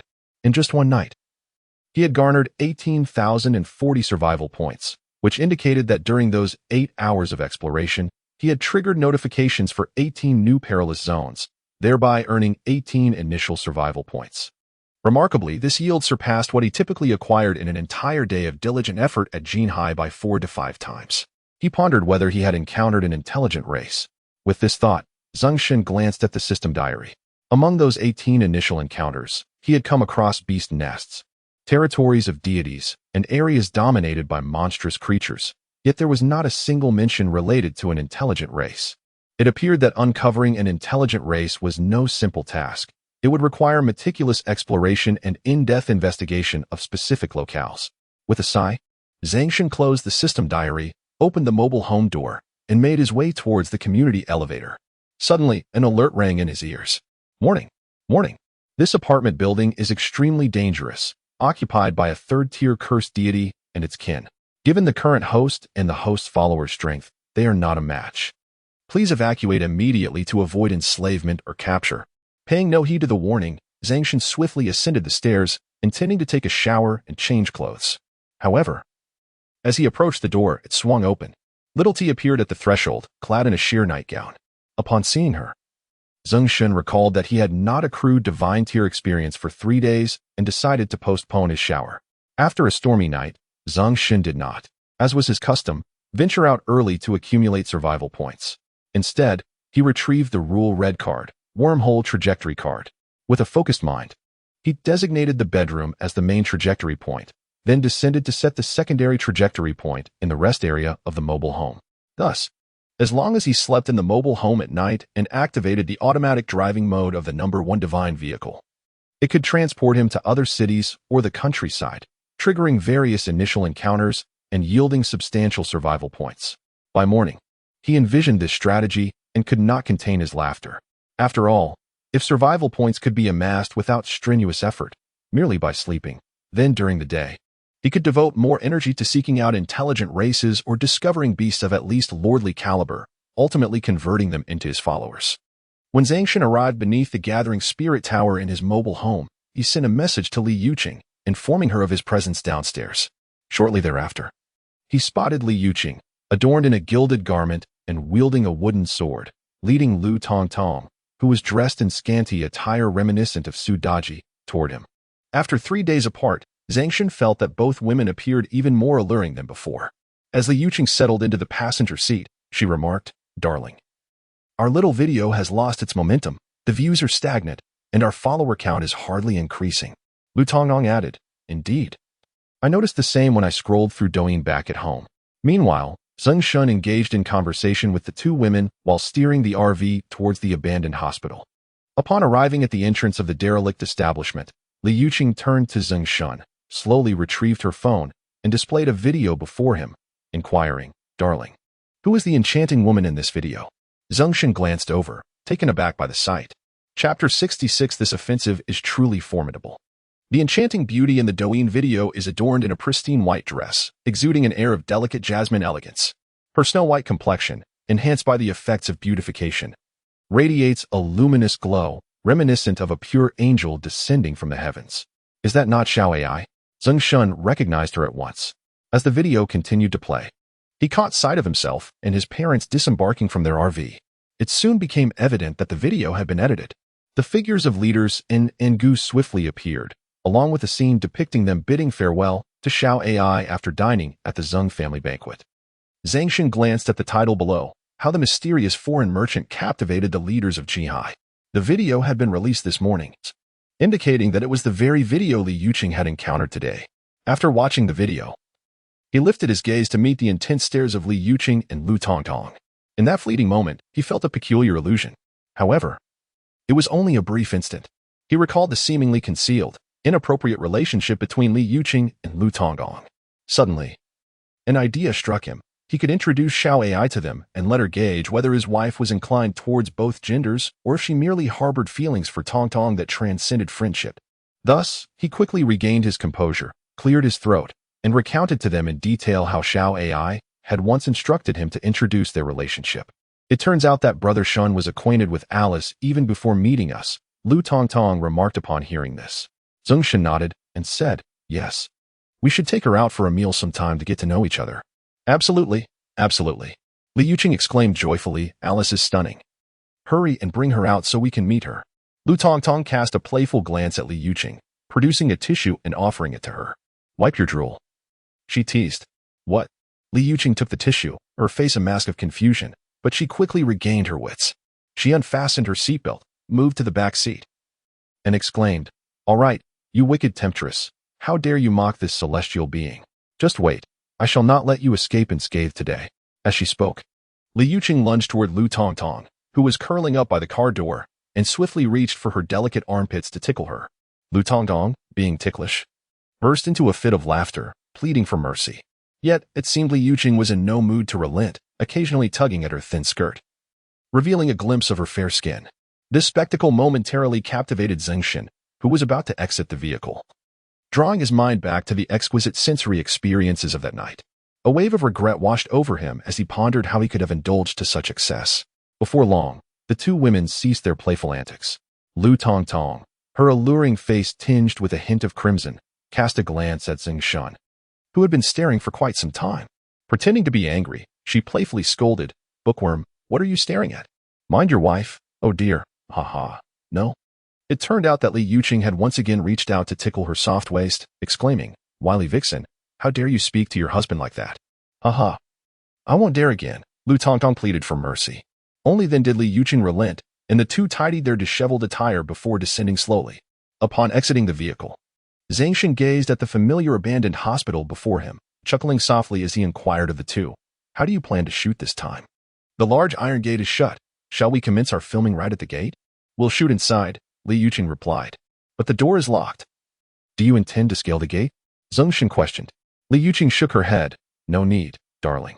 We and Oppos, LL head to the back of the abandoned hospital. There's a collapsed wall we can use to enter." How do you know that?" Zeng Shen asked, puzzled. Lu Tongtong interjected. "Because we noticed the wall was down when we passed by here before." Upon hearing Lu Tongtong's words, Zeng Shen nodded in understanding. Guided by the two women, he circled the exterior of the abandoned hospital until they reached the crumbled wall, arriving at the entrance to the hospital's back ward. "Darling, Tong Tong and I will begin our mock battle from here. Then we'll pretend to fight our way upstairs, reciting our lines. Ultimately, I will make a mistake and get caught by Tong Tong, who will drag me into a ward for a proper reckoning. You will film the entire sequence, Li Yuqing explained. Zeng Shen nodded in agreement, indicating his readiness. Once the two women saw Zeng Shen's affirmation, they began their rehearsed dialogue, engaging in a simulated fight from the first floor of the ward up to the 5th floor. The scene concluded when Li Yuqing was pinned down by Lu Tongtong and subsequently dragged into the ward. After descending from the hospital, Zeng Shen accompanied the two exhausted women towards the RV while listening to their requests for the introductory video. Darling, for this episode, transform the hospital building into a magnificent 5-story palace, and the ward should become Su Daji's boudoir, Li Yuqing suggested. Zeng Shen took note of the requests and discreetly sent them to Xiao AI for execution. I prefer working alone in my bedroom. Changing environments disrupts my creativity. Zeng Shen fabricated. Very well then, Li Yuqing replied softly, a hint of resignation in her tone. The three of them then shared a meal together. After eating, Zeng Shen used the excuse of needing to practice martial arts at the dojo to drop the two at the studio's entrance before heading to the Lihua Martial Arts School. This time, he intended to have a final spar with Li Ziyuan before informing him that he would no longer be attending. After all, now he could earn substantial survival points simply by resting in the RV at night. Furthermore, with the capable combat maid, Xiao Ti, at his disposal, he could learn everything he needed from her. As the RV parked in front of the Lihua Martial Arts School, a prompt resonated in Zeng Shen and Appo's ears.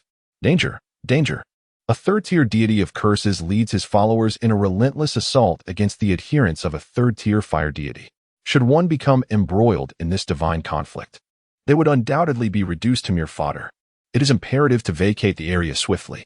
Upon hearing this unusual warning, Zeng Shen paused momentarily, his gaze shifting towards the training hall. In the center of the courtyard, Zhang clutched his head, a pained expression marring his features as he looked helplessly at a group of children, no more than 7 or 8 years old, clad in pristine white martial arts uniforms, who were wailing inconsolably. Mama, I don't want to practice anymore. The cacophony of sobs echoed through the courtyard, prompting Zeng Shen to reflect inwardly. Such an onslaught is indeed formidable. As he stepped further inside, his attention was drawn to the children. Suddenly, he halted, his gaze fixed on a small girl, her tear-streaked face resembling that of a rain-soaked pear blossom, with delicate braids adorning her head. This little girl was none other than the third-tier cursed deity and Appo's daughter, who would, 3 years hence, claim the lucky community as her dominion. Chapter 67. The first step to flying as Zhang faced the group of children before him, feeling utterly helpless. He heard footsteps at the doorway. Turning around, he saw Zeng Shen and immediately greeted him. Are these children the new recruits from the last couple of days? Zeng Shen inquired, surveying the young ones around him. Zhang nodded with a look of resignation. Upon hearing this, Zeng Shen smiled faintly, reminiscing about his time at the martial arts hall of Master Ma, only to find that Li Ziyuan and the other disciples were absent. He stepped out of the hall and looked at Zhang who was entertaining the children, and asked, where are the others? They're all at the provincial capital for the Grand Martial Arts competition, Zhang replied, his expression filled with disappointment. My master left early in the morning with the others, but I twisted my leg the day before, so I was left behind. I see, Zeng Shen remarked thoughtfully. If all goes well, they should return in about a week, or perhaps a month at most. His thoughts drifted to the little girl before him. There was a first brush he had yet to complete, and he considered doing so before leaving. After all, it was 1,000 survival points, a substantial amount. Furthermore, the fact that this little girl could survive until 3 years later suggested that her acquired curse abilities as a deity of curses would undoubtedly be extraordinary. Zeng Shen contemplated that it might be advantageous to approach her while she was still young and naive, perhaps to establish a connection that could prove beneficial in the future, especially when calamity struck and she could be persuaded to seek refuge with him. With this in mind, Zeng Shen paused, turned, and walked towards her, gently bending down to inquire, why are you crying so sadly, little one? Startled by the sudden appearance of a stranger, the little girl darted towards the side of the hall. Zeng Shen smiled softly and followed her. As she noticed him approaching again, she prepared to flee deeper into the hall. Zeng Shen quickly spoke in a gentle tone. Do you not remember your brother? That day, I was downstairs, holding a little black cat and a little white dog. We met then. Hearing his words, the little girl halted, turning to gaze at Zeng Shen with her big, watery eyes. It dawned on her that he was not a stranger after all. He was the kind man she had seen with the adorable kittens. Zeng Shen stepped closer, crouching down to pet her head. It seems you do remember me. Why are you crying so hard? Would you like to tell your brother about it? Upon hearing this, the little girl began to weep anew. Wah, Mommy lied to me. What did she lie about? Zeng Shen asked gently. She told me I could learn martial arts here. And if I did, I could fly to the sky. But when I asked that uncle, he said those were just special effects from TV shows. And that people can't fly. Perhaps it's not a lie after all. Zeng Shen replied softly. Is it not a lie? Wah, can you fly, brother? The little girl inquired, tears streaming down her face. Indeed, I can, Zeng Shen assured her gently. Then, brother, can you fly for me to see? She pleaded, sobbing. Very well, Zeng Shen nodded, glancing around to ensure no one was watching. With a sudden surge of concentration, he levitated 1 meter into the air. At that moment, the little girl ceased her tears, her small mouth agape, and her sparkling eyes reflecting astonishment. When Zeng Shen landed, the little girl immediately exclaimed in a clear, innocent voice. Mommy didn't lie to me. People can really fly. Seeing her tears had dried, Zeng Shen smiled and asked, Would you like to learn? Yes. Can you teach me? Big brother? The little girl replied, her eyes filled with longing. Zeng Shen, struck by inspiration, responded playfully, certainly. However, to learn this, you must become my disciple. Become a disciple? The little girl looked up, her large eyes suddenly serious. She bent her knees and knelt, clasping her hands together, saying, Disciple Yuxing pays respects to the master.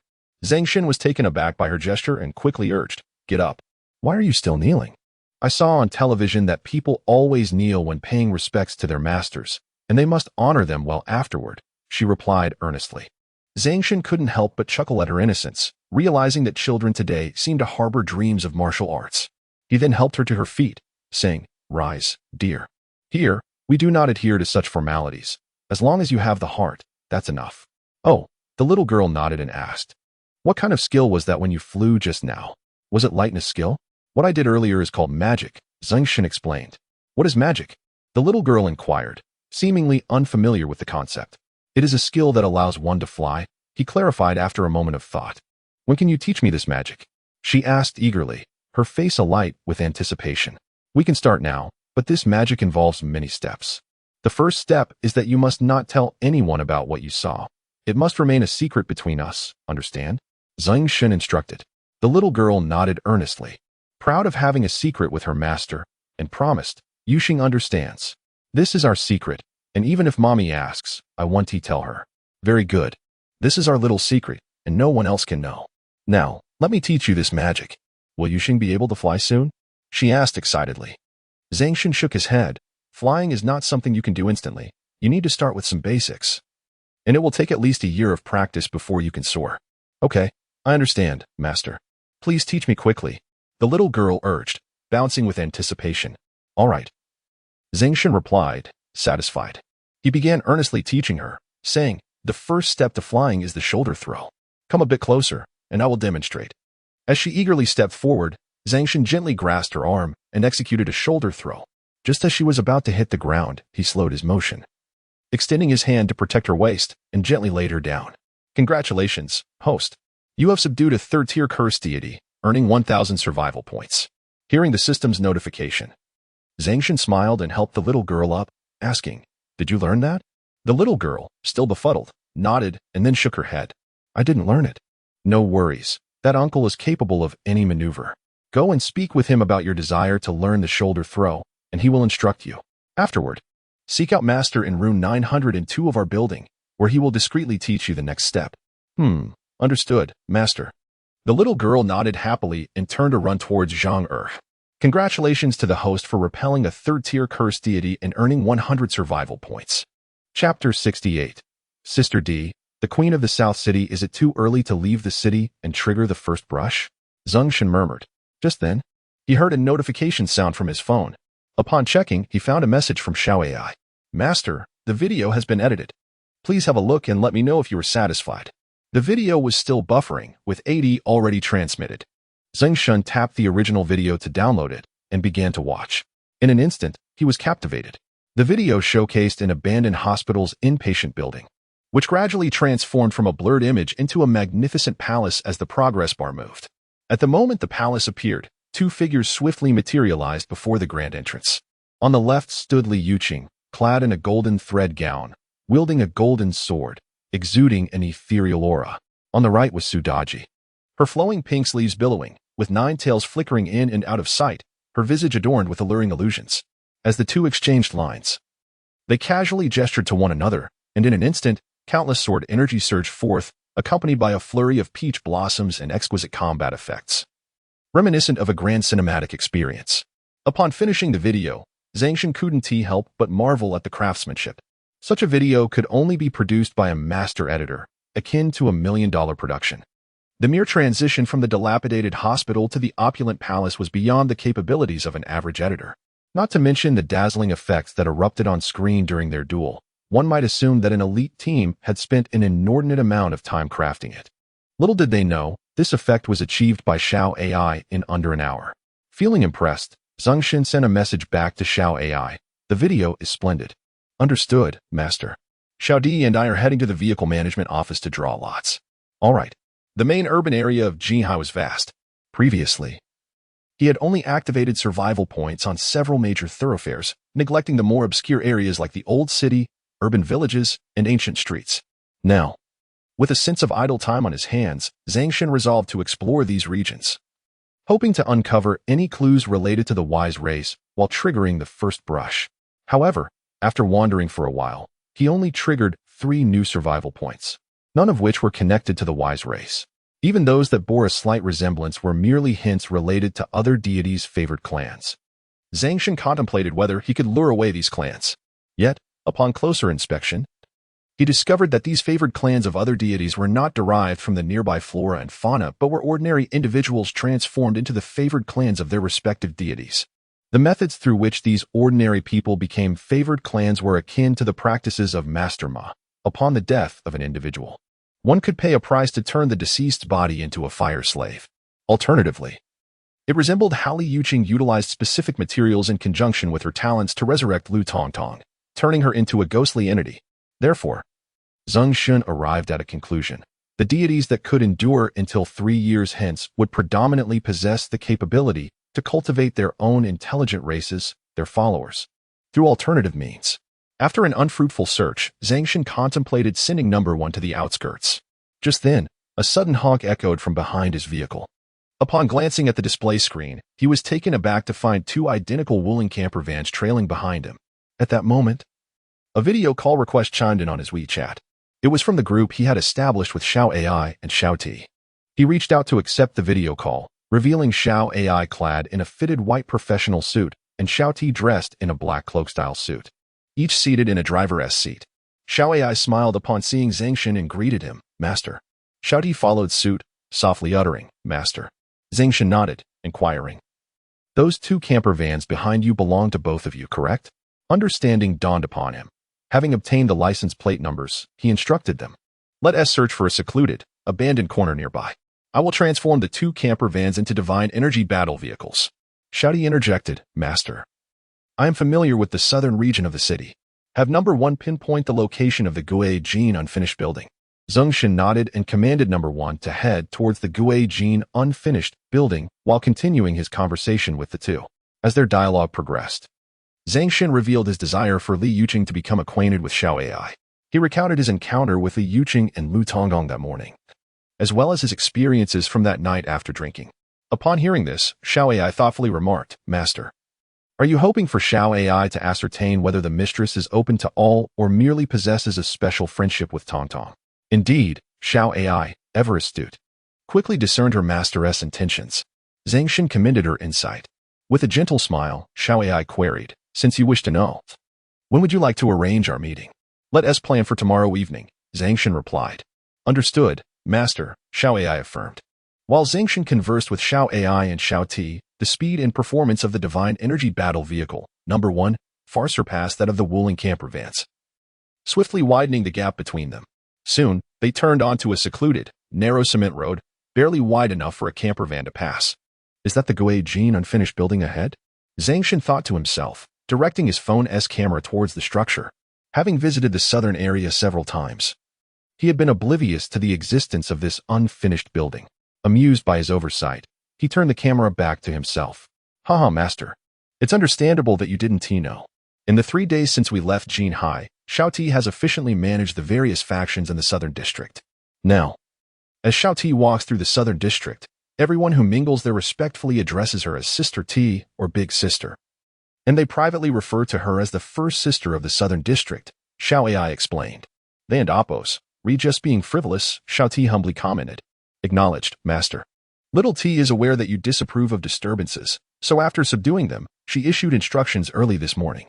That is good, Zeng Shen nodded, then recalled something and added. By the way, Little T, please observe among these individuals to see if there are any with benevolent intentions. When the calamity strikes, we shall bring them and their families into our sanctuary to maintain order. Yes, Master. Do you have any other instructions? Little T inquired. It seems there are just these two for the moment. If I think of anything else, I shall discuss it with you. Zeng Shen's words were abruptly halted. At that instant, a frantic voice echoed in his mind. Warning, warning. Ahead, the dilapidated Gue Jin building is occupied by a swarm of intelligent species, the violent bee clan. Meanwhile, a distressed fourth-tier war god deity is besieged by a group of fallen beings. Given the host's current combat capabilities, should you become embroiled in this situation, it would result in catastrophic consequences. Please evade swiftly. Chapter 69. The fourth-tier dark deity Zhang Xin, the fallen ones, the intelligent race, the violent bee tribe. Upon hearing the term intelligent race, violent bee tribe, Zeng Shen's heart leaped with joy. He urged number 1 to hasten their pace towards the dilapidated building known as Gue Jin. As for the system's subsequent notification regarding a distressed fourth-tier war deity and the fallen ones within, Zeng Shen felt little more than a flicker of curiosity about the nature of these fallen ones. In no time, the divine energy vehicle, number 1, veered into the entrance of the crumbling structure, which lacked any obstruction, and came to a halt without venturing further inside. It turned out that before the vehicle stood over a dozen ruffians clad in disheveled attire, mercilessly assaulting a young man in a deep blue security uniform. As they battered the young security guard, leaving him bloodied and bruised, they pressed his face into the ground, pinning one of his hands down. Nearby, a young man, evidently the leader of the ruffians, crouched down with a dagger in hand and said, "You little brat, your father owes our brother Dao 1 million and has vanished. It is only just that you should repay your father's debt. We grant you a day to gather the money. If you fail to do so and hide away here, ignoring our calls and even blocking us on WeChat, you should know that I despise being blocked more than anything." As he spoke, the ruffian leader, seemingly recalling a painful memory, slapped the security guard across the face, angrily declaring, "Since you dare to block me, it appears you have no intention of repaying Brother Dao. Very well, I'll collect 100,000 for each finger. Let us start with a little interest, shall we?" Upon hearing that his fingers were to be severed, the young security guard immediately began to struggle. "Brother Tao, please, no. Give me one more day. I promise to gather the money and not hide away. I've already called friends to help. I'm not lying." However, despite his desperate pleas, the ruffians held him down firmly, leaving him no chance to resist. Brother Tao seemed resolute in his intent to cut off the guard's finger.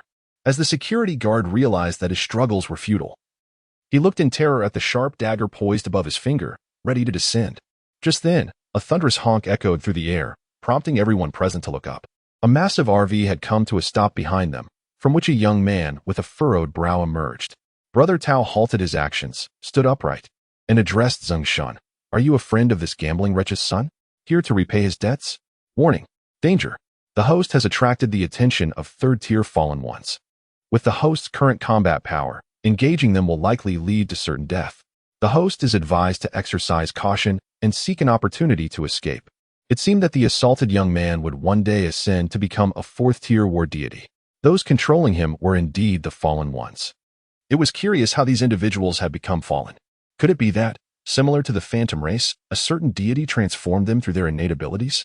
Zeng Shen disregarded the words of the ruffian leader, his mind swirling with confusion, and cast a glance imbued with insight. Wisdom race. The fallen. Qualities: elite, ordinary, elite, lord, king, legendary, epic, mythical. Stage 3 o'clock 10,000. Name: Tang Tao. Skills: unactivated. Faith: Zhang Xin, 4th tier dark deity. Devotion: daily. Provides 100 points of faith to the deity of his belief. Mood: agitated. Analysis: once a 1st tier hell deity. He gradually succumbed to his own desires under the influence of Zhang Xin's talents, ultimately drowning in a sea of lust, losing himself, and transforming into a fallen, becoming a follower and pawn enslaved by him. Who is this Zhang Xian? Zeng Shen pondered, possessing such a terrifying talent capable of magnifying the desires of others, leading them to become lost and turned into his disciples? Meanwhile, the ruffian, brandishing a dagger, noticing Zeng Shen's self-absorbed demeanor, felt an overwhelming sense of neglect and frowned in displeasure. One of his lackeys, witnessing this, shouted angrily, "Are you deaf? Didn't you hear our brother Tao ask you a question?" With that, this ruffian lackey, alongside another wielding a club, advanced towards Zeng Shen, ready to strike. Zeng Shen slightly turned, evading the club swung by the ruffian on his left, and swiftly kicked the other ruffian in the waist, sending him flying. Congratulations, host, for overcoming the strong with the weak, suppressing a second-tier fallen, survival points, 50. Congratulations, host, for overcoming the strong with the weak, suppressing a first-tier fallen, survival points, 10. The survival points gained from suppressing and defeating lesser beings and creatures were disappointingly meager. Zeng Shen grimaced, feeling unsatisfied with the paltry sum he had acquired. "You're seeking death, Bing, away, deal with him."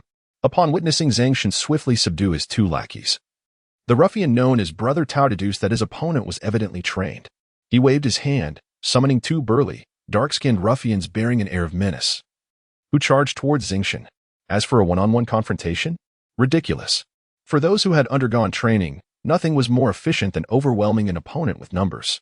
Otherwise, this reputedly formidable security youth would not currently find himself subdued by them. Tang Tao smirked disdainfully at the thought. Anyone who dared to dismiss his words would be made to speak while prostrate. However, he was unaware that the youth standing before him possessed extraordinary abilities.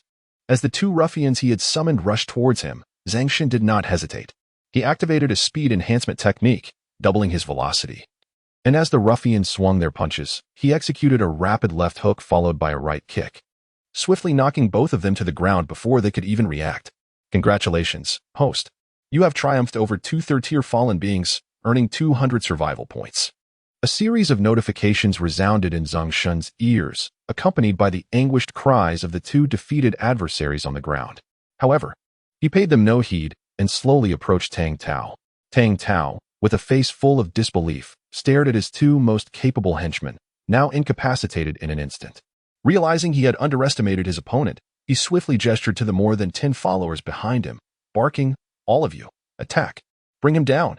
As he charged forward, accompanied by his gang, he could not fathom how this young man could defeat two of his men, yet he believed he could handle them all at once. Just as Zeng Shen prepared to enhance his agility fivefold in response to their advance, a cold voice interrupted from behind. "Stop, Tang Tao. Who do you intend to take down?" At the sound of Xiao Di's voice, the once aggressive gangsters abruptly halted, their expression shifting to one of fear as they gazed at Xiao Di, who slowly approached Zeng Shen with her hands in her pockets. In that moment, they resembled frightened mice confronted by a cat, their faces pale and hesitant to move closer. Tang Tao looked at Xiao Di, stammering, "I had no idea this young man was under your protection." Chapter 70, Division of Divine Density under the piercing gaze of Xiao Di. Tang Tao felt a pang of guilt and muttered, 100,000 is the principal. Upon hearing this, Xiao Ti's eyes turned icy. 100,000 is the principal? You from the North City, Daoj, dare to come into my territory and harm others? It seems Daoj is unaware of who currently holds power in the South City. Xiao Ti, please, calm down, Tang Tao hurriedly explained, our Daoj. Leave. At the sound of Xiao Ti's sharp reprimand, Tang Tao promptly fell silent, hastily leading his subordinates away. The host, with the assistance of his followers, successfully repelled a group of fallen beings, earning 1020 survival points. As the notification chimed in his ears, Zeng Shen paused momentarily, astonished that he could acquire survival points without even engaging the target. After Tang Tao and his entourage departed, Zeng Shen, accompanied by Xiao Ti and Xiao Ai, approached the young man in security attire lying on the ground, while simultaneously casting a glimpse of the Eye of Insight. True name, by Qi, divine name.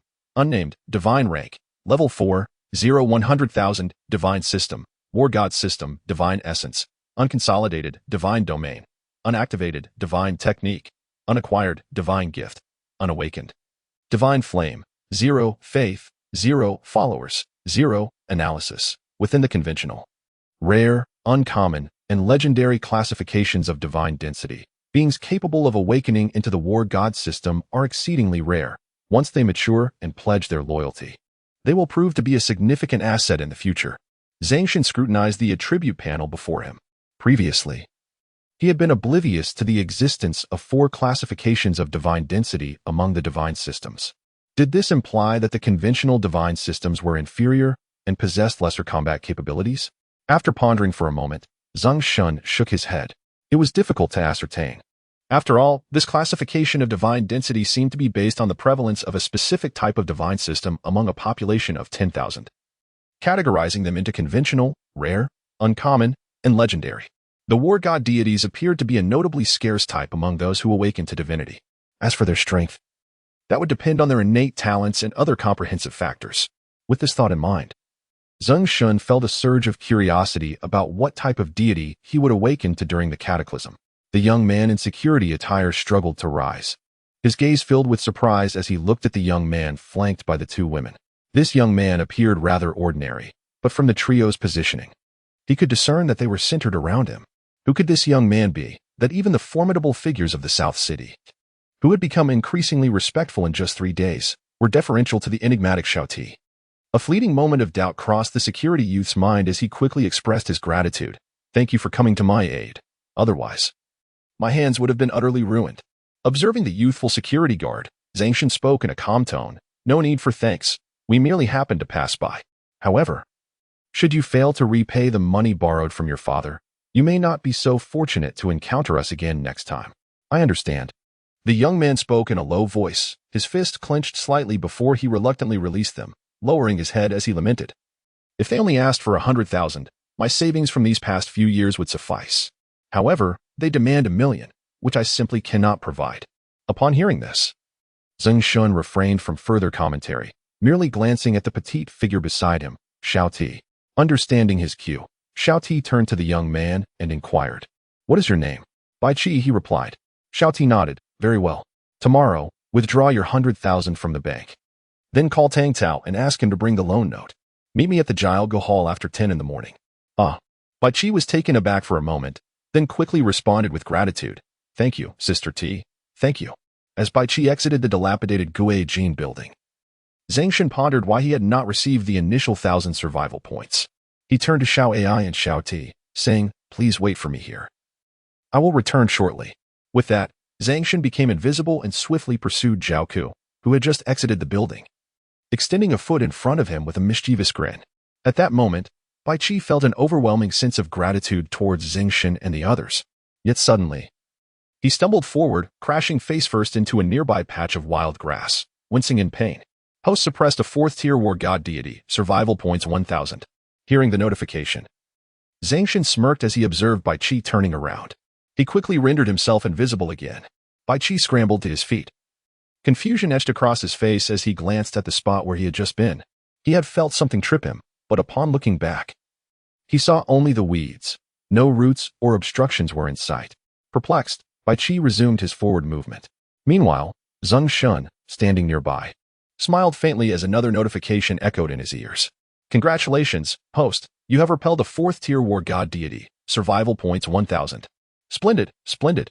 In less than 5 minutes since his arrival at the Guijin building, without even having searched for the wise species, the violent wasp tribe, he had already amassed 3,000 survival points. Zeng Shen nodded in satisfaction and turned back toward the entrance of the dilapidated building, gradually revealing himself as he approached Xiao Ai and Xiao Ti. "Master," they exclaimed in unison. "Yes," Zeng Shen replied lightly, addressing Xiao Ti. "Please assess Bai Qi's character." Xiao Ti responded, "Master, do you intend to recruit him as a subordinate, perhaps to oversee the security of the refuge?" "I do have such intentions. But if his character and values are lacking, I shall reconsider." "Understood, Master," she affirmed. Zeng Shen nodded, his gaze sweeping over the entire expanse of the dilapidated buildings. At this moment, the sun's last remnants of a fractured sunset were gradually succumbing to the encroaching darkness, casting a dim shadow over the Guijin building, where visibility was notably poor. This dimness caused Zeng Shen a headache, as the structure was vast and towering, surrounded by other abandoned buildings and construction containers, with numerous trees and weeds encroaching the vicinity. The system had just informed him that the intelligent race, the swarm of wisdom, was entrenched here, under the ominous dark sky. It was evident that locating the hidden swarm of wisdom would not be an easy task. Thus, Zeng Shen hesitated for a moment before deciding to return in the daylight to seek out these intelligent beings. With this thought in mind, he turned and retrieved 2 energy vehicle cards. Focusing his consciousness, 2 new energy vehicles materialized before him, one for each person. "Thank you, Master," he murmured. Little T and Little AI each selected a vehicle and affixed the license plate numbers they had chosen onto the 2 energy vehicles. Instantly, the vehicles scanned the specifications of the 2 RVs they had acquired and transformed into models resembling wooling RVs. Once the transformation was complete, Zeng Shen opened the portal to the divine realm, stowing the 2 authentic wooling RVs into his backpack compartments. He then boarded his own RV and drove toward the southern outskirts of the city. Concentrating his thoughts, he issued a command to Vehicle 1. "Vehicle 1, this evening, traverse all the roads in the southern outskirts, covering every village and town. How long do you estimate this will take?" "Understood. Once we have explored the surrounding villages and towns, we shall proceed to the western outskirts." "Received, Master.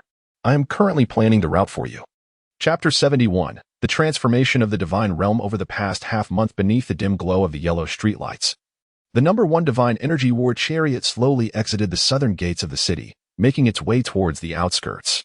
Zeng Shen squinted slightly. Leaning back in the plush driver's seat, his consciousness coalescing as it surged into the divine realm. In an instant, his awareness materialized into an ethereal form, hovering above the vast expanse of the Yanhuang domain. At this moment, the Yanhuang domain was shrouded in darkness, where one could not see their own hand before their face. Yet, in Zeng Shen's sight, the entirety of the divine realm appeared as luminous as day, crystal clear before his eyes.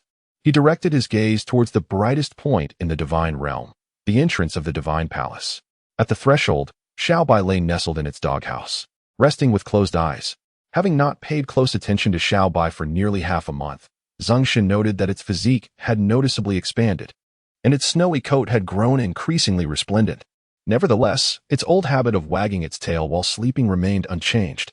Suddenly, the wagging tail of Xiaobai stilled, and it opened its bright, almond-shaped eyes, gazing up at the starry sky, letting out a single bark. Did this little creature sense my gaze upon it? Zeng Shen mused. Shifting his attention from Xiaobai to the town of Buster, located 30 meters away. In Buster Town, aside from the tree stump-shaped cat houses he had placed beside each large tree, there was a spacious warehouse covering an area of 1,000 square meters. To the left of the warehouse entrance, bags of cat and dog food lay piled high, their contents spilled across the ground. At this moment, several large wild cats were voraciously feasting on the scattered cat food. Zeng Shen observed, realizing that Xiao He and the 5 kittens were absent from Buster Town. His gaze drifted, and soon he spotted the group of kittens at the creek bay, 100 meters from Buster Town. They were all being led by the large black cat, quenching their thirst. Like Xiaobai, he had not closely monitored them for over half a month. And Zeng Shen noted that both Xiao He and the 5 kittens had grown slightly larger, their fur now gleaming and sleek. To the left of the Emerald Valley's entrance stood a towering mound of earth, nearly the height of an adult. Speaking to himself, Zeng Shen concentrated his awareness, revealing the situation within the mound. Yet, in that very moment, he was taken aback. Within the mound, the ants remained at 550. However, unlike the minuscule male and female ants he had initially introduced into the divine realm, they had now transformed into ants the size of his thumb. How could they have grown so large? Zeng Shen's face was a canvas of confusion. Moreover, he discovered that after half a month, the ant queen, under the care of the colony, had not produced a single egg, despite her body gradually swelling to nearly the size of a fist. Frowning in contemplation, he turned his gaze towards another group of ants that would metamorphose into aberrant beasts after the cataclysm, the black soldier ants. Initially, they had merely settled in the crevices of stones, yet they too had constructed a significant mound of earth. Could it be that the black soldier ants had also increased in size? Zeng Shen speculated, focusing his consciousness to peer into the depths of the large mound. In an instant, the scene within the mound was as he had surmised. The dark figures and their retinue of worker ants had all grown to the size of a fist. Was this increase in size a consequence of some latent divine energy within them? Yet, why did neither Xiaobai nor Xiaohong exhibit any noticeable changes? Zeng Shen murmured a speculative thought, then ceased his ponderings, directing his gaze toward the depths of the Emerald Valley, where a small multifunctional mining and refining machine resided. Over the past half-month, this machine had consistently collected around 1,000 emerald stones each day. The daily output of various elemental crystals remained modest, averaging 2 to 3 pieces. Suddenly, the small multifunctional mining and refining machine sprang to life, laden with an abundance of emerald stones and assorted elemental crystals, as it exited the Emerald Valley. Zeng Shen's gaze followed the movement of the machine, soon witnessing it deliver a full load of emeralds to the spatial warehouse in the Ling'an district. The machine tilted, depositing its cargo atop a vast mound of emerald stones, while an additional 10 or so gemstones were carefully placed beside the emeralds on mechanical racks, forming a small pile. Once the unloading was complete, the machine turned back toward the Emerald Valley. However, Zeng Shen did not follow its journey. Instead, he briefly surveyed the mining operations in the Ling'an district. Since relocating the small coal mine to Ling'an, 3 divine energy smelting furnaces had been fueled by the coal. Xiaodi had arranged for 6 intelligent mining vehicles to transport iron, copper, silver, and gold ores to the furnaces, where they were refined into brick-like forms and stored within the spatial warehouse for future use.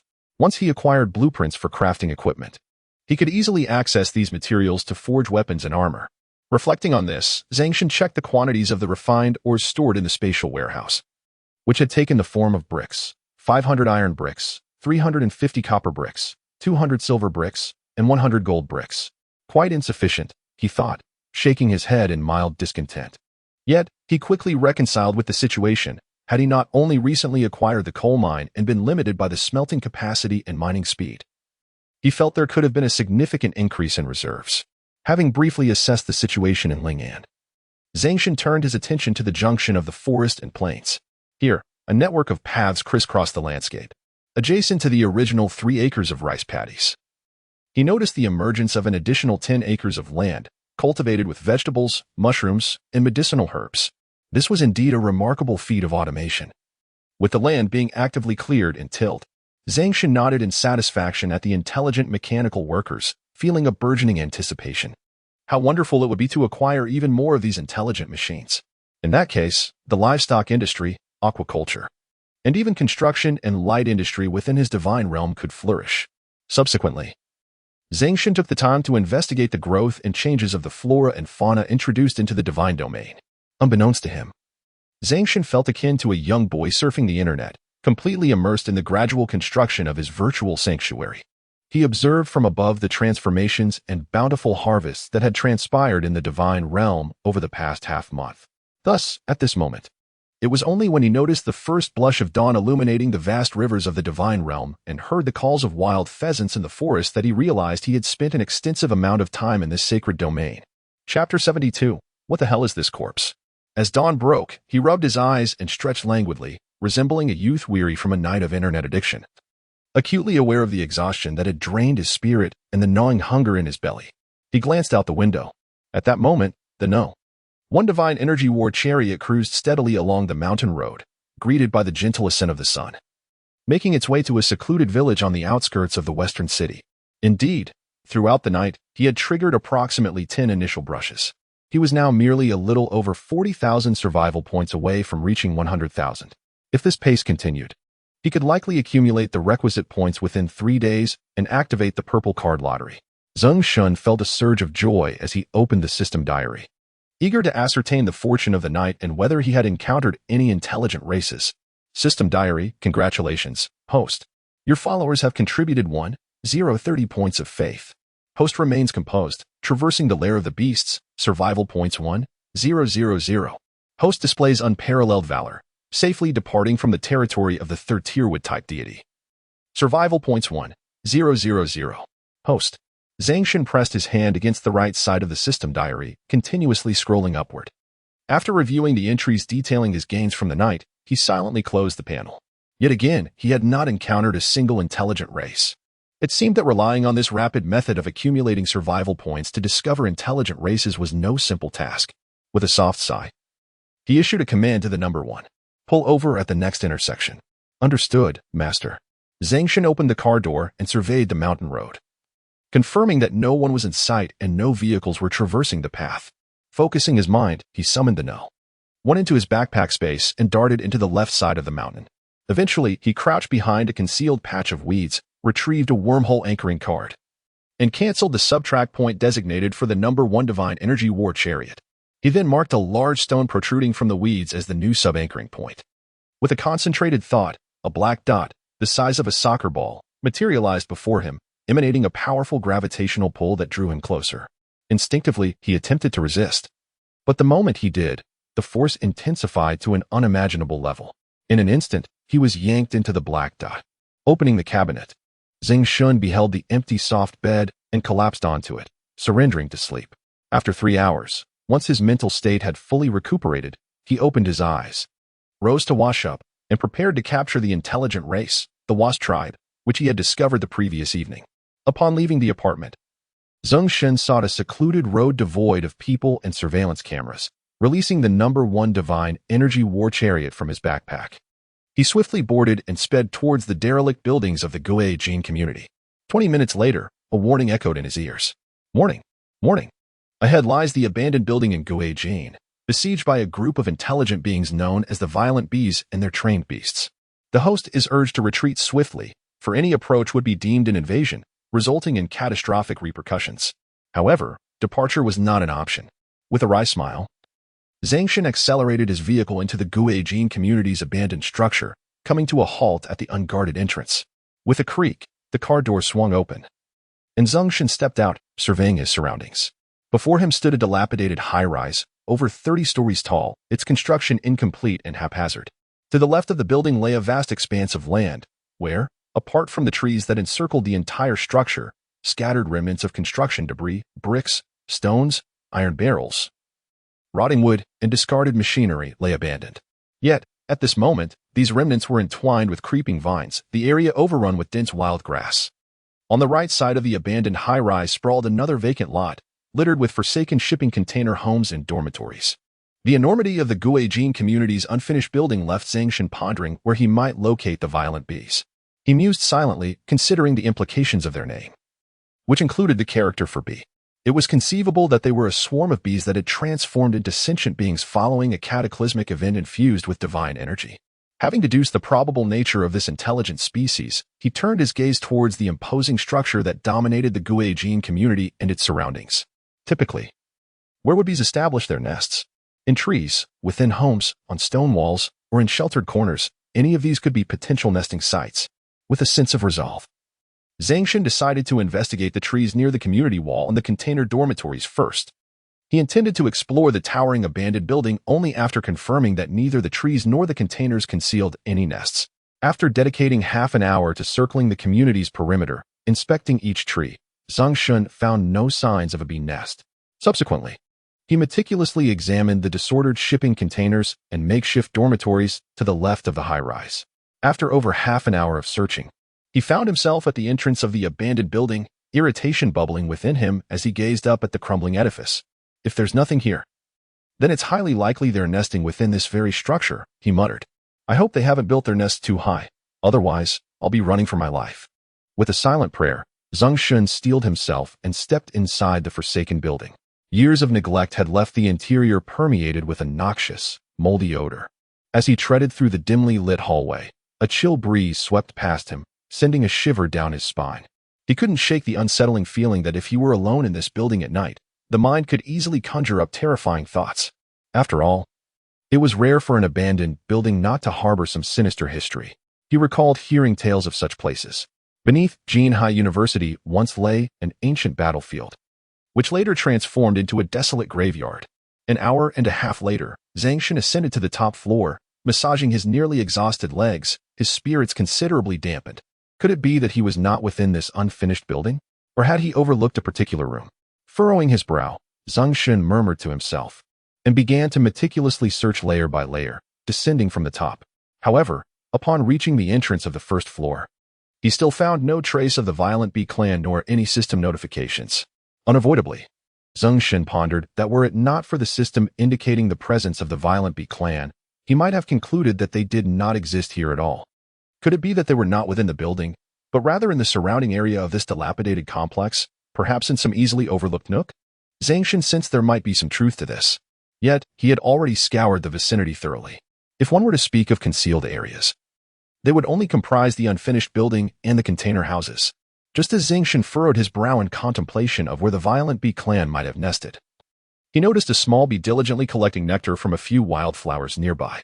In that moment, his eyes sparkled with realization, and he focused intently. He cast forth the gaze of insight. A corpse of a mutated beast perished in the catastrophe.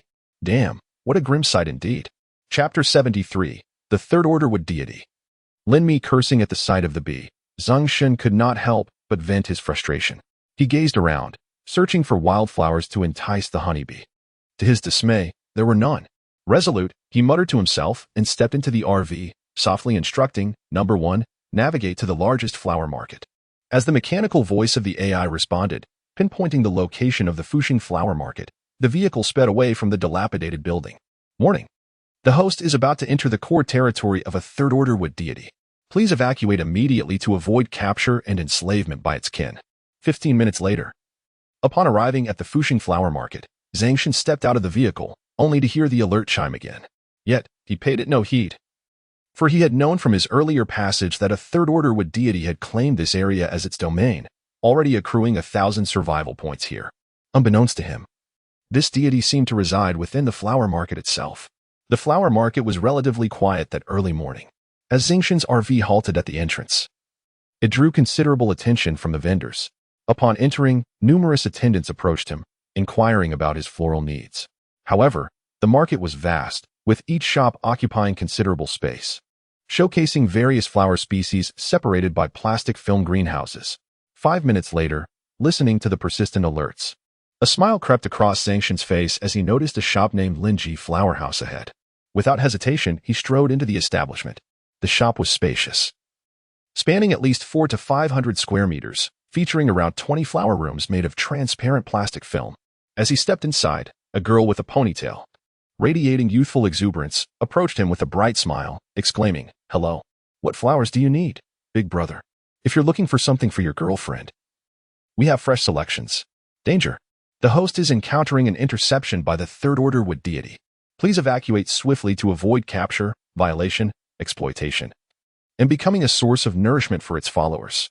Hearing the alert, Zeng Shen looked at the school-uniformed girl and gently interjected, "I am looking for flowers that attract honeybees."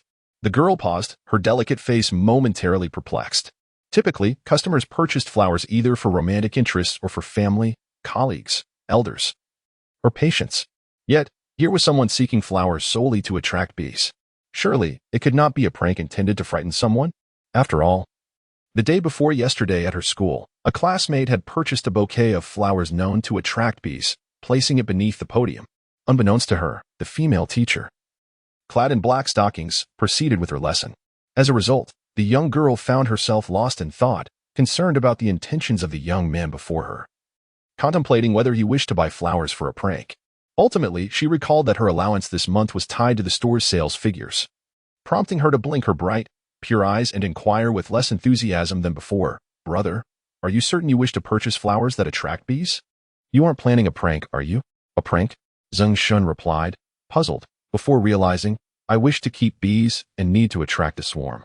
Upon hearing this, the girl smiled, realizing her misunderstanding, and immediately became enthusiastic again. "Yes, the door and flowers are the most enticing to bees.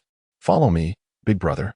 Zeng Shen nodded and trailed behind her, casting a curious glance in her direction.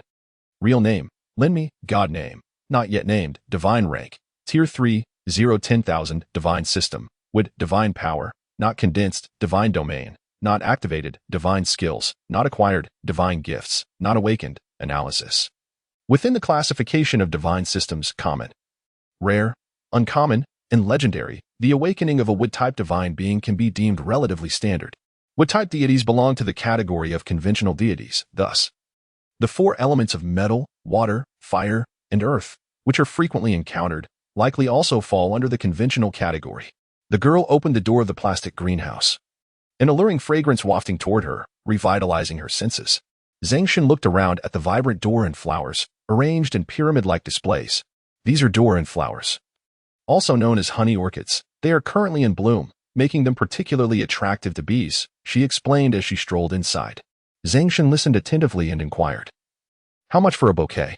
The 10-stem bundles, which attract bees most effectively, are priced at 70 each. The 8-stem ones are 60, and the 3-stem ones are 20. The girl deftly elaborated. "I'll take 10 bouquets of the 10-stem variety," Zeng Shen stated. The girl's face lit up with joy at his order. "Big brother, you're so straightforward. If you're buying 10, I'll ask my mother if we can throw in an extra bouquet for you. All right, he replied. The girl promptly contacted her mother via WeChat, and after a brief voice conversation, she announced, "Big brother, my mother said yes. However, if you ever need flowers again, I hope you'll remember to support our shop." Certainly, Zeng Shen replied with a slight smile and a nod.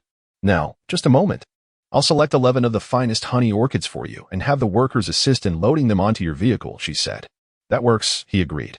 Before long, the girl summoned a man to bring a tricycle to transport the flowers to Zeng Shen's van. Zeng Shen, upon noticing the flowers placed in the rear compartment of the RV, promptly retrieved his mobile phone and scanned the payment code that hung before the young girl. He then showed her the screen, saying, "The payment has been completed." The girl glanced at Zeng Shen and Appo's phone, nodded in acknowledgement, and cheerfully replied, "Big brother, let us at each other as friends. If you ever wish to purchase flowers for your girlfriend, you can directly contact me via WeChat, and I'll arrange for someone to deliver them to you." What a charming young lady. Though she is quite young, she certainly possesses a knack for business. What grade are you in this year? Zeng Shen inquired with a smile as he opened the QR code on his phone. I'm in my 3rd year of high school. The girl responded, then proceeded to scan Zeng Shen's QR code, adding her name as a note. Chapter 74, Explosive Bees. A dance of swarming bees upon arriving at the derelict building. Zeng Shen issued commands before alighting from the vehicle and approaching the rear compartment, awaiting the fateful bees. To his surprise, it wasn't long before over a dozen bees appeared before him, swiftly darting towards the 11 trays of honey, commencing their nectar gathering. Zeng Shen cast a probing eye toward them, momentarily rendered speechless. None of these bees would survive beyond the 3-year mark. However, before he could dwell on this dismay, another swarm of bees emerged from all directions.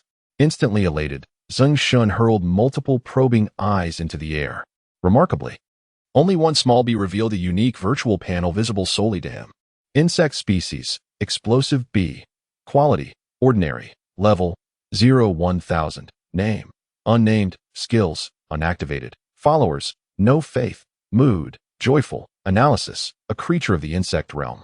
Nurtured by the explosive bee clan, joyously collecting honey. Provoking it may summon numerous explosive bees to attack.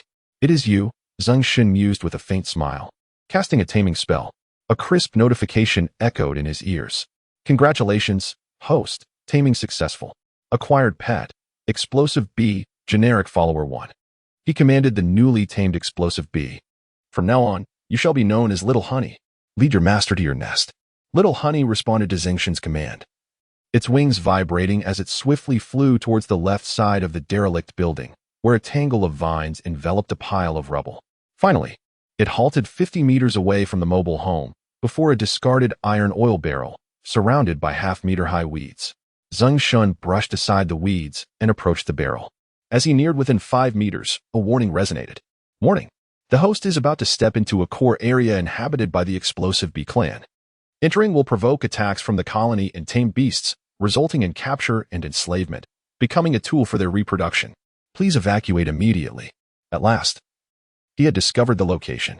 Zeng Shen smiled with delight, disregarding the warning panel that materialized before him, hastily clearing the weeds to reach the abandoned oil barrel. This barrel, a substantial one, was 1.5 meters long with a diameter of 1 meter. Inside lay a colossal beehive.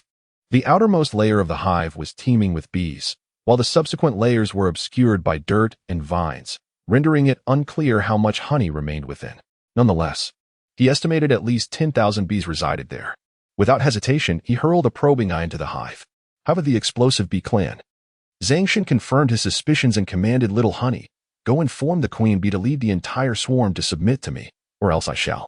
Before he could finish his sentence, he observed several small bees abruptly departing from their hive, rushing towards his pet, and knocking it into the dense grass. Some bit its neck, others its wings, and still others its limbs. What on earth was happening? Zeng Shen was momentarily taken aback, when suddenly, a notification sound echoed beside him. The scent emitted by your pet bee has been mistaken by the guardian bees of the aggressive bee tribe as that of an intruder attempting to steal honey, resulting in a catastrophic assault.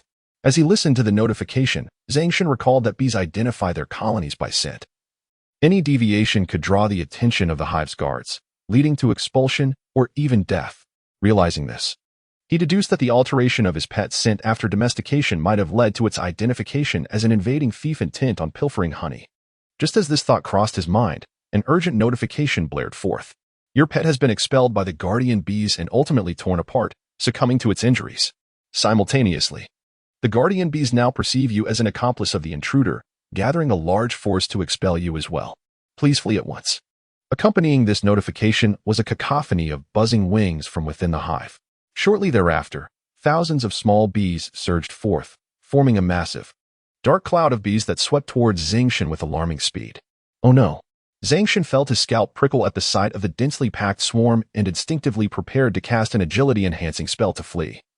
For he certainly did not wish to be covered in stings. However, suddenly, an idea struck him, and he altered his course of action, halting in his tracks. With focused intent, he whispered, "Air shield." Instantly, an invisible ripple pulsated in front of him, and the swarm of bees collided with an ethereal barrier, unable to approach any closer. Yet, the bees did not seem inclined to abandon their pursuit. Within a mere 10 minutes, the outer layer of the air shield was enveloped by a thick swarm of bees. Zeng Shen, observing the bees mere half a meter away, felt a surge of trepidation. Were it not for the air shield, he would surely be overwhelmed by countless stings. Muttering to himself, he pondered his next course of action. Firstly, he realized that the tactics for dealing with an ant swarm would not be effective here. After all, the bees had not yet come within striking distance before being dispatched. And unlike ants, bees lack the capacity to transport heavy objects, thus rendering them incapable of removing the queen.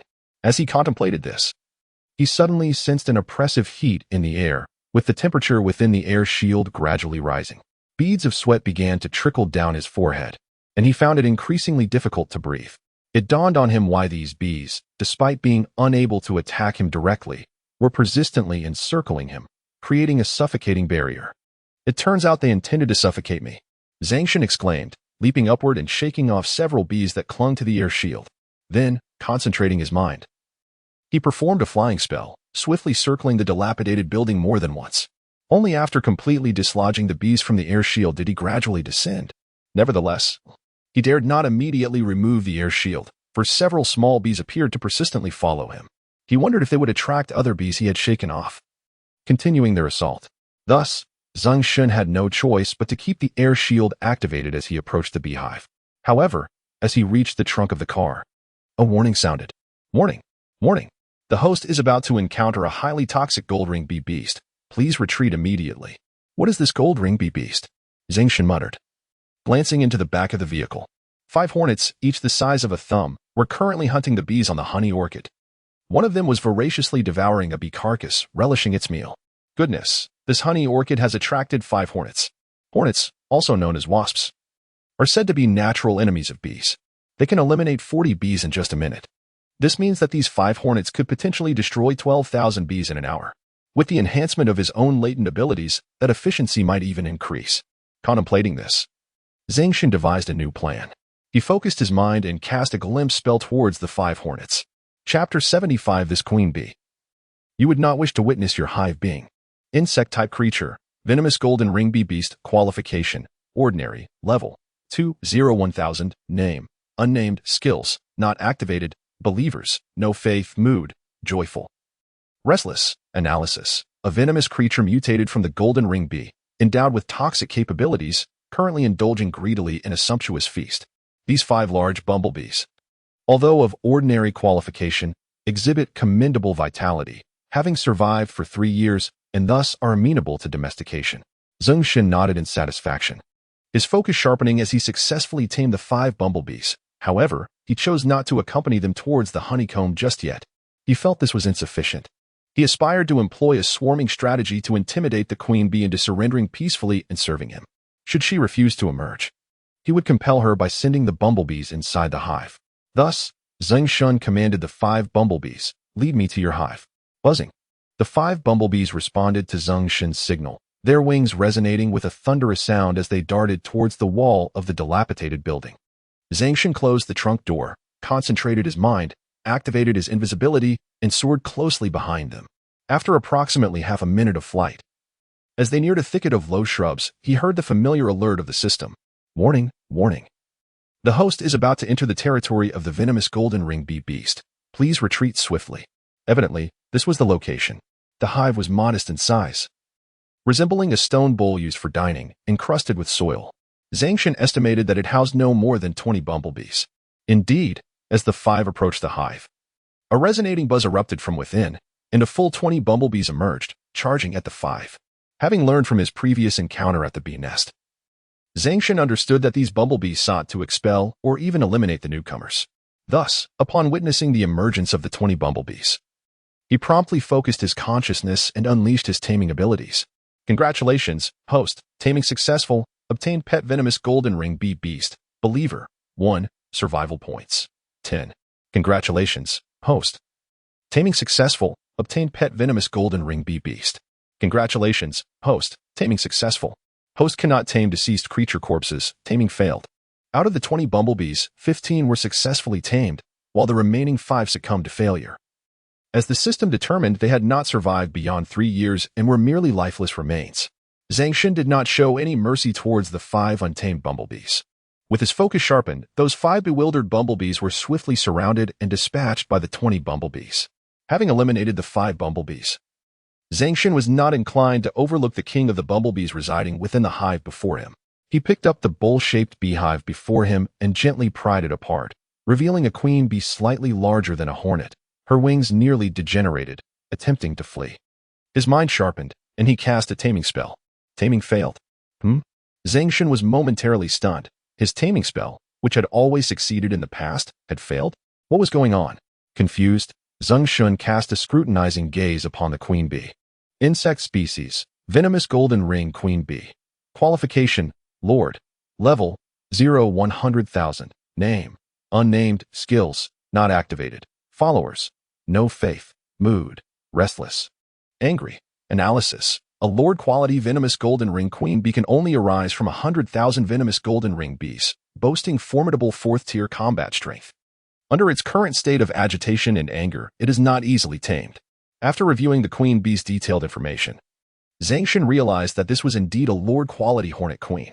The reason for the taming failure was her excessively high qualifications and level, compounded by her foul mood, making her difficult to tame. So, to make you my pet, I must consider your mood as well? Zeng Shen muttered disdainfully, focusing his mind and launching another series of taming spells at the queen bee. He refused to believe that if one attempt failed, 10 would not succeed. Thus, after casting over 20 taming spells, a faint notification finally resounded. Congratulations, host. Taming successful. You have acquired the pet venomous golden ring queen bee, gaining 1 follower. Haha, at last, success in taming. Zeng Shen laughed heartily, wiping the sweat from his brow. He then proceeded to tame all 10 hornet larvae still in their pupal state within the hive. Subsequently, he named the queen bee Golden Blossom and, with the escort of 20 hornets, made his way to the number 1 RV. Upon returning to the RV, Zeng Shen opened the rear compartment and placed the beehive on a plate of honey orchids. Stimulated by the fragrance of the honey orchids, the venomous golden ring queen bee crawled out of the hive to survey her surroundings. Upon spotting the corpses of the bees left behind by 5 hornets during their hunt, she swiftly exited the hive and began to feast on the fallen bees. Golden Blossom, as long as you follow your master, there will never be a shortage of delicacies. Zeng Shen smiled at the hornet queen. Upon hearing his words, the queen's small wings fluttered slightly, emitting a stream of white light that surged toward him. Congratulations, host. Your pet, enticed by your gastronomic offerings, has elevated her fondness for you and become your true follower. Oh, it can work like this? Zeng Shen exclaimed in astonishment, not expecting such an unexpected gain. He immediately instructed the 20 hornets to partake in the bee carcasses as well, uttering the same phrase. However, unlike the queen bee, the 20 hornets did not transform into true followers. Zeng Shen felt a twinge of frustration and instructed them to cease their feast. He then extended his hand to close the rear compartment of the vehicle and, accompanied by them, surged towards the beehive, intent on redeeming his previous humiliation. In an instant, 20 formidable hornets soared before Zeng Shen, emitting a resonating hum that echoed like a squadron of bombers from afar. When they were merely 10 meters away from the hive, the sentinel bees atop the structure sensed the thunderous vibrations of the hornets' wings and became immediately agitated. Observing this, Zeng Shen's focus sharpened as he addressed the hornets. Inform the queen within to emerge and pledge her allegiance to me. Otherwise, tell her that she would not wish to witness her swarm being devoured by hornets. Upon receiving Zeng Shen's signal, the 20 hornets swiftly descended onto the wax plates of the beehive, akin to bombers transforming into towering robots, suddenly alighting upon the enemy and Apos' stronghold, instilling dread among the bees. In an instant, chaos erupted among the bees on the wax plates of the hive. A dozen or so sentinel bees swiftly approached the hornets, attempting to drive them away. However, as soon as these defenders neared the hornets, they were effortlessly dispatched, their necks severed, their lifeless bodies tumbling into the grass, a gruesome sight to behold. After eliminating these sentinel bees, no other bees dared to approach the 20 harbingers of death. Consequently, the hornets did not pursue any additional prey, but instead gradually conveyed the task Zeng Shen had entrusted to them earlier to the queen within the hive. Zeng Shen stood by, patiently observing the unfolding scene. Yet, in the following moment, a cacophony of buzzing erupted from within the hive as numerous diminutive bees surged forth from the depths, charging directly at the 20 hornets. Chapter 76, Lord Level. Explosive Wasp King Curse It. Watching those diminutive bees swarm toward the hornets, Zeng Shen nearly let out an exclamation steeped in national essence. It was evident that the intention of the bee queen was unmistakable. She had no plans of surrendering. Without hesitation, Zeng Shen swiftly commanded the hornets to eliminate any bee that dared to approach and attack them.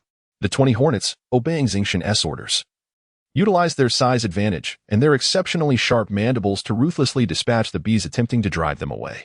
In an instant, the remains of the bees fell to the ground, separated from their bodies. Yet, an even greater number of bees, undeterred by death, surged forward in a relentless assault. They incessantly gnawed, bit, kicked, and struck at the hornets. In that moment, the conflict between the bees and hornets resembled a massacre of one race by another, akin to a war between nations, evoking a profound sense of brutality. Zeng Shen contemplated that had it not been for his restraint, the assault by the 20 hornets on the bees would have been tantamount to an extermination of an entire lineage, an overwhelmingly one-sided slaughter. After observing for a minute, he decided it was time for the hornets to penetrate the hive, forcing the oblivious bee queen out into the open. However, just then, the bees realized their attacks were ineffectual against the formidable hornets and ceased their aggression. Instead, they collectively enveloped the hornets in a tight formation. Whenever a bee fell victim to a hornet's bite, 2 more would swiftly take its place. Thus, in mere seconds, the 20 hornets found themselves ensnared in a mass of bees, their movements becoming increasingly cumbersome, even beginning to stall. This was dire. Zeng Shen gasped in alarm as he recalled the suffocating heat he had experienced when activating the air shield, nearly succumbing to the oppressive swarm. In that moment, he cast aside any lingering disdain for the diminutive bees, his focus sharpening as he invoked a low incantation, healing art, potential empowerment. Instantly, a pale white and a soft red light materialized, racing towards the 20 hornets. These hornets, previously the size of a thumb, were suddenly invigorated and grew 2 to 3 times their original size, fully revitalized in an instant. In a flash, the 20 hornets extricated themselves from the swarm's tactics and, now imbued with enhanced speed and formidable size, launched a ferocious counterattack against the feeble bees, their hardened exoskeletons, sharp mandibles, and dagger-like legs wreaking havoc. In that fleeting moment, the corpses of bees littered the ground once more, as not a single bee could effectively impede the advance of a colossal hornet. Thus, the 20 hornets transformed into true titans of the battlefield, akin to colossal meat grinders, mercilessly annihilating the bees that sought to surround them. Simultaneously, these hornets remained steadfast in their mission, persistently conveying Zeng Shen's demand for the bee queen to surrender, signaling an end to the bloodshed. Upon witnessing the absence of danger posed by the giant wasps, Zeng Shen exhaled slowly, a sense of relief washing over him, and began to relay his new directives. The giant wasps, obedient to the command, swiftly utilized their imposing size, razor-sharp mandibles, and dagger-like legs to bore holes resembling ping-pong balls in the hive, racing towards the queen bee. Before long, Zeng Shen observed a bee, noticeably larger than the others, hastily emerging from the hive under the pressure of 20 giant wasps. It was the queen bee at last. A hearty laugh escaped him, yet as he cast a glance through his spy eye, he was momentarily taken aback. Insectoid species, explosive queen bee qualifications, Lord, rank, 4th stage, 0-100,000, name, unnamed, skills, not activated, followers, no faith, mood, restless, angry, analysis. Among 100,000 explosive wasps, only one may possess lordly qualifications. How could this queen bee be an extraordinary beast? Zeng Shen was astonished and puzzled, contemplating the possibility of 2 queens existing within a single hive. Yet, that seemed implausible. A hive cannot harbor 2 queens. Unable to fathom the situation, he resorted to his phone for clarification, which illuminated the truth. It appeared that the queen of the explosive wasps had yet to reach her time of emergence. After all, only when the old queen nears death does the swarm construct several replacement royal cells for a new queen, allowing the old queen to lay fertilized eggs within these newly established cells, awaiting their natural development into a new queen, at which point the old queen would perish entirely. Thus, this explosive queen must be on the brink of death, fortuitously coinciding with a surge of divine energy, preventing her demise and allowing her to ascend to the fourth stage. If this were the case, then the current ruler of the explosive wasp tribe would indeed be this explosive queen. It became evident why previous system warnings had failed to mention the tribal leader, only referring to the explosive wasp tribe. It was because there was simply no leader born here. Alternatively, it could be a unique collective of extraordinary beasts and intelligent races coexisting symbiotically. With this realization, Zeng Shen could not help but chuckle. He suddenly comprehended that having an extraordinary beast as the queen of this hive was not a misfortune, but rather a stroke of good fortune. For if he could tame this queen be destined to become the explosive queen, he could command her to issue orders, thus subduing the entire swarm. With determination, Zeng Shen focused intently, repeatedly casting taming spells towards the explosive queen. He lost count of how many he had thrown, but finally, a crisp notification resounded in his ears. Congratulations, host, taming successful. Acquired pet, explosive queen bee, general follower 1. Phew, the taming was accomplished at last. Hearing the notification, Zeng Shen released a breath of relief and promptly commanded the 20 giant wasps to vacate the hive, followed by instructing the explosive queen to ensure her entire swarm submitted to him, forbidding any attacks against him. Upon receiving the signal, the explosive queen, behind it, a pair of diminutive wings fluttered gently. Countless bees, previously thrown into disarray by the merciless attacks of the hornets, abruptly halted upon receiving the signal from the queen. Subsequently, Zeng Shen observed a glimmer of white light swiftly approaching him from within the hive. Congratulations, host. By the command of the explosive queen, all violent bees shall serve you as their master. Universal Believer 871. To his astonishment, within such a vast hive, there existed merely 871 bees transformed into an intelligent species. This seemed exceedingly few. Zeng Shen could not suppress his thoughts as he cast a probing eye towards one of the bees that had just emitted light. Intelligent species, violent bees, qualification, ordinary, level 2, 0-1000 name, unnamed, skills, unactivated, believers. Universal Believer provides 1 point of faith daily. Mood, bewildered, chapter 77. It appears you have a keen eye for talent. Why has this analysis turned into a science lesson again? Moreover, it elaborates extensively on these female bees. What purpose does their splendid growth serve in the future, akin to an ant colony? Who is truly interested in such details? Could we not receive more pertinent information? Are you concerned that I might not treat them well, deliberately tantalizing my curiosity? Zeng Shen gazed at the panel, unable to refrain from murmuring a few words. He then rose, accompanied by 20 large hornets, and proceeded to the RV, where he issued a command to Unit 1. Unit 1, place that iron barrel into the rear compartment without disturbing the bee colony inside. Understood, Master, came the reply. Unit 1 then slowly approached the location of the abandoned oil barrel. Upon nearing the barrel, Unit 1 halted, and suddenly, the compartment lid above the rear section opened, revealing 2 elongated mechanical arms. As the mechanical arms emerged, they shifted the honey orchid stored in the rear compartment slightly before grasping the entire abandoned oil barrel and laying it horizontally within the compartment. Once the hive was moved into the compartment, the bees within stirred restlessly, agitated by the scent of the honey orchid and the presence of the Hornet King. Zeng Shen's focus sharpened as he commanded the explosive Hornet King to reassure the swarm, instructing them to remain calm and rest within the hive. Instantly, the swarm quieted. Returning to the driver's seat, Zeng Shen picked up his phone, intending to open WeChat and request Xiao AI to arrange for the construction of several large beehive boxes. He planned to separate some Hornet Kings from the bees in the barrel and, during his leisure moments, train the bees that would transform into explosive hornets. However, as soon as he opened WeChat, he noticed that Li Yuqing had sent him 7 or 8 messages. Good morning, darling. Are you still asleep? You must have stayed up late editing videos last night. Seeing the messages, Zeng Shen quickly initiated a video call. Instantly, Li Yuqing's sweet visage appeared on the screen, her melodious laughter ringing out as she exclaimed, Darling, you're finally awake. Why are you in the car? Having slept in the RV last night, Zeng Shen yawned, revealing a hint of fatigue. Sweetheart, I've finished editing the video you wanted. Let me send it to you for your review. Upon hearing this, Li Yuqing immediately deduced. So you were editing the video in the RV last night. That must have been exhausting. Not really, Zeng Shen replied, momentarily taken aback.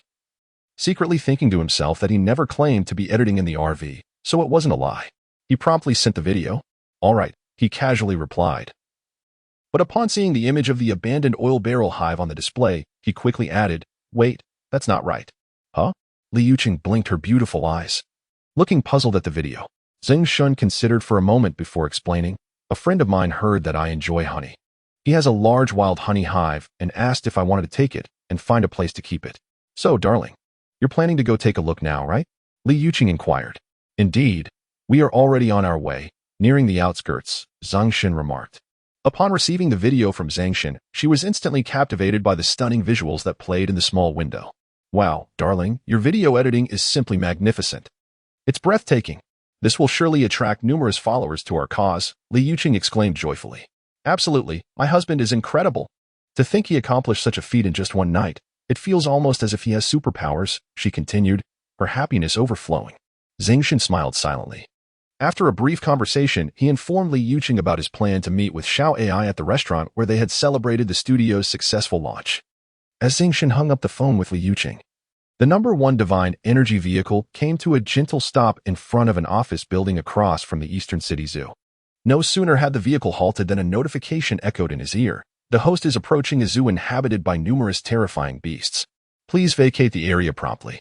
Zeng Shen had passed by this zoo several times, always yearning to explore its mysteries. However, due to the system's lack of indication regarding intelligent species within, and the constraints of his schedule, he had never ventured inside. Yet now, he was not drawn to the zoo to witness the creatures that had transformed into horrifying beasts during the cataclysm and survived for 3 long years.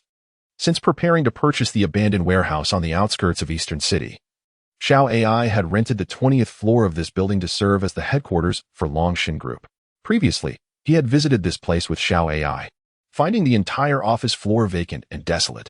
Upon exiting the elevator on the 20th floor this time, however, everything had undergone a remarkable transformation.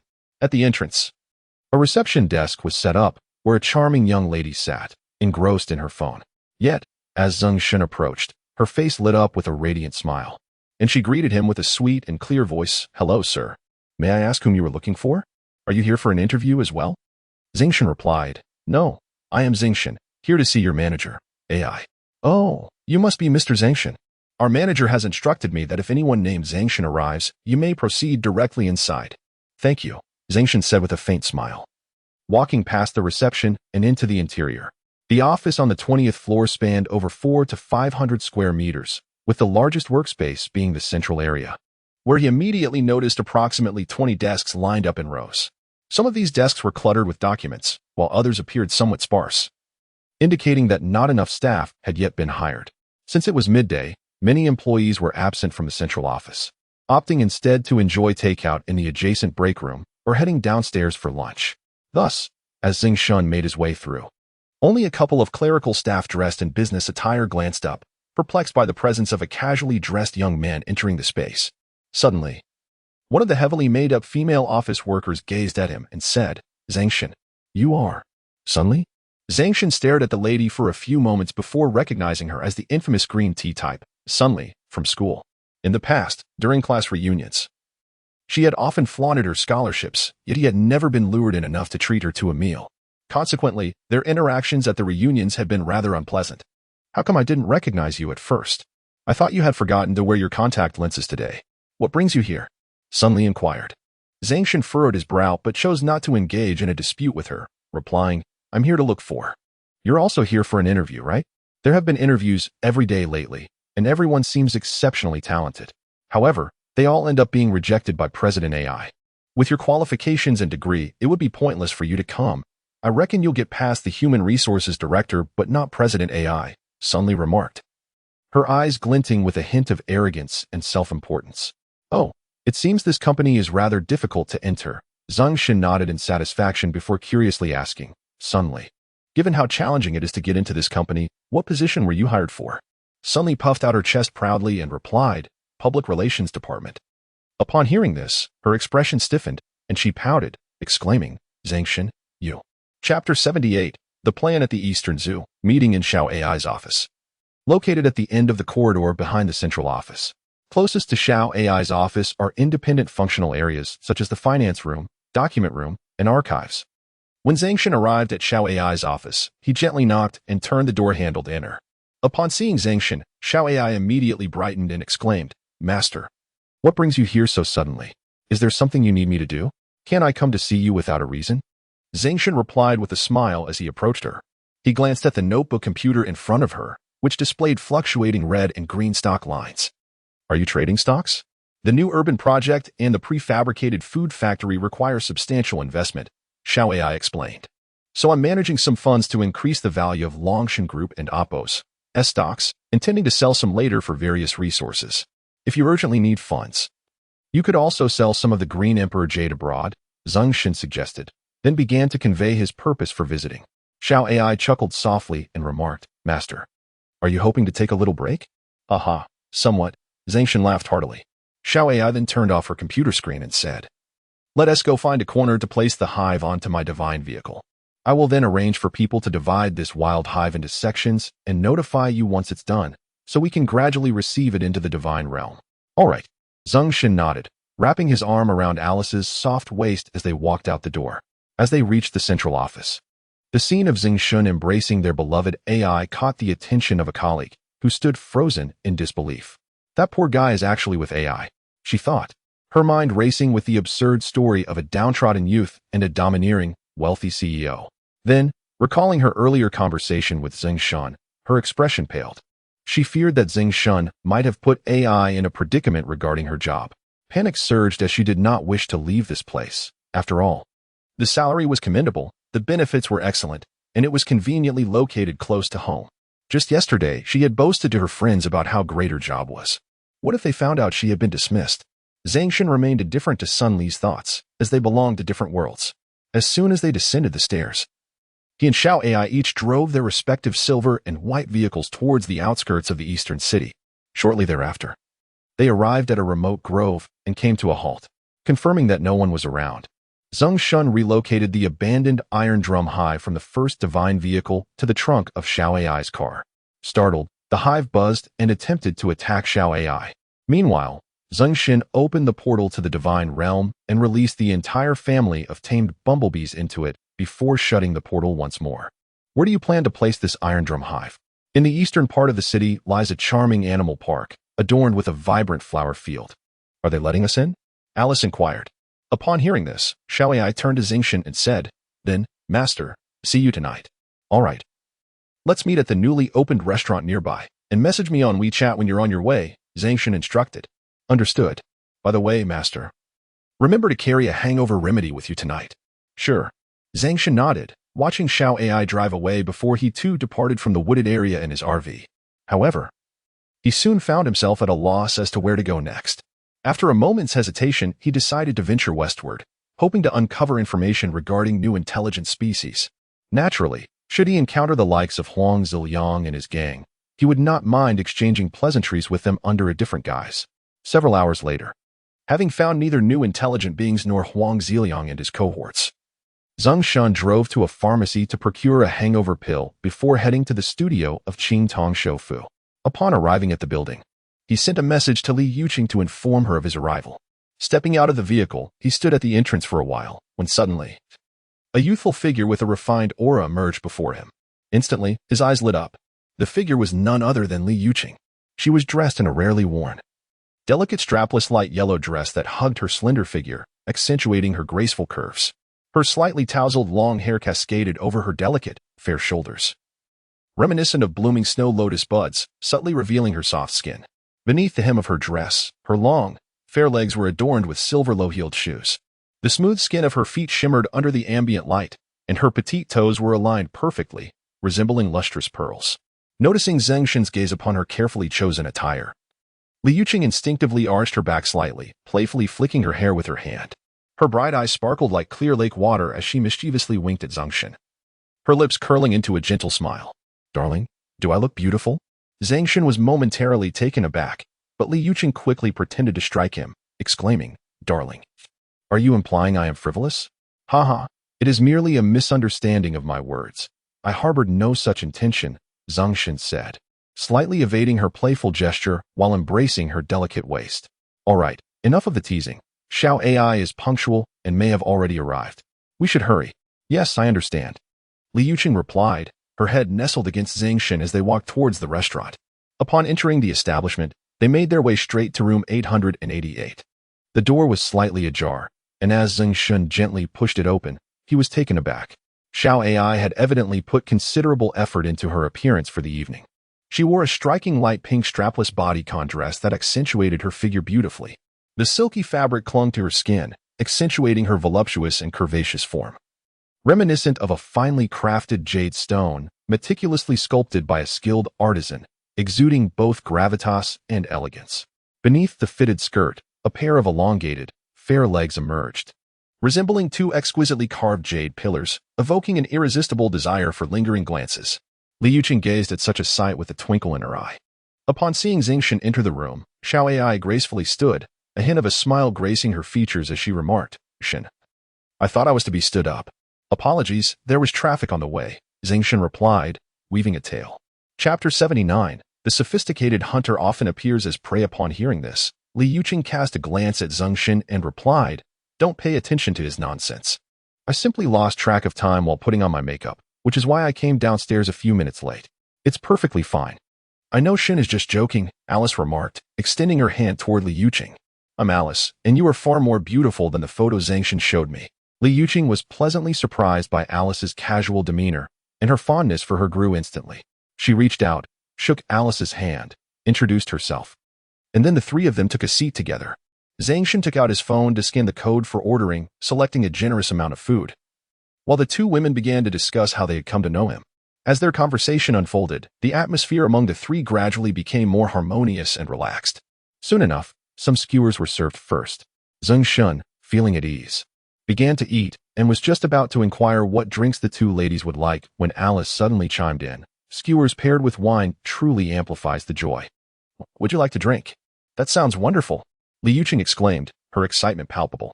She turned to Zeng Shen and said, "Darling, let us have some cocktails. When we came up earlier, I saw they had that fruity cocktail we bought last time in their refrigerator." Zeng Shen lifted his gaze to Alice, noticing a glimmer of amusement in her beautiful eyes. Understanding dawned upon him, and he nodded. "All right, let us all indulge a bit." Li Yuqing's smile widened at his agreement, and she began to inquire how much Alice could drink. "Typically, I'd have around 6 or 7 bottles before calling it a night. Otherwise, I'd end up intoxicated." Alice replied, 6 or 7 bottles. That's about my limit too, so let us order 2 cases. If we can't finish them, we'll simply return the leftovers," Li Yuqing suggested. Before long, cocktails in pineapple, blueberry, and strawberry flavors were presented at the table. "By the way, Alice, that pre-prepared food factory you mentioned is actually something my husband wants to invest in. He just didn't want his parents to know he suddenly has several billion at his disposal, which is why he asked for your assistance," Li Yuqing explained. Alice nodded in agreement. "Exactly. With the new city development, I can barely keep up with everything, so I don't have time to manage that factory." "Darling, you must drink to this investment in your hometown," Li Yuqing insisted, pointing at Zeng Shen's glass. "Wasn't that a spur-of-the-moment decision?" Zeng Shen replied, downing a cocktail. Feeling a warmth spread through him, he also prepared an excuse for why he wouldn't be home at night in the future. Li Yuqing responded, "In that case, you can focus on the pre-prepared food factory, and I'll hire someone else to help me film videos and edit short clips with Tong Gong." "What kind of videos are you filming?" Alice inquired with a smile. Li Yuqing then shared details about their studio. "Oh, I see. I enjoy filming videos as well. If you can't find anyone, feel free to message me on WeChat. As long as I'm free, I can come over to help you," Alice offered. "Alice, if you can assist us in filming, that would be splendid." "I raise my glass to you," Li Yuqing declared. Li Yuqing raised her glass and clinked it with Alice's. Zeng Shen also lifted his glass to join in, saying, "When it comes to editing videos, Xiao AI is even more skilled than I am. After you finish filming, my dear, you can ask Xiao AI to help with the editing if she is available." "Oh, Xiao AI can edit videos too? Would that be troublesome?" "Not at all," Xiao AI replied with a shake of her head. "Once we recruit the right people for Longshan Group and the new city construction is underway, I will have plenty of free time." "I see. Then I must thank you again, Xiao AI." With that, Li Yuqing raised her glass once more. Gradually, Under both intentional and unintentional influences from Li Yuqing and Alice, the three of them consumed more and more alcohol. Alice, appearing quite tipsy and barely coherent, slurred, "Where to? The studio? All right, sounds good." Upon hearing this, Li Yuqing's bright, clear eyes sparkled with joy and excitement. She looked at Zeng Shen, who seemed to be in a drunken stupor, and with her left arm wrapped around him and her right arm around Alice. She felt as if she were capturing two prey and exuberantly headed out of the restaurant. However, she remained blissfully unaware that true elite hunters often disguise themselves as prey first. Still feigning drunkenness, Zeng Shen, once Li Yuqing helped him to bed, emitted soft snores, remaining utterly still. Yet, after a brief moment, he slightly opened his eyes, quietly observing what Li Yuqing and Alice were up to. To his surprise, he found himself wide awake, for at that moment, unbeknownst to her, Zeng Shen lay beside her, quietly watching them with keen interest. Half an hour later, Xiao Ai suddenly turned to Li Yuqing and said, "As a matter of reciprocity, I want to indulge in your husband." Li Yuqing was momentarily taken aback, but then chuckled. "So, Xiao Ai, you secretly have a crush on my husband?" "Yes. Is that all right? I want him." After pondering for a moment, Li Yuqing replied, "Just this once. However, if I want to hang out with you in the future, you must listen to me." "Just once? That sounds like a losing deal." "It's not a loss. I simply don't want my husband or you to secretly indulge in him behind my back. If you wish for more than once, we must both get him drunk together, so we won't remember anything that happened," Li Yuqing asserted.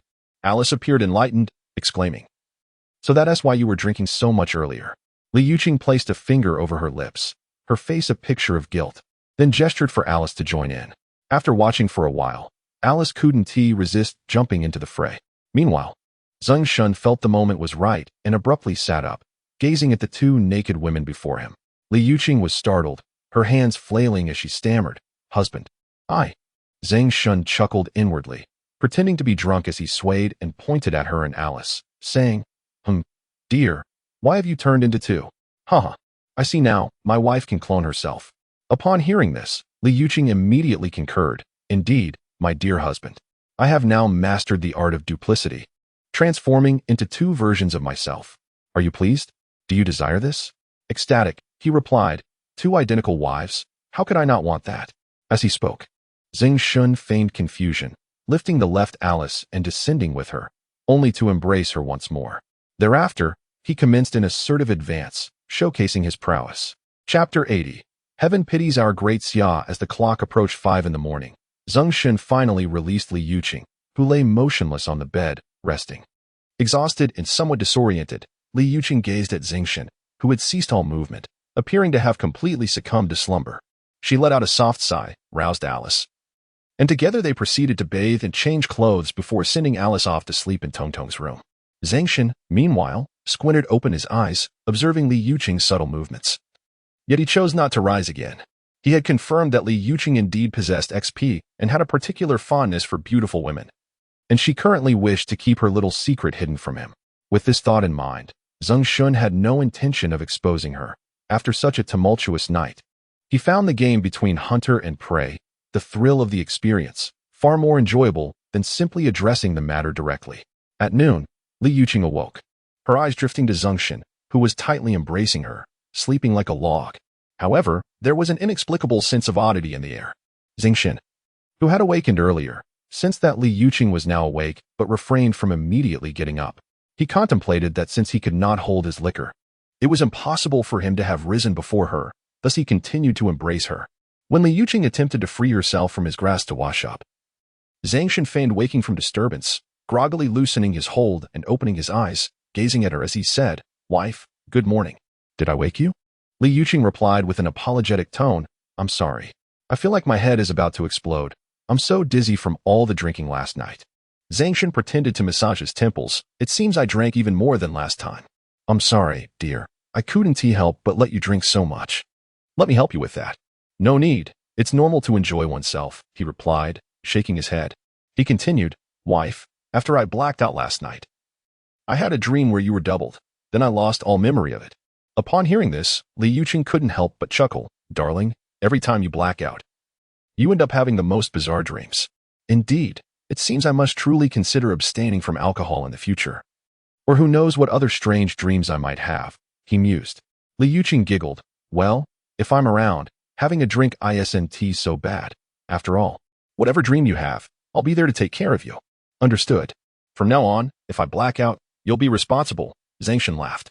Unaware of Li Yuqing's thoughts, he rose to wash up, and soon they, along with little AI, descended for lunch. Zeng Shen then turned to Li Yuqing, saying, Remember to let me know when you arrive at our hometown. Of course, she instructed.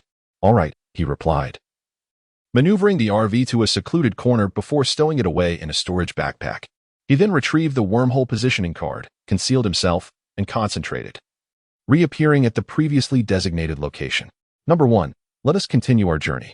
Zeng Shen issued a command to Number 1, instructing it to carry him as they hastened to traverse the uncharted villages and towns surrounding the western outskirts of the city, in a bid to unlock the coveted purple card lottery wheel as soon as possible.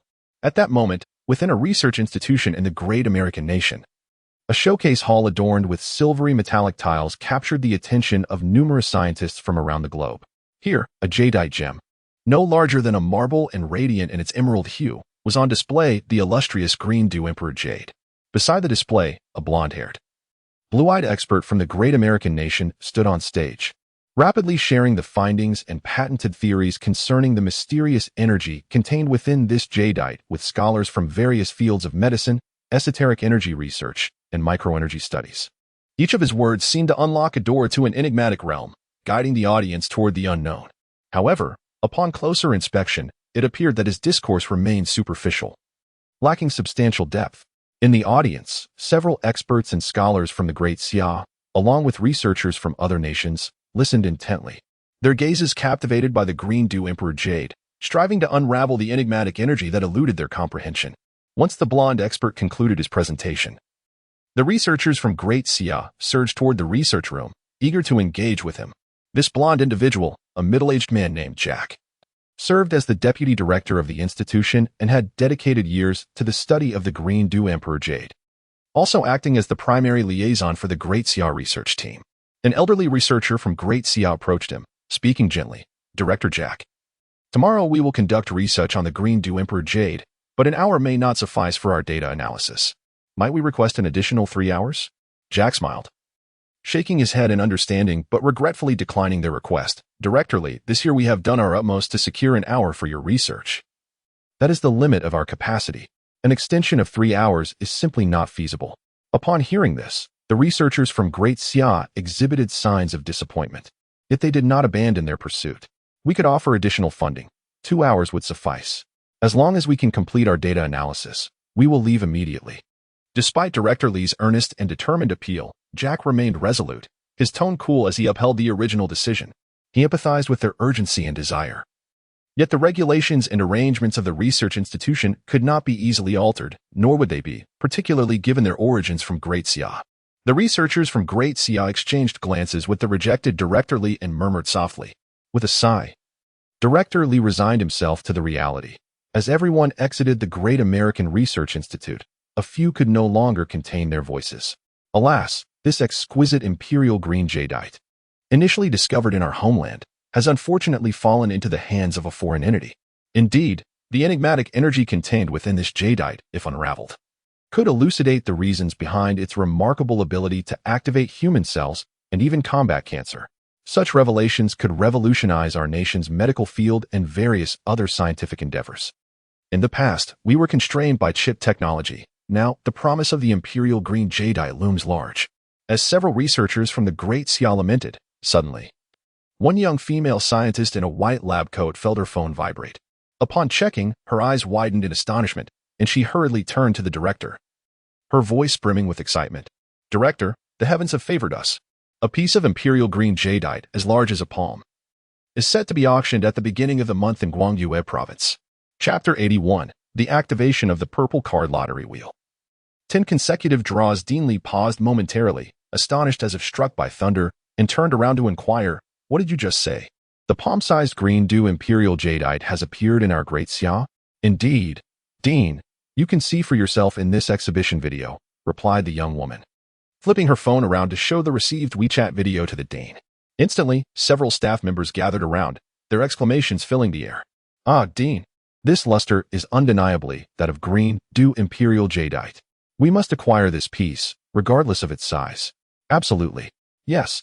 Meanwhile, within the Great May Research Institute, Vice Dean Jack was recounting to his colleagues the moment when Dean Lee had requested additional funding for 3 more hours of testing. The surrounding researchers erupted in laughter at the recollection. Suddenly, a flustered researcher rushed in. Vice Dean Jack, trouble. A piece of green dew imperial jadeite has emerged in Great Sia, and it's palm-sized. As he spoke, the researcher produced his phone, playing the video for them all to see.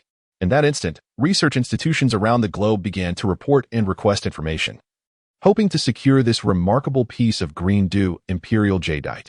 In the outskirts of Jinhai City, late at night, Zeng Shen was blissfully unaware of the tremendous waves his green dew imperial jadeite was creating both domestically and internationally. Over the past couple of days, he and Xiao Ti had been tirelessly accumulating divine experience points, day and night. They traversed the villages and towns in every direction from the outskirts of Jinhai City in their divine energy vehicle, number 1. As he emerged from the most remote mountain village on the outskirts of Jinhai, a series of crisp notifications rang out. Host remains calm and composed, safely passing through a swarm of flying mosquito beasts. Survival points, 1,000. Congratulations, host. Your accumulated survival points have reached 100,000. Side quest completed. Congratulations, host. The purple card lottery has been unlocked. Upon hearing the notification about the unlocking of the purple card lottery, Zeng Shen felt a surge of joy and marveled at the achievement. Finally, I have accumulated 100,000 survival points and unlocked the purple card lottery wheel. Immediately, stepping out of the cabinet, Zeng Shen reclined on his soft bed and murmured, "Purple card lottery wheel." In an instant, a radiant purple light flickered before him, revealing a lottery wheel adorned with interlacing purple, blue, and green patterns, visible only to him. Aside from the wheel's intricate designs in these 3 colors, everything else seemed to blend seamlessly with the lottery wheel itself. Zeng Shen muttered to himself before firmly stating, "System, 10 consecutive draws." As his words fell, 3 hues of light began to swirl and dance around the pointer of the purple card lottery wheel before him. Before long, 3 green lights shot forth. Congratulations to the host for drawing 2 green cards, a compact multifunctional mining and refining machine, and a green card for an intelligent mechanical worker. Additionally, the host has drawn a green card for the skill hurricane technique.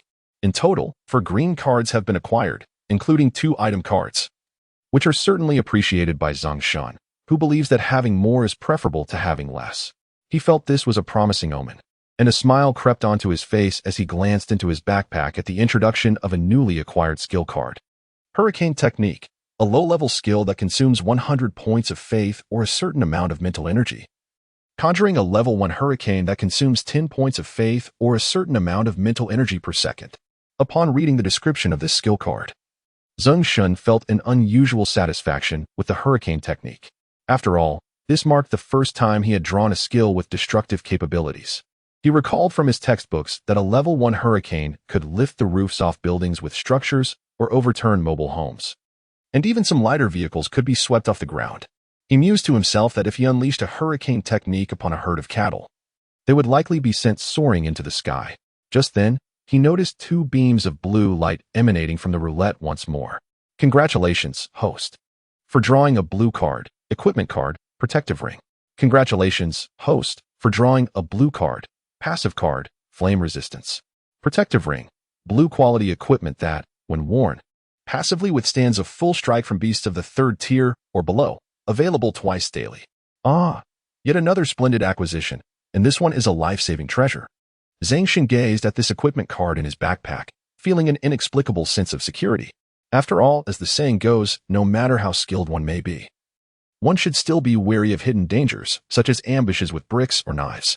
However, now that he had drawn this protective ring, didn't that mean that if anyone attempted to launch a covert attack against him, he would not be easily felled by a sudden blow?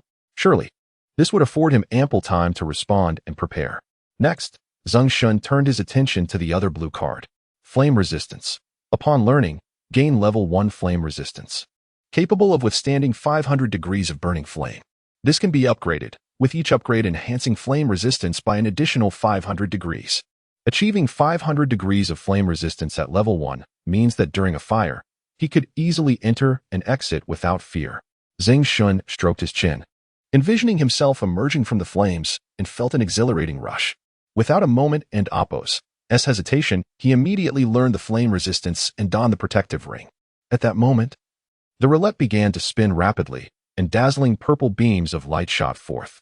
Congratulations, host, for drawing a purple card, troop card, giant beast cavalry secret realm. Congratulations, host, for drawing a purple card, wonder card, guiding light. Congratulations, host, for drawing a purple card, building card, equivalent transformation chamber. Congratulations, host, for drawing a purple card, potion card, Lord's Potion. Here they come, for purple cards. Just the names alone evoke a sense of great power. Zeng Shen exclaimed, eagerly anticipating what lay ahead. In the realm of the colossal beast cavalry, one may immerse oneself into the divine domain, thereby creating a sanctuary for the colossal beast cavalry. The host selects 100 qualified disciples who, through the trials of the sanctuary, shall acquire corresponding colossal beast cavalry along with 2 exclusive skills. However, it is imperative that each disciple possesses a formidable giant beast. The variety of troops stands at 100, with the potential for enhancement. Chapter 82, The 4 Purple Cards. Someone wishes to meet you, illuminating lantern. Within the area enveloped by the wondrous lantern, the regenerative abilities of living beings are significantly enhanced. With a certain probability of comprehending passive skills, level 1 self-healing. Equivalent transformation chamber. Deceased intelligent species corpses can be placed within, transforming them into a new form of undead creature. The strength of the undead is correlated with the strength of the corpse and the rarity of the materials used, with a certain chance of transformation failure. Lord's Potion. When administered to mutated beasts or intelligent species of elite qualifications, it can elevate their qualifications to that of a lord. Ah, this is exquisite.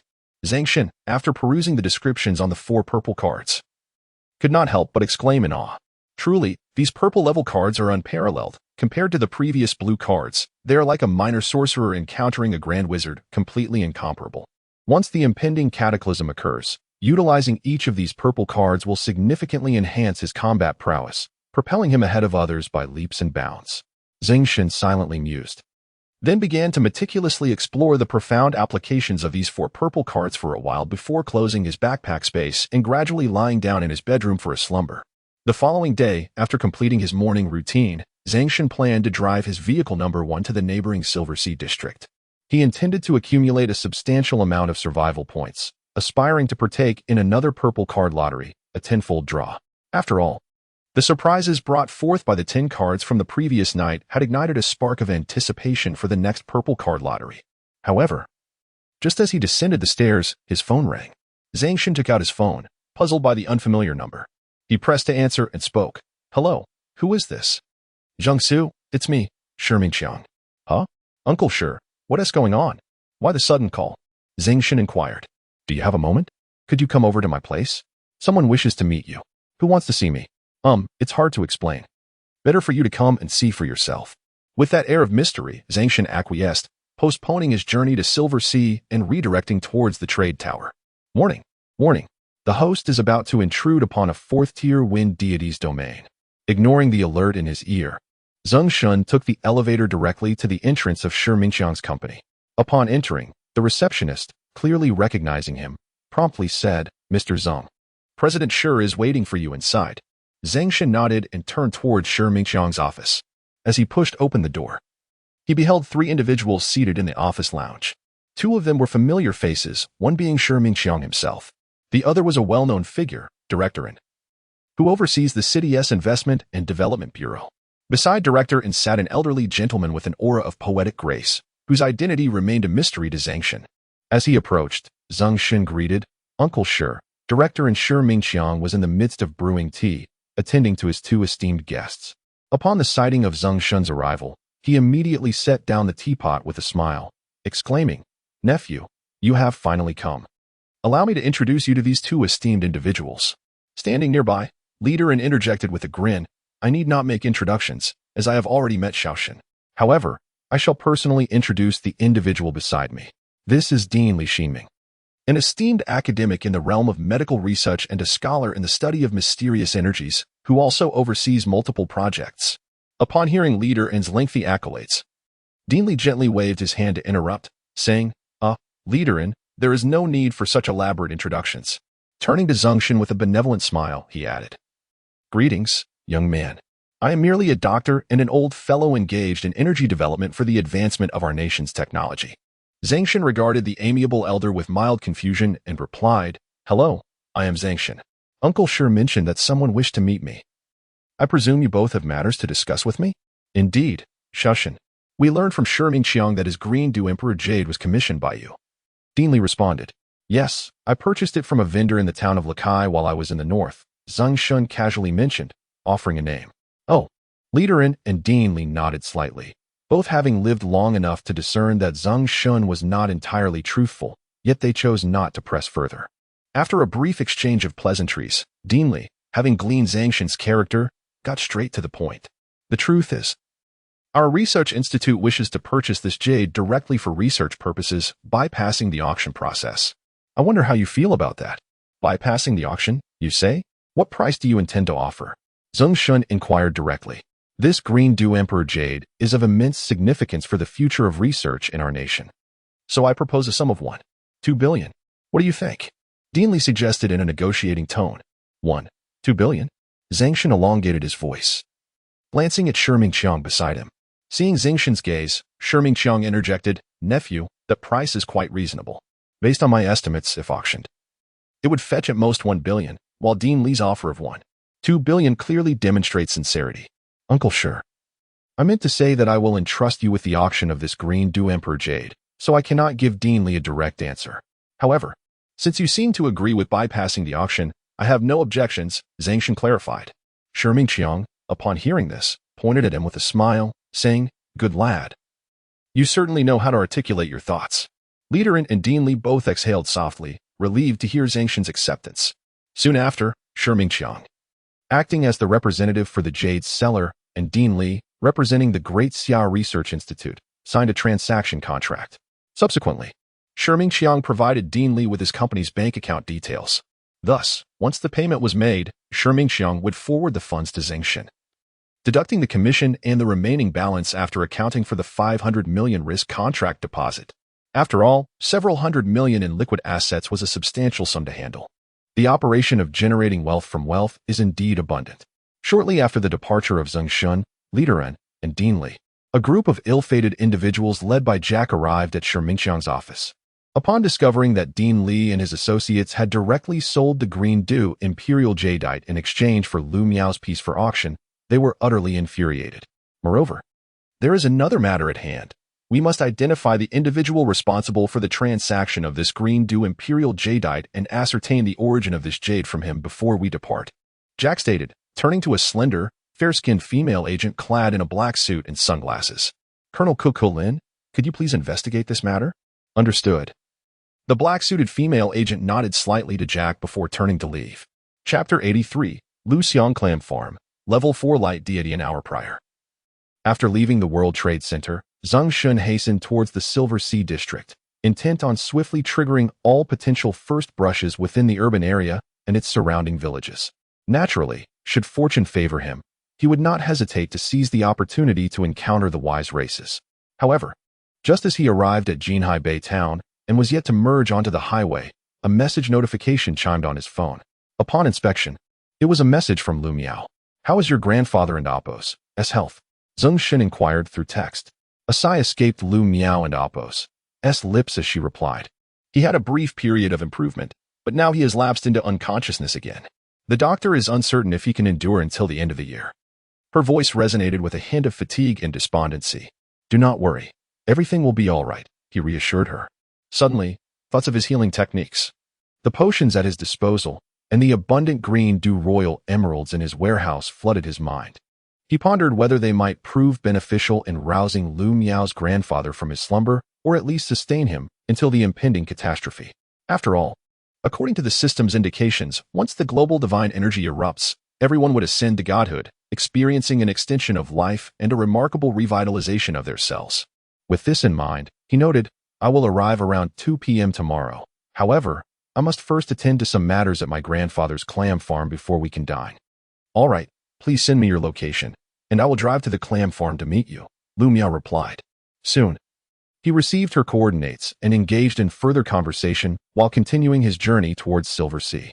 An hour later, having exited the Jintai Expressway, Zeng Shen did not immediately guide vehicle number 1 into Silver Sea City. Instead, he opted to navigate through the outskirts and rural paths surrounding the city. The following noon, he instructed vehicle number 1 to halt in the most remote, abandoned village on the eastern outskirts of Silver Sea City. Opening his attributes panel, he glanced at the rewards accumulated from the previous data today. Survival points, 37, 310. Observing the survival points, he nodded in satisfaction. He had triggered a total of 36 first brushes in the southeastern directions of Silver Sea City's outskirts. At this rate, should he traverse the entirety of Silver Sea City's suburbs and urban areas, he could potentially amass another 100,000 survival points. Subsequently, he swiftly descended and sought a secluded area devoid of onlookers, discreetly releasing vehicle number 1. He steered towards the clam farm located on the sandy beach of shallow waters, 40 miles from the Jinai Bay Pier, as relayed by Lu Miao. Surrounded by no villages or towns, vehicle no. 1 had not previously traversed this area during its exploration of the western outskirts of the city. As the vehicle approached the entrance of the sandy beach, Zeng Shen's gaze fell upon a concrete sign that read Lu Xiang Clam Farm. He recalled Lu Miao mentioning that this farm was named in honor of her grandfather. It appeared that Lu Miao's grandfather should be named Lu Xiang. Zeng Shen mused inwardly. At that moment, as the No. 1 divine energy war chariot passed by the muddy plaque, an unexpected alert suddenly echoed in his ears. Warning! Warning! This area is jointly governed by a 4th-tier deity of light and a 3rd-tier deity of water, along with their kin. Upon entry, the host may be subject to suppression, capture, exploitation, or enslavement. Please vacate this area swiftly. This region is destined to bring forth a 4th-tier deity of light in the future. Moreover, it is a territory co-ruled by 2 deities. Zeng Shen murmured softly before directing the number 1 chariot towards a row of large greenhouses ahead, which served as the clam breeding grounds. As soon as Zeng Shen halted the vehicle and stepped out, he heard a voice filled with longing call out from behind. Shen. Turning around, he beheld a slender figure approaching him from within the greenhouse waterhouse. That figure was, of course, Lu Miao. At this moment, Lu Miao was not clad in her usual high heels, black stockings, and form-fitting suit. Instead, she wore a snug white short blouse underneath a rain-blue sun-protective hoodie, her long, slender legs adorned in denim jeans, and her feet encased in black water shoes, exuding the charm of a fisherwoman ready for a seaside adventure. Having been apart for about 10 days, Zeng Shen noticed she seemed considerably thinner than when he had last seen her, though her smile remained. He could sense the hints of sorrow, fear, and resilience in her eyes. This was also what drew Zeng Shen to her. Thus, upon approaching Lu Miao, he embraced her tightly, then released her, gazing into her soulful, enchanting eyes and tender, rosy lips before leaning down to kiss her. He savored the warmth, softness, and alluring fragrance that he had missed during their time apart. After a prolonged moment, they parted. Zeng Shen looked at Lu Miao's delicate and alluring profile, momentarily at a loss for words, and casually inquired, "Have you finished your tasks?" Lu Miao, her cheeks slightly flushed, replied, "Not quite yet." Zeng Shen suggested, "Then you carry on. I'll wander around a bit, and when you're done, we can go out for a meal. It's nothing to worry about." Lu Miao shook her head. "The remaining tasks can be handled by the ants inside. Come, sister will take you on a tour of this clam breeding farm." Upon hearing Lu Miao refer to herself as sister again, Zeng Shen playfully responded, "Then I shall rely on my sister to guide her younger brother on a clam adventure." With a chuckle, Lu Miao led Zeng Shen through a brief tour of the clam nursery waterhouse. Subsequently, the two departed the greenhouse and strolled towards the seemingly endless beach, where numerous clam farmers were busily engaged in their work. Lu Miao nestled against Zeng Shen, resembling a devoted wife, her face illuminated by a gentle smile as she pointed towards the distance, explaining the beach area arranged in a grid-like pattern. These sections of the beach were designated for harvesting clams once they matured, ready to be extracted from the sand for sale. On that sandy field stood a flag adorned with a depiction of pearls, signifying the intention to cultivate clams into pearl-producing mollusks for future pearl harvests. So that is the case, Zeng Shen nodded in understanding. Before long, the two approached a patch of edible clams. At that moment, a sudden alert echoed in Zeng Shen's ear. "Danger! Danger! The host is being enslaved by a 3rd-tier water deity before its devoted followers, and will be offered to its most alluring devotee, who will extract all divinity, reducing the host to servitude. The host must swiftly break free from these bindings and flee the area." Chapter 84. The Golden Toad and the Silver Toad Sisterhood. Zeng Shen momentarily lost his bearings as he listened to the notification sound in his ear. Upon entering this place, the system had indicated the presence of a third-tier water deity, which could not possibly be referring to Lu Miao. That golden sea dock, according to the system's prompt, was a shared territory established by a third-tier water deity and several second-tier water deities. Who were these water deities? How audacious of them to establish their dominion over the dock, which Lu Miao cherished like a treasure, while she, in conjunction with a fourth-tier light deity, co-established a territory there. Zeng Shen furrowed his brow in contemplation. Although he was uncertain whether Lu Miao had relinquished the Golden Sea dock voluntarily or due to other circumstances, he deduced that since the dock was not to be Lu Miao's future domain, it was highly likely that in 3 years, Huang Ziyang and others would have established their territory there. Goodness, this group of ruffians dared to encroach upon my sister's territory. It appears I must find an opportunity to teach them a lesson. Zeng Shen found a morally justifiable reason to discipline Huang Ziyang and his cohorts. Little did he know. Just as they passed by the Golden Sea dock, Huang Ziyang and his companions suddenly sneezed inexplicably. Subsequently, Zeng Shen released his hold on Lu Miao's waist and leaned down to inspect the clam fields before him. He cast a gaze of insight upon the large clams, hoping to glean some useful information regarding the future through their analysis. Simultaneously, he harbored an experimental notion that had yet to be tested. He wished to see if he could sway another's followers to shift their allegiance to him before they were truly subjugated. The idea was splendid, yet reality proved to be harsh. After 10 minutes of casting his gaze of insight, having thrown down not just hundreds but possibly 1,000, he discovered not a single intelligent species born from the clams, nor any monstrous beings derived from them. He found this perplexing. How could it be that with so many attempts, he had gleaned nothing? Just as his confusion deepened, Lu Miao approached, carrying a bag of clams procured from a clam farmer not far away. "Brother, I had someone select these large clams for market. Shall we take them to Aunt Lu's clam boiling shop to enjoy?"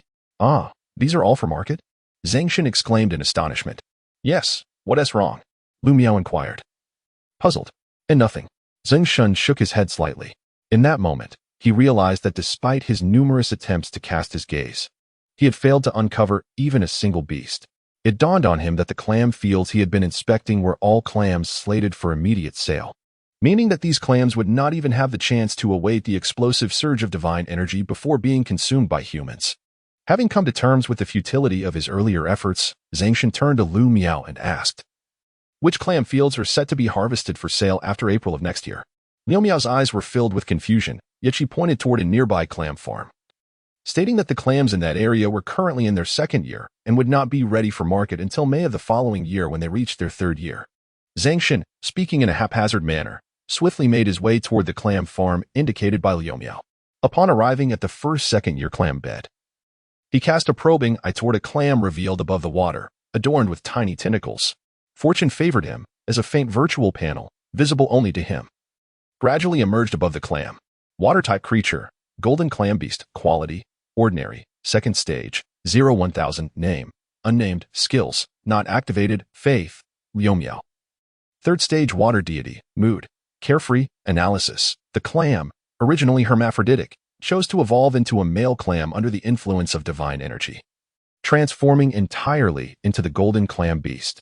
Conversely, those that chose to become female clams gradually evolved into the beautiful, delicate, and juicy intelligent race, the silver clam tribe, forming a unique matriarchal symbiotic relationship. The gentle golden clam beast, with its shell as hard and substantial as gold, serves as a commendable material. Indeed, this clam farm was a region destined to transform into extraordinary creatures and intelligent races after the cataclysm. Zeng Shen laughed heartily, yet he was soon struck by a wave of astonishment. The clams could evolve into 2 distinct forms based on their choices of gender, ultimately establishing a matriarchal symbiotic relationship. Was this not a perfect embodiment of beauty in the beast? Zeng Shen could not help but exclaim in wonder. In the future, under the impact of divine energy, the species on Blue Star would surely become exceedingly diverse. Immediately, Zeng Shen borrowed a wooden bucket and a metal bucket from a nearby clam farmer, filling them with seawater. He placed the golden clam beast into the wooden bucket and continued casting probing eyes into the clam farm. After throwing approximately 100 probing eyes, he had only collected 10 clams in his wooden bucket, all of which had transformed into ordinary creatures that had survived to their 3rd year. Yet none belonged to the intelligent race. However, Zeng Shen remained unperturbed. He was aware that only a small fraction of any species would evolve into an intelligent race. At present, he did not require all the intelligent races here. He merely sought 30 clams that had transformed into the intelligent silver clam tribe before departing. After all, once the cataclysm arrived, these silver clam tribe and golden clam beasts would reproduce, yielding even more intelligent races. This clam is remarkably large. Zeng Shen noticed a clam that surpassed the others in size, and he immediately cast a probing eye toward it. A faint panel, visible only to him, gradually surfaced. Intelligent race, silver clam tribe, quality, elite, ordinary, elite, lord, king, legendary, epic, mythical, third stage, 0-10,000, name, unnamed, skills, not activated, faith, Lu Xiang. Fourth tier god of light sincerity. Daily offering of 10 points of faith to the deity, mood, tense analysis. Clams are naturally hermaphroditic, under the impact of divine energy. They may choose to transform into the female form, becoming a beautiful and delicate member of the silver clam clan. This clan is inherently endowed with the traits of being nurturing, physically soft, easily overwhelmed, and succulent. Haha, I have finally found a clam maiden, Zeng Shen exclaimed with great joy. However, upon discovering the deity worshipped by this silver clam clan, he was momentarily taken aback. Lu Xiang, wasn't he the grandfather of Lu Miao? Astonishingly, Lu Miao's grandfather had persevered through sheer will for an entire year, ultimately ascending to the status of a fourth-tier god of light. Zeng Shen felt a twinge of surprise. Yet, despite his astonishment, he remained resolute in his pursuit of the clam maiden. Haha, clam maiden, you shall henceforth belong to me. Zeng Shen laughed heartily, reaching out to place the clam, destined to transform into a silver clam maiden, into another small iron bucket, before continuing his search. Thus, after nearly an hour of searching, he had gathered 50 golden clam beasts and 29 silver clam maidens. As he located the final silver clam maiden, Zeng Shen gazed at the 2 buckets, nearly brimming, murmuring to himself with a sense of lingering satisfaction. No wonder everyone enjoys the thrill of the sea, collecting treasures. It appears that witnessing 2 buckets overflowing with clams can indeed elevate one's spirits. Chapter 85. Reflections and emotions beneath the eye of the observer. After successfully gathering 30 clams, Zeng Shen turned around, one hand grasping a wooden bucket and the other an iron bucket. His slender, bent figure delicately trod upon the beach, where the waves lapped at the shore. As he hurried towards the camper van, the fading light of the seaside sunset elongated his silhouette, rendering him somewhat akin to a hasty figure fleeing with buckets, and evoking a hint of humor reminiscent of a dynamic emoticon. It's all right. Tomorrow I shall acquire a large, elongated aquarium. Along with a tidal simulator designed for cultivating clam seedlings in the greenhouse, Zeng Shen mused, placing the 2 buckets into the trunk. Yet, feeling a twinge of concern, he stealthily withdrew a vitality potion and an energy potion, adding a drop of each into the buckets. Instantly, he could perceive that the clams, previously listless within the water, began to open their shells, revealing their pristine flesh and extending their tentacles in eager anticipation, greedily siphoning and expelling water. With this reassurance, he confidently closed the trunk door. He then turned towards the driver's seat, where Lu Miao was already seated beside him, and they swiftly made their way to the restaurant where they had enjoyed boiled clams previously. Given that it was the dinner hour, the clam restaurant was bustling with patrons, filled to capacity, and a line of eager diners awaited their turn outside. However, Lu Miao led Zeng Shen directly to the front desk, handing the clams to the proprietress, before guiding him to the reserved private room on the 2nd floor, room 666. The cozy ambience, enchanting lighting, and steaming bowls of boiled clams arrived shortly thereafter. Shen, do taste these clams, freshly harvested from the sea. They should be even more delectable than last time, Lu Miao urged, gesturing towards the bubbling dish before them.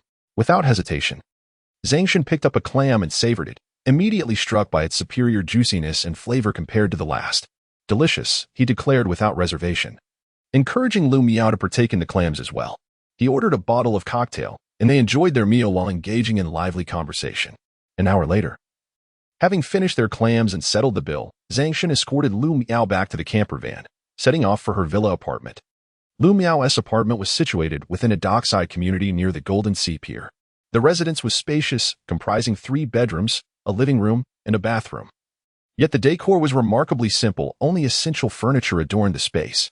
Once Lu Miao opened the door and began to introduce Zeng Shen to her home, she was suddenly embraced and carried towards the bedroom. Within a minute, A notification quietly resonated in Zeng Shen's ear. The host displays unparalleled valor, suppressing a Tier 3 water deity, earning 100 survival points.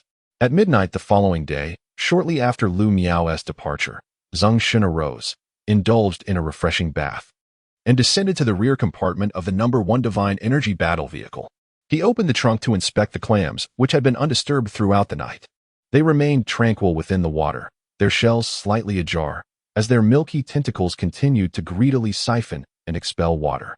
Condition appears satisfactory, Zeng Shen murmured to himself, stepping into the trunk and closing the compartment door, preparing to conduct his experiments. He first directed his attention towards the small wooden barrel on the left, where a clam that would eventually transform into a golden toad beast resided, and cast a beast taming spell upon it. Taming failed. The taming failed. Hearing the system's notification, Zeng Shen furrowed his brows in confusion and threw a gaze of insight at the clam, hoping to glean useful information from the analysis.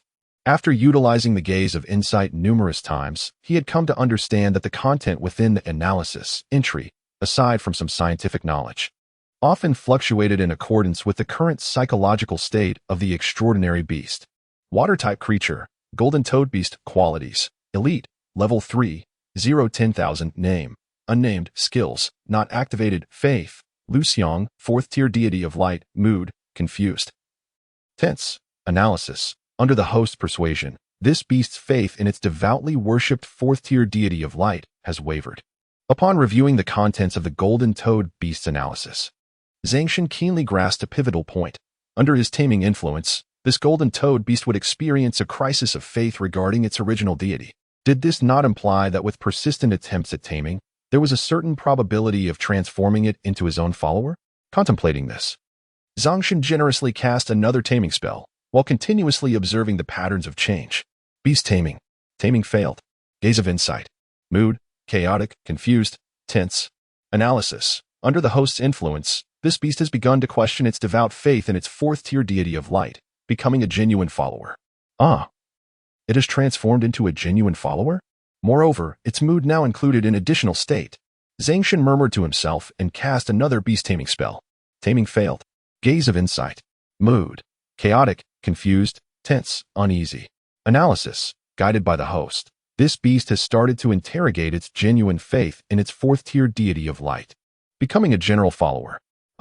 Yet another state has been added to its mood, and its faith status has diminished. Does this not mean it has become a general follower? If I continue to tame it, could I not succeed in taming the beast? Zeng Shen speculated. Casting another taming spell, and a crisp notification rang out suddenly. Congratulations, host, taming successful. You have acquired a pet golden toad beast, earning 10 survival points and 1 general follower. Haha, success. It seems that before the extraordinary beast truly becomes one's pet, one can preemptively convert its followers into one's own. Zeng Shen chuckled with joy and swiftly summarized his findings. He then turned his gaze towards the remaining 49 golden toad beasts in the small wooden barrel, continuously casting taming spells upon each one. Simultaneously, he persistently employed the gaze of insight, observing the changes in the analysis and mood of these golden toad beasts. Once he had successfully tamed all the golden toad beasts into his extraordinary beasts, Zeng Shen arrived at a conclusion. Taming the extraordinary beasts of others can profoundly alter their emotions and beliefs. When faith reaches the level of fervent devotion and an air of unease emerges, successful taming is achievable. After meticulously summarizing his experiences in taming others' beasts, Shen turned his gaze towards the small iron bucket, envisioning a future filled with delicate, succulent creatures reminiscent of the enchanting mermaids. They belong to a race of great intellect, and he cannot resort to forceful methods of beast mastery to impose his beliefs upon them. Chapter 86. The majestic power and a stubborn frog sister, however. Zeng Shen did not immediately instruct the golden frog beasts to convey his intentions to the silver frog sisters. Instead, he drove his RV to a nearby location to purchase a large fish tank. He then collected some fine sand and seawater from the beach before carefully transferring all the golden frog beasts and silver frog clan members from 2 wooden barrels into the tank. He casually placed the golden frog beasts into the aquarium, while the silver frog clan members were gently ensconced within a delicate fishing net, allowing Zeng Shen to easily retrieve them from the tank with a simple tuck. Upon entering this new environment, the mollusks instinctively closed their shells, paralyzed by trepidation. However, After Zeng Shen added 2 drops of stamina potion and 2 drops of vitality potion into the tank, a transformation occurred. The shells of these mollusks gradually opened, revealing their pristine flesh and tentacles as they greedily absorbed the nutrient-enriched seawater. Observing this development, Zeng Shen attempted to communicate his thoughts to the successfully tamed golden frog beasts, urging them to convey to the mollusks in the net, "Surely, you do not wish to forsake your existence in this lush and succulent habitat. Thus, pledge your allegiance to me and serve faithfully the man beyond the confines of this fish tank." As Zeng Shen's message resonated, he witnessed the golden frog beast fervently approaching the net, producing a flurry of tiny bubbles from their shells and a display of enthusiasm. It was evident that these future golden frog beasts were fervently attempting to communicate their intentions to the mollusks within the net. Very good, Zeng Shen mused to himself. He then deployed a discerning eye to delve deeper into the psyche of the silver frog sisters, seeking to comprehend their sentiments. Y species, silver frog clan, qualification, ordinary, common. Elite, lord, king, legendary, epic, mythical. Level 2, 0-1000. Name, unnamed, skills, not activated. Faith, Lu Xiang. 4th level light deity. Sincerity, provides 10 points of faith daily to their deity. Mood, joyful, anxious. Does my conveyed message bear any semblance of coercion? Zeng Shen pondered, slightly furrowing his brow. He then cast another discerning eye toward the remaining mollusks. Subsequently, a series of virtual panels appeared, visible only to him. Zeng Shen quickly focused on the final analytical entry, analysis. This silver frog clan member perceives the golden frog beast as being ensnared by temptation, believing the divine water to be a gift from their deity. How could they forsake it for that man outside? Thus, she continues to savor the divine water. Analysis. Although this silver frog clan member harbors concerns about losing such a splendid environment, she finds solace in observing her sisters indulging in the divine water. Analysis. This silver frog clan member thinks the surrounding golden frog beasts have lost their minds, desiring her subservience to the grotesque creature beyond the fish tank, unless he inundates her with pure divine water to invigorate her senses. Upon reading the final whimsical thoughts of this mollusk, Zeng Shen was momentarily compelled to remove his trousers, contemplating an unconventional wake-up call. Ultimately, he decided to refrain from action, choosing instead to wait until she was completely transformed into a silver frog maiden under the onslaught of divine energy.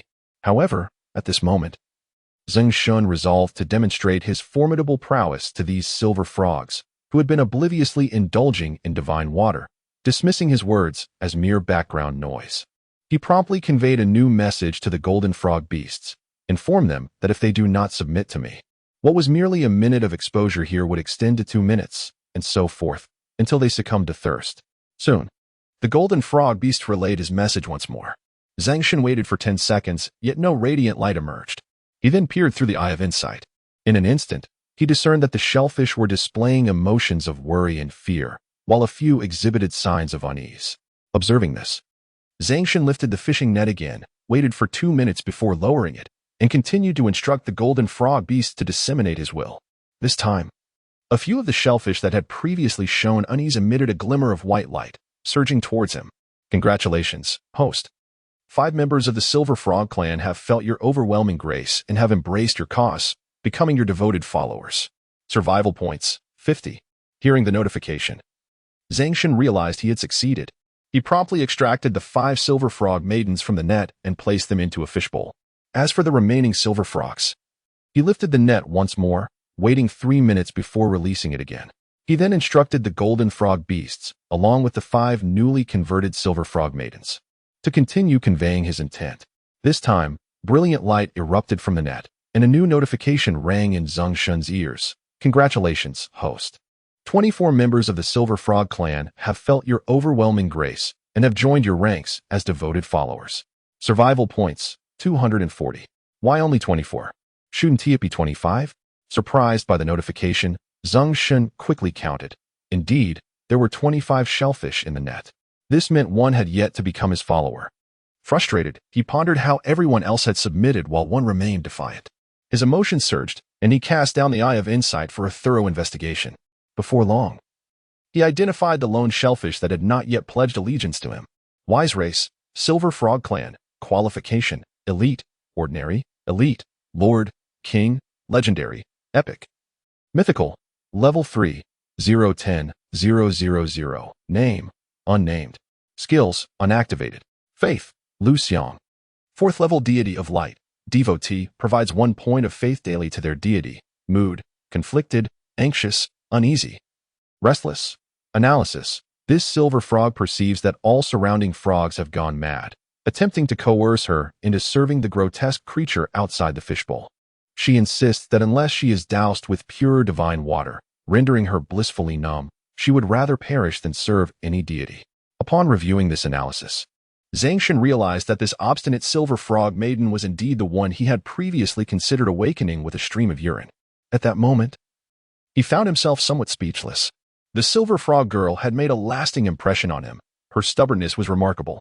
Without hesitation, he retrieved a vial and administered 3 drops each of stamina and energy potions.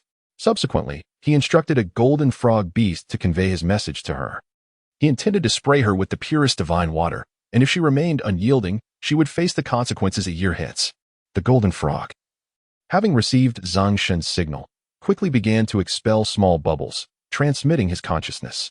Meanwhile, the obstinate silver frog girl also emitted a series of bubbles. Zeng Shen took a disposable cup from vehicle number 1, filled it with seawater, and added a drop of both the stamina and energy potions before casting the silver frog into it. Suddenly, a flash of white light erupted from the cup. Congratulations, host. The silver frog tribe has sensed your sincerity and has chosen to submit to your embrace, pledging eternal service to you and becoming your devout believer. With a faith level of 100. Chapter 87, Little Jew, the 4th order angelic deity. This obstinate frog girl has finally submitted. Zeng Shen exhaled a sigh of relief.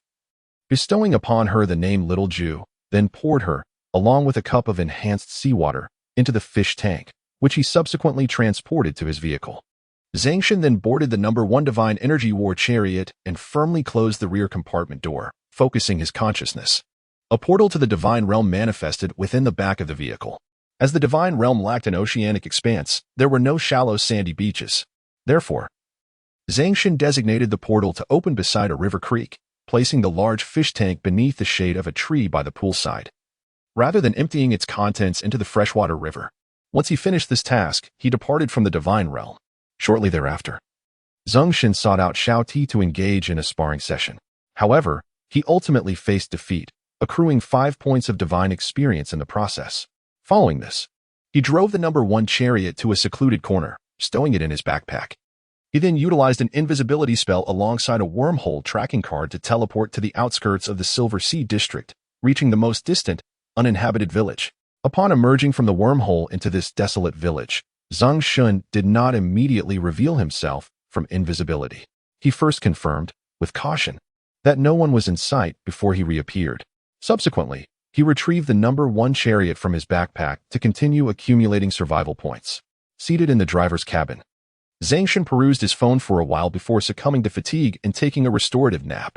The previous night had been rife with labor, leaving him deprived of proper rest, and the effects of his stamina and energy potions had worn off. To regain his peak condition, he required merely 3 hours of rest, supplemented by further doses of the potions.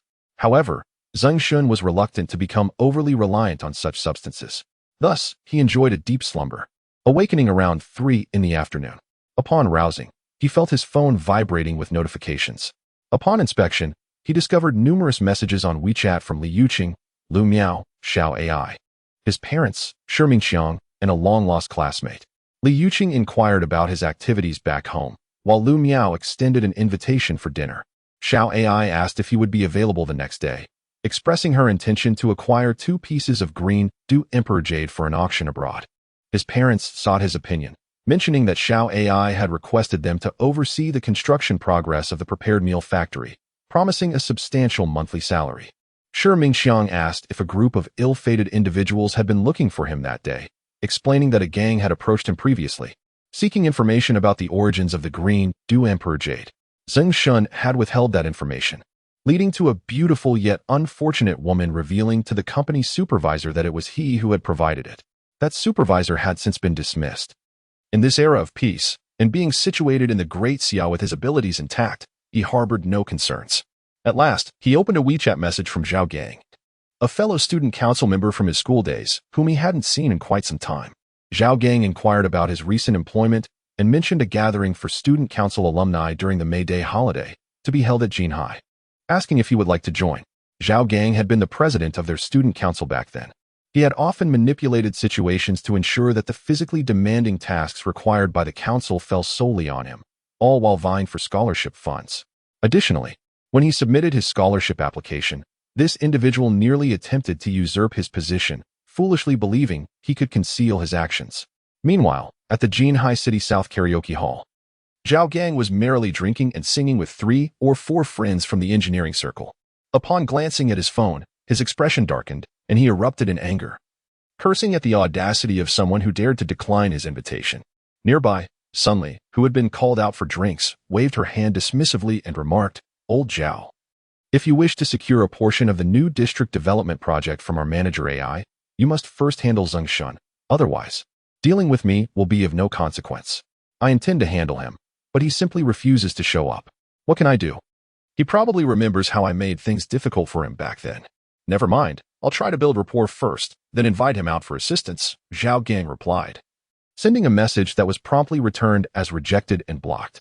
Infuriated, he spat out expletives. "What the hell? This scoundrel, this spineless wretch, actually dares to block me." Still seething, he turned to his engineering friends and said, "You have no idea. If the school hadn't discovered that my family was in construction, that scholarship would have been mine. Aha, let us drink." Sunli frowned slightly, forced a smile, and attempted to leave. However, Zhao Gang seized her hand, pulling out a stack of red bills and placing them in her palm. "Help me arrange a meeting with your manager AI. Or if you sense any opportunity for a chance encounter, all this money is yours." Sunli hesitated momentarily, glancing at the stack of cash before responding. The day after tomorrow morning, manager AI might be at the East City Zoo for some discussions. Outskirts of Jinhai City. After an enjoyable conversation with those he cherished, Zeng Shen opened his attribute panel to check his survival points for the day. Survival points, 50,200. Quite good, he thought, having triggered 16 first-time bonuses in just a few hours. Yet, it was unfortunate that this rudimentary method of accumulating survival points made encounters with intelligent races exceedingly rare. Zeng Shen murmured to himself before opening the system diary, only to close it with a sigh of resignation. Indeed, among those 16 first-time bonuses, there was still no information regarding intelligent races. As soon as he returned to his apartment, Zeng Shen intended to head downstairs to a secluded spot to retrieve item number 1 from his backpack space. However, just as he exited the lucky community, an urgent prompt suddenly echoed in his ears. Perhaps to emphasize the gravity of the situation, a vivid crimson virtual panel began to tremble wildly before his eyes. Chapter 88. Darling, take me to the zoo in the East City. Zeng Shen's mind sharpened as he closed the virtual window and turned to look behind him. Beneath a street lamp 10 meters away, a woman clad in a form-fitting miniskirt, her alluring figure accentuated to perfection, exuded an aura of sensuality. With her long, fair legs, the black stilettos clicked rhythmically against the pavement as she approached him, step by graceful step. "Hello, Zeng Shen. I am Demii, an assistant from the Meisher Research Institute, Kekelin," she announced before reaching him. As she spoke, her wavy golden hair danced gently in the breeze, shimmering with an enchanting twilight hue under the lamplight. "Is there something I can assist you with?"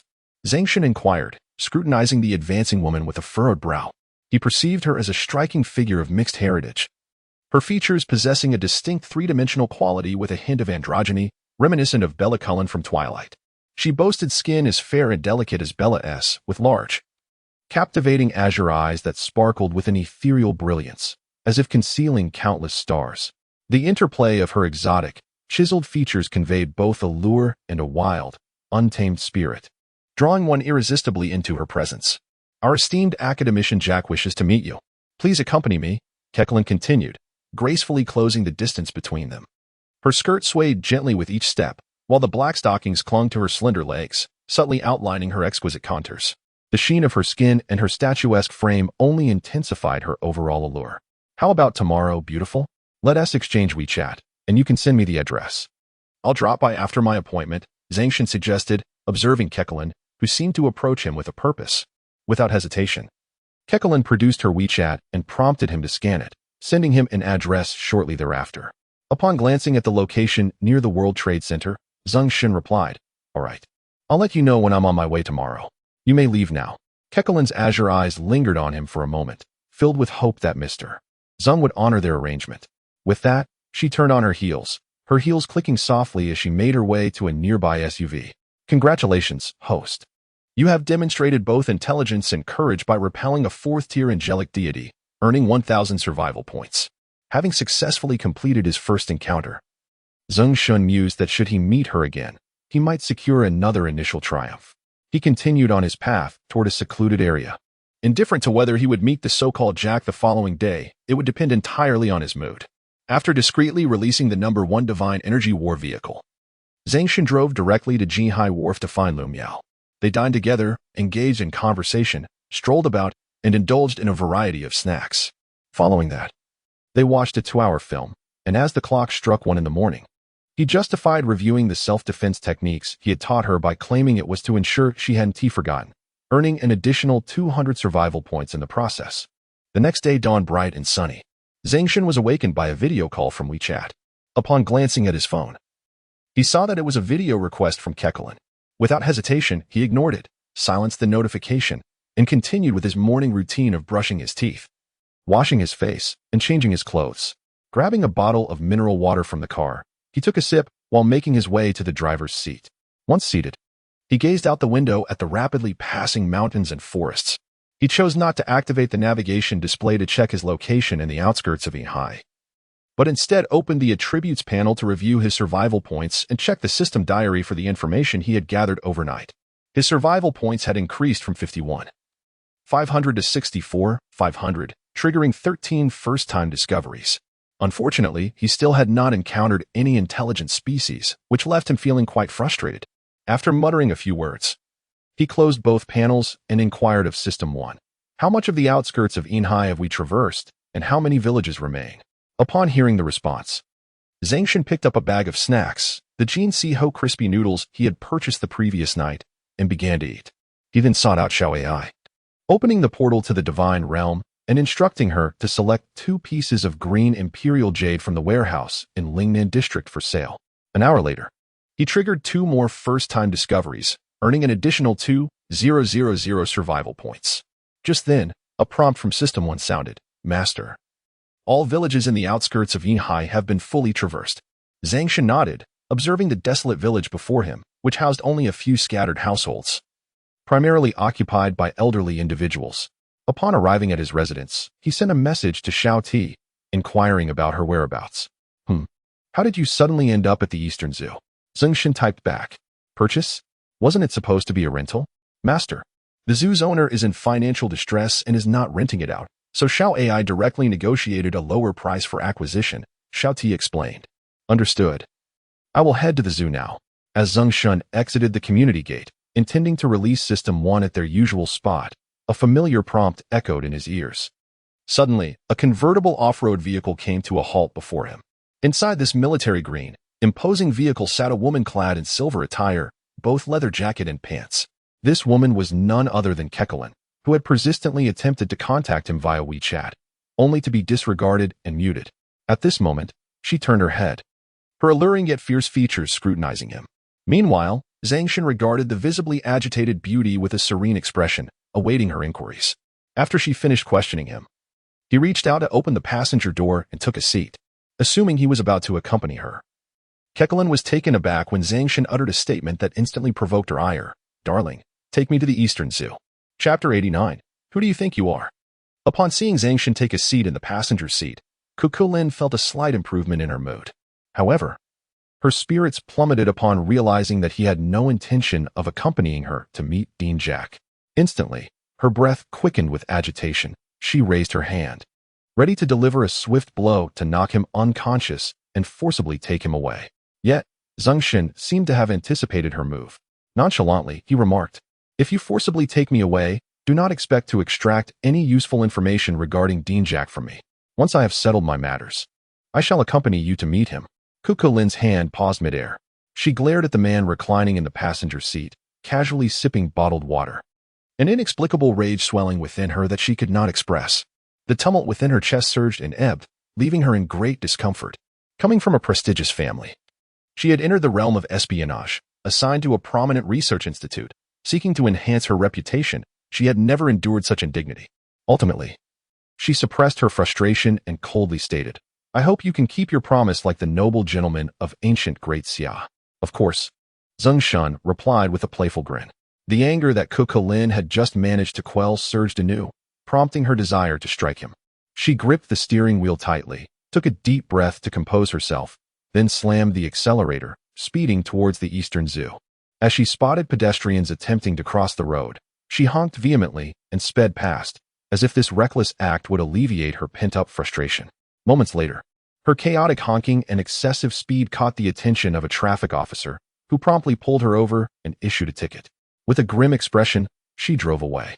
However, once out of the officer's sight, she pressed the accelerator once more, launching into a reckless speed that reduced the journey from the southern to the eastern city from 18 minutes to a mere 12. Kukulin expertly maneuvered her vehicle to a parking spot near the entrance of the Eastern Zoo and turned to Zeng Shen, her voice icy. "Mr. Zeng, we have arrived." Zeng Shen unbuckled his seatbelt and, upon noticing her about to do the same, said, "You should stay here and wait for me."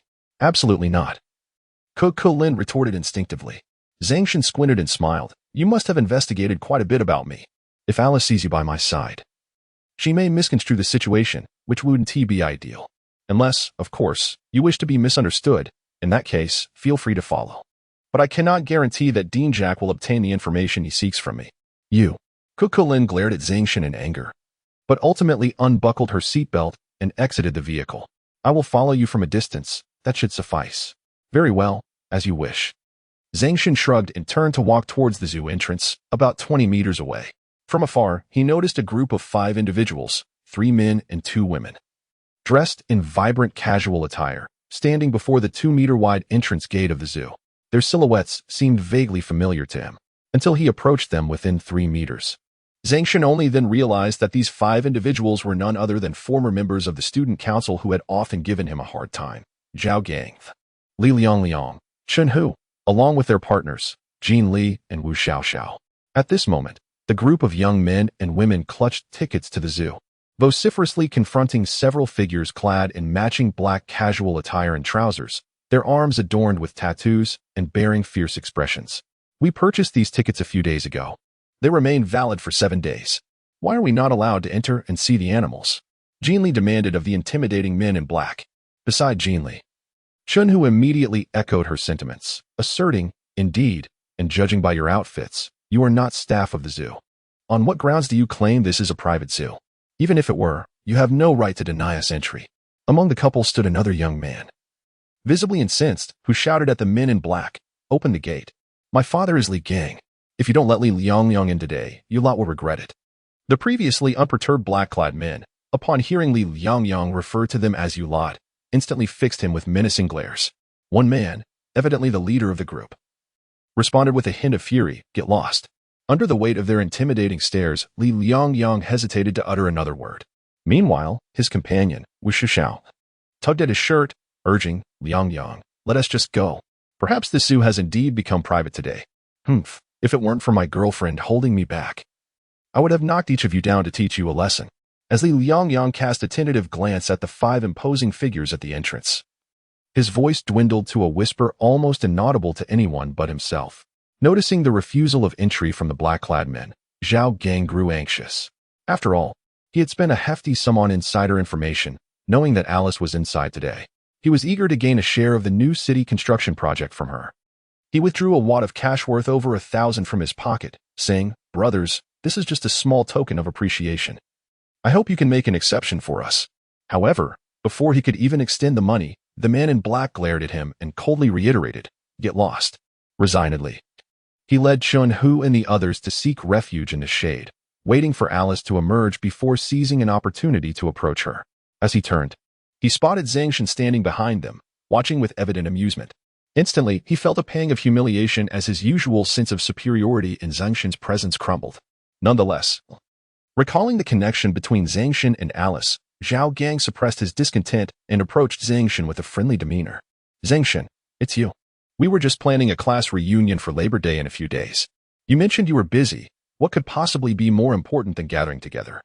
Zeng Shen gazed at the hypocritical Zhao Gang, his face adorned with a sincere smile as he replied, "No, that day the legendary game is launching a new server that will refresh with replicas.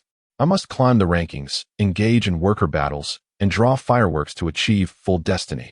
I shall be quite occupied.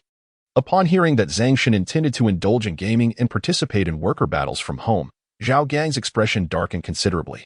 Nevertheless, he refrained from severing their cordial facade and sought to continue his persuasion. However, before he could utter a word, Zeng Shen cheerfully interjected, "If there is nothing further, would you kindly step aside? I need to search for someone at the zoo." Beside them, Li Liangyang observed Zeng Shen's blatant disregard for Zhao Gang's dignity. Unbeknownst to him, he had not received any information from Sun Li regarding Zeng Shen's connection with Alice, nor had Zhao Gang divulged anything.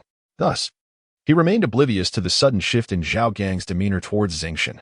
Consequently, upon learning that Zeng Shen would not attend their gathering due to the legendary game's new server launch and his pursuit of ranking glory, he instinctively sought to channel his frustration, stemming from the earlier encounter with the imposing figure at the entrance towards Zeng Shen.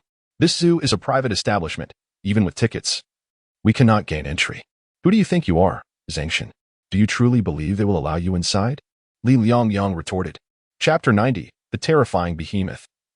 The Fourth Order Titan Blood Python King, I, too, am uncertain of my identity, hence I intend to inquire whether I may enter, remarked Zeng Shen with a narrowed-eyed smile. He then gazed at the 5 imposing figures clad in black, standing at the entrance of the zoo, prepared to speak. However, one of the burly men in black interrupted, stating, "Private zoo, closed to the public. Without our esteemed leader's orders, no one is permitted entry." Li Liangyang chuckled. Zeng Shen chose to disregard the commotion behind him, wishing to send a message to Shouty when suddenly an alert rang in his ears. "Warning! Danger! A Fourth Order war god deity approaches you. Please evade swiftly."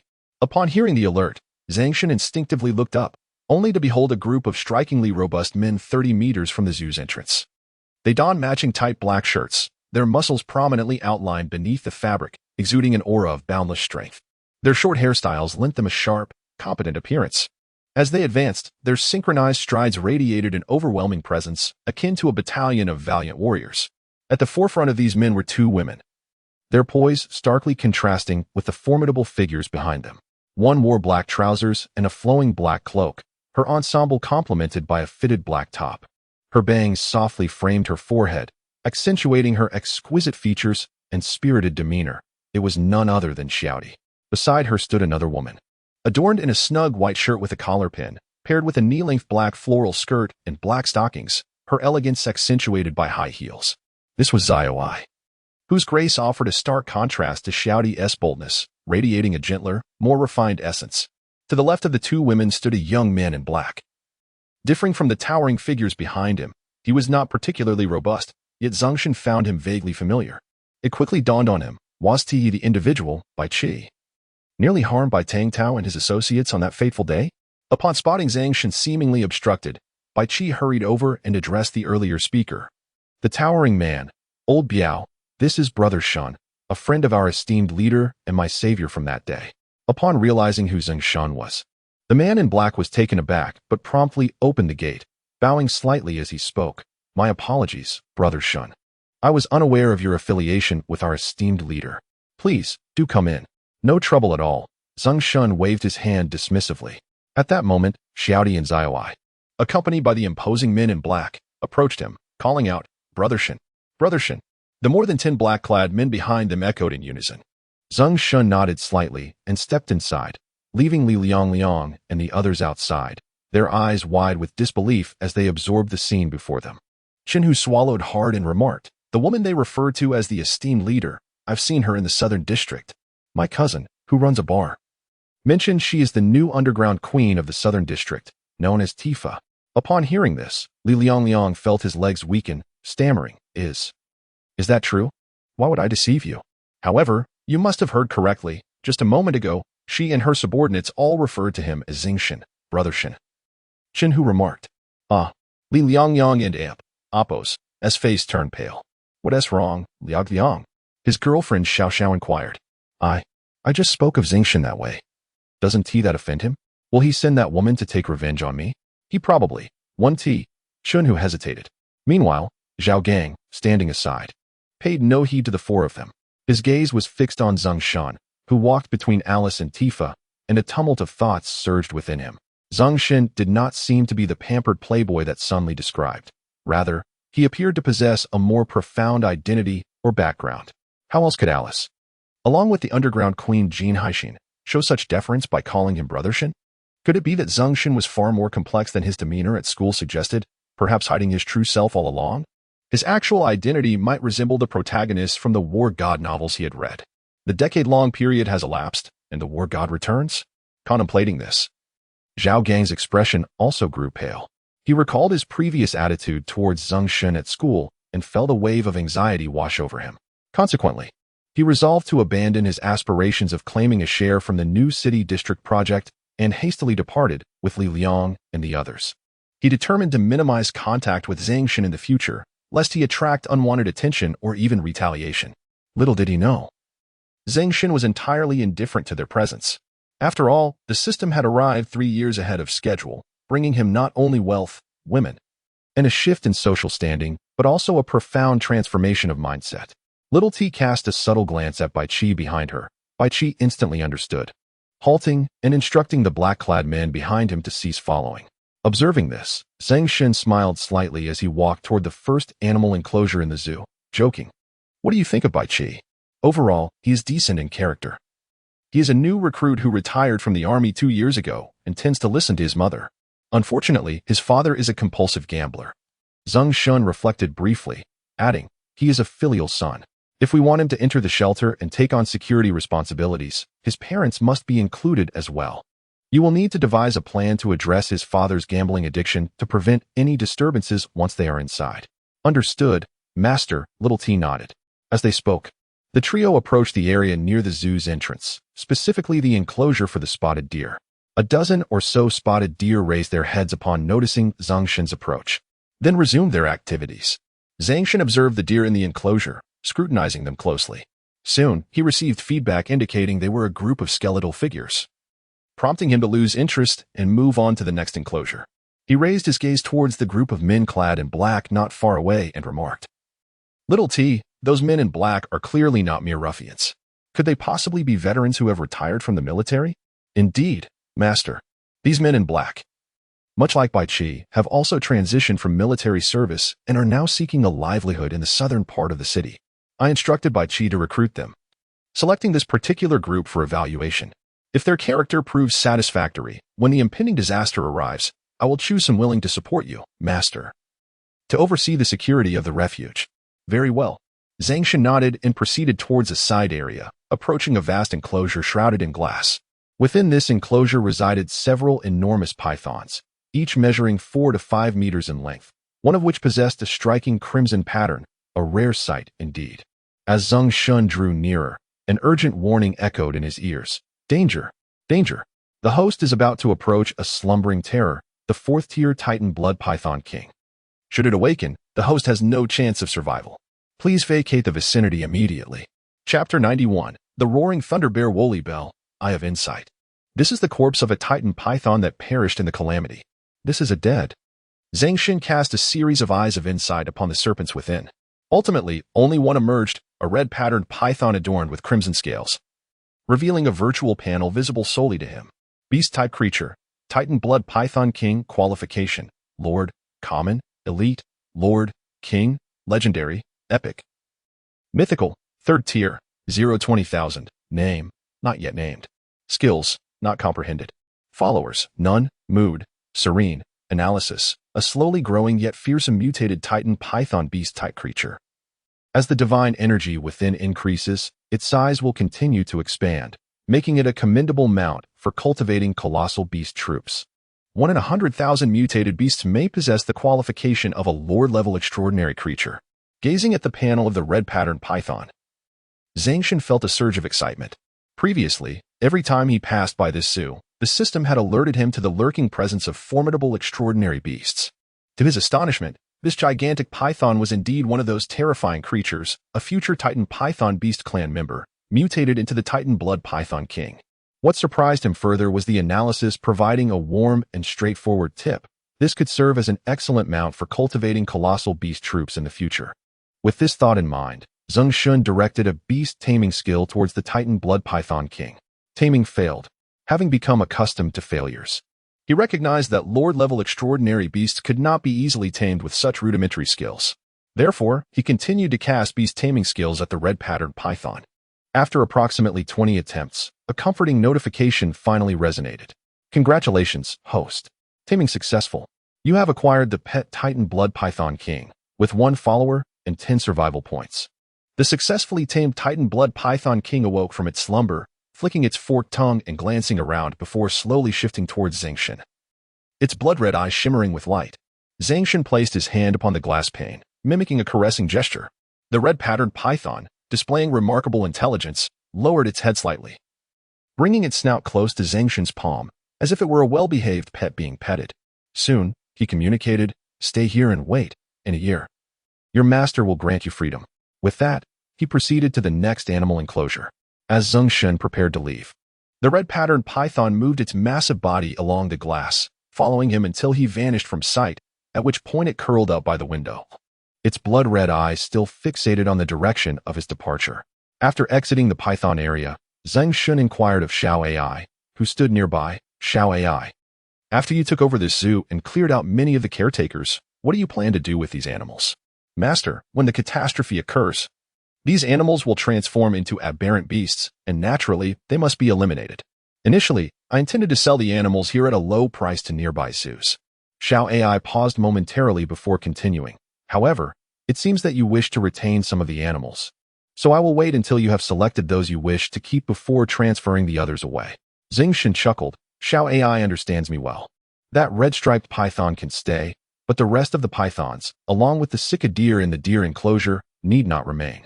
Understood, Master, Xiao AI replied, pointing towards a brown bear enclosure ahead. Master, there is an elderly brown bear inside. Shall we keep it? Yes, Zeng Shen replied without hesitation.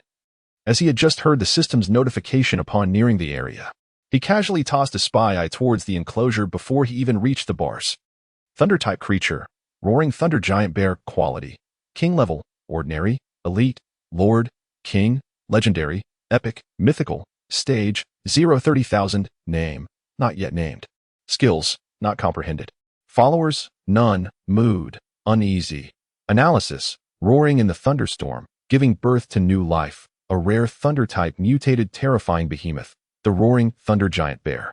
As its internal divine energy continues to rise, its size will gradually increase, and the accumulated thunder energy will grow daily, making it an exceptional mount for cultivating giant beast troops. Among countless roaring giant bears, only one may emerge with king-level quality, the mutated roaring thunder giant bear. Upon observing the qualifications and description of the old brown bear, Zeng Shen could not help but gasp in astonishment. Such a treasure. The surprises this zoo provided were beyond his expectations. This old brown bear would eventually mutate, and it possessed the rare king-level quality. Only one among millions of roaring giant bears could achieve the status of roaring thunder giant bear. Filled with immense joy, Zeng Shen hurried towards the brown bear enclosure, eager to tame it. Inside the enclosure, the old brown bear lay lazily beneath a tree, basking in the morning sun that filtered through the leaves, illuminating its golden, fluffy fur with a glossy sheen.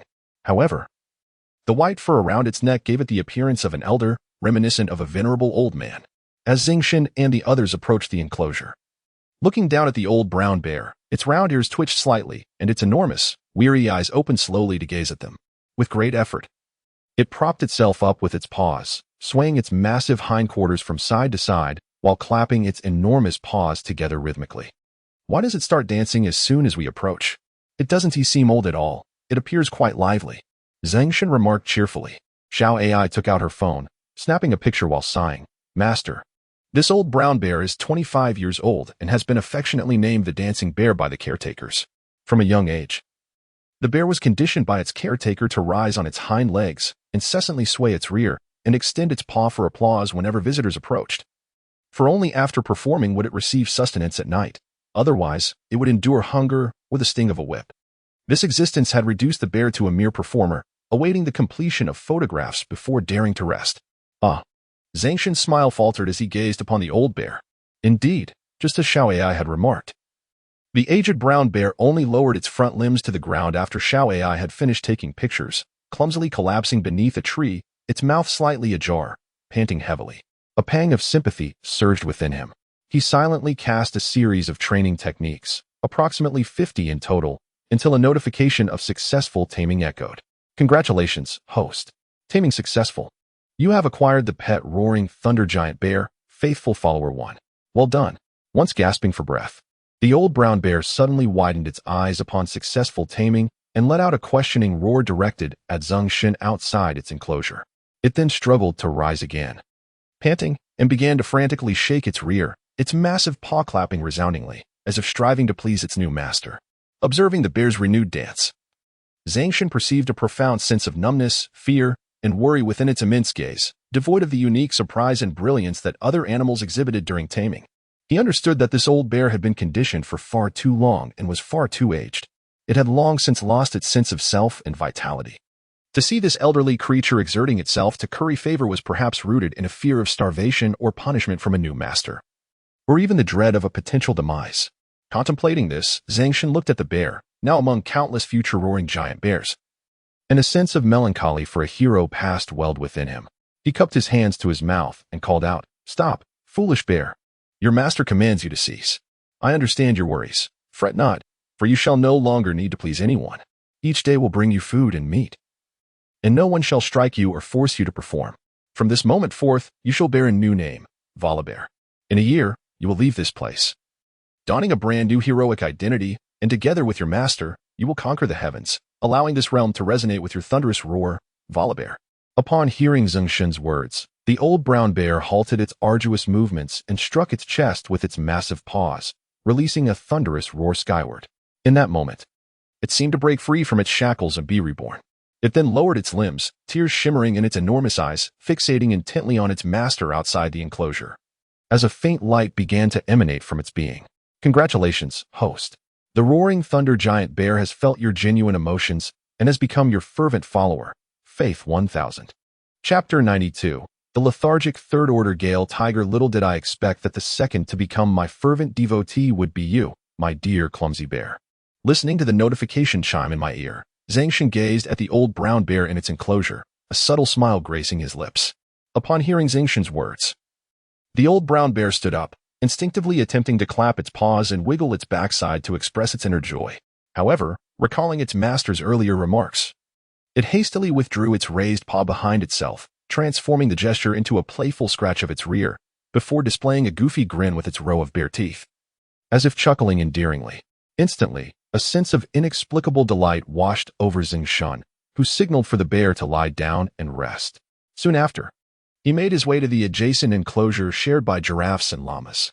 This enclosure spanned nearly 5 times the area of the bears, covering approximately 400 square meters, housing 5 adult giraffes, 1 juvenile giraffe, and 4 llamas.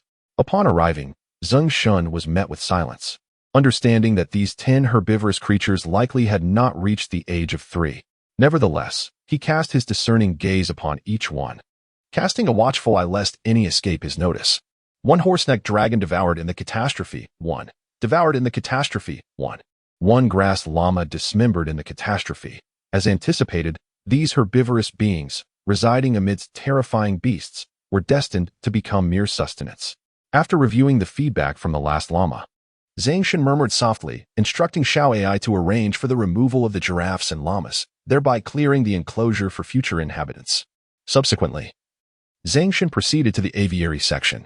This expansive area dedicated to avian creatures constituted a quarter of the zoo, sheltered beneath a colossal glass dome.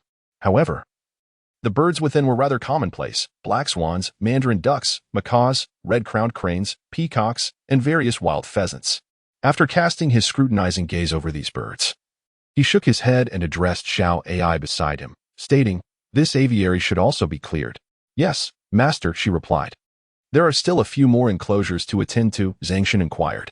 "One is a flower garden, another a tiger enclosure, and the last one is a seal area." Xiao AI responded. Nodding in acknowledgement, Zeng Shen continued onward. Upon traversing the aviary, he found himself amidst a sea of flowering plants, a vibrant tapestry of blossoms. At the center of this floral expanse stood a wooden pavilion, within which rested a massive iron oil barrel. Bees flitted in and out of the barrel, busily attending to their work. Why has the bee colony not yet swarmed? Zeng Shen pondered aloud, surrounded by numerous worker bees that seemed to hover around him, as if seeking his affection. Xiao Ai quickly clarified, Master, we had not finalized arrangements with the zoo's owner until recently. So it was only this morning that I placed the iron barrel here. The beekeeper mentioned that the best time for swarming would be around dusk. Ah, I see. Zeng Shen replied, enlightened. Zeng Shen nodded thoughtfully, then addressed the increasing swarm of bees dancing around him. You may disperse now. This evening, provisions will be made for you. Unless provoked, do not harm the humans. The bees comprehended his words and gradually dispersed. Zeng Shen proceeded towards the beast enclosure behind the garden. Just as he exited the garden and Appo's back door, an ominous alert resonated in his ears. Danger. The host is approaching the third-tier ferocious beast, Gale Tiger. With the host's current strength, proximity will render them breakfast for this beast. Please retreat immediately. Disregarding the warning, Zeng Shen hastened to a wooden sign marked Giant Tiger and peered down into the enclosure. A golden tabby lay languidly atop a mound of grass, lazily swishing its tail. Seemingly indifferent to the group of people outside its pen, Zeng Shen cast a scrutinizing gaze, and instantly a panel appeared above the tiger's head, visible only to him. Beast type, Gale Tiger, qualification, elite, normal, elite, lord, king, legendary, epic. Mythical, third tier, 0-10,000, name, unnamed, skills, unawakened, followers, none, mood, languid, analysis, a naturally lethargic beast with an extraordinary speed akin to the wind. As its divine energy accumulates, its speed will continuously increase, making it a commendable mount for travel. Upon reviewing the tiger's panel, Zeng Shen concluded that aside from its swiftness, there was nothing particularly remarkable about it. He simply needed to tame it with his beast taming skill. As he initiated the taming process, the tiger remained sprawled in the grass, observing Zeng Shen with curious eyes, showing no inclination to move. Truly lethargic, he mused. After informing Xiao Ai to keep the tiger, he made his way to the seal enclosure. Occupying 1/6 of the garden, the seal area housed 10 seals, none of which had survived past 3 years. Consequently, Zeng Shen instructed Xiao Ai to clear them out as well, then sought a secluded corner devoid of surveillance cameras. He opened the portal to the divine realm, pinpointing its location beside the emerald gemstone mine, and asked Xiao Ai to select a few pieces of green Dew King emeralds. Handing her his phone, he added, once inside the emerald cave, please take a few photographs for me, ideally capturing 1 or 2 pieces of green Dew King emeralds. And ensure the mining robots are not in the frame.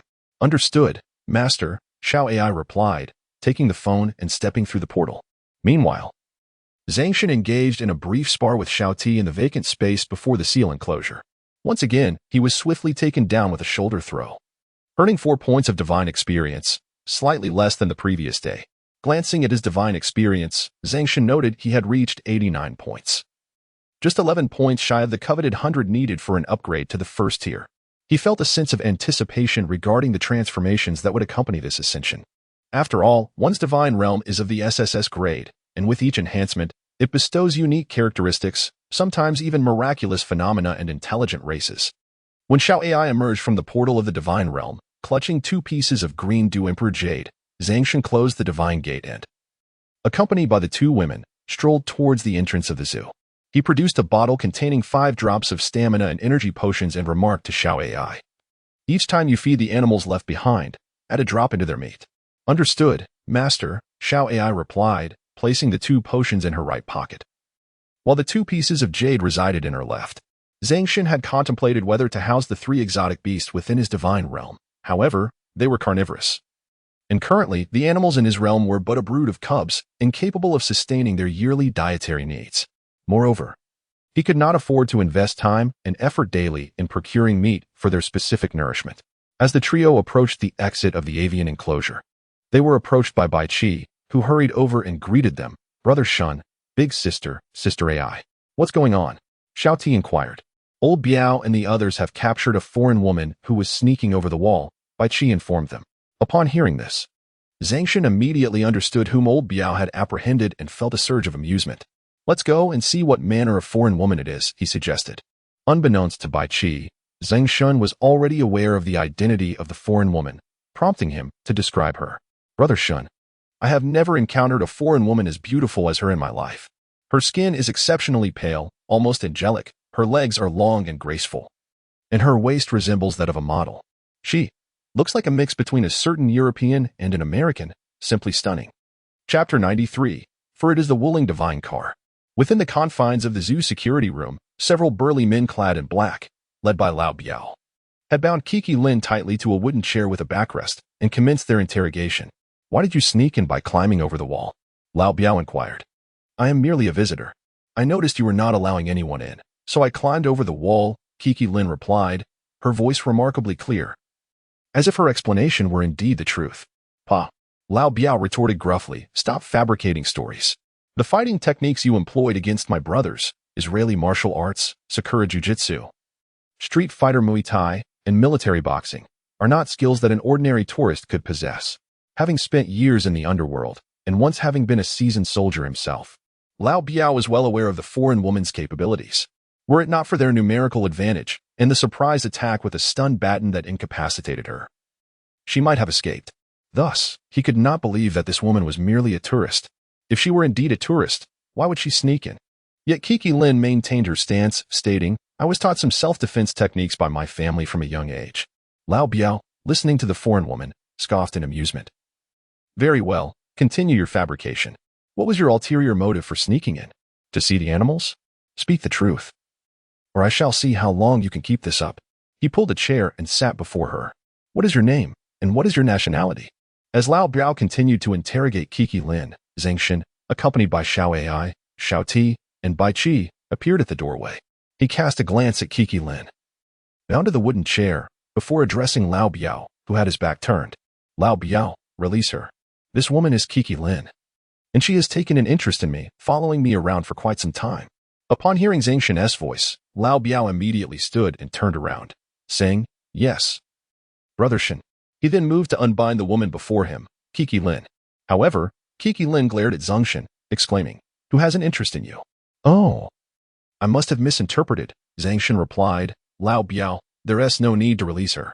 Continue your interrogation. If you glean nothing from her, we shall notify the police and have her detained for a few days." Zeng Shen's words elicited a sense of offense in Kiki Lin, who paused before finally uttering an English expletive, "Bitch." Upon hearing her exclamatory insult, Zeng Shen narrowed his eyes and turned to Lao Biao and the others, commanding, "Lao Biao, you and your men step outside. I intend to show her who the true bitch is." Although Lao Biao and his associates were unfamiliar with the term, they quickly vacated the room, shutting the door behind them. In an instant, only Zeng Shen, Xiao Ai, and Xiao Ti remained in the room. Kekelin noticed Zeng Shen rubbing his hands, his eyes scanning her figure as he approached. She immediately began to struggle, exclaiming, "If you intend to do something to me, I will." "Be quiet. Who would be interested in you?" Zeng Shen replied, settling into the chair that Lao Biao had occupied earlier, casually crossing his legs. "If you wish to avoid being taken to the police station, it's quite simple. Just tell me what Dean Jack wants to know from me." Seeing that Zeng Shen had no intention of undressing her, Kekelin regained her composure and replied, "Can't you guess? I want to confirm something from you. I wish to know where the Green Dew Emperor Jade was discovered and whether there are any additional pieces available." Zeng Shen stated, "His true identity. His status is higher than mine. How would I know? All I know is that he can directly call the president of the Black Palace and can access the most support and resources at any time." "And your identity?" "A scion of the Kekelin family, looked down upon." "Correct. Quite cooperative," Zeng Shen remarked, signaling to Xiao Ti to untie her restraints. Once freed, Kekelin rubbed her sore arms and asked, "You must have finished your business. When will you take me to see Dean Jack?" Zeng Shen stood, walked to the closed door, opened it, and turned to her, saying, "Now?" "Now." Kekelin thought she had misheard and confirmed, "Is it?" "Yes," Xiao Ti nodded, swiftly exiting the zoo to retrieve her energy vehicle. Meanwhile, Zeng Shen leisurely strolled out of the zoo, heading toward Kekelin's SUV, opening the passenger door and taking a seat. Kekelin, following behind, realized that Zeng Shen was indeed serious about accompanying her to meet Dean Jack. Soon, she started the SUV and sped toward the World Trade Hotel. Noticing Xiao Ti and Appo's SRV trailing behind, not wanting Zeng Shen to bring anyone along, she accelerated, attempting to shake them off. However, to her astonishment, despite reaching her vehicle's maximum speed, the RV remained steadfast, maintaining a 50-meter distance. Frowning slightly, she hesitated before proceeding to the hotel, determined to lose her pursuers. She increased her speed again, racing through the streets of Jinhai, hoping to outmaneuver Xiao Ti. Unbeknownst to her, Xiao Ti was not actually driving. She merely rested her hands on the steering wheel, allowing the vehicle's intelligence system to autonomously track Kekelin's SUV. As Kekelin turned a corner and glanced in her rearview mirror, she was relieved to see no sign of the RV and prepared to head to the World Trade Hotel. However, out of the corner of her eye, she spotted the RV she thought she had lost, reappearing behind her, driving her to the brink of frustration as she honked the horn twice in exasperation. Zeng Shen set aside his phone, which he had been using to chat with Li Yuqing, and looked at her with a teasing smile. If you're not in a hurry, you could take another lap around the city and see if you can lose her. I'm not in a rush to meet your esteemed director, Jack. Hearing Zeng Shen's jest, Kiki Lin let out an annoyed huff. Why can she keep up with my off-road vehicle in that RV? Zeng Shen, naturally, refrained from revealing the true reason and pondered for a moment before responding. Perhaps it's because that S.A. Wuling, the legendary vehicle. Kiki Lin rolled her eyes at Zeng Shen and decided to abandon the idea of shaking off the car trailing behind her. At that moment, her sole intention was to deliver him to Director Jack and then distance herself from this man. She was thoroughly exasperated with him. She had never tasted defeat until now, yet continuously found herself outmatched by this man and his subordinates. This felt even more distressing than the intricate power struggles within her own family. Before long, the off-road vehicle came to a halt in the underground parking lot of the World Trade Hotel. Kiki Lin hurriedly led Zeng Shen towards the elevator, pressed the button for the 13th floor, and then hit the close door button. She hoped to secure a parking spot for Xiao Di and descend swiftly before he arrived. However, Zeng Shen had no intention of letting her have her way. He reached out to prevent the elevator doors from closing. You. Kiki Lin pointed her finger at Zeng Shen, exclaiming, "Fack." Zeng Shen responded with a goofy grin, which only served to infuriate Kiki Lin further. She turned her gaze away, not wanting to look at him. Yet, as she turned, she caught sight of Xiao Di, clad in a black cloak, with a hint of confident smile gracing her lips, gracefully entering the elevator and standing to Zeng Shen's right. In that instant, Kiki Lin felt an overwhelming urge to either challenge her to a fight or engage in a thrilling race. Chapter 94. I favor fairness in my conduct. As Little T stepped into the elevator, Zeng Shen released his grip. Shortly thereafter, the elevator arrived at the 13th floor. In the serene corridor of the hotel, Kekelin led Zeng Shen and Little T to the door of room 1303, where she knocked gently before pushing the door open and entering. Zeng Shen followed her inside, discovering that Dean Jack resided in a luxurious family suite. Standing at the entrance were four tall foreign men clad in black suits, with broad noses and golden short hair. Zeng Shen surmised they were likely Dean Jack's bodyguards. Kekelin guided Zeng Shen to another door, lightly tapping on it before turning the handle and stepping in. It was a study, furnished with a desk laden with numerous books. Behind the desk sat a middle-aged man with golden hair, his fingers poised over the keyboard of a notebook, seemingly engrossed in his work. Upon entering, Kekelin addressed him. "Dean Jack, I have brought you Zeng Shen," and the young lady beside him is his confidant. As Zeng Shen and Little T entered, they noticed Kekelin making a brief introduction before stepping back to stand beside Jack. Jack removed his hands from the keyboard, rising with a smile as he regarded Zeng Shen and Little T. "Please, take a seat, Mr. Zeng. You appear even younger than I had anticipated." Zeng Shen, surprised by Jack's apparent age, settled into the plush chair before the desk. Once Jack was seated, he turned the notebook toward Zeng Shen and remarked, "Mr. Zeng, this piece of green indeed originated from your possession." Zeng Shen glanced at it, nodding in acknowledgement. Seeing Zeng Shen's affirmation, Jack wasted no time, asking directly, "I wish to know the source of your green. Where did you acquire it? Did you purchase it or mine it yourself?" "I extracted it from a small cave," Zeng Shen replied candidly.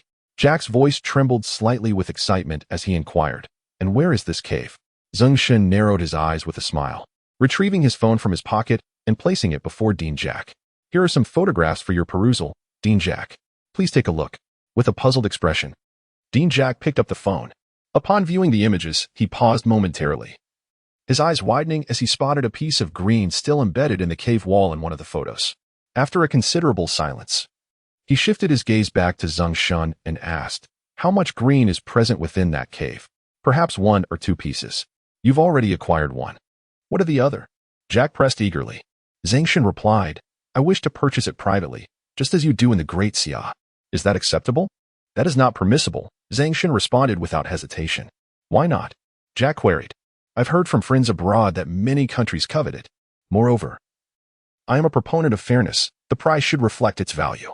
Yet you privately transacted with the Great Xia for that piece. How does that align with your notion of fairness?" Jack mused silently before asking, What must I offer you to learn the precise location of that cave? Zeng Shen narrowed his eyes slightly and smiled, saying, "It is quite simple. I require half of the profits from the mining of this jade mine. Additionally, I have initiated a pre-prepared meal factory, which conveniently requires." Upon hearing Zeng Shen's demands, Jack immediately acquiesced verbally. "Half of the profits? Very well, I agree. If you wish to export pre-prepared meals to our country, that is also acceptable. Consider it a green light." "No," Zeng Shen interjected. "What I seek are various fresh ingredients. I hope you can assist me in establishing contacts with some farms to become my suppliers." Jack, taken aback by this unexpected benefit, quickly replied, "Of course. That is no problem." Zeng Shen interrupted, "Director Jack, do not be so hasty to agree. Allow me to finish. I would like your country's bank to provide me with a guarantee, requiring only a one deposit, with the full payment due 1 year later." "Only a one deposit?" Jack shook his head vigorously. "That is unacceptable. Traditionally, the deposit for goods exported to other countries cannot be less than 60. And the balance must be settled within 3 months after delivery. Otherwise, a tenfold compensation is required. As for the location of that cave, I shall report it to my country unconditionally. Although the reward may only amount to 500 yuan and a banner, the honor that banner brings is priceless. A matter of great pride, a means to bring glory to one's ancestors," Zeng Shen stated earnestly. Upon hearing Zeng Shen's claim about reporting to the Great Xia, Jack found himself uncertain whether Zeng Shen would truly follow through. He suddenly felt a headache coming on and quickly interrupted. All right, I agree. Can you now tell me where that cave is located? Director Jack, do you take me for a child? Words alone are not enough. We must sign an agreement. As long as you continuously provide fresh ingredients for my pre-prepared meal factory within the year, meeting all production demands, I will reveal the location of that cave after 1 year, Zeng Shen asserted. And if, after a year, you do not disclose the cave's location, or if these photographs are entirely fabricated, Jack, do you truly believe that anyone would dare to play tricks with your great America? Am I not merely courting disaster? Zeng Shen interrupted Jack, his tone resolute. Jack pondered this and felt the logic in Zeng Shen's words. Considering their nation's strength, indeed, no one would risk deception in their presence. However, he remained silent for a moment, puzzled. If you are to receive half of the profits from the mining of the Green Emperor Jade, the earnings would far exceed those of your pre-prepared meal factory. Why then pursue this venture? Zeng Shen seemed to anticipate Jack's inquiry. Without hesitation, he coldly replied, "I can assure you that this cave exists and contains a significant amount of Green Emperor Jade. However, I lack confidence in your great America. Once you discover the cave's location, will you not simply cast me aside? Surely you understand this? Thus, after a year, should you learn of the jade mine's location and discard me, I would still possess a golden goose capable of laying eggs for eternity, and I would accept that."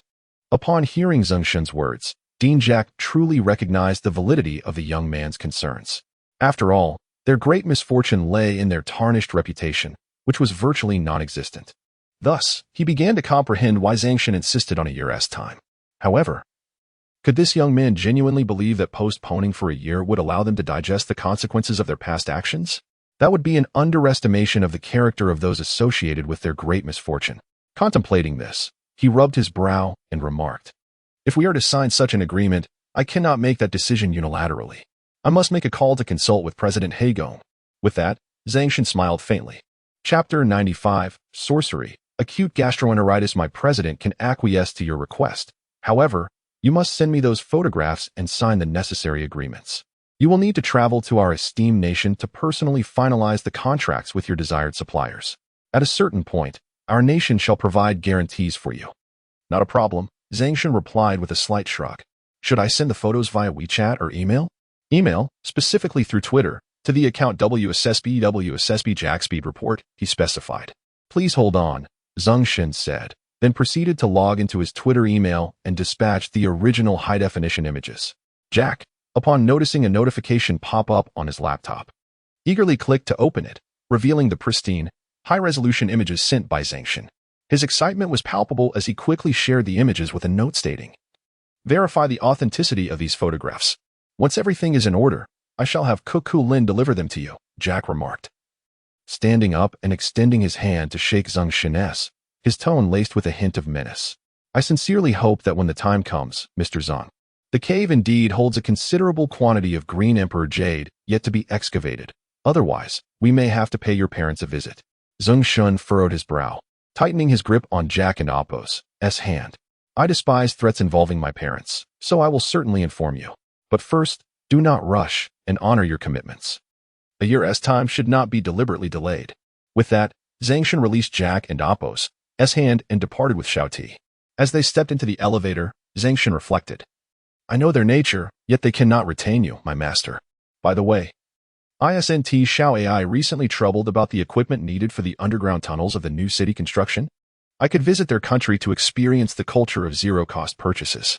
My master, do you wish for me to accompany you? No need. Arrange for some individuals to protect my parents, Zeng Shen instructed, pausing momentarily before adding.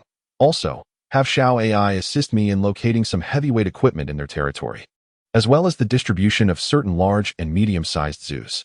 Understood, my master. Once organized, we shall send it to you. At the World Trade Hotel, room 2303. In the reception area, not long after Zeng Shen and Xiaoti had departed, Kukulin turned to Jack and asked, Director, are we truly going to sign that agreement when he arrives in our country? Jack sneered coldly. Once he arrives in our land, everything will be out of his control. At that moment, an email arrived on his laptop containing the photographs, confirming that they were unaltered and authentically captured. However, he could not yet determine the soil structure of the potential cave area or the specific time of the capture. Director, Kukulin frowned, clenching her fist, her tone tinged with discontent. Currently, he has triggered every possible village on the outskirts of Enhai. The only place left untriggered is within the city itself. Generally, urban areas yield significantly more triggers than villages due to their larger size, population density, and the extensive network of accessible roads. Number 1. Enhai City. Let us traverse every street and alley that permits passage. After issuing commands to Number 1, Zeng Shen rested one hand on the steering wheel and leaned back in his seat, while the other held his phone, contemplating informing Li Yuqing about his plans to visit Demei during the May Day holiday to procure the necessary ingredients for pre-prepared meals. However, just as he was about to send a voice message, he canceled it. Instead, he opened a chat with Xiao AI and said, Xiao AI, I am heading to Demei for May Day. I suspect that if Li Yuqing learns of my trip, she may wish to accompany me. Please devise a plan to keep her occupied during those days. Zeng Shen sent an OK emoji and added, with the affordable logistics from Demei, we will have a continuous supply of farm produce and fresh meat. I believe we can expand the pre-prepared meal factory fivefold, prioritizing the acceleration of construction, equipment procurement, and hiring. Satisfied, he sent another OK emoji before opening a chat with Lu Miao, straightforwardly informing her of his intention to visit Demei to pre-purchase some crops and meats. Haha. Indeed, Zeng Shen chuckled. Later, Zeng Shen and Lu Miao conversed until dusk, when he heard Number 1 report, Master, all passable streets in Ehai district have been traversed. Good. Head towards my hometown, Xianyang Town. Zeng Shen commanded Number 1, then informed Lu Miao that he had to attend to some matters. He focused his mind and opened the attributes panel to check his current survival points. Survival points, 102,111. At last, I have accumulated another 100,000 survival points, allowing me to continue with the 10 consecutive draws for the purple card lottery. Zeng Shen murmured, summoning the purple card lottery wheel with concentrated thought. System. Initiate 10 consecutive draws. Instantly, the purple card lottery wheel erupted with luminous purple, blue, and green glows, spinning swiftly as the pointer whirled. Moments later, 3 green lights surged on the wheel, and Zeng Shen heard 2 notification sounds by his ear. Congratulations, host, you have drawn 2 green cards. Item card. Intelligent mechanical worker. Congratulations, host, you have drawn 1 green card. Skill card. Spell. Acute gastroenteritis. Chapter 96. Little O. Red card. Proficient card. Cursed acute gastroenteritis. What an absurd skill. Zeng Shen was momentarily bewildered upon hearing the notification sound, swiftly opening his backpack to gaze at the green card. Cursed acute gastroenteritis. A rare disease-type skill within the curse category, a low-level curse that consumes 1 point of faith or a small amount of mental energy. Once activated, it will cause the target's immunity to decline, plunging them into a state of acute gastroenteritis with diarrhea lasting for 10 minutes. Can be enhanced. Incredible. This is an astonishing skill, even more remarkable than the black brick attack. Without a moment's hesitation, Zeng Shen immediately learned this curse. He contemplated finding a target to test the practical effects of this skill, wondering if it could be cured with medication or his healing spells. If it were possible, Zeng Shen wouldn't mind. as not everyone carries medicine with them when they venture out. While Zeng Shen was acquiring the skill, 2 more notification sounds rang in his ears. Congratulations, host, you have drawn 1 blue card, a passive card, fire resistance. Congratulations, host, you have drawn 1 blue card. An item card, backpack slot set. Fire resistance. Zeng Shen promptly clicked to use it, instantly gaining the ability to withstand flames of up to 1,000 degrees. Then, he turned his attention to the backpack slot card. Backpack slot set. Upon use, the host can expand their backpack slots by 20. Upon reading the description of this new blue card, Zeng Shen wasted no time in using the item card, expanding his backpack slots from 20 to 40. He then gazed at the purple card lottery wheel before him, eagerly awaiting the appearance of new cards. 5 cards had just appeared. Clearly, this time it was not the minimum of 4 purple cards, but rather 5 purple cards. After the lottery wheel spun for a minute, 4 beams of purple light suddenly shot forth. Congratulations, host, you have drawn 2 purple cards, skill card, teleportation. Congratulations, host, you have drawn 1 purple card, attachment card. Wormhole subtract card. Congratulations, host, you have drawn 1 purple card, unit card, Abyss Dragon Cavalry Secret Realm. Why are there only 4 purple cards? Could the last card be a red card? Unlikely. Zeng Shen murmured in confusion as he looked toward the backpack slot designated for purple cards. Teleportation, consuming 100 points of faith or a significant amount of mental energy. The host can teleport themselves and any items they carry to any location within 100 meters. Can be enhanced, with each enhancement increasing the distance by 100 meters. Wormhole subtract card, an attachment card for the wormhole fixed track card, allowing for the addition of a subtract positioning point. Abyss Dragon Cavalry. When introduced into the Divine Realm, it generates an Abyss Dragon Cavalry Secret Realm. The host can select 100 qualified followers. By undergoing the Secret Realms trials, they can acquire 2 exclusive skills related to the Abyss Dragon Cavalry, provided each follower possesses an Abyss Dragon Beast. The unit limit is 100 and can be enhanced. My goodness, these purple cards certainly live up to their reputation.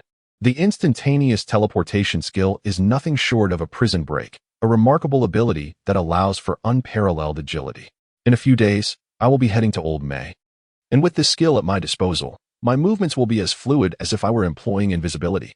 The wormhole subtract card is equally splendid. Upon my arrival at Old May, I can establish a teleportation point there, effectively placing a watchful eye within the enemy's domain. When Zeng Shen beheld these 3 cards, his face illuminated with excitement as he promptly utilized one of the teleportation cards.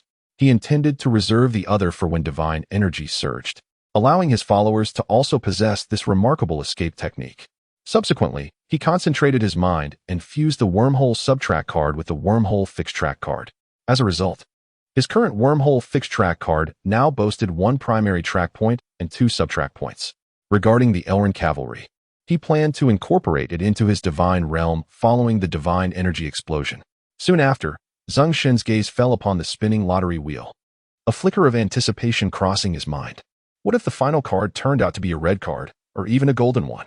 Time passed slowly, and after approximately 2 minutes, a red light unexpectedly emerged from the previously purple, blue, and green glow of the lottery wheel, rapidly intensifying. Congratulations, host. You have drawn 1 red card, rule card, proficiency card. It truly turned red. Zeng Shen was filled with delight. This time, it was not a mere guarantee but a stroke of good fortune. Without hesitation, he directed his attention to the compartment where the red cards were stored. Proficiency card, rule card. Upon using this card, the host can attach 1 mastered skill to it, obtaining a template for proficiency values. By continuously employing this skill, they can enhance its proficiency and achieve an upgrade. During the proficiency enhancement process, faith cannot be utilized, but the progress can be paused, allowing the use of faith points to activate that skill for enhancement. Goodness, is this not a card for enhancing skill proficiency?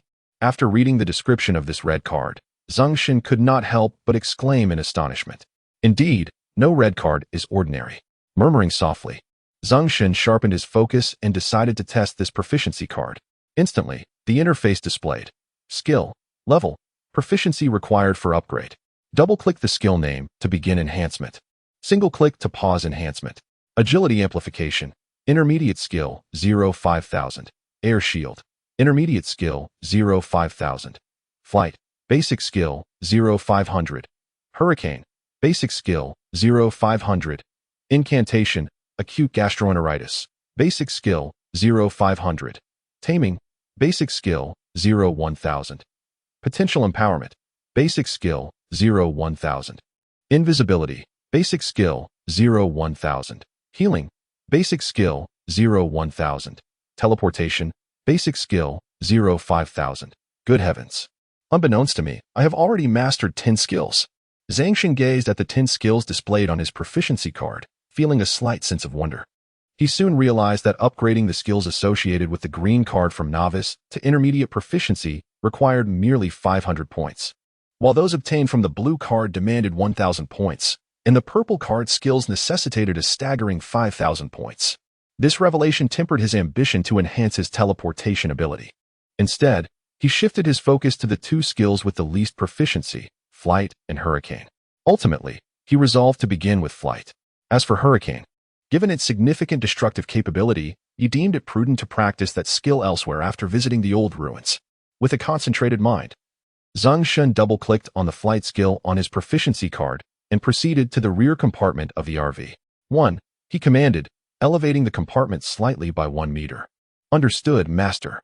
Zeng Shen then gathered his energy and focused, initiating the flight skill. Gradually, the soles of his feet lifted off the floor of the compartment, rising slowly by 1 meter.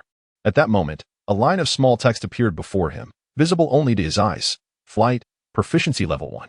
Chapter 97. The Secret of Divine Experience. Zeng Shen gazed at the small print before him, a smile spreading across his face. With the presence of this proficiency card, any subsequent draws of the same card could be preserved, allowing him to invest it into the divine realm for the enlightenment of his followers.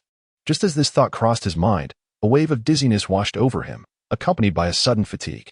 It had been a long time since he had experienced such a sensation, where both his mental and physical energies felt abruptly depleted. Rubbing his forehead, a flicker of confusion crossed his eyes. He recalled that the last time he utilized the Eye of Insight without invoking his faith, he felt as though a quarter of his mental energy had been drained. At that time, he sensed that he could employ his mental energy for the Eye of Insight a maximum of 4 times in a day, which was his limit. Yet now, the mental energy consumed by the flight technique exceeded that of the Eye of Insight. However, he felt that after resting for around 10 minutes, he would recover significantly. If he were to continuously employ the flight technique without rest, he believed he could manage up to 10 uses before complete exhaustion. Could it be that his divine experience had transformed from a mere 0 points to an impressive 89 points? Zeng Shen pondered this with furrowed brows. If each point of divine experience indeed enhanced his physical and mental faculties, then it would make perfect sense. Summarizing his discoveries, Zeng Shen resolved to verify his hypothesis. Focusing his consciousness, he directed an Eye of Insight at Subject 1 without invoking faith. In an instant, the information regarding the divine war chariot appeared before his eyes. And this time, he felt no discomfort whatsoever. The sole discomfort stemmed from the residual fatigue and mental strain left by the flight technique. It appeared that, as he had surmised, each point of experience contributed to the enhancement of both his mental and physical energies. He began to contemplate a further question. If 1 point of divine experience augments physical and mental strength, could there also be subtle improvements in other attributes, such as agility, recovery ability, or physique, that he had yet to notice? After a moment of thought, Zeng Shen suddenly recalled the varying experience requirements for divine ascension among creatures of different qualifications. For instance, his roaring thunder giant bear, possessing royal-grade qualifications, required 30,000 points of experience to progress from the 3rd to the 4th tier.